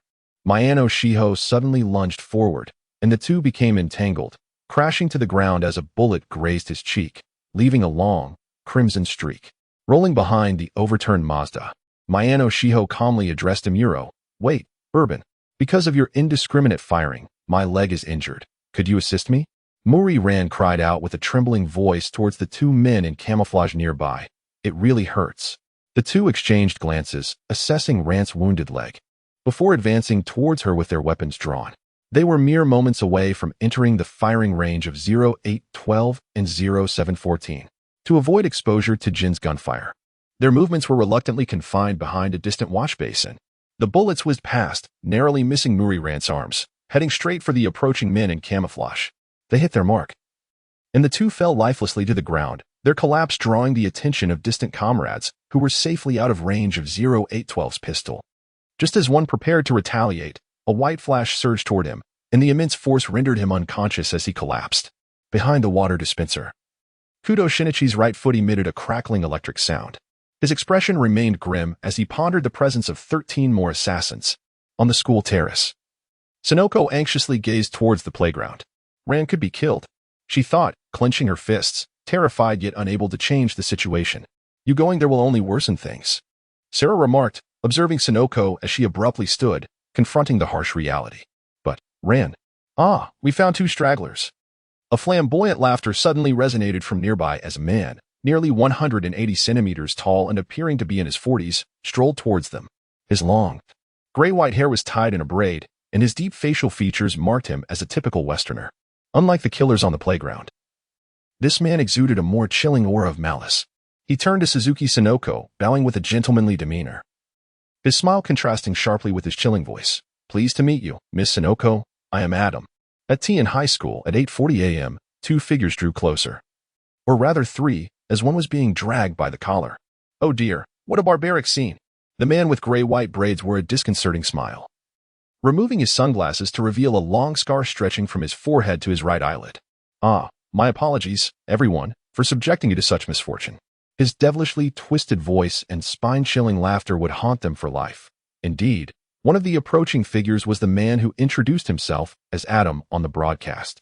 The playground fell into a sudden silence, with students and teachers huddling together, fearfully watching the man advancing towards them with a devilish gait. Adam lifted the bloodied Sarah by her hair, tossing her onto the grass as if discarding trash, with one hand in his pocket and the other gripping Sonoko's hair. He pulled her face close, impatiently stating, "What a bother. Uncle needs to hurry back for a hot bath. You should understand the feelings of those who journeyed so far to this unfamiliar land. Such an inconsiderate girl, you won't find a husband at this rate." Adam tore away Sonoko's outer garment, revealing the tightly packed high-performance explosive strapped to her. With a manic grin, he addressed the hidden audience, to those lurking in the shadows. I wish to convey one thing. If my heart ceases to beat, the explosives on this girl will detonate in an instant. He mimicked the sound of an explosion. At least this should keep you in line. If you obediently hand over the girl, I promise to be quite gentlemanly. Sonoko's face turned pale, a mix of fear washing over her, yet she refrained from tears, as if striving to suppress her emotions, her body trembling in the wind. Oh, what a grand friendship. Striving to hold back tears so as not to worry my friend, she had pleaded like a dog along the way. Please, please spare Ran. And even the uncle felt compelled to release her. No, the tears threatened to spill. Adam covered his eyes as if weeping, but quickly waved his arms, laughing heartily. Just kidding. Uncle was merely joking. Well, it seems not funny at all. Sonoko. Muri Ran grasped the dirt beneath her, suddenly rising. Ran, don't come over. Muri Ran turned towards Kudo Shinichi, her eyes filled with bloodshot intensity, her expression so distant it frightened him. Shinichi has already tried so hard. It's nearly the limit. This is where it ends. Kudo Shinichi shook his head in disbelief, unable to calm the tumult within him. Whether it be his heart or the fervent emotion surging through him, all the overwhelming fear and panic remained unrestrained. What could he do? He could no longer reach the sorrowful girl standing in the wind. It was an unprecedented sense of despair. Please, both of you, at least let him live. She turned resolutely, striding towards the center of the playground. Ran. Kudo Shinichi, helpless and bewildered, attempted to pursue the fading figure but was firmly restrained by 0812 and 0714. He struggled in fury, directing a hateful glare at them. Let go of me. Let go. I'm sorry, Kudo-kun. 0714 firmly held down the seemingly exhausted figure. This is her wish. Mori Ran had never realized how arduous the journey from the eastern side of the playground to its center could be. Each individual on the field appeared disheveled, their tear-filled, icy eyes reflecting the anguish of those affected by the recent explosion. From the myriad of expressions surrounding her, she perceived a spectrum of emotions: anger, sympathy, curiosity, and resentment. Occasionally, she would catch sight of a familiar face amidst the crowd, but they seemed eager to dissociate from her, hastily averting their gaze. They were gentle souls. Yet in this moment, they had turned utterly cold. However, Mori Ran understood that they bore no ill will. Their reaction was simply instinctive. A laser dot from a sniper's rifle danced across her face, flitting about like a bothersome fly since she had begun to move. This prank originated from the direction of the old school building, as if her assailant were toying with their prey. Regrettably, she could not offer the fearful expression they anticipated. Perhaps it would be better to simply perish. I'm sorry. Self-reproach and regret, accompanied by an overwhelming sense of guilt, enveloped her. Her fists trembled at her sides, her voice barely escaping her throat in a continuous murmur. Occasionally, she could hear words of hatred emanating from the crowd. Such resentment was warranted, after all. It was she who had drawn these demons. The grass beneath her feet gradually transformed into a deep crimson, the lifeless bodies lying silently, their wide eyes filled with unyielding defiance towards the finality of existence. A distant rumble echoed, thunder rolling in from afar, as dark clouds churned violently, heralding an impending storm. Why not flee? The tears that had been held back by Sonoko for so long cascaded forth upon seeing Rand. Why not escape? I'm sorry, Sonoko. Mori Ran forced a sorrowful smile. I have always been sorry. You fool, Ran is such a fool. Sonoko sobbed, shaking her shoulders as she managed a faint, sorrowful smile. Gently stating, do you remember what I told you? No matter what happens, I will always stand by your side, so please, do not keep saying sorry to me. That is a blade that will wound me. Bang. Sonoko's expression shifted to one of shock before a sudden, intense pain in her leg caused her to lurch forward. How disheartening it is to witness you all like this. It brings back unpleasant memories. Adam's foot pressed down on Sonoko's wounded leg. Ah. Sonoko's cries echoed in despair. I will never forgive you. Mori Ran's trembling eyes glared at him, her gaze suffused with suffocating, intolerable fury. Your opponent is me. Apologies. But your companions are simply too weak. I hope you do not disappoint me. Amuro Tour swiftly pulled the nearly collapsing girl behind him, his breath ragged as if he had rushed desperately to her side. Unlike his usual demeanor, there was no trace of a masked smile on his face, only a stark, merciless coldness. Adam. The imminent explosion of consciousness was yanked back as Mori Ran focused on the man before her, whose body bore numerous wounds. Particularly a deep gash on his left wrist, surely painful, although she had witnessed this man injured many times before. This occasion struck her heart as if gripped by an invisible hand. Why would he risk everything to be by her side? Your injury. Blood dripped from the cuff of his shirt, falling onto the grass. Just stay as you are, Ran, as long as you remain unchanged. That is all I wish for in this world. You are the only one I do not want to see altered. Amuro Turu's face remained stern and composed, his determined purple eyes fixated on the violent man mere steps away. A gust of wind seemed to rush past, and Mori Ran gazed at him in shock, recalling her own feelings not long ago. Observing the cold, unfamiliar figure of Shinichi, her very soul twisted in sorrow, engulfed by heart-wrenching despair. I found it peculiar. After enduring such horrors, how could this girl's eyes still shine with such purity? Now I understand. It is you who bears all the sins for her. Bourbon. You are quite amusing. You have compelled me to laugh. Adam released his foot, shedding his camouflage attire to reveal his muscular physique, including the detonator linked to the bomb on Sonoko. Since you are so eager to die, I shall kill you first, then the girl behind you. I have many delightful methods in mind for her demise. Would you like to hear them? I fear you might descend to hell before witnessing the delightful scene. Adam drew 2 sharp strider knives from his boots, tossing one at Amuro's feet, his eyes glinting with coldness. Apologies, but I have no intention of dying here. Amuro Tour bent to seize the knife, and as he straightened, his entire demeanor shifted, transforming him into a relentless harbinger of death.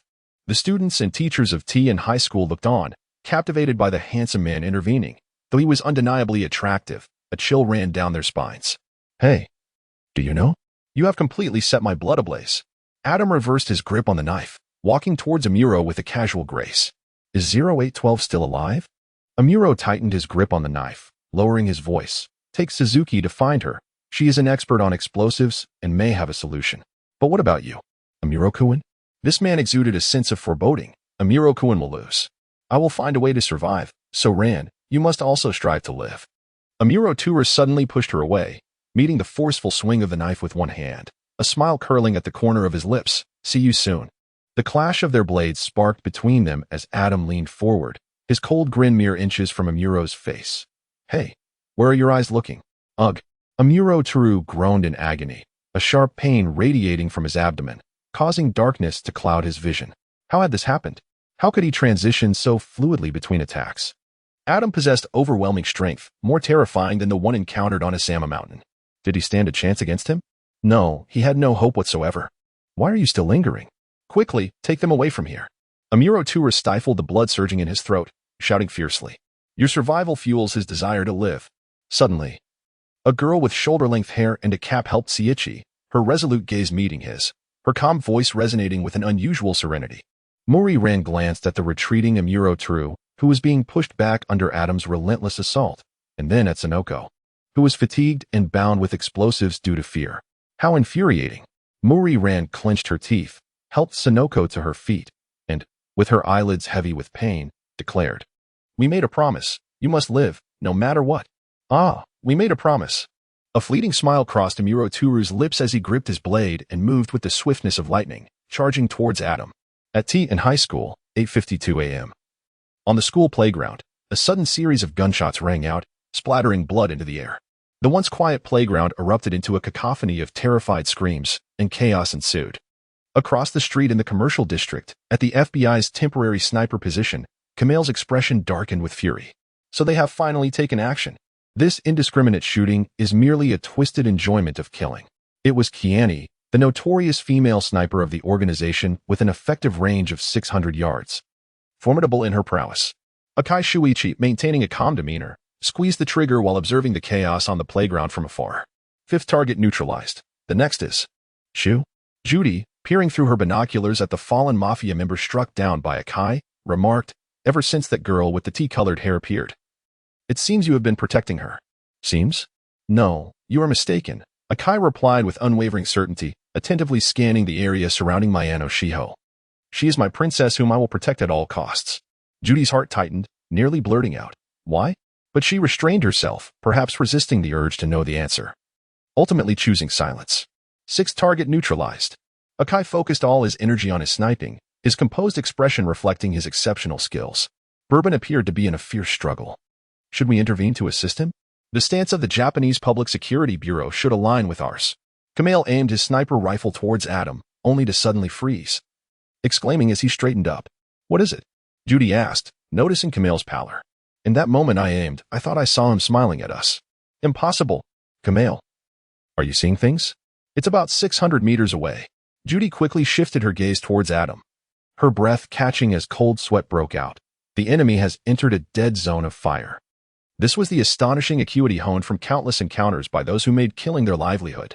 Akai interjected calmly, Kamel, pay attention to the direction of the old school building. Something feels amiss. Sniping innocent students to create chaos is likely more than just inciting panic. In the basement of the old school building at T in high school, crates were being transported above ground, the air thick with the acrid scent of gunpowder. Jin stood at the junction of the basement and the surface when steady footsteps approached. He lifted his gaze to see a middle-aged man with glasses and a clean-shaven appearance, embodying a scholarly demeanor. He was the principal of T in high school. Though that was merely a facade, in reality, he held a more sinister and mysterious role as Julep, an officer in charge of the arms cache in the organization. How is the transfer proceeding, Julep? This is the final batch. Julep's deep voice resonated coldly, laced with barely concealed anger. Jin, did you know those North African mafia members would appear on campus? Ah, yes. Jin replied with an indifferent smile. Jin, those children are completely unaware. Why involve them? Julep surged forward, grabbing Jin by the collar, while Vodka swiftly readied his firearm, aiming it at Julep's head. Calm down, Vodka. Julep is merely venting his frustration. Jin gestured for Vodka to lower his weapon, scoffing, Julep, have you spent too much time with these innocent students? You've become naive and weak. This won't do. It will lead to death. Or are you questioning the boss's decisions? Are you implying this is all the boss is doing? Julep released his grip, watching Jin leisurely adjust his collar. You appear to be in disbelief, Jin remarked, extracting a cigarette from his coat pocket. Placing it between his lips but not lighting it. After all, Igniting a cigarette in such a gunpowder-laden environment was tantamount to self-destruction. Adam's violation of the Mafia's ironclad rule against personal vendettas was orchestrated by that individual. Of course, this matter must remain a secret from Bourbon. Perhaps you wish to voice your concerns, but you may not have the chance. Bourbon will likely perish in the struggle. Why? Jin understood he was being asked why the boss would use Adam to eliminate Bourbon and that grassroots operative. Truthfully, he could not fathom the boss's intentions. It seemed as if the boss was using Adam to eliminate Bourbon, yet it also appeared otherwise. Who knows? Jin turned to leave, stating coolly, "Take advantage of the tide of students flooding towards the school gate to transport these 3 vehicles of arms. I have a personal matter to attend to. We shall rendezvous at the designated location. Vodka, you will accompany Julep. Oh, and remember to take the 3rd vehicle." "The 3rd vehicle?" Vodka repeated. Though uncertain why Jin specified that particular choice, he had always followed Jin's orders unconditionally. Understood. At Tian High School on the east side of the playground, by the wash basins, Muri ran cautiously leaned against the wall, her body trembling with overwhelming fear, unable to utter a sound as she looked anxiously at 0812. "I understand what you wish to convey," 0812 said, diligently examining the bomb and the gunshot wound on Yuanzi's leg, which was pouring blood profusely. With a grave expression, 0812 swiftly removed his thin jacket to wrap around the bleeding wound. "Where is the infirmary?" "The injury on her leg is severe. It likely struck an artery. If not treated promptly, she may lose her leg. The area has collapsed due to the blast," Kudo Shinichi observed, gazing at the smoldering ruins in the distance. "However, we should still be able to find a medical kit containing disinfectants, sulfuric acid, aspirin, morphine, and bandages. The karate club is the closest. I will fetch the kit and meet you there shortly." "No," Mayano Shiho interjected coldly, interrupting him. "I already warned you, Kudo, given your current identity. It is absolutely imperative that you do not appear within their line of sight. This girl knows Shinichi and is aware of the organization." Muri Ran stared in astonishment at the agitated girl beside her, having rushed here in a state of confusion without paying much attention to her sudden appearance. Now, she scrutinized the girl anew, who radiated a chilling aura, shoulder-length brown hair, a strikingly beautiful yet icy visage, a stunning mixed-race girl. Wait, her appearance seems familiar. Who would have thought that Hybrid could be so flustered? Noticing the stark contrast in Mayano Shiho's demeanor, Kudo Shinichi raised an eyebrow just as a girl suddenly leaped onto him. "You," he exclaimed, taken aback by the girl who had shielded him from a bullet. "Honestly," Sarah grimaced in pain, forcing a smile. "This is hardly the time for dawdling, esteemed detective. Indeed, the next wave of attack is imminent." Kudo Shinichi regained his composure, picking up the handgun at his side, aiming it at the window of the old school building. "Do you truly believe that?" 0714 and others who had some knowledge of firearms shared incredulous expressions. "It's impossible. That's at least 110 meters away. This handgun cannot achieve such a shot.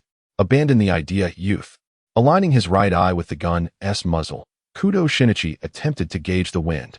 Southeast at 12 knots, and further away, southeast by east at 5 knots. The temperature and humidity were comparable. Being in a plane, the Coriolis effect could be disregarded. While he would face air resistance and projectile wobble, after meticulous consideration, it was not entirely unfeasible. Having weighed all factors, Kudo Shinichi slightly adjusted the gun's angle to the left, relying solely on instinct to make this improbable calculation. He took a deep breath, exhaled slowly, and with no tension or worry, calmly pulled the trigger. Silence enveloped the group as, moments later, a woman's scream pierced through from the direction of the old school building. He truly hit the target. A feat that even professionals could not accomplish. This high school detective managed it. Members of Zero stared in shock at the direction of the school. "It's impossible," 074 muttered in disbelief. "What a remarkable achievement. Amidst the chaos, we must leave swiftly." Kudo Shinichi assessed coolly. As previously stated, Shinichi will accompany them to the karate club, while I seek the medical kit. Muri Ran interrupted, understanding his concern. "It's all right. Jin and the others 1T kill me. Given the current circumstances, Miss Ran is indeed the most suitable candidate." 0812 helped Yuanzi up. "We must not delay. We need to head to the designated location." In the old school building, Kianti discarded her handgun, leaning painfully against the windowsill, gasping. Her chest was soaked with blood. "I underestimated them. At this distance, with such equipment, they could execute this. Are you all right?" Cohen crouched beside her. "That bullet missed my heart by about a centimeter." Kianti struggled to prop herself up, pressing the gunstock firmly against her shoulder, her left hand gripping the handle. revealing a twisted smile. We must eliminate him. Cohen, take Kiani and evacuate. This building will explode in 30 minutes. Remember to take the third vehicle. If you're unhappy with my arrangements, feel free to act as you wish. At the entrance, Jin cast a cold glance at the injured Kiani, his lips curling into a mocking smile as he turned to leave. What a mess. Jin, Kiani shouted in frustration from the classroom, yet the cold silver-haired man seemed unfazed, lowering his gaze and departing with a smile. Outside the T and school gate, in a commercial complex, Camel fixed his gaze towards the old school building. 3 cleaning vehicles have emerged from the old school at an astonishing speed. Jody, alert the police at the entrance to intercept those vehicles. They likely contain something significant. James ordered. Boom. A thunderous explosion erupted at the school gate as the first cleaning vehicle detonated.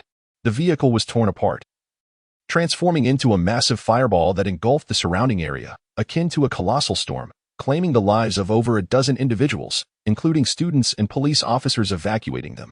In that moment, as if time had frozen, the second and third vehicles simultaneously appeared at the school gate. Where would those individuals hide? The second? Or the third? Akai Shuichi aimed his gun at the speeding vehicles. There was no time for contemplation. He targeted the tire of the second vehicle and pulled the trigger, while the third vehicle successfully escaped. Inside the karate club, 0847 watched the flames erupting at the school gate. He could almost see the engine hood soaring into the air, spinning like a roulette wheel in the shockwave before crashing into a sturdy cherry blossom tree dozens of meters away. Have they retreated? With slightly longer black hair, 0847's gaze often drifted off into the distance. No, he could still feel that sensation of being strangled, the lurking presence nearby. Mayano Shiho tightly embraced herself, her voice cold as she affirmed, there are still individuals hiding in the shadows. Is this what they call intuition? If I relied on such instincts, I would have perished dozens of times over. 0847's eyes glinted with mockery. The students in the courtyard are nearly evacuated. The police outside will soon rush in. Leave the bomb disposal and medical treatment to them. Hey, 0812, 714, we should retreat. No, this child is losing too much blood. We must treat her immediately. 0812 laid UNZ flat on the ground, a deep frown etched on her delicate face. 0812, after 3 years of working together, this is the first time I've seen you show concern for matters beyond the task. How delightful, you finally exhibit some femininity. And you, 0714? 0714 squatted beside Sarah, inspecting her left shoulder wound while commenting, once we confirm their safety, shall we? If that is the case, then I must take my leave first. Today is the day my wife is giving birth. Before escorting her to the delivery room, I had assured her it was merely a simple task and that I would return quickly. Yet now, it's this late. The baby must have already been born. 0847 raised his hand to glance at his watch, tucking the firearm back into his thin coat, a hopeful expression illuminating his face as he turned to leave. I wish you all. No. Shimayano's pupils dilated in shock. Alas, it was too late. 0847's voice was abruptly cut off as his body fell backward. Thud. 0847's form hit the ground heavily, motionless. Not even a groan of pain escaped his lips. A bullet, shot from an unknown source, had pierced through his skull, and he must have lost consciousness in an instant, his mouth slightly agape, a trace of joy lingering on his face. The room descended into an indescribable silence as everyone bowed their heads, unable to articulate the complex and painful emotions they felt. A girl, covered in dust, burst into the doorway clutching a medical kit. Upon seeing 0847 lying in a pool of blood, her steps faltered, and before she could react, she was pulled into an embrace. Don't look, Ran. Shinichi Kudo gently reassured the trembling Ran Mori, releasing her as he quickly retrieved the medical kit from her hands and brought it to 0812. At T in high school, 9:15 a.m., in the courtyard's periphery, Toru Amuro knelt on the ground, blood gushing from the space between his fingers pressed against his left side. Did you really kill Tlick? Adam twisted his head from several meters away, making a cracking sound. I cannot deny you possess some strength, but it hardly suffices to have slain Tlick. It infuriates me that such a person as you could take his life. Amuro staggered to lift himself, a mocking smile curling at the corner of his lips. Adam's expression darkened suddenly as he charged at Amuro with his knife, the distance between them shrinking to a mere arm's reach in an instant. Amuro grasped the knife blade aimed at his throat, but Adam intercepted his kicking leg midway. Suddenly, Amuro felt a blinding flash before him, the world spinning as Adam's overwhelming force sent him crashing to the western side of the courtyard. His body slammed hard against the ground, rolling for what felt like an eternity before finally colliding with a cherry blossom tree, which brought him to a halt. Blood trickled down from his forehead, and waves of pain coursed through his body. His right wrist throbbed painfully, and the strider knife lay just beyond his right thumb. Amuro extended his right hand to grasp the knife, but he could muster no strength. Even the slightest movement sent searing pain coursing through him. He had to rise quickly. He couldn't afford to die yet, at least not until the police arrived, at least to ascertain the girl's safety. With great effort, he extended his injured left hand to support himself against the tree trunk, struggling to lift his body. Lying on the ground pretending to be dead would have been the wiser choice. Adam raised his elbows and struck down toward his head. Amuro crouched, bracing himself as he rolled to the side. Just as he prepared to rise, he saw Adam's foot approaching, delivering a brutal kick to his wounded left side.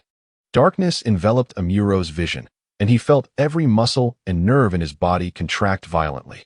Then came the subtle sound of a blade slicing through the air. His already fatigued mind sharpened with clarity, and he narrowly evaded that fatal strike.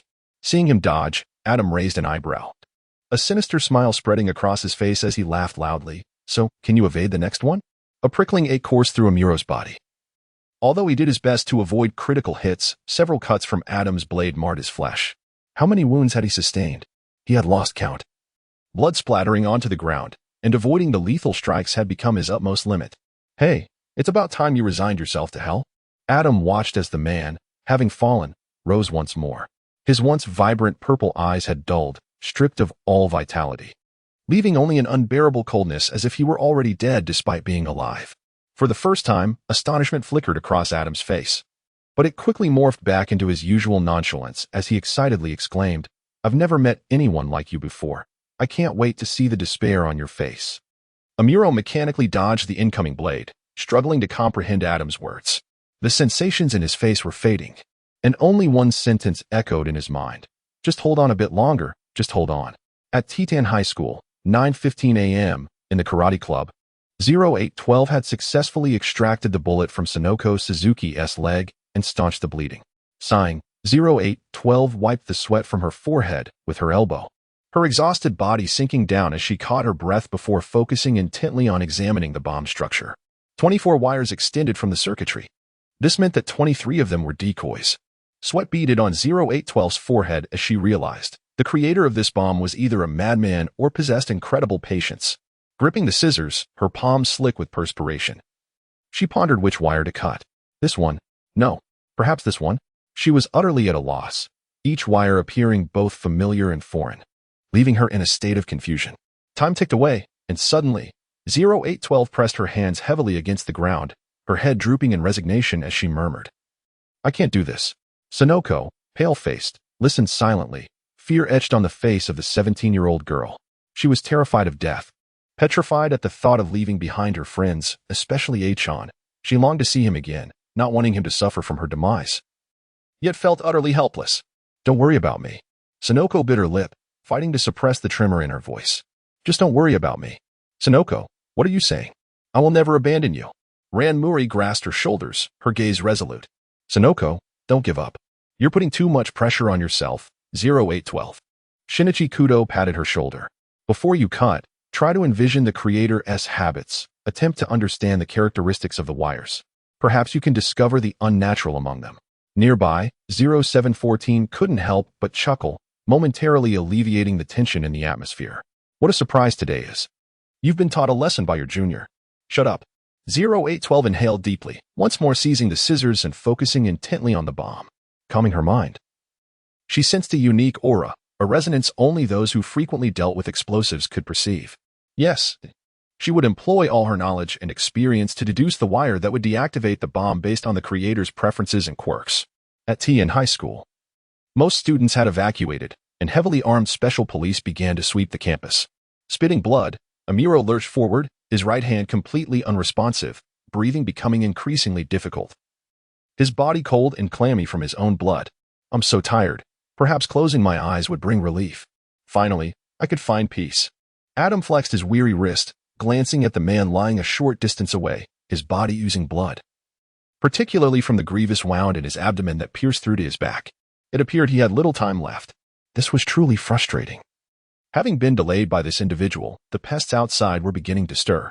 Adam scratched his head and turned towards the direction of the karate club, resolving to swiftly deal with the girl and leave this place.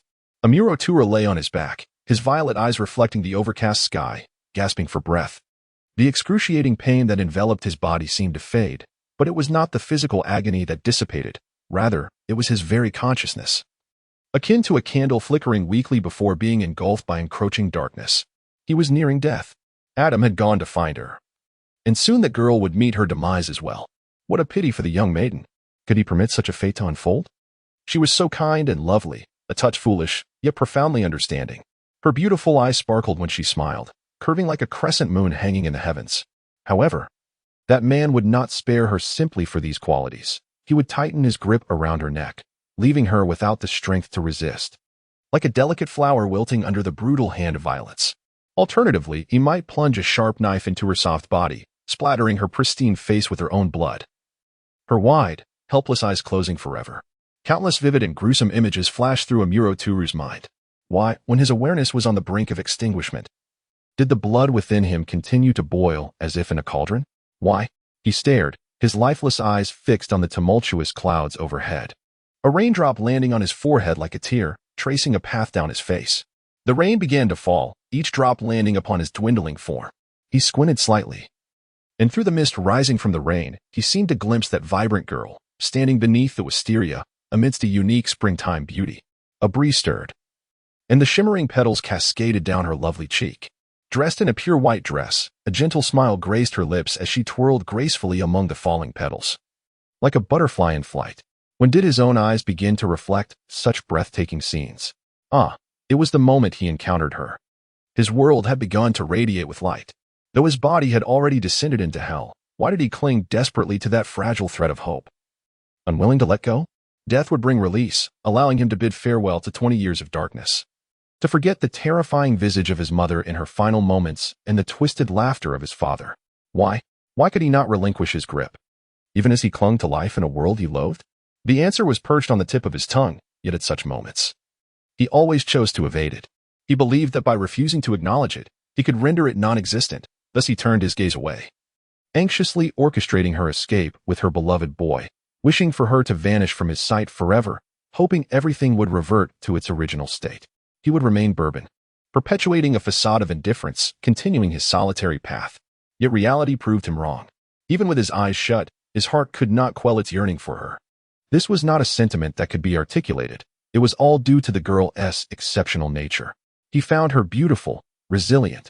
He yearned to protect her, to embrace her tightly, to remain by her side indefinitely. It was her fault. She had instilled in him a fondness for this world. How could he possibly articulate this bittersweet, tangled emotion? Perhaps it was love. That girl, he had always loved her deeply. With his hands buried in his pockets, Adam, hunched forward, suddenly halted. He sensed a palpable aura of death and intent to kill. Instinctively, he turned towards the man who seemed unable to rise again. He was gone. Adam's eyes widened in disbelief as he stared at the blood-soaked spot left behind. Had someone rescued him? No. Adam withdrew his hand from his pocket, gripping the knife's hilt tightly, his gaze trailing the bloodied footprints that had yet to be washed away by the rain, winding through the greenery beside him, leading back to his own position. In utter shock, Adam's expression turned vacant. He swiftly raised his short blade, pivoting, and in a flash, a shadow lunged at him, forcefully pinning him to the ground, and the bloodied blade swiftly aimed for his neck. Do not move. If I slip, I might sever your carotid artery or windpipe. And that would be troublesome, came a chilling voice from above, as if it had emerged from the depths of hell. Adam blinked. He was still alive, feeling the icy blade pressed against his neck. This man, in such a state, had managed to avoid a fatal strike. Hey, you seem less human than me now. Adam did not plead for mercy or panic. He merely regarded the man looming over him with a look of intrigue. To be able to function in such a condition, you might as well be a ghost. No, Adam was mistaken. It was merely because the man was not dead yet, still capable of movement, still possessed of a desire to live, nothing more. His light golden hair, drenched by the rain, clung to his handsome face, his violet eyes gleaming with a cold light, as though he were surveying the most repugnant refuse in existence. Was this the infamous shura of the organization? Adam exhaled, smacking his lips. Got a cigarette? Oh, I really shouldn't have quit. I am merely me. Amuro Turu tightened his grip, his tone devoid of any emotion. Raise your hands. Do not move. At that moment, Japanese police officers nearby shouted, guns drawn. At T in high school, within the karate club, everyone was frozen in place, as if encased in ice. 0812 slowly moved the scissors towards the wire. If it were me, I would choose that wire. Everyone could not help but swallow hard. Gazing at the wire caught between the scissors blades, their hearts seemed to rise to their throats as 0812, with a near-cold determination, closed his eyes and severed the red wire. In that instant, time felt eternal. There was no explosion, just a brief silence, and the tension that had gripped everyone finally eased, revealing long-lost smiles. It had been ages since they felt such exhilarating suspense. A cold voice crackled through the radio hidden in 0812's coat. Kudo Shinichi, it has been a while. Could you come to the old schoolhouse alone within 5 minutes? The curtain is about to rise. It was Jin. Mayano Shiho frantically grasped Kudo Shinichi's arm. This girl must have feelings for Shinichi. Mori-ran observed them from a distance. After this incident, she realized she could no longer remain here. Nor did she possess the right to stay by his side. The only thing left for her to do was. Mori-ran retrieved a radio from her pocket and forcefully tossed it aside. All eyes, not just those of Kudo Shinichi, were drawn to this girl. Taking a deep breath, she strode confidently towards Kudo Shinichi, disregarding the presence of others around her. Rising onto her toes, she gently pressed her lips against his. The sweet sensation lingered between them, causing Kudo Shinichi to widen his eyes in astonishment before closing them again to deepen the kiss. The feelings of affection intensified within him, and he found himself wishing that time could freeze at that moment, yet he knew it was impossible, as there were matters awaiting his resolution. Mori-ran's fingers stealthily unfastened the anesthetic watch on his wrist, a revelation she gleaned from a Muro Tru, explaining why her father often solved cases while in slumber. Suddenly, Kudo Shinichi felt his consciousness wane as he parted his lips, gazing in astonishment at the girl who greeted him with a radiant smile. No, I'm sorry, Shinichi. Mori-ran looked at Kudo Shinichi, whose eyes were slowly closing. Tenderness mingled with profound sorrow within her gaze. You must strive to live on. After entrusting the unconscious Shinichi to the hands of 0714, she turned and hurried to the locker, retrieving a karate uniform to place in his hands. Could you help me remove Shinichi's clothes? She implored, her urgency evident in her tone. Mayano Shiho gazed at her in astonishment. Please. Mori-ran swiftly snipped off her long hair with scissors, contemplating the rain outside. As for my hairstyle, this should suffice to deceive Jin. Mori-ran met the stillness of Mayano Shiho's gaze. It's all right. I'm merely buying you time to escape. Jin won't kill me. Hurry, Ran. Sonoko vehemently shook her head. Ran Muri began to unbutton her garment, her gaze averted from the garden, utterly uncertain of how to confront her emotions. Were Shinichi here, he would undoubtedly face peril. Yet her presence would alter the course of events. There was nothing to fear, she reassured herself. A profound silence enveloped the room, as no one dared to contest her proposal. Observing the entirety of the situation, it was evident to all that the black organization had refrained from taking her life. Perhaps her suggestion held merit after all. With everything prepared, Ran adjusted her loose school uniform and turned to the girl with chestnut hair, standing beside Shinichi. Holding back tears that threatened to spill from her weary eyes, she forced a faint smile and said, Shinichi, I entrust this to you. She departed, almost fleeing, plunging into the rain without a backward glance. In the downpour, the familiar scenery vanished. The cherry blossom tree in front of the Grand Hall stood askew, its broken branches scattered around. The school building lay in disarray, chaos reigning supreme, while the air was thick with the acrid scent of gunpowder and the metallic tang of blood, all of which were wrought by her own actions. Mori-ran gritted her teeth. Her eyelids lowered in fear of the gruesome remains before her, hastening towards the old school building, splashes of water flying behind her with each hurried step. The wind carried the words of Toru Amuro from beneath the sacred tree that day. Abandon everything. Just the two of you escape. Nothing else matters. As long as you are together, live however you wish. He was no longer the renowned high school detective, and she was no longer Mori-ran. Regardless of what transpired in this world, they should live incognito, embracing a tranquil life. Although much would be lost, at least they would still be alive. I'm sorry. Amuro-kun, you've tried so hard. Yet I cannot bear to have Shinichi abandon everything to flee with me.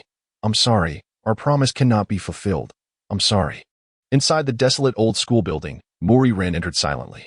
Suddenly, she felt a sharp pain in her legs, abdomen, and arms, a bullet shot by Jin from afar. She did not believe Jin would err. He had deliberately avoided her vital points, yet rendered her immobile.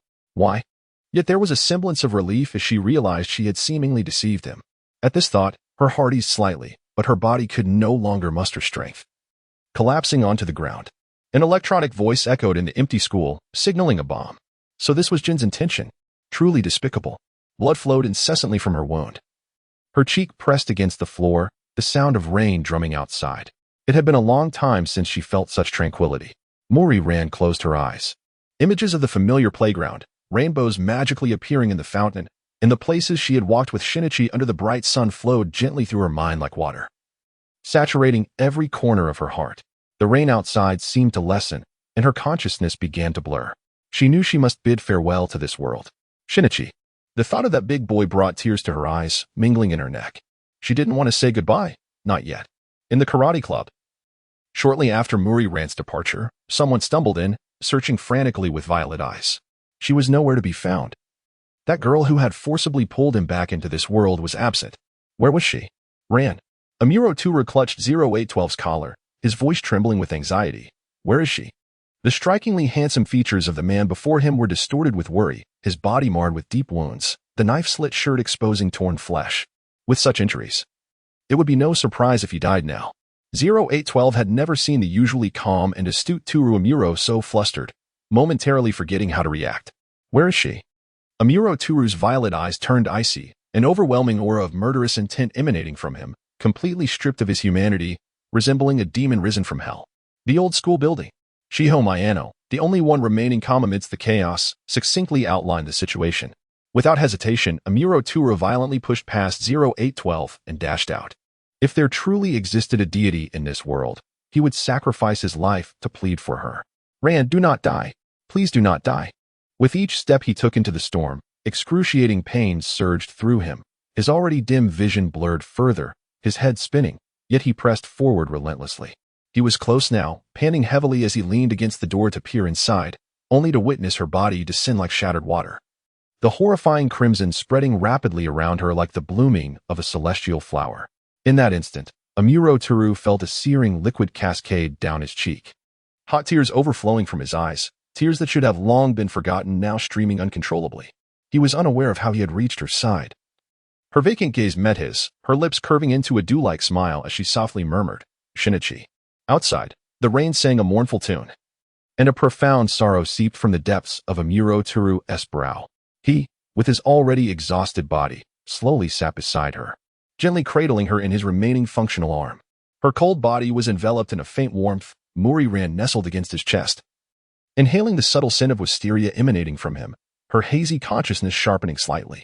It was not a dream. Someone truly was there by her side, offering her that precious warmth, and she was not Shinichi. The mere thought of him pierced her heart with pain. She began to writhe restlessly, struggling to escape his embrace, crying out, "This place is going to explode.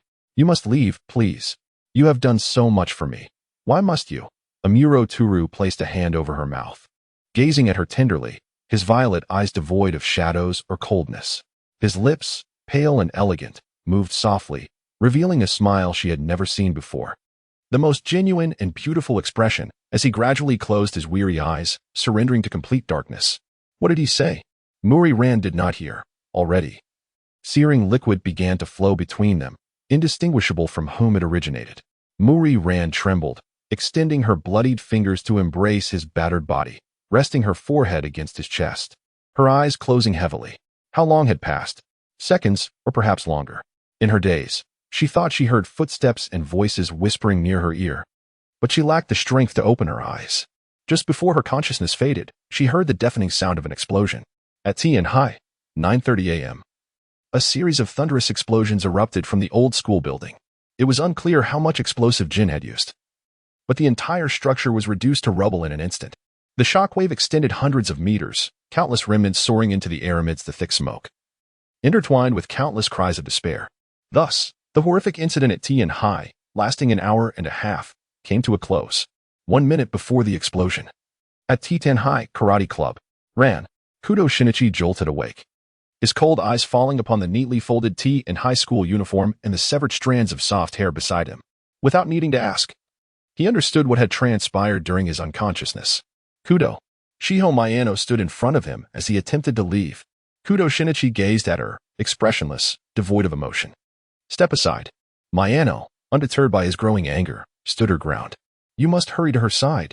The thought ignited the flames he had desperately suppressed, burning fiercely within him. He gripped Shiho's arm with a force unimaginable for his lean frame. A resounding boom, a near-deafening explosion echoed from the distant old school building, shaking the entire karate club violently.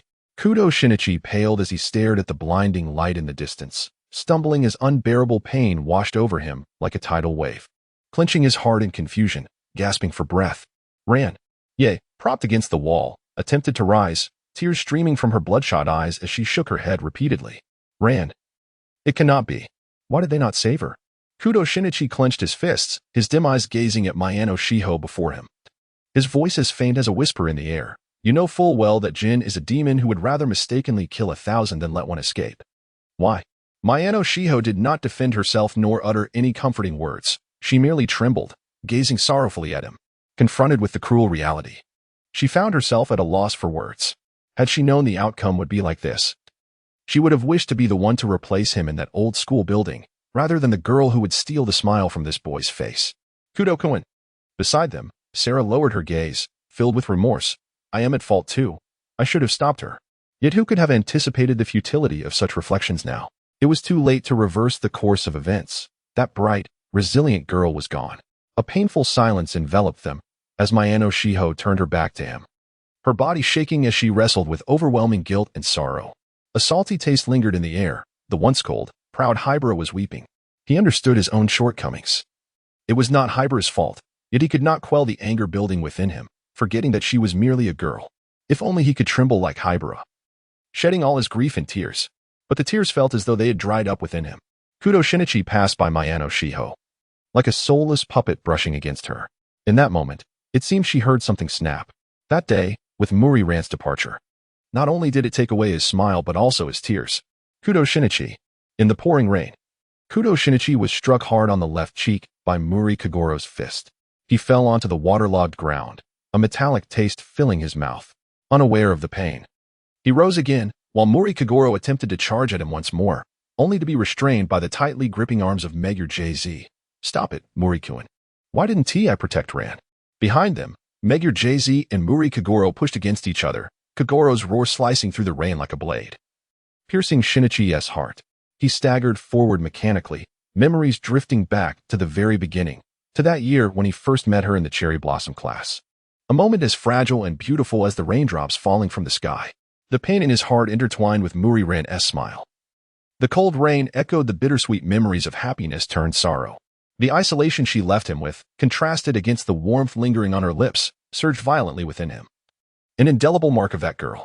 The rain soaked his hair and face, and Kudo Shinichi whispered, inaudible to anyone else, Ran. Classes at T and high school resumed 40 days later. On that morning, Suzuki Sonoko once again refused the butler's offer of a dedicated driver to escort her to school. Alone. She carried her backpack along the bustling street that she and Muri Ran often traversed.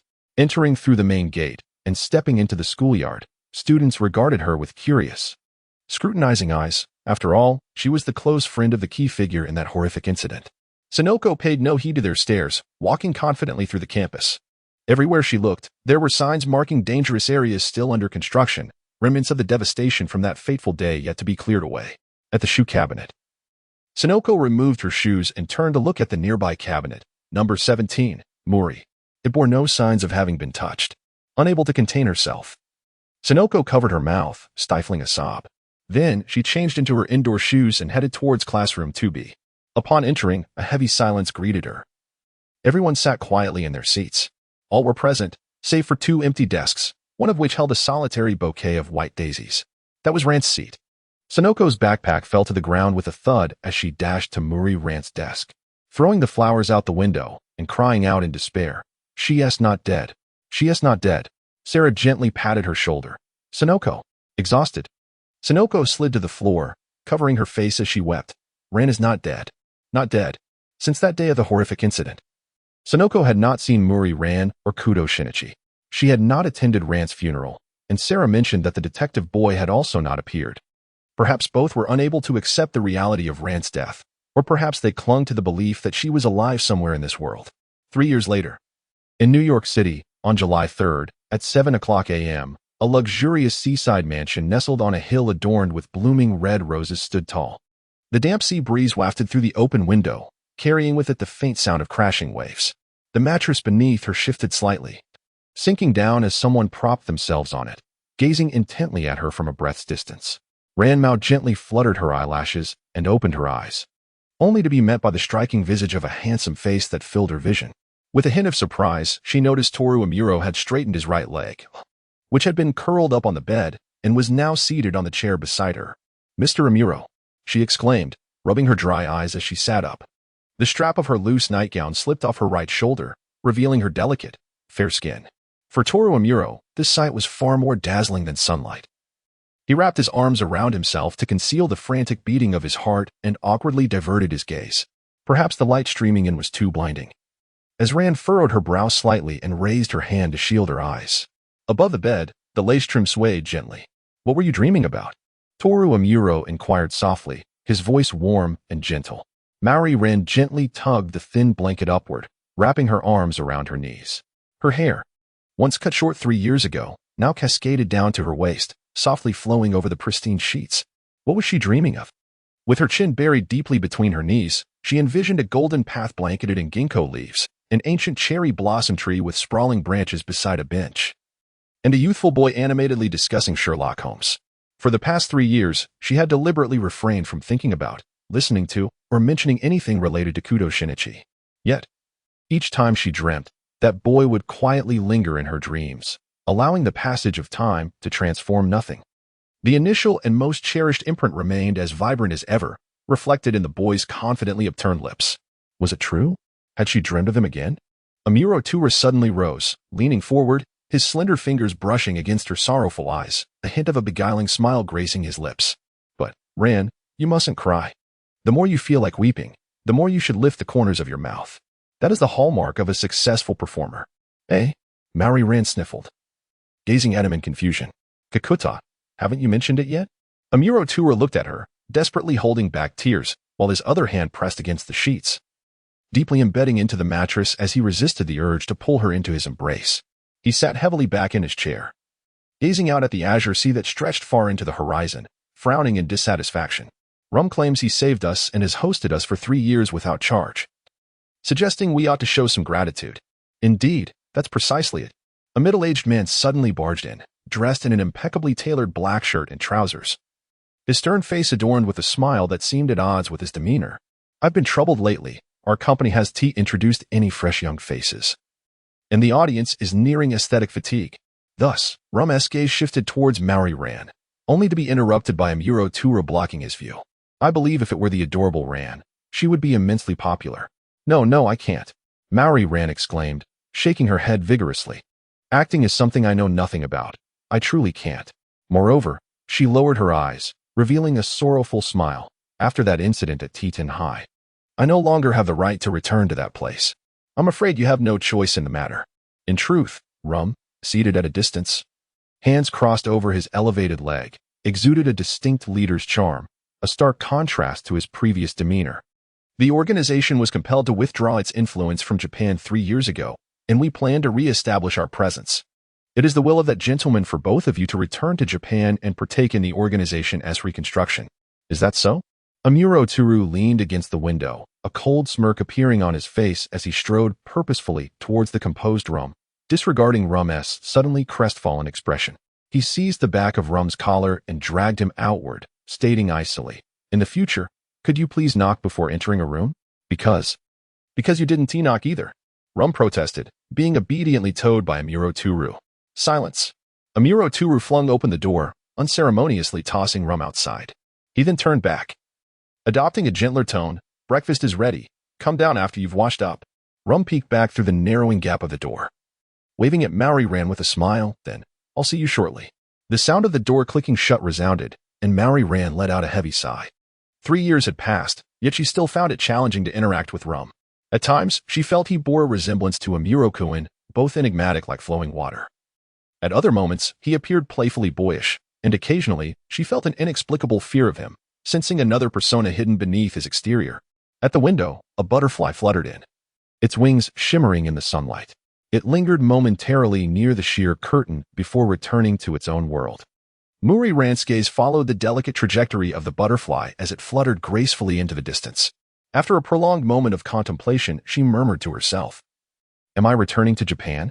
At that moment, a knock resounded at the door, followed by Kikuta's voice. "Pardon the intrusion. Are you still resting? Come in, it's all ready." Muriran lifted the light blanket and padded barefoot to the wardrobe, which was adorned with an array of exquisite women's blouses. These were gifts from Amuro Turu, each collected after completing a mission over the past 3 years, now filling the closet without her even realizing it. "Did you not sleep well last night?" Kikuta, dressed in a formal black suit and sporting a chic bob cut that framed her face, exuded an air of vitality and elegance. "Why do you say that?" Muriran asked, selecting a white silk blouse and turning to face her. Kikuta gestured toward the corner of her own eye, saying, "You have tear stains here." Suddenly, Malilan recalled the pair of concerned violet eyes that had met her gaze upon waking. It seemed he had indeed taken notice, which explained his inquiries. "Ever since that fateful day when I rescued you from there and brought you here, you have not set foot outside this villa for 3 long years." Kikuta gazed at her and remarked, "Mr. Bourbon has been overly protective of you. Do you not find it peculiar that during these 3 years, the organization has not assigned you a single task? It is as if they have simply abandoned you." However, the reality is far from such a notion. As Mao Lilan's fingers froze upon twisting the button, she recalled that Kita's words had not escaped her attention. Yet, each time she inquired, Amuro To had always deflected her with a myriad of excuses. "Do you know? Over the past 3 years, the organization has issued multiple commands directed at you. But before they reached you, they were intercepted by Mr. Bourbon. While you basked in a tranquil existence, that man clandestinely executed all your directives. However, this cannot continue. Do you wish to remain a sheltered flower under Mr. Bourbon's protection? Had you possessed sufficient capability during the terrifying incident at tea in high school that year, perhaps the outcome would have been different." Kita's expression remained consistently calm, as if oblivious to the fact that her words cut into Lilan like a sharp blade. "The organization will eliminate the useless. If you persist in your cowardice, the very Bourbon who has risked his life for you time and again may ultimately perish because of you. Would you allow such a fate to unfold?" Mao Lilan's complexion drained of color, and she vehemently denied, "No, absolutely not. What does Bourbon truly signify to you?" Kita's gaze intensified, pressing her further. "Eh?" Mao Lilan lowered her arms, her eyes softening. "Without Amuro-kun, I would have perished long ago." She slightly lifted her head, gazing at the roses flourishing wildly around her, paused, closed her eyes, and smiled. "He is someone I would protect with my very life, even if it means dedicating the remainder of my existence to him." Kita raised an eyebrow, and after a moment, chuckled softly. "Is that so? Permit my impertinence, but should you lack this awareness, I might be compelled to take your life." Mao Lilan gazed at her in astonishment. The light golden hue of her eyes conveyed that Kikuta was not jesting. Kikuta appeared to hold a deep respect for Amuro-kun, while also being exceedingly cautious. Occasionally, her pale golden eyes would sparkle with a beautiful radiance. "Today, that gentleman issued the latest directive, intended for you, though Mr. Bourbon remains oblivious. If you accomplish this task, you shall earn your code name, marking the first step of your growth and auspicious development." Kikuta rose and walked outside. "Over the past 3 years, I have imparted to you ample knowledge in combat, surveillance, firearms, and the like. I am confident you will execute them splendidly. This afternoon, I shall provide you with the necessary information, and we shall act tonight. Remember, do not let him know. He has already borne too much on your behalf." In the afternoon, the red roses climbing the trellis in the courtyard blossomed more delicately. Mao Lilan stood before the expansive floor-to-ceiling window, gazing at Amuro Toru, who sat quietly in the floral shadows, engrossed in a book. A gentle smile graced his lips. Over the past 3 years, his smile had transformed significantly, no longer merely a fade. Perhaps he remained unaware that his handsome visage paired with a tender smile was utterly enchanting. Immersed in his reading, he suddenly looked up towards her, causing Mao Lilan to flush and feel somewhat flustered, momentarily forgetting that he was the exceptionally perceptive Bourbon. He set down his book, his warm gaze extending toward her, then waved with a playful grin. The breeze here was slightly cool, carrying a pleasant fragrance. Mao Lilan set down her freshly brewed red tea, tilting her head slightly to embrace the sea breeze that danced through her hair. Suddenly, someone grasped the ends of her hair. Amuro Toru stood, his deft fingers dancing lightly among her tresses. Before long, he secured her hair, while deftly removing the red ribbon from beneath her collar and weaving it into her dark locks. "I've wanted to try this for quite some time." Amuro Toru plucked a half-blooming rose from the branch and tucked it behind her ear, gently turning her to face him. Observing the smile fade from Amuro Toru's face, Mao Lilan giggled. It seems that styling hair isn't quite your forte. Does it resemble a bird's nest? In his lifetime, he had encountered countless women, seductive, graceful, beautiful, gentle, and willful, but she was uniquely exceptional. Just gazing at her from afar made his heart race uncontrollably. No, you are quite beautiful. Amuro Toru lifted his finger to brush aside the strands of hair at her lips, his violet eyes reflecting a touch of tenderness. After a moment of silence, he returned to his chair and took a sip of his red tea. Tonight, I must accompany Rum to a banquet. You should remain here quietly. Mao Lilan picked up the tray, recalling Kikuta's words. The image of him lying in a pool of blood 3 years ago was deeply etched in her mind, causing her heart to ache. She vowed to protect the man before her. On July 3rd at 7:30 p.m., in a splendid garden villa in New York, USA. Tonight was the birthday of O.S. Torrent's youngest son, and the opulent 18th-century mansion was filled with luminaries from various fields, renowned politicians, Oscar winners, and successful entrepreneurs, who elevated the banquet to a crescendo amidst elegant music. At this moment, the host, Mr. O.S. Torrent, had stepped away from the lavish festivities into the VIP lounge. Behind him, a tall gentleman knocked on the door, Mr. Braid. Upon hearing the call, the door opened to reveal a British man appearing to be around 30, of average height, with short brown hair and blue eyes, who seemed somewhat fatigued. The slight upward tilt at the corner of his eyes gave him a somewhat frivolous air, and aside from that, there was little to capture one's attention. O.S. Torrent entered the room, gesturing slightly. The tall man bowed respectfully and exited, closing the door behind him. This gentleman, named Braid, graduated from a prestigious military academy in England. He was an elite with exceptional marksmanship and intellect. After declining an offer from MI6, he became a freelance agent, joining the Black organization 4 years ago. Perhaps he was indifferent to fame and fortune, possessing a somewhat hedonistic outlook, and had yet to obtain a code name. However, this was merely one of his identities. He also utilized his connections within the organization to acquire substantial weaponry and smuggle heroin, selling these to those in need, thus amassing considerable wealth, with O.S. Torrent being his largest client. Recently, however, Braid seemed to have fallen on hard times. One of his associates had clandestinely engaged in a business deal, leading to exposure. It appeared that his personal profiteering from the organization had reached the ears of the boss. He had no choice but to escape the organization. A regrettable circumstance, as this was the harsh reality of survival in this world. Nonetheless, for Braid, this was merely a temporary predicament. Once the storm passed, his acumen would allow him to return to a carefree life. However, until then, he needed to rely on the wealthy merchant before him. Over the past 4 years, he had provided O.S. Torrent with numerous advantages, establishing a ridiculous friendship based on mutual exploitation, which proved useful at this moment. Perhaps this was the distinction between the clever and the foolish, always leaving oneself an exit strategy. Braid, it's rare to have a good day. Do not be so restrained. How about going out and relaxing? There are plenty of stunning women outside. O.S. Torrent, observing the man who had confined himself within this space for half a month, reassured him. I have connections in the police, FBI, and CIA. If those fellows approach this mansion, my people will inform me immediately. That would indeed be a tremendous help. Braid seemed to exhale heavily, though the vigilance in his eyes indicated that he remained on guard. After all, one's life is one's own responsibility, and he never relied on others to cherish it. Having abstained for half a month, tonight would be an opportunity for indulgence. O.S. Torrent patted Braid on the shoulder, a lewd smile surfacing in his eyes. You must be nearing your limit. After a few minutes of idle chatter, Braid found the rotund man before him exceedingly annoying. Wishing to kick him in his bloated belly and stuff his mouth full of tissues to silence his gold-toothed grin. However, he restrained himself, offering a gentlemanly smile. If you permit me to attend your young master's birthday celebration, I would be most delighted.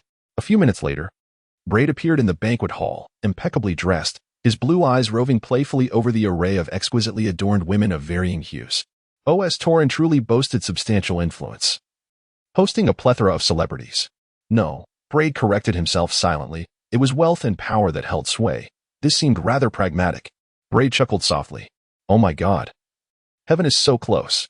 He seized a glass of bourbon from the table, buoyantly approaching a popular Hollywood actress, thinking, little O.S., I truly regret not treating you as roughly as I intended back in the room. Just as he prepared to capture his quarry, someone clumsily bumped into him, causing the amber liquid in his glass to spill all over his shirt. The liquid dripped steadily from his shirt onto the floor. Brad felt his anger reaching a boiling point, on the verge of eruption. The woman before him repeatedly bowed her head, apologizing in somewhat halting English. "I'm sorry, sir." Her voice was melodious and soothing, reminiscent of a gentle breeze, momentarily rendering Brad speechless. He twisted his damp shirt in frustration, muttering, "What bad luck. Truly, I apologize." The woman straightened up, and under the bright lights, Brad could see her face clearly. She was exceptionally beautiful, her porcelain-like complexion and delicate features resembling a doll. Her large eyes sparkled as if moistened, hinting at her Eastern heritage. Her long black hair was elegantly gathered with a red ribbon, exuding an air of noble grace. She wore a black knee-length dress that made her appear petite, yet from Brad's vantage point, he could see the graceful curves of her back, both daring and understated in her attire. Brad's heart began to race, every cell in his body pulsating with a long-forgotten desire. He felt an insatiable thirst for her. "Ah, this is quite a headache," he remarked, frowning. "What should I do?" "I can help you clean it up," she offered. Her demeanor slightly flustered, akin to a child who had erred, her face awash with sincerity. What a refreshingly innocent woman. No, how could he entertain such a ludicrous thought? If this woman were a spy or affiliated with a certain organization, her disguise would be effortlessly convincing. Perhaps he was simply being overly sensitive. It would be wise to observe her further. Would it be too much trouble? Brad asked, his gaze softening. Upon hearing his words, the woman broke into a radiant smile, her enchanting eyes glimmering with pure delight. "No, I would be happy to assist you. Actions, words, and expressions can be feigned." But could the purity reflected in her eyes be merely a facade? Brad pondered her sincerity for a moment before responding with a gentlemanly smile. "Thank you. However, this place is rather loud and crowded. Perhaps we should find somewhere quieter." The two departed the party, only to be halted at the entrance to the lounge by two tall men in sunglasses. "My apologies, Mr. Brad. May I inquire who this young lady is?" one of them asked respectfully. "Please refrain from asking such trivial questions," Brad replied, shrugging as he guided the woman past the bodyguards. "Just keep quiet." Inside the lounge, Brad settled onto a sofa while the woman took out a handkerchief, diligently tending to his shirt. "It's quite lively here tonight." He initiated a casual conversation, though his gaze lingered on the delicate contours of her collarbone. "Yes, but I find such occasions somewhat overwhelming," she admitted candidly. "You're not American, are you?" "Indeed. In your homeland, your family must belong to the upper class, as you carry a distinctly refined fragrance," Brad observed, leaning closer to inhale the scent by her neck. The woman stiffened, a flicker of alarm flashing in her eyes, her voice tightening. "Sir, you have a keen sense." "My talents extend beyond that," Brad remarked, scrutinizing her for concealed weapons. If she were to hide anything, it would likely be in one particular area. Should he inspect? A lascivious smile crept upon his lips.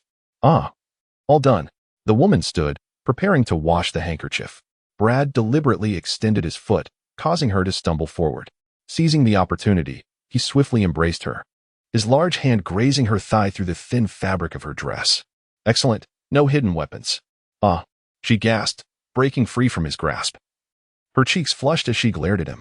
How utterly adorable. Her mixture of embarrassment and anger suggested she was still untainted by the world. Had fortune smiled upon him today? Brad rubbed his nose. "I apologize for startling you." Calm down, she told herself, clenching her fists. She could no longer rely on Mr. Morrow. She had to take the first step on her own. She mustn't let him put her in danger again. Stay composed. Ran Murray. Find an opportunity to knock him unconscious and toss him out the window, where Mr. Bain awaited below. Yet, the suddenness of it all was daunting, and the setting was hardly appropriate. "Rest assured, no one will intrude here. This is my private space." Brad approached the small bar, mixing a drink for her. Watching her hesitation, he took a sip before offering it to her, smiling. "No drugs in this one." Murray reached out to take the cocktail, gazing at the exquisite blue hue in her hand. Brett's unwavering gaze fixed upon her. If she refrained from drinking, his vigilance would undoubtedly intensify. With this thought in mind, Murray took a delicate sip. This approach would not suffice. Brett shook his finger, insisting, "You must take a hearty gulp to truly appreciate its splendor." He then reached his right hand toward a nearby bonsai, as if to retrieve something, perhaps a firearm or another perilous item. Raising an eyebrow, he revealed a sly smile. "What are you contemplating?" Mal Lilon's palms were slick with beads of perspiration as she lowered her eyelids and smiled softly. There's truly no helping it. With that, she tilted her head back and downed the entire glass of wine in one swift motion. How refreshing it was.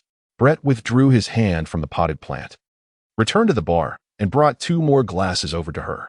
Shall we indulge in another drink together?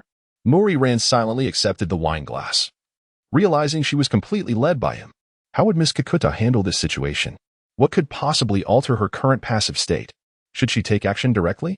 Did she stand a chance? According to the information provided by Kikuta, confronting this individual head-on would only lead to her downfall. Indeed, should she wait patiently for an opportunity to present itself? Was it truly impossible for her to accomplish anything on her own? No, she could no longer remain so feeble. Mori Ran raised her glass and clinked it against his, taking a sip. The glass slipped from her hand and shattered on the ground. The alcohol surged within her, and she felt a wave of dizziness. What a fine woman she was, seemingly not accustomed to drinking. Brett wrapped his arm around her slender waist, pressing his face against her flushed cheeks, which burned from the strong alcohol. Drinking like this will surely get you drunk, my dear. In Manhattan, New York. At 7:20 p.m., a Muro tourist stood alone on the balcony, holding a wine glass and gazing at the city that never sleeps as night descended. In the distance, the Statue of Liberty stood solemn and sacred, resembling a pale blue jade sculpture. Behind him, a lavish party was in full swing, laughter echoing from within. Both male and female. A Muro tourist leaned his arms against the stone railing, slightly furrowing his brows and gently swirling the wine in his glass, pondering when this tedious gathering would conclude. Heart is living in tomorrow, present is dejected here. In a moment, passes sorrow, that which passes will be dear. A charming American girl, resembling a doll, appeared beside him, opening her arms and singing passionately the words of Russian poet Pushkin's If by life you were deceived.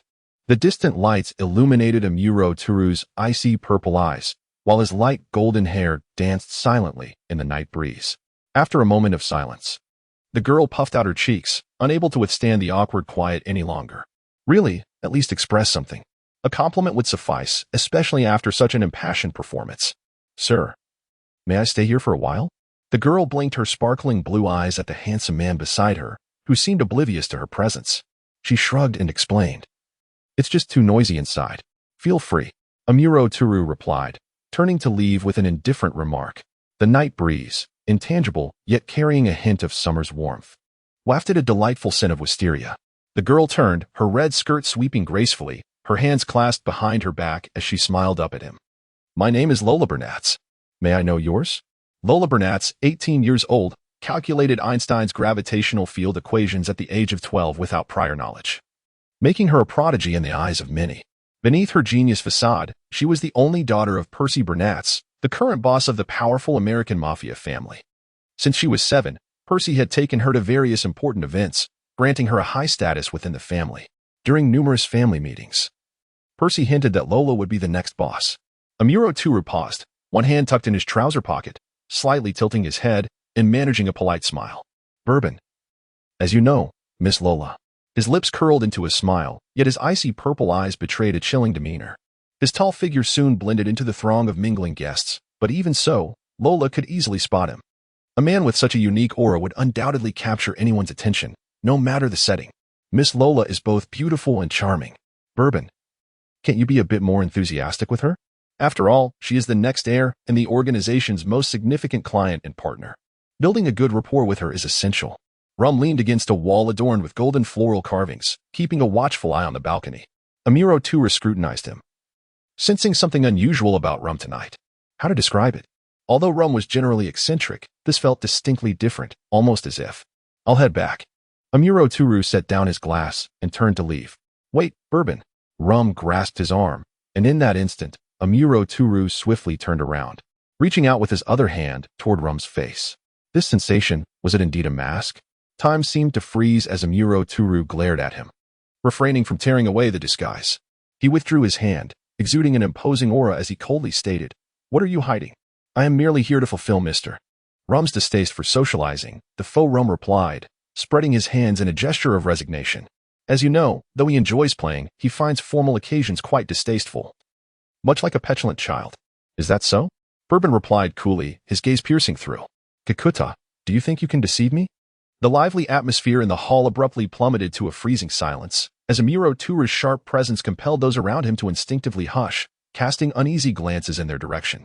Nearby, Lola sat gracefully in an opulent chair, playing with her cascading golden waves, observing him with keen interest. The faux rump sighed, adopting an expression of helplessness. Even if you know now, it is too late. That girl has likely already met Brett. A Muro tourist shot him a fierce glare, his expression starkly contrasting with the composure of one who could control everything, as he stormed out of the crowd's view in frustration. The faux rump slumped into a chair, resting his head against the back, staring up at the glaring chandelier. He deciphered the meaning behind a Muro tourist's earlier gaze, which was laced with complex emotions, anger, resentment, unease, pain, and profound fear. Surely he would now be disliked by Mr. Bourbon. No matter what, that girl must remain safe. In a luxurious private villa in New York. At 7:45 p.m., Brett embraced Muri Rand's slender waist, gradually moving behind her, burying his head in her delicate neck, his eyes fixated on her modestly curvaceous figure. To be honest, while her chest was not particularly ample, it was perfectly proportioned for her slender physique. Tonight promised to be an exceptionally delightful evening. Anticipation and excitement caused Brett to release a rough breath, his gaze lingering on every inch of her delicate skin, radiating a youthful and alluring glow that ignited a fire within him. He deftly loosened the red ribbon binding her hair, allowing her beautiful locks to cascade down, the ebony strands contrasting against her moonlit complexion, creating a breathtaking beauty. You are truly exquisite. I shall cherish you dearly. Brett, in a state of fascination, reached out to caress her delicate thigh, panting heavily as he extended his tongue to gently nibble at her exquisite earlobe. Despite feeling intensely dizzy, he managed to exert some control over his limbs. Suddenly, Morlin sharply curved her arm and delivered a heavy blow to his abdomen, taking advantage of his momentary discomfort. She swiftly turned and executed a graceful spinning kick that landed squarely on his face. Observing Brett as he rubbed his mouth, Morlin felt a wave of unease wash over her. Had she failed to render him unconscious? The effects of alcohol had significantly diminished her strength. Under normal circumstances, such a strike would have been sufficient to daze Brett, at the very least preventing him from reacting as if he had merely been bitten by a mosquito. Oh! As the little kitten finally succumbed to the urge to scratch, Brett spat out a mouthful of blood and, with a grin, regarded her mockingly. Is this all the endurance you possess? A mere touch from a man has exposed your vulnerabilities. This is hardly suitable for an assassin's work. You should have waited until I was further entranced by your body before making your move. Morlin cast a furtive glance at the potted plant situated 2 meters behind her to the left, recalling Brad's earlier actions. Could it truly conceal a firearm or something of that nature? While her mind pondered this question, her body instinctively reacted. She dashed to the pot and reached out to touch it. Beads of sweat trickled down her pale cheek. Nothing was there. How could this be? Did you really think I would so readily divulge the location of the weapon? Brad smirked mischievously as he sauntered towards the bar. He retrieved a German HK from behind a bottle, spinning it lightly on his fingertips before turning to face her. Regrettably, darling, you have searched in the wrong place. Suddenly, Mal-Leland lifted the ancient pine bonsai, holding it aloft before her, and exclaimed sharply, "Do not come any closer." Bullets fired from a silenced handgun, narrowly missing her, nearly grazing her thigh. As she swayed unsteadily, Brad seized a bottle of strong liquor and lunged at her, pinning her to the ground. He grasped her chin, forcing her mouth open, while with his other hand he uncorked the bottle with his teeth and poured the rich, aromatic liquid into her mouth. "Drink, darling, drink it all." Brad's guttural laughter echoed. The icy liquid slid down her throat, igniting a fiery sensation as it passed. Mal-Leland shook her head, struggling in distress, her fingers cracking with tension. Time seemed to stretch indefinitely until Brad discarded the empty bottle, looking down at her flushed cheeks and labored breaths, her body tinted with a faint blush from the alcohol. He lifted her and carried her towards the expansive bed. "Do you still remember who I am?" Who is speaking?" Mal-Leland's head felt as if it were infested with 1,000 ants, her slightly parted, rosy lips struggling to form words. Brad's face was obscured by a hazy glow in the dim light.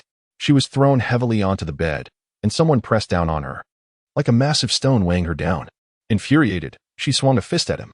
Brad grunted in pain, sitting up to glare at the inebriated woman. What terrible drinking manners! But this makes it all the more interesting. He leaned down again, but just as his hand reached for her clothing, a bullet exploded through it, shattering his grip. Brad cried out in agony, reaching for his German HK pistol with his other hand, only to have another bullet strike it with precision. A true terror enveloped him as he stiffly turned, revealing a young man standing before the balcony's floor-to-ceiling window, illuminated by the pale moonlight. He appeared to be no older than the girl on the bed, with silvery, wavy hair and clad in a black shirt, heavy, sinister, and cold, the purest shade of black. The room's lighting cast a glow on his chiseled features, exuding an aura of elegance and nobility. His thin lips were pressed tightly, and his sapphire-like eyes glinted like blades as they regarded Brad. He began to stride towards him. Brad trembled at the sight of him. Who was this young man? That confident, composed demeanor, that arrogant, graceful gait, he resembled a ruler of the world. A breeze swept through the open window, causing the shadows of roses projected on the floor to sway gently. A faint sound emerged from the bed, which had remained still until now. Malilon propped herself up with one hand, the other tenderly massaging her throbbing forehead as she sat up. A loose strand of hair cascaded down her fair neck, draping over her chest, revealing an enticing curve hinted at by the wind's caress. With bleary eyes, she gazed towards the window, where a figure flickered in and out of focus. Silver curls? Teacher purple? She shook her head, blinking through her hazy vision, her flushed face breaking into a childlike, reassuring smile. Oh, it's Mr. Amiro. How wonderful. With that, she collapsed back onto the soft mattress, her lips slightly parted, and under her long lashes. Her eyes shone with a disarming allure brought on by intoxication. The young man shifted his sapphire gaze from Brad to Malilon, whose chest rose and fell rapidly. In the brilliant light, her bare skin shimmered with a translucent sheen. What a troublesome child, he remarked, his brows slightly furrowing, the longer strands of hair brushing softly against his forehead. Meanwhile, Brad clutched his injured hand, his eyes filled with fury as he glowered at the composed young man. That arrogant demeanor, dismissive of everyone else, ignited his rage. The delicate figure before him resembled a privileged aristocrat. If he hadn't been ambushed, he would have trampled this young man beneath his feet, extracting those disdainful eyes. The young man raised his right hand gracefully, reminiscent of a delicate painting. Vermouth. Put the gun away. What? Brad finally noticed a woman lurking in the shadows beside the window. Vermouth, the infamous chameleon of their organization, brandishing an M500 aimed squarely at his forehead. Suddenly, he understood the reason behind the young man's calm demeanor, maintaining his lofty presence. Any suspicious move on Brad's part would result in instant death. Yet, it was perplexing that the brave and cunning Vermouth would heed a man's command. As if to clarify Brad's confusion, Vermouth holstered her gun, flicking her golden hair, and smiled seductively. Yes, boss. Is that the gentleman? Brad's expression shifted dramatically, fear overtaking him as he gazed at the young man slowly withdrawing his hands from his pockets. No, it couldn't be. How could such a distinguished gentleman be so young? Vermouth must be jesting. It was utterly impossible. According to his research, that gentleman should be at least 90 years old. And moreover, how could someone so high-ranking personally intervene for a lowly figure like himself? Vermouth, this joke is not amusing. It sends chills down my spine. The young man's lips curled into an angelic, innocent smile as he pulled out a chair, sitting elegantly, crossing his legs and gently swaying them. His movements were impeccably graceful, exuding both charm and an oppressive aura. You should feel honored, Brad. Who are you? Rather than indulging in wild speculation, it would be more prudent to inquire directly. Perhaps the answer would be more accessible than he imagined. Your boss? Oh, no, rather, your former boss. The young man's pale fingers lightly touched his temple, contemplating, as a gentle smile graced his rose-tinted visage. His flowing smile, if seen in another context, could easily erase all worries. I'm not joking. I've always believed that lying to someone on the brink of death would not be forgiven, even by God. Brad felt as though all the blood in his body had congealed. He moved his dry lips, forcing out a strained laugh, stammering. Why would that esteemed gentleman personally resolve an issue involving a mere subordinate? Thus, I say you should feel honored. His voice rose imperceptibly. Yet Brad sensed the very air in the room trembled. This child has been under your care, the young man said, stepping towards the bed, lifting a strand of her hair to his nose, inhaling gently. She is the sole tether binding Shura. If you ruin her, a few hundred or thousand deaths would not suffice. Brad discreetly moved his bullet-ridden hand, relieved that grasping a small knife would still be feasible. Perhaps there lay a sliver of hope in seizing this arrogant aristocrat as a hostage. If this girl is so significant, why send her on a mission? Brad cautiously shifted his foot, attempting to divert the conversation. I thought you were a clever man, Brad. The young man did not conceal his contemptuous smile, his gaze coldly directed at him. How disappointing, he remarked. It seems there is no need to continue this tedious conversation. The young man released the long strands of hair he had been holding, but in the instant he withdrew his hand, Morlin reached out and grasped him, pressing her heated body against him. She closed her eyes and, like a docile kitten, whispered tenderly, "Mr. Amuro, I sincerely apologize for saying your hairstyle resembles a bird's nest. It is quite lovely." As the young man felt the warmth emanating from her, the smile vanished from his lips. He raised his hand and roughly tossed her back onto the bed. At that moment, Brad acted with lightning speed, his movements devoid of any superfluous gestures. He seized a fruit knife from the table and lunged at him, aiming for his throat with a deadly thrust. Although Brad bore a gunshot wound, this desperate strike was, truth be told, not inferior to his usual prowess and possessed considerable lethality. However, he missed entirely, not even grazing the boss's clothing. It was not mere luck. Nor was it magic, and certainly not indicative of Brad's weakened attack. Rather, it stemmed from the overwhelming and terrifying power of the young boss. At that moment, Brad was acutely aware that this man's confidence was derived solely from his own formidable presence. Fear gripped Brad as he widened his eyes in terror, raising the small knife and madly thrusting it toward him. The young man moved with minimal effort, deftly avoiding the blade each time. Just as the knife once again missed its mark, he reached out and firmly grasped Brad's arm, twisting it painfully. Brad's body spun through the air before crashing heavily onto the ground. "You've provoked my ire." The young man, with his silver curls cascading down his perfectly sculpted profile, forcefully twisted Brad's wrist upward and concentrated his strength at the elbow, driving it down with a sickening crack that resonated through the room, accompanied by Brad's anguished screams. "Now. Here." The young man shifted his elbow to Brad's cervical vertebrae, and another bone-snapping sound echoed, eliciting a howl of pain from Brad, whose mouth overflowed with blood. "I beg you, in my misery." Brad's eyes bulged as he tilted his head back, shrieking desolately, "Kill me. Please, kill me. Now, Brad, respond to me." The young man seized his hair, forcing his face toward the distressed woman on the bed, softly inquiring, "Is this woman truly the object of your desires? Woman? It is this very woman who has wrought this unbearable torment upon me." Brad seethed, biting down hard, blood filling his mouth. He laughed maniacally, in my thirst. I longed to sink my teeth into her beautiful neck, to drain her of life, to undress her, and to ravage her entirely. The sound of Brad's neck snapping silenced his frenzied cries. The young man stood tall, not sparing a glance at the grotesquely contorted figure of Brad at his feet. "It is time to depart, Vermouth." He issued the command nonchalantly, striding toward the floor-to-ceiling window.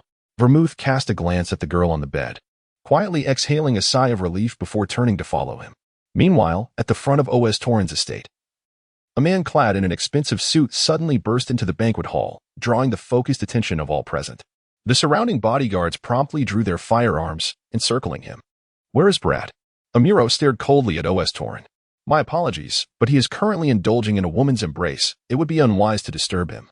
O.S. Torren replied with a grin, his double chin quivering. "Lon." The mere thought of the girl he loved with all his heart being held by another man ignited a raging inferno within Amuro. A hellish fire that swiftly consumed his reason. The hand he had at his side emitted a chilling crack.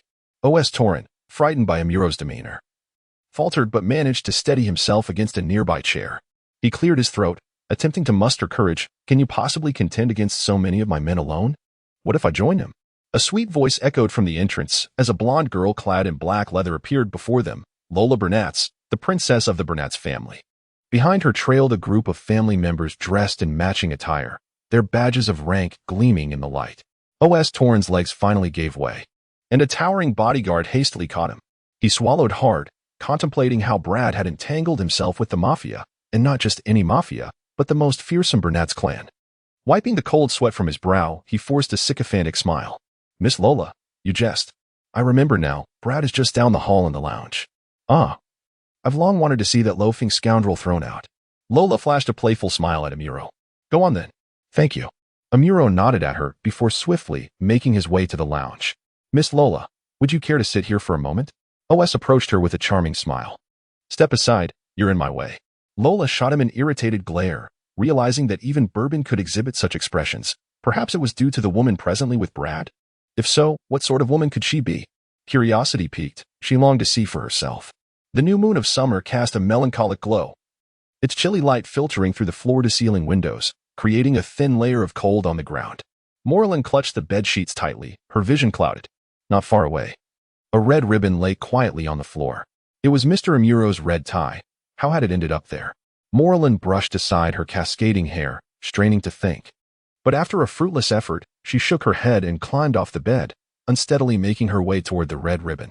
After only a few steps, her foot stumbled over something. It felt like a person lying on the ground, or perhaps not. Morlin widened her eyes, trying to discern what obstructed her path. After standing still for a moment, she forced her unsteady foot, dulled by intoxication, to step over it, but her balance faltered, and she slipped, tumbling forward. A rush of wind brushed past her ear, her long hair billowing behind her as she fell into the embrace of a man. Lon. Amiro caught her. Relief flooding through him as he confirmed she was unharmed. He glanced around the room, spotting Brad's horrifyingly twisted body, his eyes bulging, saliva pooling beneath him. He must have endured something truly horrific before his demise. Lon, what on earth has happened here? Mao Lilon lifted her gaze towards him, the silvery moonlight gently cascading upon his enchanting features. Beneath the light golden bangs, beads of sweat shimmered faintly. In the hazy glow, she seemed to catch a glimpse of the youthful figure. Is that you, Shinichi? Mao Lilon inquired, her eyes fixed upon his star-like, glimmering orbs. She clutched his shirt tightly and giggled. Where have you been? Why did it take you so long? Have you encountered yet another case? Do you truly see yourself as a savior? A potent sin of alcohol caused Amuro Toru to furrow his brow.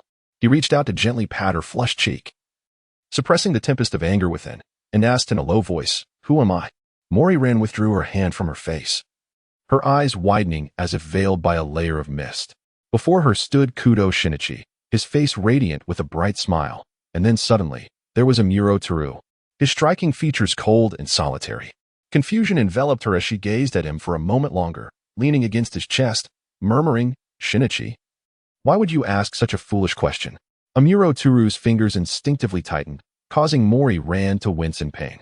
She squirmed, irritation evident in her voice as she exclaimed, Shinichi, you're hurting me. Just as Amuro was about to retort, the sound of sirens echoed from outside the residence. He cast a frigid glance at the girl nestled in his embrace before lifting her and striding towards the floor-to-ceiling window. Wait, Shinichi. Mori Ran stretched her hand desperately towards the red string on the floor, calling out anxiously, The red string, the red string. Amuro paused, observing the girl struggling to free herself in order to retrieve the string, and replied coolly, That sort of thing can be discarded. No, it belongs to Mr. Amuro. Mori Ran said, her hands resting over her heart, her eyelids lowered, a silly smile gracing her gentle features. It's something very important to someone very important. Someone very important? Amuro Toru's furious violet eyes softened in an instant as he inquired softly. Mori Ran nodded vigorously with unwavering conviction, observing her adorably foolish demeanor. Toru Amuro felt his heart melt. He turned and crouched before the red string, picking it up and placing it into her hands. In the grand hall of the O.S. Torrent residence, a man clad in black approached Lola Burnatz, leaning in to whisper in her ear, Mr. Bourbon has safely departed the estate, and the FBI has surrounded the premises. As he spoke, several agents strode into the hall, led by an exceptionally youthful man with sleek black hair and a strikingly handsome, fair face, despite appearing no older than 20. His penetrating gaze and commanding aura instilled a sense of trepidation. O.S. gazed at the imposing figure of the black-haired man, bewildered at the FBI's presence. He had received no prior notification. Moreover, judging by the astonished expression on Princess Burnatz's face, it was evident that she too had just learned of the situation. Damn it. What are those incompetents I have embedded within the FBI doing? Mr. O.S., would you kindly surrender this individual to me? The black-haired man inquired, producing a photograph without unnecessary formalities. His expression remained cold and direct, clearly outlining his purpose for being there. O.S. felt a tightening in his chest. This birthday celebration was turning into a farce, and he clenched his fists, feeling utterly humiliated. If it weren't for the usefulness of that fool, Brad, he wouldn't have tolerated this. Mr. O.S.? The black-haired man furrowed his brow, displaying impatience. He leaned closer, his thin lips parting as he lowered his voice. Let me advise you, be forthcoming. I possess sufficient evidence regarding your arms smuggling and drug trafficking activities to ensure you find yourself on Devil's Island in California. Isn't it peculiar that you received no prior warning about the FBI's operation tonight? Oh, and let me clarify, aside from the vermin within the FBI, I have also eradicated pests from the CIA, NSA, DOD, and beyond. O.S. Torrent's corpulent body trembled violently, shock painting his features as he beheld the composed black-haired man before him. He had painstakingly infiltrated various governmental institutions over the past 2 decades. And now this man was threatening to unravel it all. A rush of blood surged to OS's head, suffocating him with discomfort. My purpose in visiting your residence tonight is not to target you, Mr. OS. I merely require you to hand over Brad, the black-haired man asserted, straightening up and regarding him with an icy stare. You are an intelligent man, Mr. OS. You understand what is expected of you. A few moments later, the black-haired man burst into Brad's lounge, gun in hand. The pristine white curtains billowed, revealing Brad's lifeless body sprawled on the gleaming floor. On the bright road outside, police cars sped by. Kudu, you truly are remarkable. You've managed to corner that cunning old fox, Kamale remarked, gripping the steering wheel while casting a quick glance at the black-haired man in the passenger seat. On the day of the terrifying incident at Tedan High School 3 years ago, this drenched boy had suddenly appeared before them. Not only had Judy shown familiarity, but even the icy Akai had reacted as if he knew him well. At that moment, the boy's eyes had glimmered like a freshly unsheathed blade, brimming with determination and animosity. Kamale paused before adding, but do you genuinely possess incriminating evidence against OS Torin? I do not, Shinichi Kudu replied, gazing out the window. For the past 3 years, he had tirelessly sought information regarding the Black-Clad organization, yet every lead he uncovered swiftly evaporated. Then you dare to assert such confidence? I merely capitalized on his paranoia. He has always been one to monitor FBI operations closely, so when they appeared without warning, his mind would race with suspicion, wondering if there had been a leak, what had gone awry, and whether the FBI had uncovered something. In that moment of confusion, I instilled my will upon him, relentless and unyielding, leaving him no respite. Under such pressure, it is likely that he relinquished control, Shinichi explained nonchalantly. It's really quite simple. Kamale swallowed hard, feeling beads of cold sweat trickle down his forehead. You are truly anything but endearing. Kamale, that statement sounds rather pleasing, Shinichi mused, gazing out at the nightscape. If I were to be described as endearing, I believe I would find it quite burdensome. Within the seaside villa, Toru Amuro kicked open the door to Mori Rant's bedroom, gently laying her on the bed. Her soft black hair cascaded across the mattress, and he sat beside her, delicately brushing aside the strands that clung to her flushed cheeks. Upon feeling his touch, she opened her lake-like eyes, breathing heavily from the intoxication. Did Brad do anything to you? Toru's fingers traced her slightly parted lips. Did he touch you? Tell me. Brad. Mori Rand struggled to recall, the image of a roguish British man surfacing amidst her muddled thoughts. She grimaced, the cold sensation of Brad's touch lingering despite her inebriation. With a look of disgust, she pointed to her earlobes, neck, waist, and thighs. Here, and here. Is that so? Toru's suppressed rage surged anew, ignoring her protest. He abruptly hoisted her onto his shoulder and tossed her into the bathtub. Ouch. As she spoke, Toru seized her face, pressing his warm lips against hers with fervor. His violet eyes, usually calm, now burned with an unprecedented intensity. He fervently kissed her, his breath ragged as he exclaimed, Why didn't you listen to me? Why did you keep this from me? Why did you allow that damned man to touch you? Toru's handsome visage was etched with apocalyptic fury as he cradled her in his arms, passionately claiming her lips and indulging in her sweet essence. The heated air was thick with an intoxicating allure. Suddenly, a soft moan escaped their entangled lips, causing Toru to shiver. He caught a glimpse of her rapidly rising chest, feeling the tremors within her body emanate from a deep-seated desire that had long been suppressed. He yearned to possess this woman entirely, her body and her heart. Mori Rand was enveloped in a daze from his kiss, beads of perspiration glistening on her neck. Bewildered, she extended her arms, encircling his strong shoulders. He gazed down at her with deep affection, his voice husky with unfamiliar yearning, his palms ablaze with warmth, even his embrace trembling. Mr. Bourbon sincerely apologizes. Mr. Rum is seeking you. Outside the ajar restroom doors stood Kikuta, his light golden eyes observing the entangled pair with a complex expression. Miss Rand. I shall take care of her. Amuro Tura slowly tightened his fingers, striving to regain a semblance of composure before reluctantly relinquishing her to Kikuta. Rising, he made his way toward the exit. I entrust her to you, Kikuta. As the sound of the door closing echoed, Kikuta lowered his gaze to the flushed girl, a solitary tear cascading silently down her cheek. Clearly taken aback by his own tears, Kikuta stood frozen for a moment before hastily wiping them away with the sleeve of his garment. In New York, at the coastal villa, the clock struck 9:00 a.m. Rand Mori opened her heavy eyelids, blinking as a thick fog enveloped her mind. After a brief moment of confusion, she hastily threw aside the thin blanket covering her.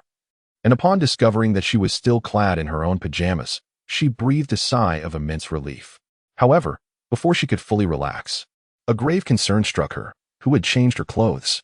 What had transpired after she had been intoxicated by Braid? In the haze of her inebriation, she seemed to recall a silver-haired man. Cradling her throbbing head in her hands, she struggled to recollect, yet nothing came to mind. "You're awake," came a voice from the chair beside her, cold as ice. It was Toru Amuro, his arms crossed defiantly before him. The fury evident in his violet eyes was unmistakable, and as he curled his lips into a sinister smirk, Mori felt an involuntary shiver run down her spine. This version of Amuro instilled a deep sense of fear within her. Rising from his seat, he knelt beside her bed, leaning forward to press his face closer, and spoke with a languid menace. "Perhaps you ought to explain what transpired last night. I distinctly remember instructing you to stay put. Why did you disregard my words? Why did you fail to inform me of the orders boss had given you?" Mori ran gripped tightly with both hands, acutely aware of the breath so close to her. She lowered her gaze, reflecting on how she had always lived a tranquil and warm life under the protection of Mr. Amuro, while he bore all the storms alone. So what? Amuro To's eyes slightly lifted at the corners as his right index finger gently traced Mori Ran's cheek. From her slightly swollen lips, one could faintly discern the remnants of his fervor from the previous night. She appeared to have entirely forgotten that he had kissed her. "I want to grow stronger." Mori Ran earnestly lifted her gaze to him, clenching her fists. "I wish to possess enough strength to stand by your side and share the burdens of those storms, rather than merely being a flower sheltered in a greenhouse." Amuro To was taken aback for a moment, a profound smile blossoming on his lips, even causing him to chuckle. "I am quite serious," Mori Ran protested, puffing out her cheeks in displeasure, her face growing increasingly flushed. She turned her head away, refusing to look at his beaming face, resembling a sulking child. "Really, can't you at least empathize with my feelings, Amuro-kun?" Hearing her words brought him joy. Amuro To stifled his laughter and affectionately ruffled her hair. A refreshing sea breeze wafted into the room, and his eyes brimmed with gentle warmth. "But Ran, you only need to be yourself. There is no need to change anything." Observing his tender demeanor, Mori Ran's expression fell, and she let out a resigned sigh. Had he once again reduced her to a child? Still, she resolved not to be led by him any longer. "Ran, listen closely. Here, you cannot survive alone. This world is entirely different from the one you once knew. Here, injury, bloodshed, armed crime, and the trampling of life are all commonplace. I believe you must have already grasped this truth after enduring so many horrifying experiences. Brad, you successfully tempted her, but did you manage to subdue him?" The answer was, of course, no. He nearly lost himself in the process. Ran possessed a gentle and kind heart, capable of healing all shadows in her former world, but in this one, such kindness could become a fatal vulnerability exploited by enemies. As Amuro To's fingertips wove through her silky hair, the smile that once graced his lips had vanished. "Knowing all of this, can you still naively believe you possess the courage to persevere?" Mal-Lilon bit her lip. "Indeed. I cannot deny what Mr. Amuro said. However, relying solely on him, believing that he will always come to my rescue in times of danger, reveals a naivety in me that is quite shameful. We are both flesh and blood. You too can be wounded, can bleed, can feel pain. It is disgraceful for me to accept your protection as if it's a given. I genuinely wish to stand alongside you as equals, to draw closer to you." Mal-Lilon reached up to grasp her hair, pausing in silence for a moment. She lifted her face, radiantly smiling, with the sunlight cascading upon her smooth, full forehead, resembling the bloom of a white lotus. Her voice flowed gently like a soft stream, caressing his heart. "Walking alone is too lonely. It is different when two are together. I wish for you to occasionally pause and gaze upon the scenery reflected in my eyes. Could you try to believe in me just once?" This was the first time she had ever called him by his name in all the time they had known each other. Shock rippled through Amuro's violet eyes as he restrained the tumultuous emotions within. Before him, her delicate and tender smile was mirrored, her unwavering words whispered past his ears, while the lingering sweetness of last night's closeness graced his lips, and his heart began to descend slowly. Mori Ran, the girl he yearned to protect, embodied a pure and resilient beauty, akin to tender sprouts breaking through the earth. "Is there anything I can say that will alter your perspective?" "Indeed." Mori Ran met his softened violet gaze with calmness and nodded. Amuro Toru settled back into his chair, intertwining his hands beneath his chin, his expression a complex tapestry of emotions, indecipherable as to whether joy or anger prevailed. "Have you decided on a name for the wine?" "Eh? I haven't completed last night's mission." Mori Ran scratched her head awkwardly, murmuring softly, her voice dwindling as she recalled being outmatched by the potent liquor that had been in Brad's possession. She noticed Amuro's expression darkening, clearly suppressing his fury. The report from Rum stated that Brad was dead, and that gentleman appeared to accept it without question. Is that so? Brad is dead? However, that gentleman is indeed quite carefree. Murray Rand's gaze drifted to the window, where red roses exuded a sweet fragrance under the sun. Suddenly, she recalled Amuro had once spoken of a husky named Sake, a dog that had once brought him warmth. Unwaveringly loyal, it would protect him, even to the point of sacrificing itself. Clenching her fingers with fervent intent, Murray Rand pondered whether she could convey her heartfelt sentiments to him. If only they could reach him. Sake, she whispered softly, finally resolving to look at Amuro with a gentle smile. Let us name it Sake. Her eyes appeared somewhat melancholic, perhaps due to the memories of his past. Amuro too sighed quietly, his voice warm and melodic. Sake, a divine blessing, suits you perfectly. Does it? Murray Rand buried her face into the blanket, revealing only her bright, expressive eyes. Amuro Tura lowered his hands, reclining against the chair's back. By the way, Rand, do you remember who entered that room last night? Who killed Brad? A man with silver, long curls. Murray Rand straightened, cradling her head as she strained to recall. Her brows furrowed, and after a lengthy pause, she sighed in defeat. Aside from that, I can't remember anything else. I think I had a dream later, where Shinichi came and took me away from there.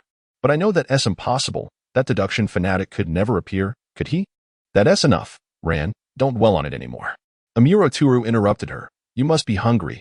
I'll prepare something warm for you. If we touch alcohol again, I want to take responsibility. You rescued me, didn't you, Turu? Murray Rand gazed at the man who stood to leave, her cheeks flushing as she hesitated. What about the clothes and bathing? Amuro Turu paused, turning to regard Murray Rand, whose fair complexion was now painted with a rosy hue from embarrassment. Her shyness effortlessly tugged at his heartstrings, a girl who unknowingly stirred his deepest emotions. He struggled against the urge to embrace and kiss her, pondering whether he should stride over and claim her lips, gently confessing that he nearly took her the night before. But that would frighten her, wouldn't it? After a moment of silence, Amuro revealed a mischievous smile. It was indeed me. Huh. Murray Rand tightened her grip on the blanket, her blush extending to her ears, feeling as though her face would ignite, her breath becoming labored. Observing her bashful demeanor as she nearly suffocated under the blanket, Amuro Turo opened the door, adding, Yes, I carried you back. But it was Kakuta who helped you bathe and change. With a click, the door shut, cutting off Amuro's words. Murray Rand yanked the blanket from her face and fell back onto the bed with a thud, exclaiming in frustration that she nearly panicked at Amuro. No, at Turu. In a moment of reflex, she brushed her lips, surprised by her own actions. Oh, no, don't think about it. Murray Rand patted her face, wrapped herself in the blanket, and turned away. Outside, Amuro Tura listened to the sounds emanating from her room, a graceful smile gracing his lips as he released the doorknob and headed toward the kitchen. Meanwhile, outside an independent villa in New York, a girl with shoulder-length chestnut hair rang the doorbell. In the second-floor bedroom, heavy curtains enveloped the space in complete darkness. Kudo Shinichi, bleary-eyed, sat up in bed, yawning as he swung his legs over the side and pulled open the curtains. Blinding sunlight flooded the room, banishing his drowsiness in an instant. He picked up a photo frame from the bedside table. The image depicted a boy and a girl, their bright smiles strikingly similar. A pang of heartache pierced his chest, his dark hair casting shadows over his gentle, sorrowful eyes. Good morning, Rand. The doorbell rang again, urgent and insistent. Kudo Shinichi frowned, carefully placing the photo down as if it were the most precious treasure. Dressed in the same shirt from the previous night, he descended the staircase, yawning as he traversed the courtyard overgrown with orchids, finally opening the iron gate. Upon seeing Mayano Shiho, he trudged back into the house, his vitality waning. How late did you work last night? Mayano Shiho followed him, carrying a fragrant breakfast, her cool gaze glimmering in the sunlight. If only all the agents in the FBI were as dedicated as you. The crime rate in this city would surely plummet to 10%, and the honest citizens would sing your praises. Shiho, your manner of speaking has changed a bit. Kudo Shinichi entered the living room, turning to retrieve freshly squeezed juice from the refrigerator. Is that so? If it evokes such feelings in you. I trust that Adagawa has changed. He simply sealed away his heart, lost his way. Mayano Shiho set the breakfast on the table and then sat on a nearby sofa, her voice still tranquil, betraying a hint of sadness. It's been 3 years, Shinichi. Shouldn't you go see her? Kudo Shinichi dropped the orange juice he held, the vivid liquid rapidly spreading across the floor. He cast his gaze down at the orange juice pooling beneath his feet, his dark hair obscuring his eyes. Shiho, what are you saying? Here is the address. Mayano Shiho placed a note on the table. Kudo Shinichi's expression turned blank, an eerie calm enveloping him as he strode to the coffee table. Bent down to pick up the note without a glance and tore it to shreds, discarding it in the trash. She isn't dead. His voice was low, as if emerging from the depths of the earth, sending a chill down Mayano Shiho's spine. Shinichi, how long will you continue to torment yourself? 3 years? 5? Or a lifetime? Such a massive explosion. She could not have escaped. Do you hear me? She is dead. Dead. Mayano Shiho raised her chin, struggling to suppress her long-buried anger, her typically cool tone turning harsh. Everyone else is suffering, grieving, yet bravely learning to accept. Only you remain trapped in that day. A small bird landed on the open windowsill, chirping cheerfully, igniting a wave of discontent in his heart, its song growing ever more insistent. His hands, clenched by his sides, were pale, and Kudo Shinichi bit his lip, his expression taut as he successfully resisted the urge to seize her by the collar. Turning toward the staircase, if that is your purpose for being here today, then you may leave. His voice, akin to the chilling winds of winter, was imbued with a frigidness that repelled all warmth. Kudo, since that fateful day 3 years ago, your time has ceased to flow. Hyber arose from the sofa, gazing up at the obstinate man. Kudo Shinichi's footsteps did not falter, swiftly vanishing at the staircase's end. Mayano Shiho understood he had heard her. Yet it was merely an echo that did not resonate within his heart. The cold water cascaded from the showerhead, drenching him, beneath the soaked white shirt. Muscular forms subtly emerged. Chilly droplets trickled down from his damp hair, distorting his handsome visage. A low curse escaped from his tightly pressed lips. Since the disappearance of Muri Ran, awakening to greet each day had morphed into a torment. Today brought no news of her return or presence, plunging him deeper into an abyss of sorrow and despair. No one could fathom his anguish. All urged him to forget the pain and accept the grim reality of that girl's demise. Perhaps to them, his stubbornness appeared almost ludicrous. Yet he alone truly comprehended the lingering essence of her existence that he still felt. Why was he the only one left? Could it be that what they spoke of was indeed the truth, that he was ensnared in a mirage crafted by longing and guilt? In truth, that resilient and beautiful girl was indeed gone. Just as these negative emotions morphed into a heavy weariness enveloping him, he sensed the sounds around him fading, colors leaching from his sight. He felt nothing, touched nothing, smelled nothing. Only the deepest darkness remained. In these moments, he would startle awake, realizing that in a world devoid of Muri Ran, Kudo Shinichi was but a soulless shell. The only reason for his continued existence was the unwavering belief that Muri Ran still lived. Is the inability to see an end to suffering synonymous with despair? Kudo Shinichi clenched his fists, striking the wall with force, refusing to accept such a notion. He firmly believed that pain would one day cease, that his world would once again bask in brightness. Until that day arrived, he could not halt his stride. In the afternoon, before the expansive floor-to-ceiling windows, Rum held a delicate white porcelain cup. Wisps of steam rose from it, enveloping the tender rose blooming in the crystalline liquid, the air infused with a subtle, elegant fragrance. Seated opposite him was a man donned in the attire of a businessman, his corpulent figure reminiscent of a greasy barrel. A cigar dangled from his lips, revealing a mouthful of gleaming gold teeth when he spoke. Despite the absence of intervention from your organization, I will not let that traitor, Bread, escape. I intended to wait until my son's birthday banquet concluded before delivering that traitor to Mr. O.S. Torin with a look of regret, slowly exhaling smoke rings. Rum sipped his floral tea, exuding an air of refined elegance. I shall convey Mr. O.S.'s words to that gentleman verbatim. I trust the boss will discern your sincerity, and our subsequent collaboration will be exceedingly pleasant. That is truly delightful. When might the terms of our cooperation be finalized? O.S. Torin inquired, regarding the composed man before him. What trading conditions did Bread propose to you? We, too, have our own, Rum replied, setting down his half-finished floral tea, hands clasped before him. A smile gracing his lips as his keen eyes scrutinized the glint of greed in O.S.'s gaze. This was a substantial prize. To devour it all at once would be overwhelming. Perhaps it would be wiser to slowly consume it, savoring every morsel. As O.S. contained his burgeoning joy, skepticism lingered. Clearing his throat, he queried, could such fortune truly exist? Why would you be willing to engage in a losing deal? Certainly not. Rum spread his hands. The precondition for this agreement is that we hope you can provide the composition of paradise. How do you know about paradise? O.S.'s demeanor shifted to one of acute vigilance. Paradise was the ultimate drug he had secretly researched for 30 years, dedicating vast resources and manpower. Its success would astound the world. A substance capable of healing wounds and regenerating muscle tissue in mere seconds. Since you are aware of Paradise, you must also know of the recent experiment conducted on that little white mouse. Although Paradise successfully healed the mouse's knife wound, the ensuing side effects were horrifically unimaginable. The mouse, once restored to health, succumbed to decay and died a day later, rendering 30 years of Paradise research a failure. Torment was a man who valued money above life itself. Your ultimate goal in researching Paradise was to reap substantial profits one day. I would be foolish to think that your investment in Paradise was for the benefit of humanity. That would make you, Mr. OS, akin to a nauseatingly radiant deity. Rum envisioned that scenario, unable to suppress a chuckle at his own imagination. The thought was too grotesque to fathom. After concealing his sardonic smile, he lifted his gaze once more, restoring his composed demeanor. Of course, Mr. OS, you may refuse our collaboration. Yet I wish to make it clear that acquiring the composition of Paradise is merely a matter of time. I urge you to consider this carefully. Time passed gradually as a fly buzzed past OS's face, prompting him to angrily swat it away. Deal.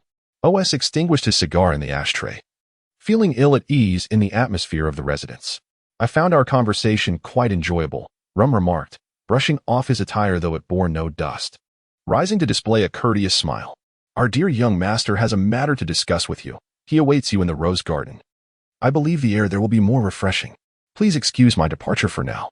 Torment ventured into the courtyard, feeling the breeze against his skin as he raised his gaze to the sky. It had been ages since he had admired the heavens. Thick clouds were enveloped by the sun, revealing a clear, pale blue expanse, warm and pure. Just last night, he had heard his bodyguard describe the eyes of the woman Bread had brought back to the lounge in similar terms. His spirits lifted somewhat. At least he no longer felt the irritation from his earlier encounter with that man. Squinted and proceeded toward the rose garden. Under the trellis adorned with roses sat two figures, a woman and a man. Instantly recognized the man as the one who had intruded upon the banquet hall the previous night. But who was the woman? Her delicate features reminded him of gardenias blooming after the rain, particularly her eyes, soft and clear, evoking the image of exquisite glass beads set in doll sockets. Please, take a seat, Mr. OS. Amuro Tura gestured for him to sit, pouring a cup of coffee before him. I wonder what inquiries Mr. Bourbon has? OS sipped from the coffee cup, savoring the lingering bittersweet flavor. I hope Mr. OS can provide me with all the surveillance footage from your estate last night. Amuro's fingers lightly stirred on the table. Mori Rand sat quietly, gazing at his fingers, regardless of the time or circumstances. His graceful movements always made her feel as though she were witnessing a beautiful theatrical performance. Last night, someone had made a similar request, but regrettably, every single monitor had been destroyed.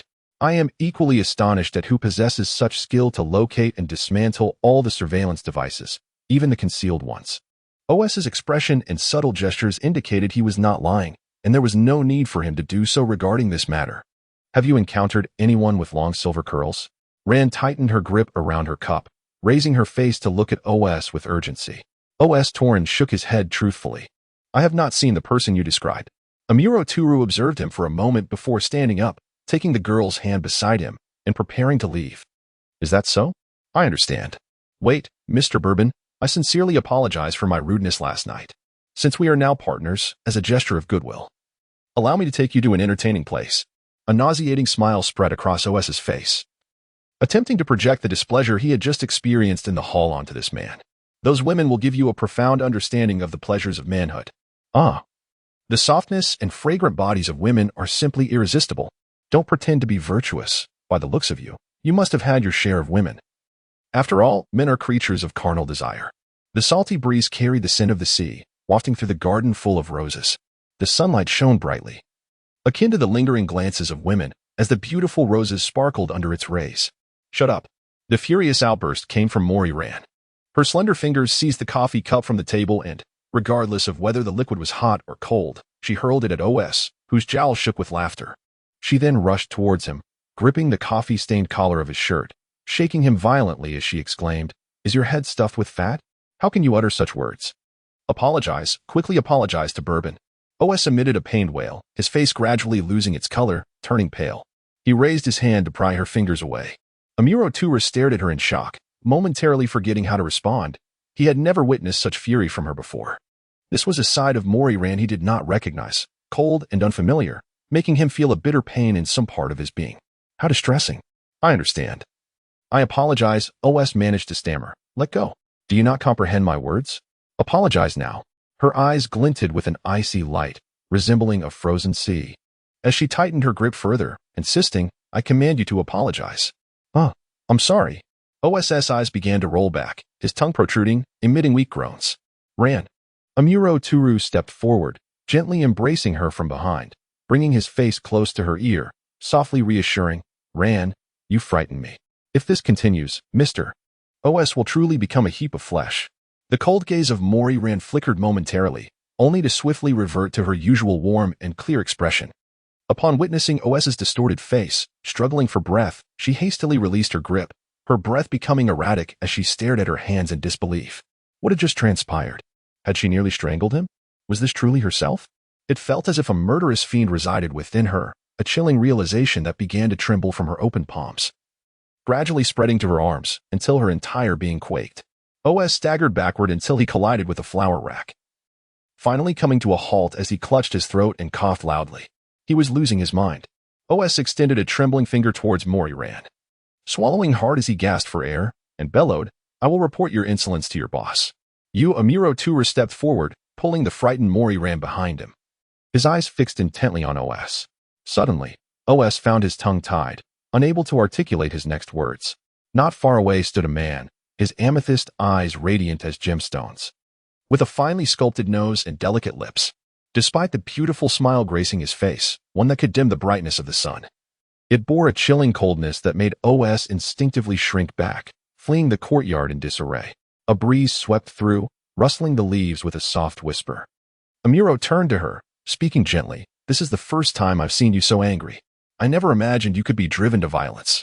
It's hard to reconcile with the notion that the typically gentle, amiable girl could lose her composure like this. It has never happened before. Moira, fatigued, let her hands fall and replied earnestly, I never anticipated such an intense reaction. She paused, observing him closely. You seem quite weary. Would you like to rest for a while? Amuro Tura lifted his hand, lightly brushing her cheek with his fingertips. Ran Muri suddenly swatted his hand away, lifting her gaze to meet the gentle expression of the man before her, her emotions surging once more. Why aren't you angry? He insulted you so shamelessly. I know that Toru is not like that. He is different from those greasy fools. Why don't you refute him? How can you remain so calm? Why can't you cherish yourself a little more? You fool, you fool, you fool. Toru Amuro's heart tightened. The warmth lingering on his fingertips from where she had struck his hand was faint yet, at that moment. It melted away the coldness that enveloped him like a blazing fire. He smiled softly, saying, Silly girl, this is merely a way to navigate through this world. It's not worth losing my temper over trivial remarks. If I reacted with anger every time, I would have long since been consumed by rage. I have grown accustomed to it. How could she possibly get used to it? Rant's eyes glistened with unshed tears as she stifled the bitterness rising within her, turning her face away to murmur, Since you don't know how to cherish yourself, let me take on that task from today onwards. Tears fell, mingling with the fragrance of flowers. You cried? No. How could I cry over something like this? I truly cannot understand you. You're stronger than anyone. Yet you still shed tears. This man was powerful and graceful, always tenderly protecting her, yet he treated his own well-being so carelessly. Why could he not show himself a little compassion? This feeling surged within her, and her eyes began to brim with tears. The wind whispered past her ears, and the red roses swayed gently, vibrant and fiery, as if they could melt away all the coldness. They were so beautiful, so lively. Toru gently ruffled her hair, contemplating what his existence meant to this girl. He understood that whatever it was, it would never be what he had hoped for. That place had long been reserved for a man named Shinichi Kudo. Perhaps it would remain this way forever, a sorrowful reality, yet one he could do nothing about. In the New York office of the FBI, James's office, Shinichi Kudo leaned over James's desk, expressing his discontent. What do you mean by a month of paid leave? Just as the words convey their literal meaning. James replied calmly, gazing at the young man who raised his voice in protest. He was the youngest agent in the FBI. Remarkably talented in every regard, possessing an extraordinary aptitude that allowed no criminal to escape his keen gaze. James slid the leave request towards him, stating, Kudo, you have worked too hard these past 3 years. Forcing yourself too tightly will lead to your downfall. Like a string pulled too taut, it will snap. Your leave has been approved. It cannot be changed. Yes, Shinichi, take this month to relax. Judy chimed in, patting Shinichi's shoulder with a smile.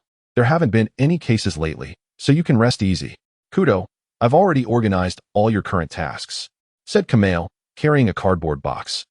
His fierce visage softened by a smile that, while well-intentioned, felt entirely opposite. You don't need to come to the office today.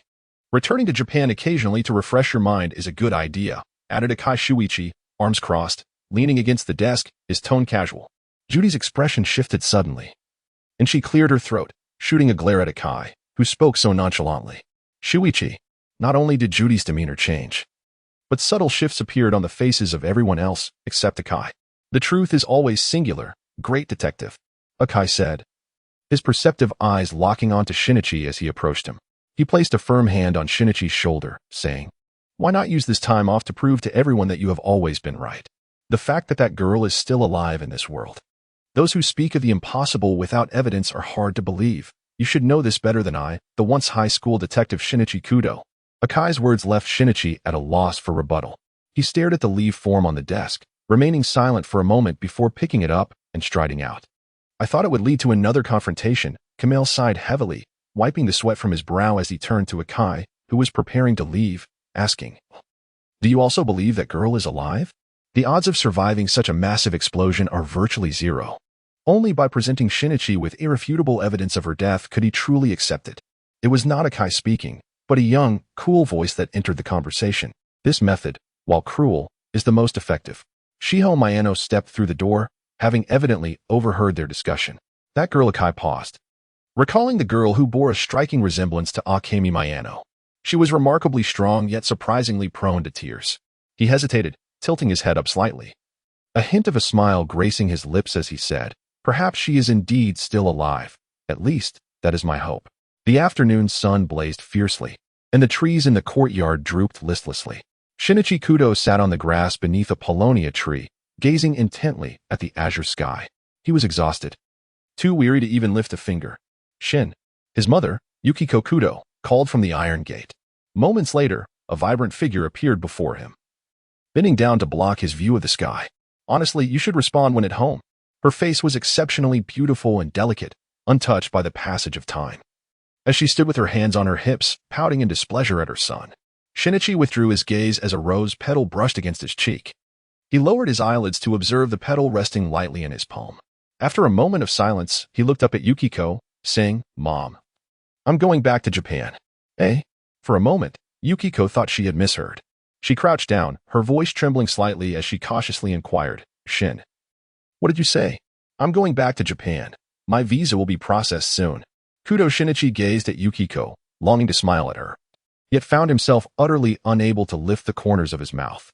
What was once a simple act had now become an extravagant desire. Yukiko sniffed, determined to stave off her tears. As a remarkable actress, she believed she could manage it. However, just as she intended to close her eyes, a torrent of tears surged forth uncontrollably. She extended her arms, enveloping him in an embrace, burying her face in his shoulder. The warmth and dampness at that spot confirmed to Kudo Shinichi that these were his mother-esque tears. He wrapped his arms around her, gently patting her back, whispering apologies for all that had transpired. This journey to Japan was imperative. He must uncover the truth.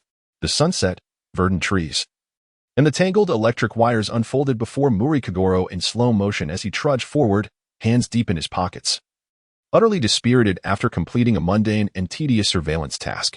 The passers-by, the enticing aroma of dinner wafting through the streets, and the distant laughter of high school students played on repeat in his life, so ordinary that he lacked even the desire to lift his eyelids. Mihan Town remained as lively as ever. Muri Kagoro murmured, his gaze landing on the entrance of a nearby restaurant, which was currently running a discount promotion. He recalled the delectable beef rice served there, vastly superior to Ari's culinary skills, indeed, hundreds of times better, if not 1,000-fold. Ah. Should I perhaps buy a quick meal to take home?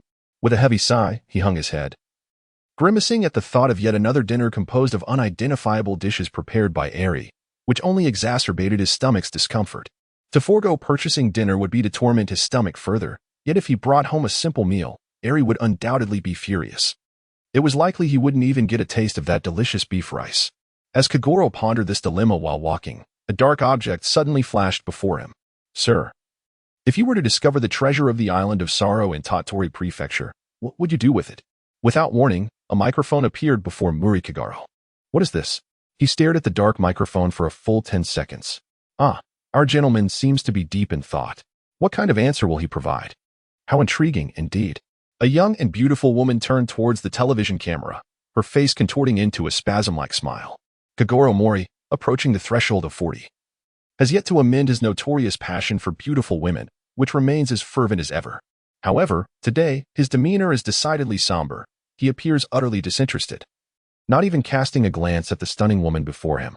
The atmosphere grows palpably chilly, prompting the alluring host to offer an awkward smile.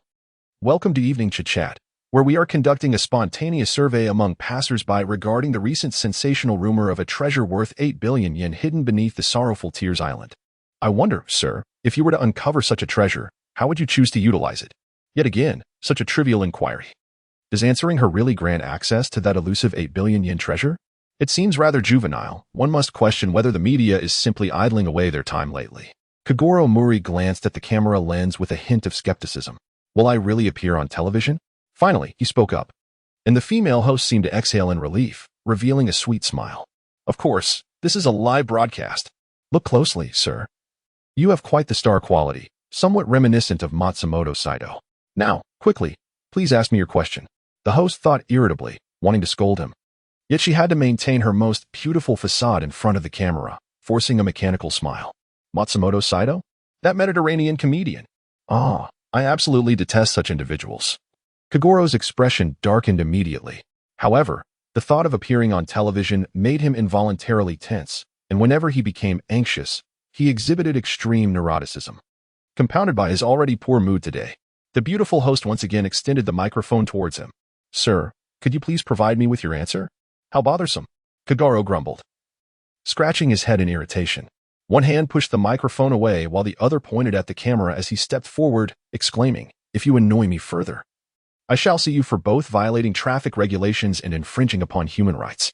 Half an hour later, in the Mori Detective Agency, Eri Kisaki, clad in an apron, stood with her arms crossed, gazing at Kagoro, who slumped forlornly at his desk.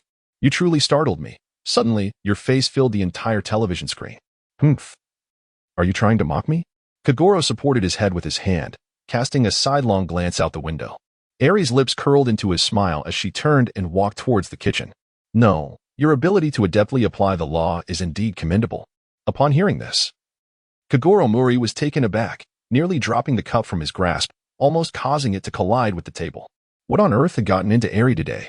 Had it been any other time, she would have undoubtedly mocked him with her usual sarcasm, rather than responding with such indifference. Mori cast a puzzled glance at the bustling figure in the kitchen. Something was amiss. Eri, with a graceful demeanor, arranged the dishes meticulously on the table, causing Mori's eyes to widen in astonishment. The vibrant and aromatic spread before him was a stark contrast to the charred remnants he typically encountered. What was going on today? This was decidedly unusual. Mori eyed Eri, who had removed her apron and taken a seat at the dining table, with a sense of trepidation. Could this be what the ancient Chinese referred to as a hangmen banquet? Was Eri contemplating a divorce, orchestrating what might be the final meal under the guise of marital unity? The reconciliation from 3 years prior had indeed felt forced. All these dishes were brought from the nearby Poyo CAF, a stark reminder that having endured my cooking must have been quite a burden for her. Eri placed a bowl of rice before Muri's seat, pausing momentarily as she observed the seemingly frozen Muri at his desk, her brow furrowing slightly in concern. Why are you just sitting there? Aren't you hungry? Feeling a mix of anxiety and curiosity, Mori shuffled toward the table, cautiously inquiring, Eri, is there something you wish to discuss with me? Kagoro, your detective instincts are still sharp, Eri exclaimed, casting a surprised glance at him before lowering her gaze. There is indeed something I would like to talk about. Kagoro Mori felt beads of sweat forming on his anxious forehead. He noticed the troubled expression that flickered in her eyes as she lowered her gaze. Indeed, she must be contemplating the matter of divorce. Kagoro stiffly pulled out a chair and sat down, forcing a laugh to disguise his unease. He picked up a bowl and poured rice into it, attempting to appear nonchalant. What is the matter? What are you doing, Kagoro? Eri Kisaki paused with her chopsticks, regarding him with curiosity. Isn't it obvious? It's rice with soup, he replied, placing the bowl down and using his chopsticks to stir the contents absent-mindedly. What exactly is it that you want to discuss? Ari observed the empty soy sauce bowl he had just drained, a hint of perplexity crossing her mind. After a brief pause, she inquired, "Are you free this Friday? Are we really proceeding with the divorce paperwork so soon?" "Truly, you are the queen of the legal profession, always so efficient," he retorted, his tone somewhat smug. "Of course. I am free. As you well know, time is the one thing I, as a detective, have in abundance," he continued, a hint of arrogance in his voice. Her annoyance almost prompted her to slam the table, yet she restrained herself, recognizing her need for his assistance. Taking a moment to collect her thoughts, Ari continued. "Could you do me a favor and visit Tears Island?" Tears Island. Kagoro felt the tension in his body dissipate with a snap. He stared blankly at Ari, relief washing over him as he turned his face away and muttered, "What? I almost thought she was going to give me a heart attack. It turns out it's not about divorce." "What did you say? Divorce?" Kagoro Mori waved his hands repeatedly, exclaiming, "You misunderstood. I meant, of course, I can replace you." After a flurry of activity, he clapped his hands together and exclaimed, "Ah, how could I forget about Bitter Tears Island? Are you suggesting I embark on a quest to uncover that 8 billion treasure?" In truth, it was an invitation letter sent by a previous client I had assisted, the owner of Bitter Tears Island. The letter stated that whoever could locate the treasure on the island would be rewarded with 30% of it as a token of gratitude. It was difficult to refuse. So I accepted. However, today I received an urgent and challenging case. 30%. That amounts to 24 billion. Kagoro Mori exclaimed dramatically, "No problem. Leave it to me." The great detective Kagoro Mori. Haha. He patted his chest, displaying an expression that starkly contrasted with his previous anxiety and restlessness, and took a large bite of rice. Suddenly, he spat the food out, exclaiming, "What is this taste?" Opposite him, Ari Kisaki, who had been showered with the rice he spewed, slammed her chopsticks down with a resounding thud. Behind her thin lenses, her eyes blazed with fury. "I was wrong," Mori muttered, his eye twitching. Ari Kisaki, naturally, was furious, resulting in Kagoro Mori's dinner being abruptly curtailed. Friday arrived swiftly, and Kagoro Mori was the last participant to board the oil tanker, following 8 others who had already embarked before him. Kagoro Mori, having set down his suitcase, approached the railing, where the distant calls of seagulls resonated. "What splendid weather it is." A hoarse voice emerged beside him, prompting Kagoro to glance at the young girl at his side. She was an utterly ordinary maiden, with 2 plates gently swaying in the breeze. Her slender face was adorned with incongruous round glasses, and though her plain features were marked by a dusty shade of brown, her striking azure eyes were unexpectedly captivating. Compared to the hues of the ocean, they resembled the clear blue of a cloudless sky, a crystalline blue reminiscent of his daughter's own gaze. Kagoro Mori was engulfed in a surge of heart-wrenching sorrow as he turned his gaze to the sky, where seagulls soared above. "Ah, indeed. I recognize you." The girl with braided pigtails clasped her hands behind her back, revealing an innocent and harmless smile. "You are the renowned detective Kagoro Mori, aren't you? I have read about you in the newspapers." Her cheerful exclamation attracted the attention of several people nearby. "Oh, even the famed detective has been summoned. The island owner is truly cunning." A middle-aged man in a white T-shirt approached with a smile, extending his hand toward Mori. "Hello, Mr. Mori. My name is Nakajima Morik. It is an honor to finally meet you." "Ah, greetings," Kagoro Mori replied, shaking his hand. After releasing the handshake, Nakajima leaned closer to Mori and whispered with a conspiratorial grin, "If you uncover any clues, please remember to inform me." "Nakajima, you truly spare no opportunity for the treasure," remarked another man of similar age to Nakajima, wearing glasses and exuding a scholarly demeanor. He nudged Nakajima with his elbow, smirking. "It seems the water village is determined to secure the treasure this time." Takeda. Nakajima appeared slightly irritated, shooting a glare at the bespectacled man before turning away. "Water village?" Kagoro Mori was left bewildered. "That is the organizer of this event, my father." Not far away, a beautiful girl with a somewhat melancholic expression glanced in their direction. "Ah, miss you." An elderly man with graying hair approached her. He was in no way Murata, the steward of the event organizer. With a warm smile, he said, "It has been 10 years. I almost failed to recognize you." The deck became increasingly crowded and lively as participants who were once strangers began to grow familiar with one another. Above the ship, white birds soared gracefully, their feathers drifting on the breeze in a gentle descent. A man wearing a black cap emerged from the cabin, his hat pulled low enough to obscure much of his face. His lips were beautifully defined, with a delicate hue that suggested he would look charming when smiling. Following closely behind him was a girl of similar age, also donning a hat and exuding a cool, ethereal aura. The man approached Kogoro Muri directly, removing his cap to reveal a flawlessly handsome young man. In the sunlight, his dark hair glimmered, reminiscent of a dazzling star on stage. Uncle Muri. It has been a while. His magnetic, deep voice resonated, though his expression bore a hint of sadness. Kudo Shinichi. A tumult of emotions surged within Kogoro Muri as he tightened his hand at his side. He vividly recalled the scene 3 years prior when he had struck that boy in the rain, who had appeared as a soulless puppet, numb and hollow. Afterward, Ran had visited him, recounting the events of that day. Kogoro had always understood that he should not blame the boy. The one who suffered the most from losing Ran was none other than Kudo Shinichi. The words exchanged in the rain had deeply wounded the boy, and for 3 years, Kogoro had longed to apologize, yet the boy had vanished without a trace. His eyes slowly regained their composure, and he relaxed his fingers, turning his face away. It has been a while. Hey, what's the matter with you?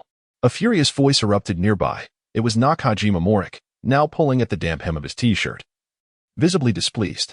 I'm sorry. The girl with braided pigtails bent over, repeatedly apologizing. I just wanted to bring everyone some cold drinks. She meant well by offering us drinks. Nakajima, you should not blame her further. Takeda gently nudged his glasses and patted Nakajima, who was wringing out his shirt. That girl. The essence of sunlight. Kudo Shinichi gazed at the girl crouched nearby, adeptly gathering the fallen drink cups, and in a moment of daze, he stepped toward her. He bent down to pick up a paper cup that had rolled aside and offered it to the girl, who was focused on her task. Taken aback by the sight of the outstretched, slender, fair fingers, the girl with pigtails momentarily froze, but quickly regained her composure, accepting the cup with a warm smile. Thank you. The sunlit surface of the sea sparkled like a constellation of stars, and the gentle sea breeze caressed her face. Her eyes, filled with warmth and brilliance, surpassed any radiance. Kudo Shinichi's pupils trembled violently. His lips quivered as his fingers slowly reached toward the girl's face. Kudo. Suddenly, Shiho Miyano appeared behind him, breaking the moment.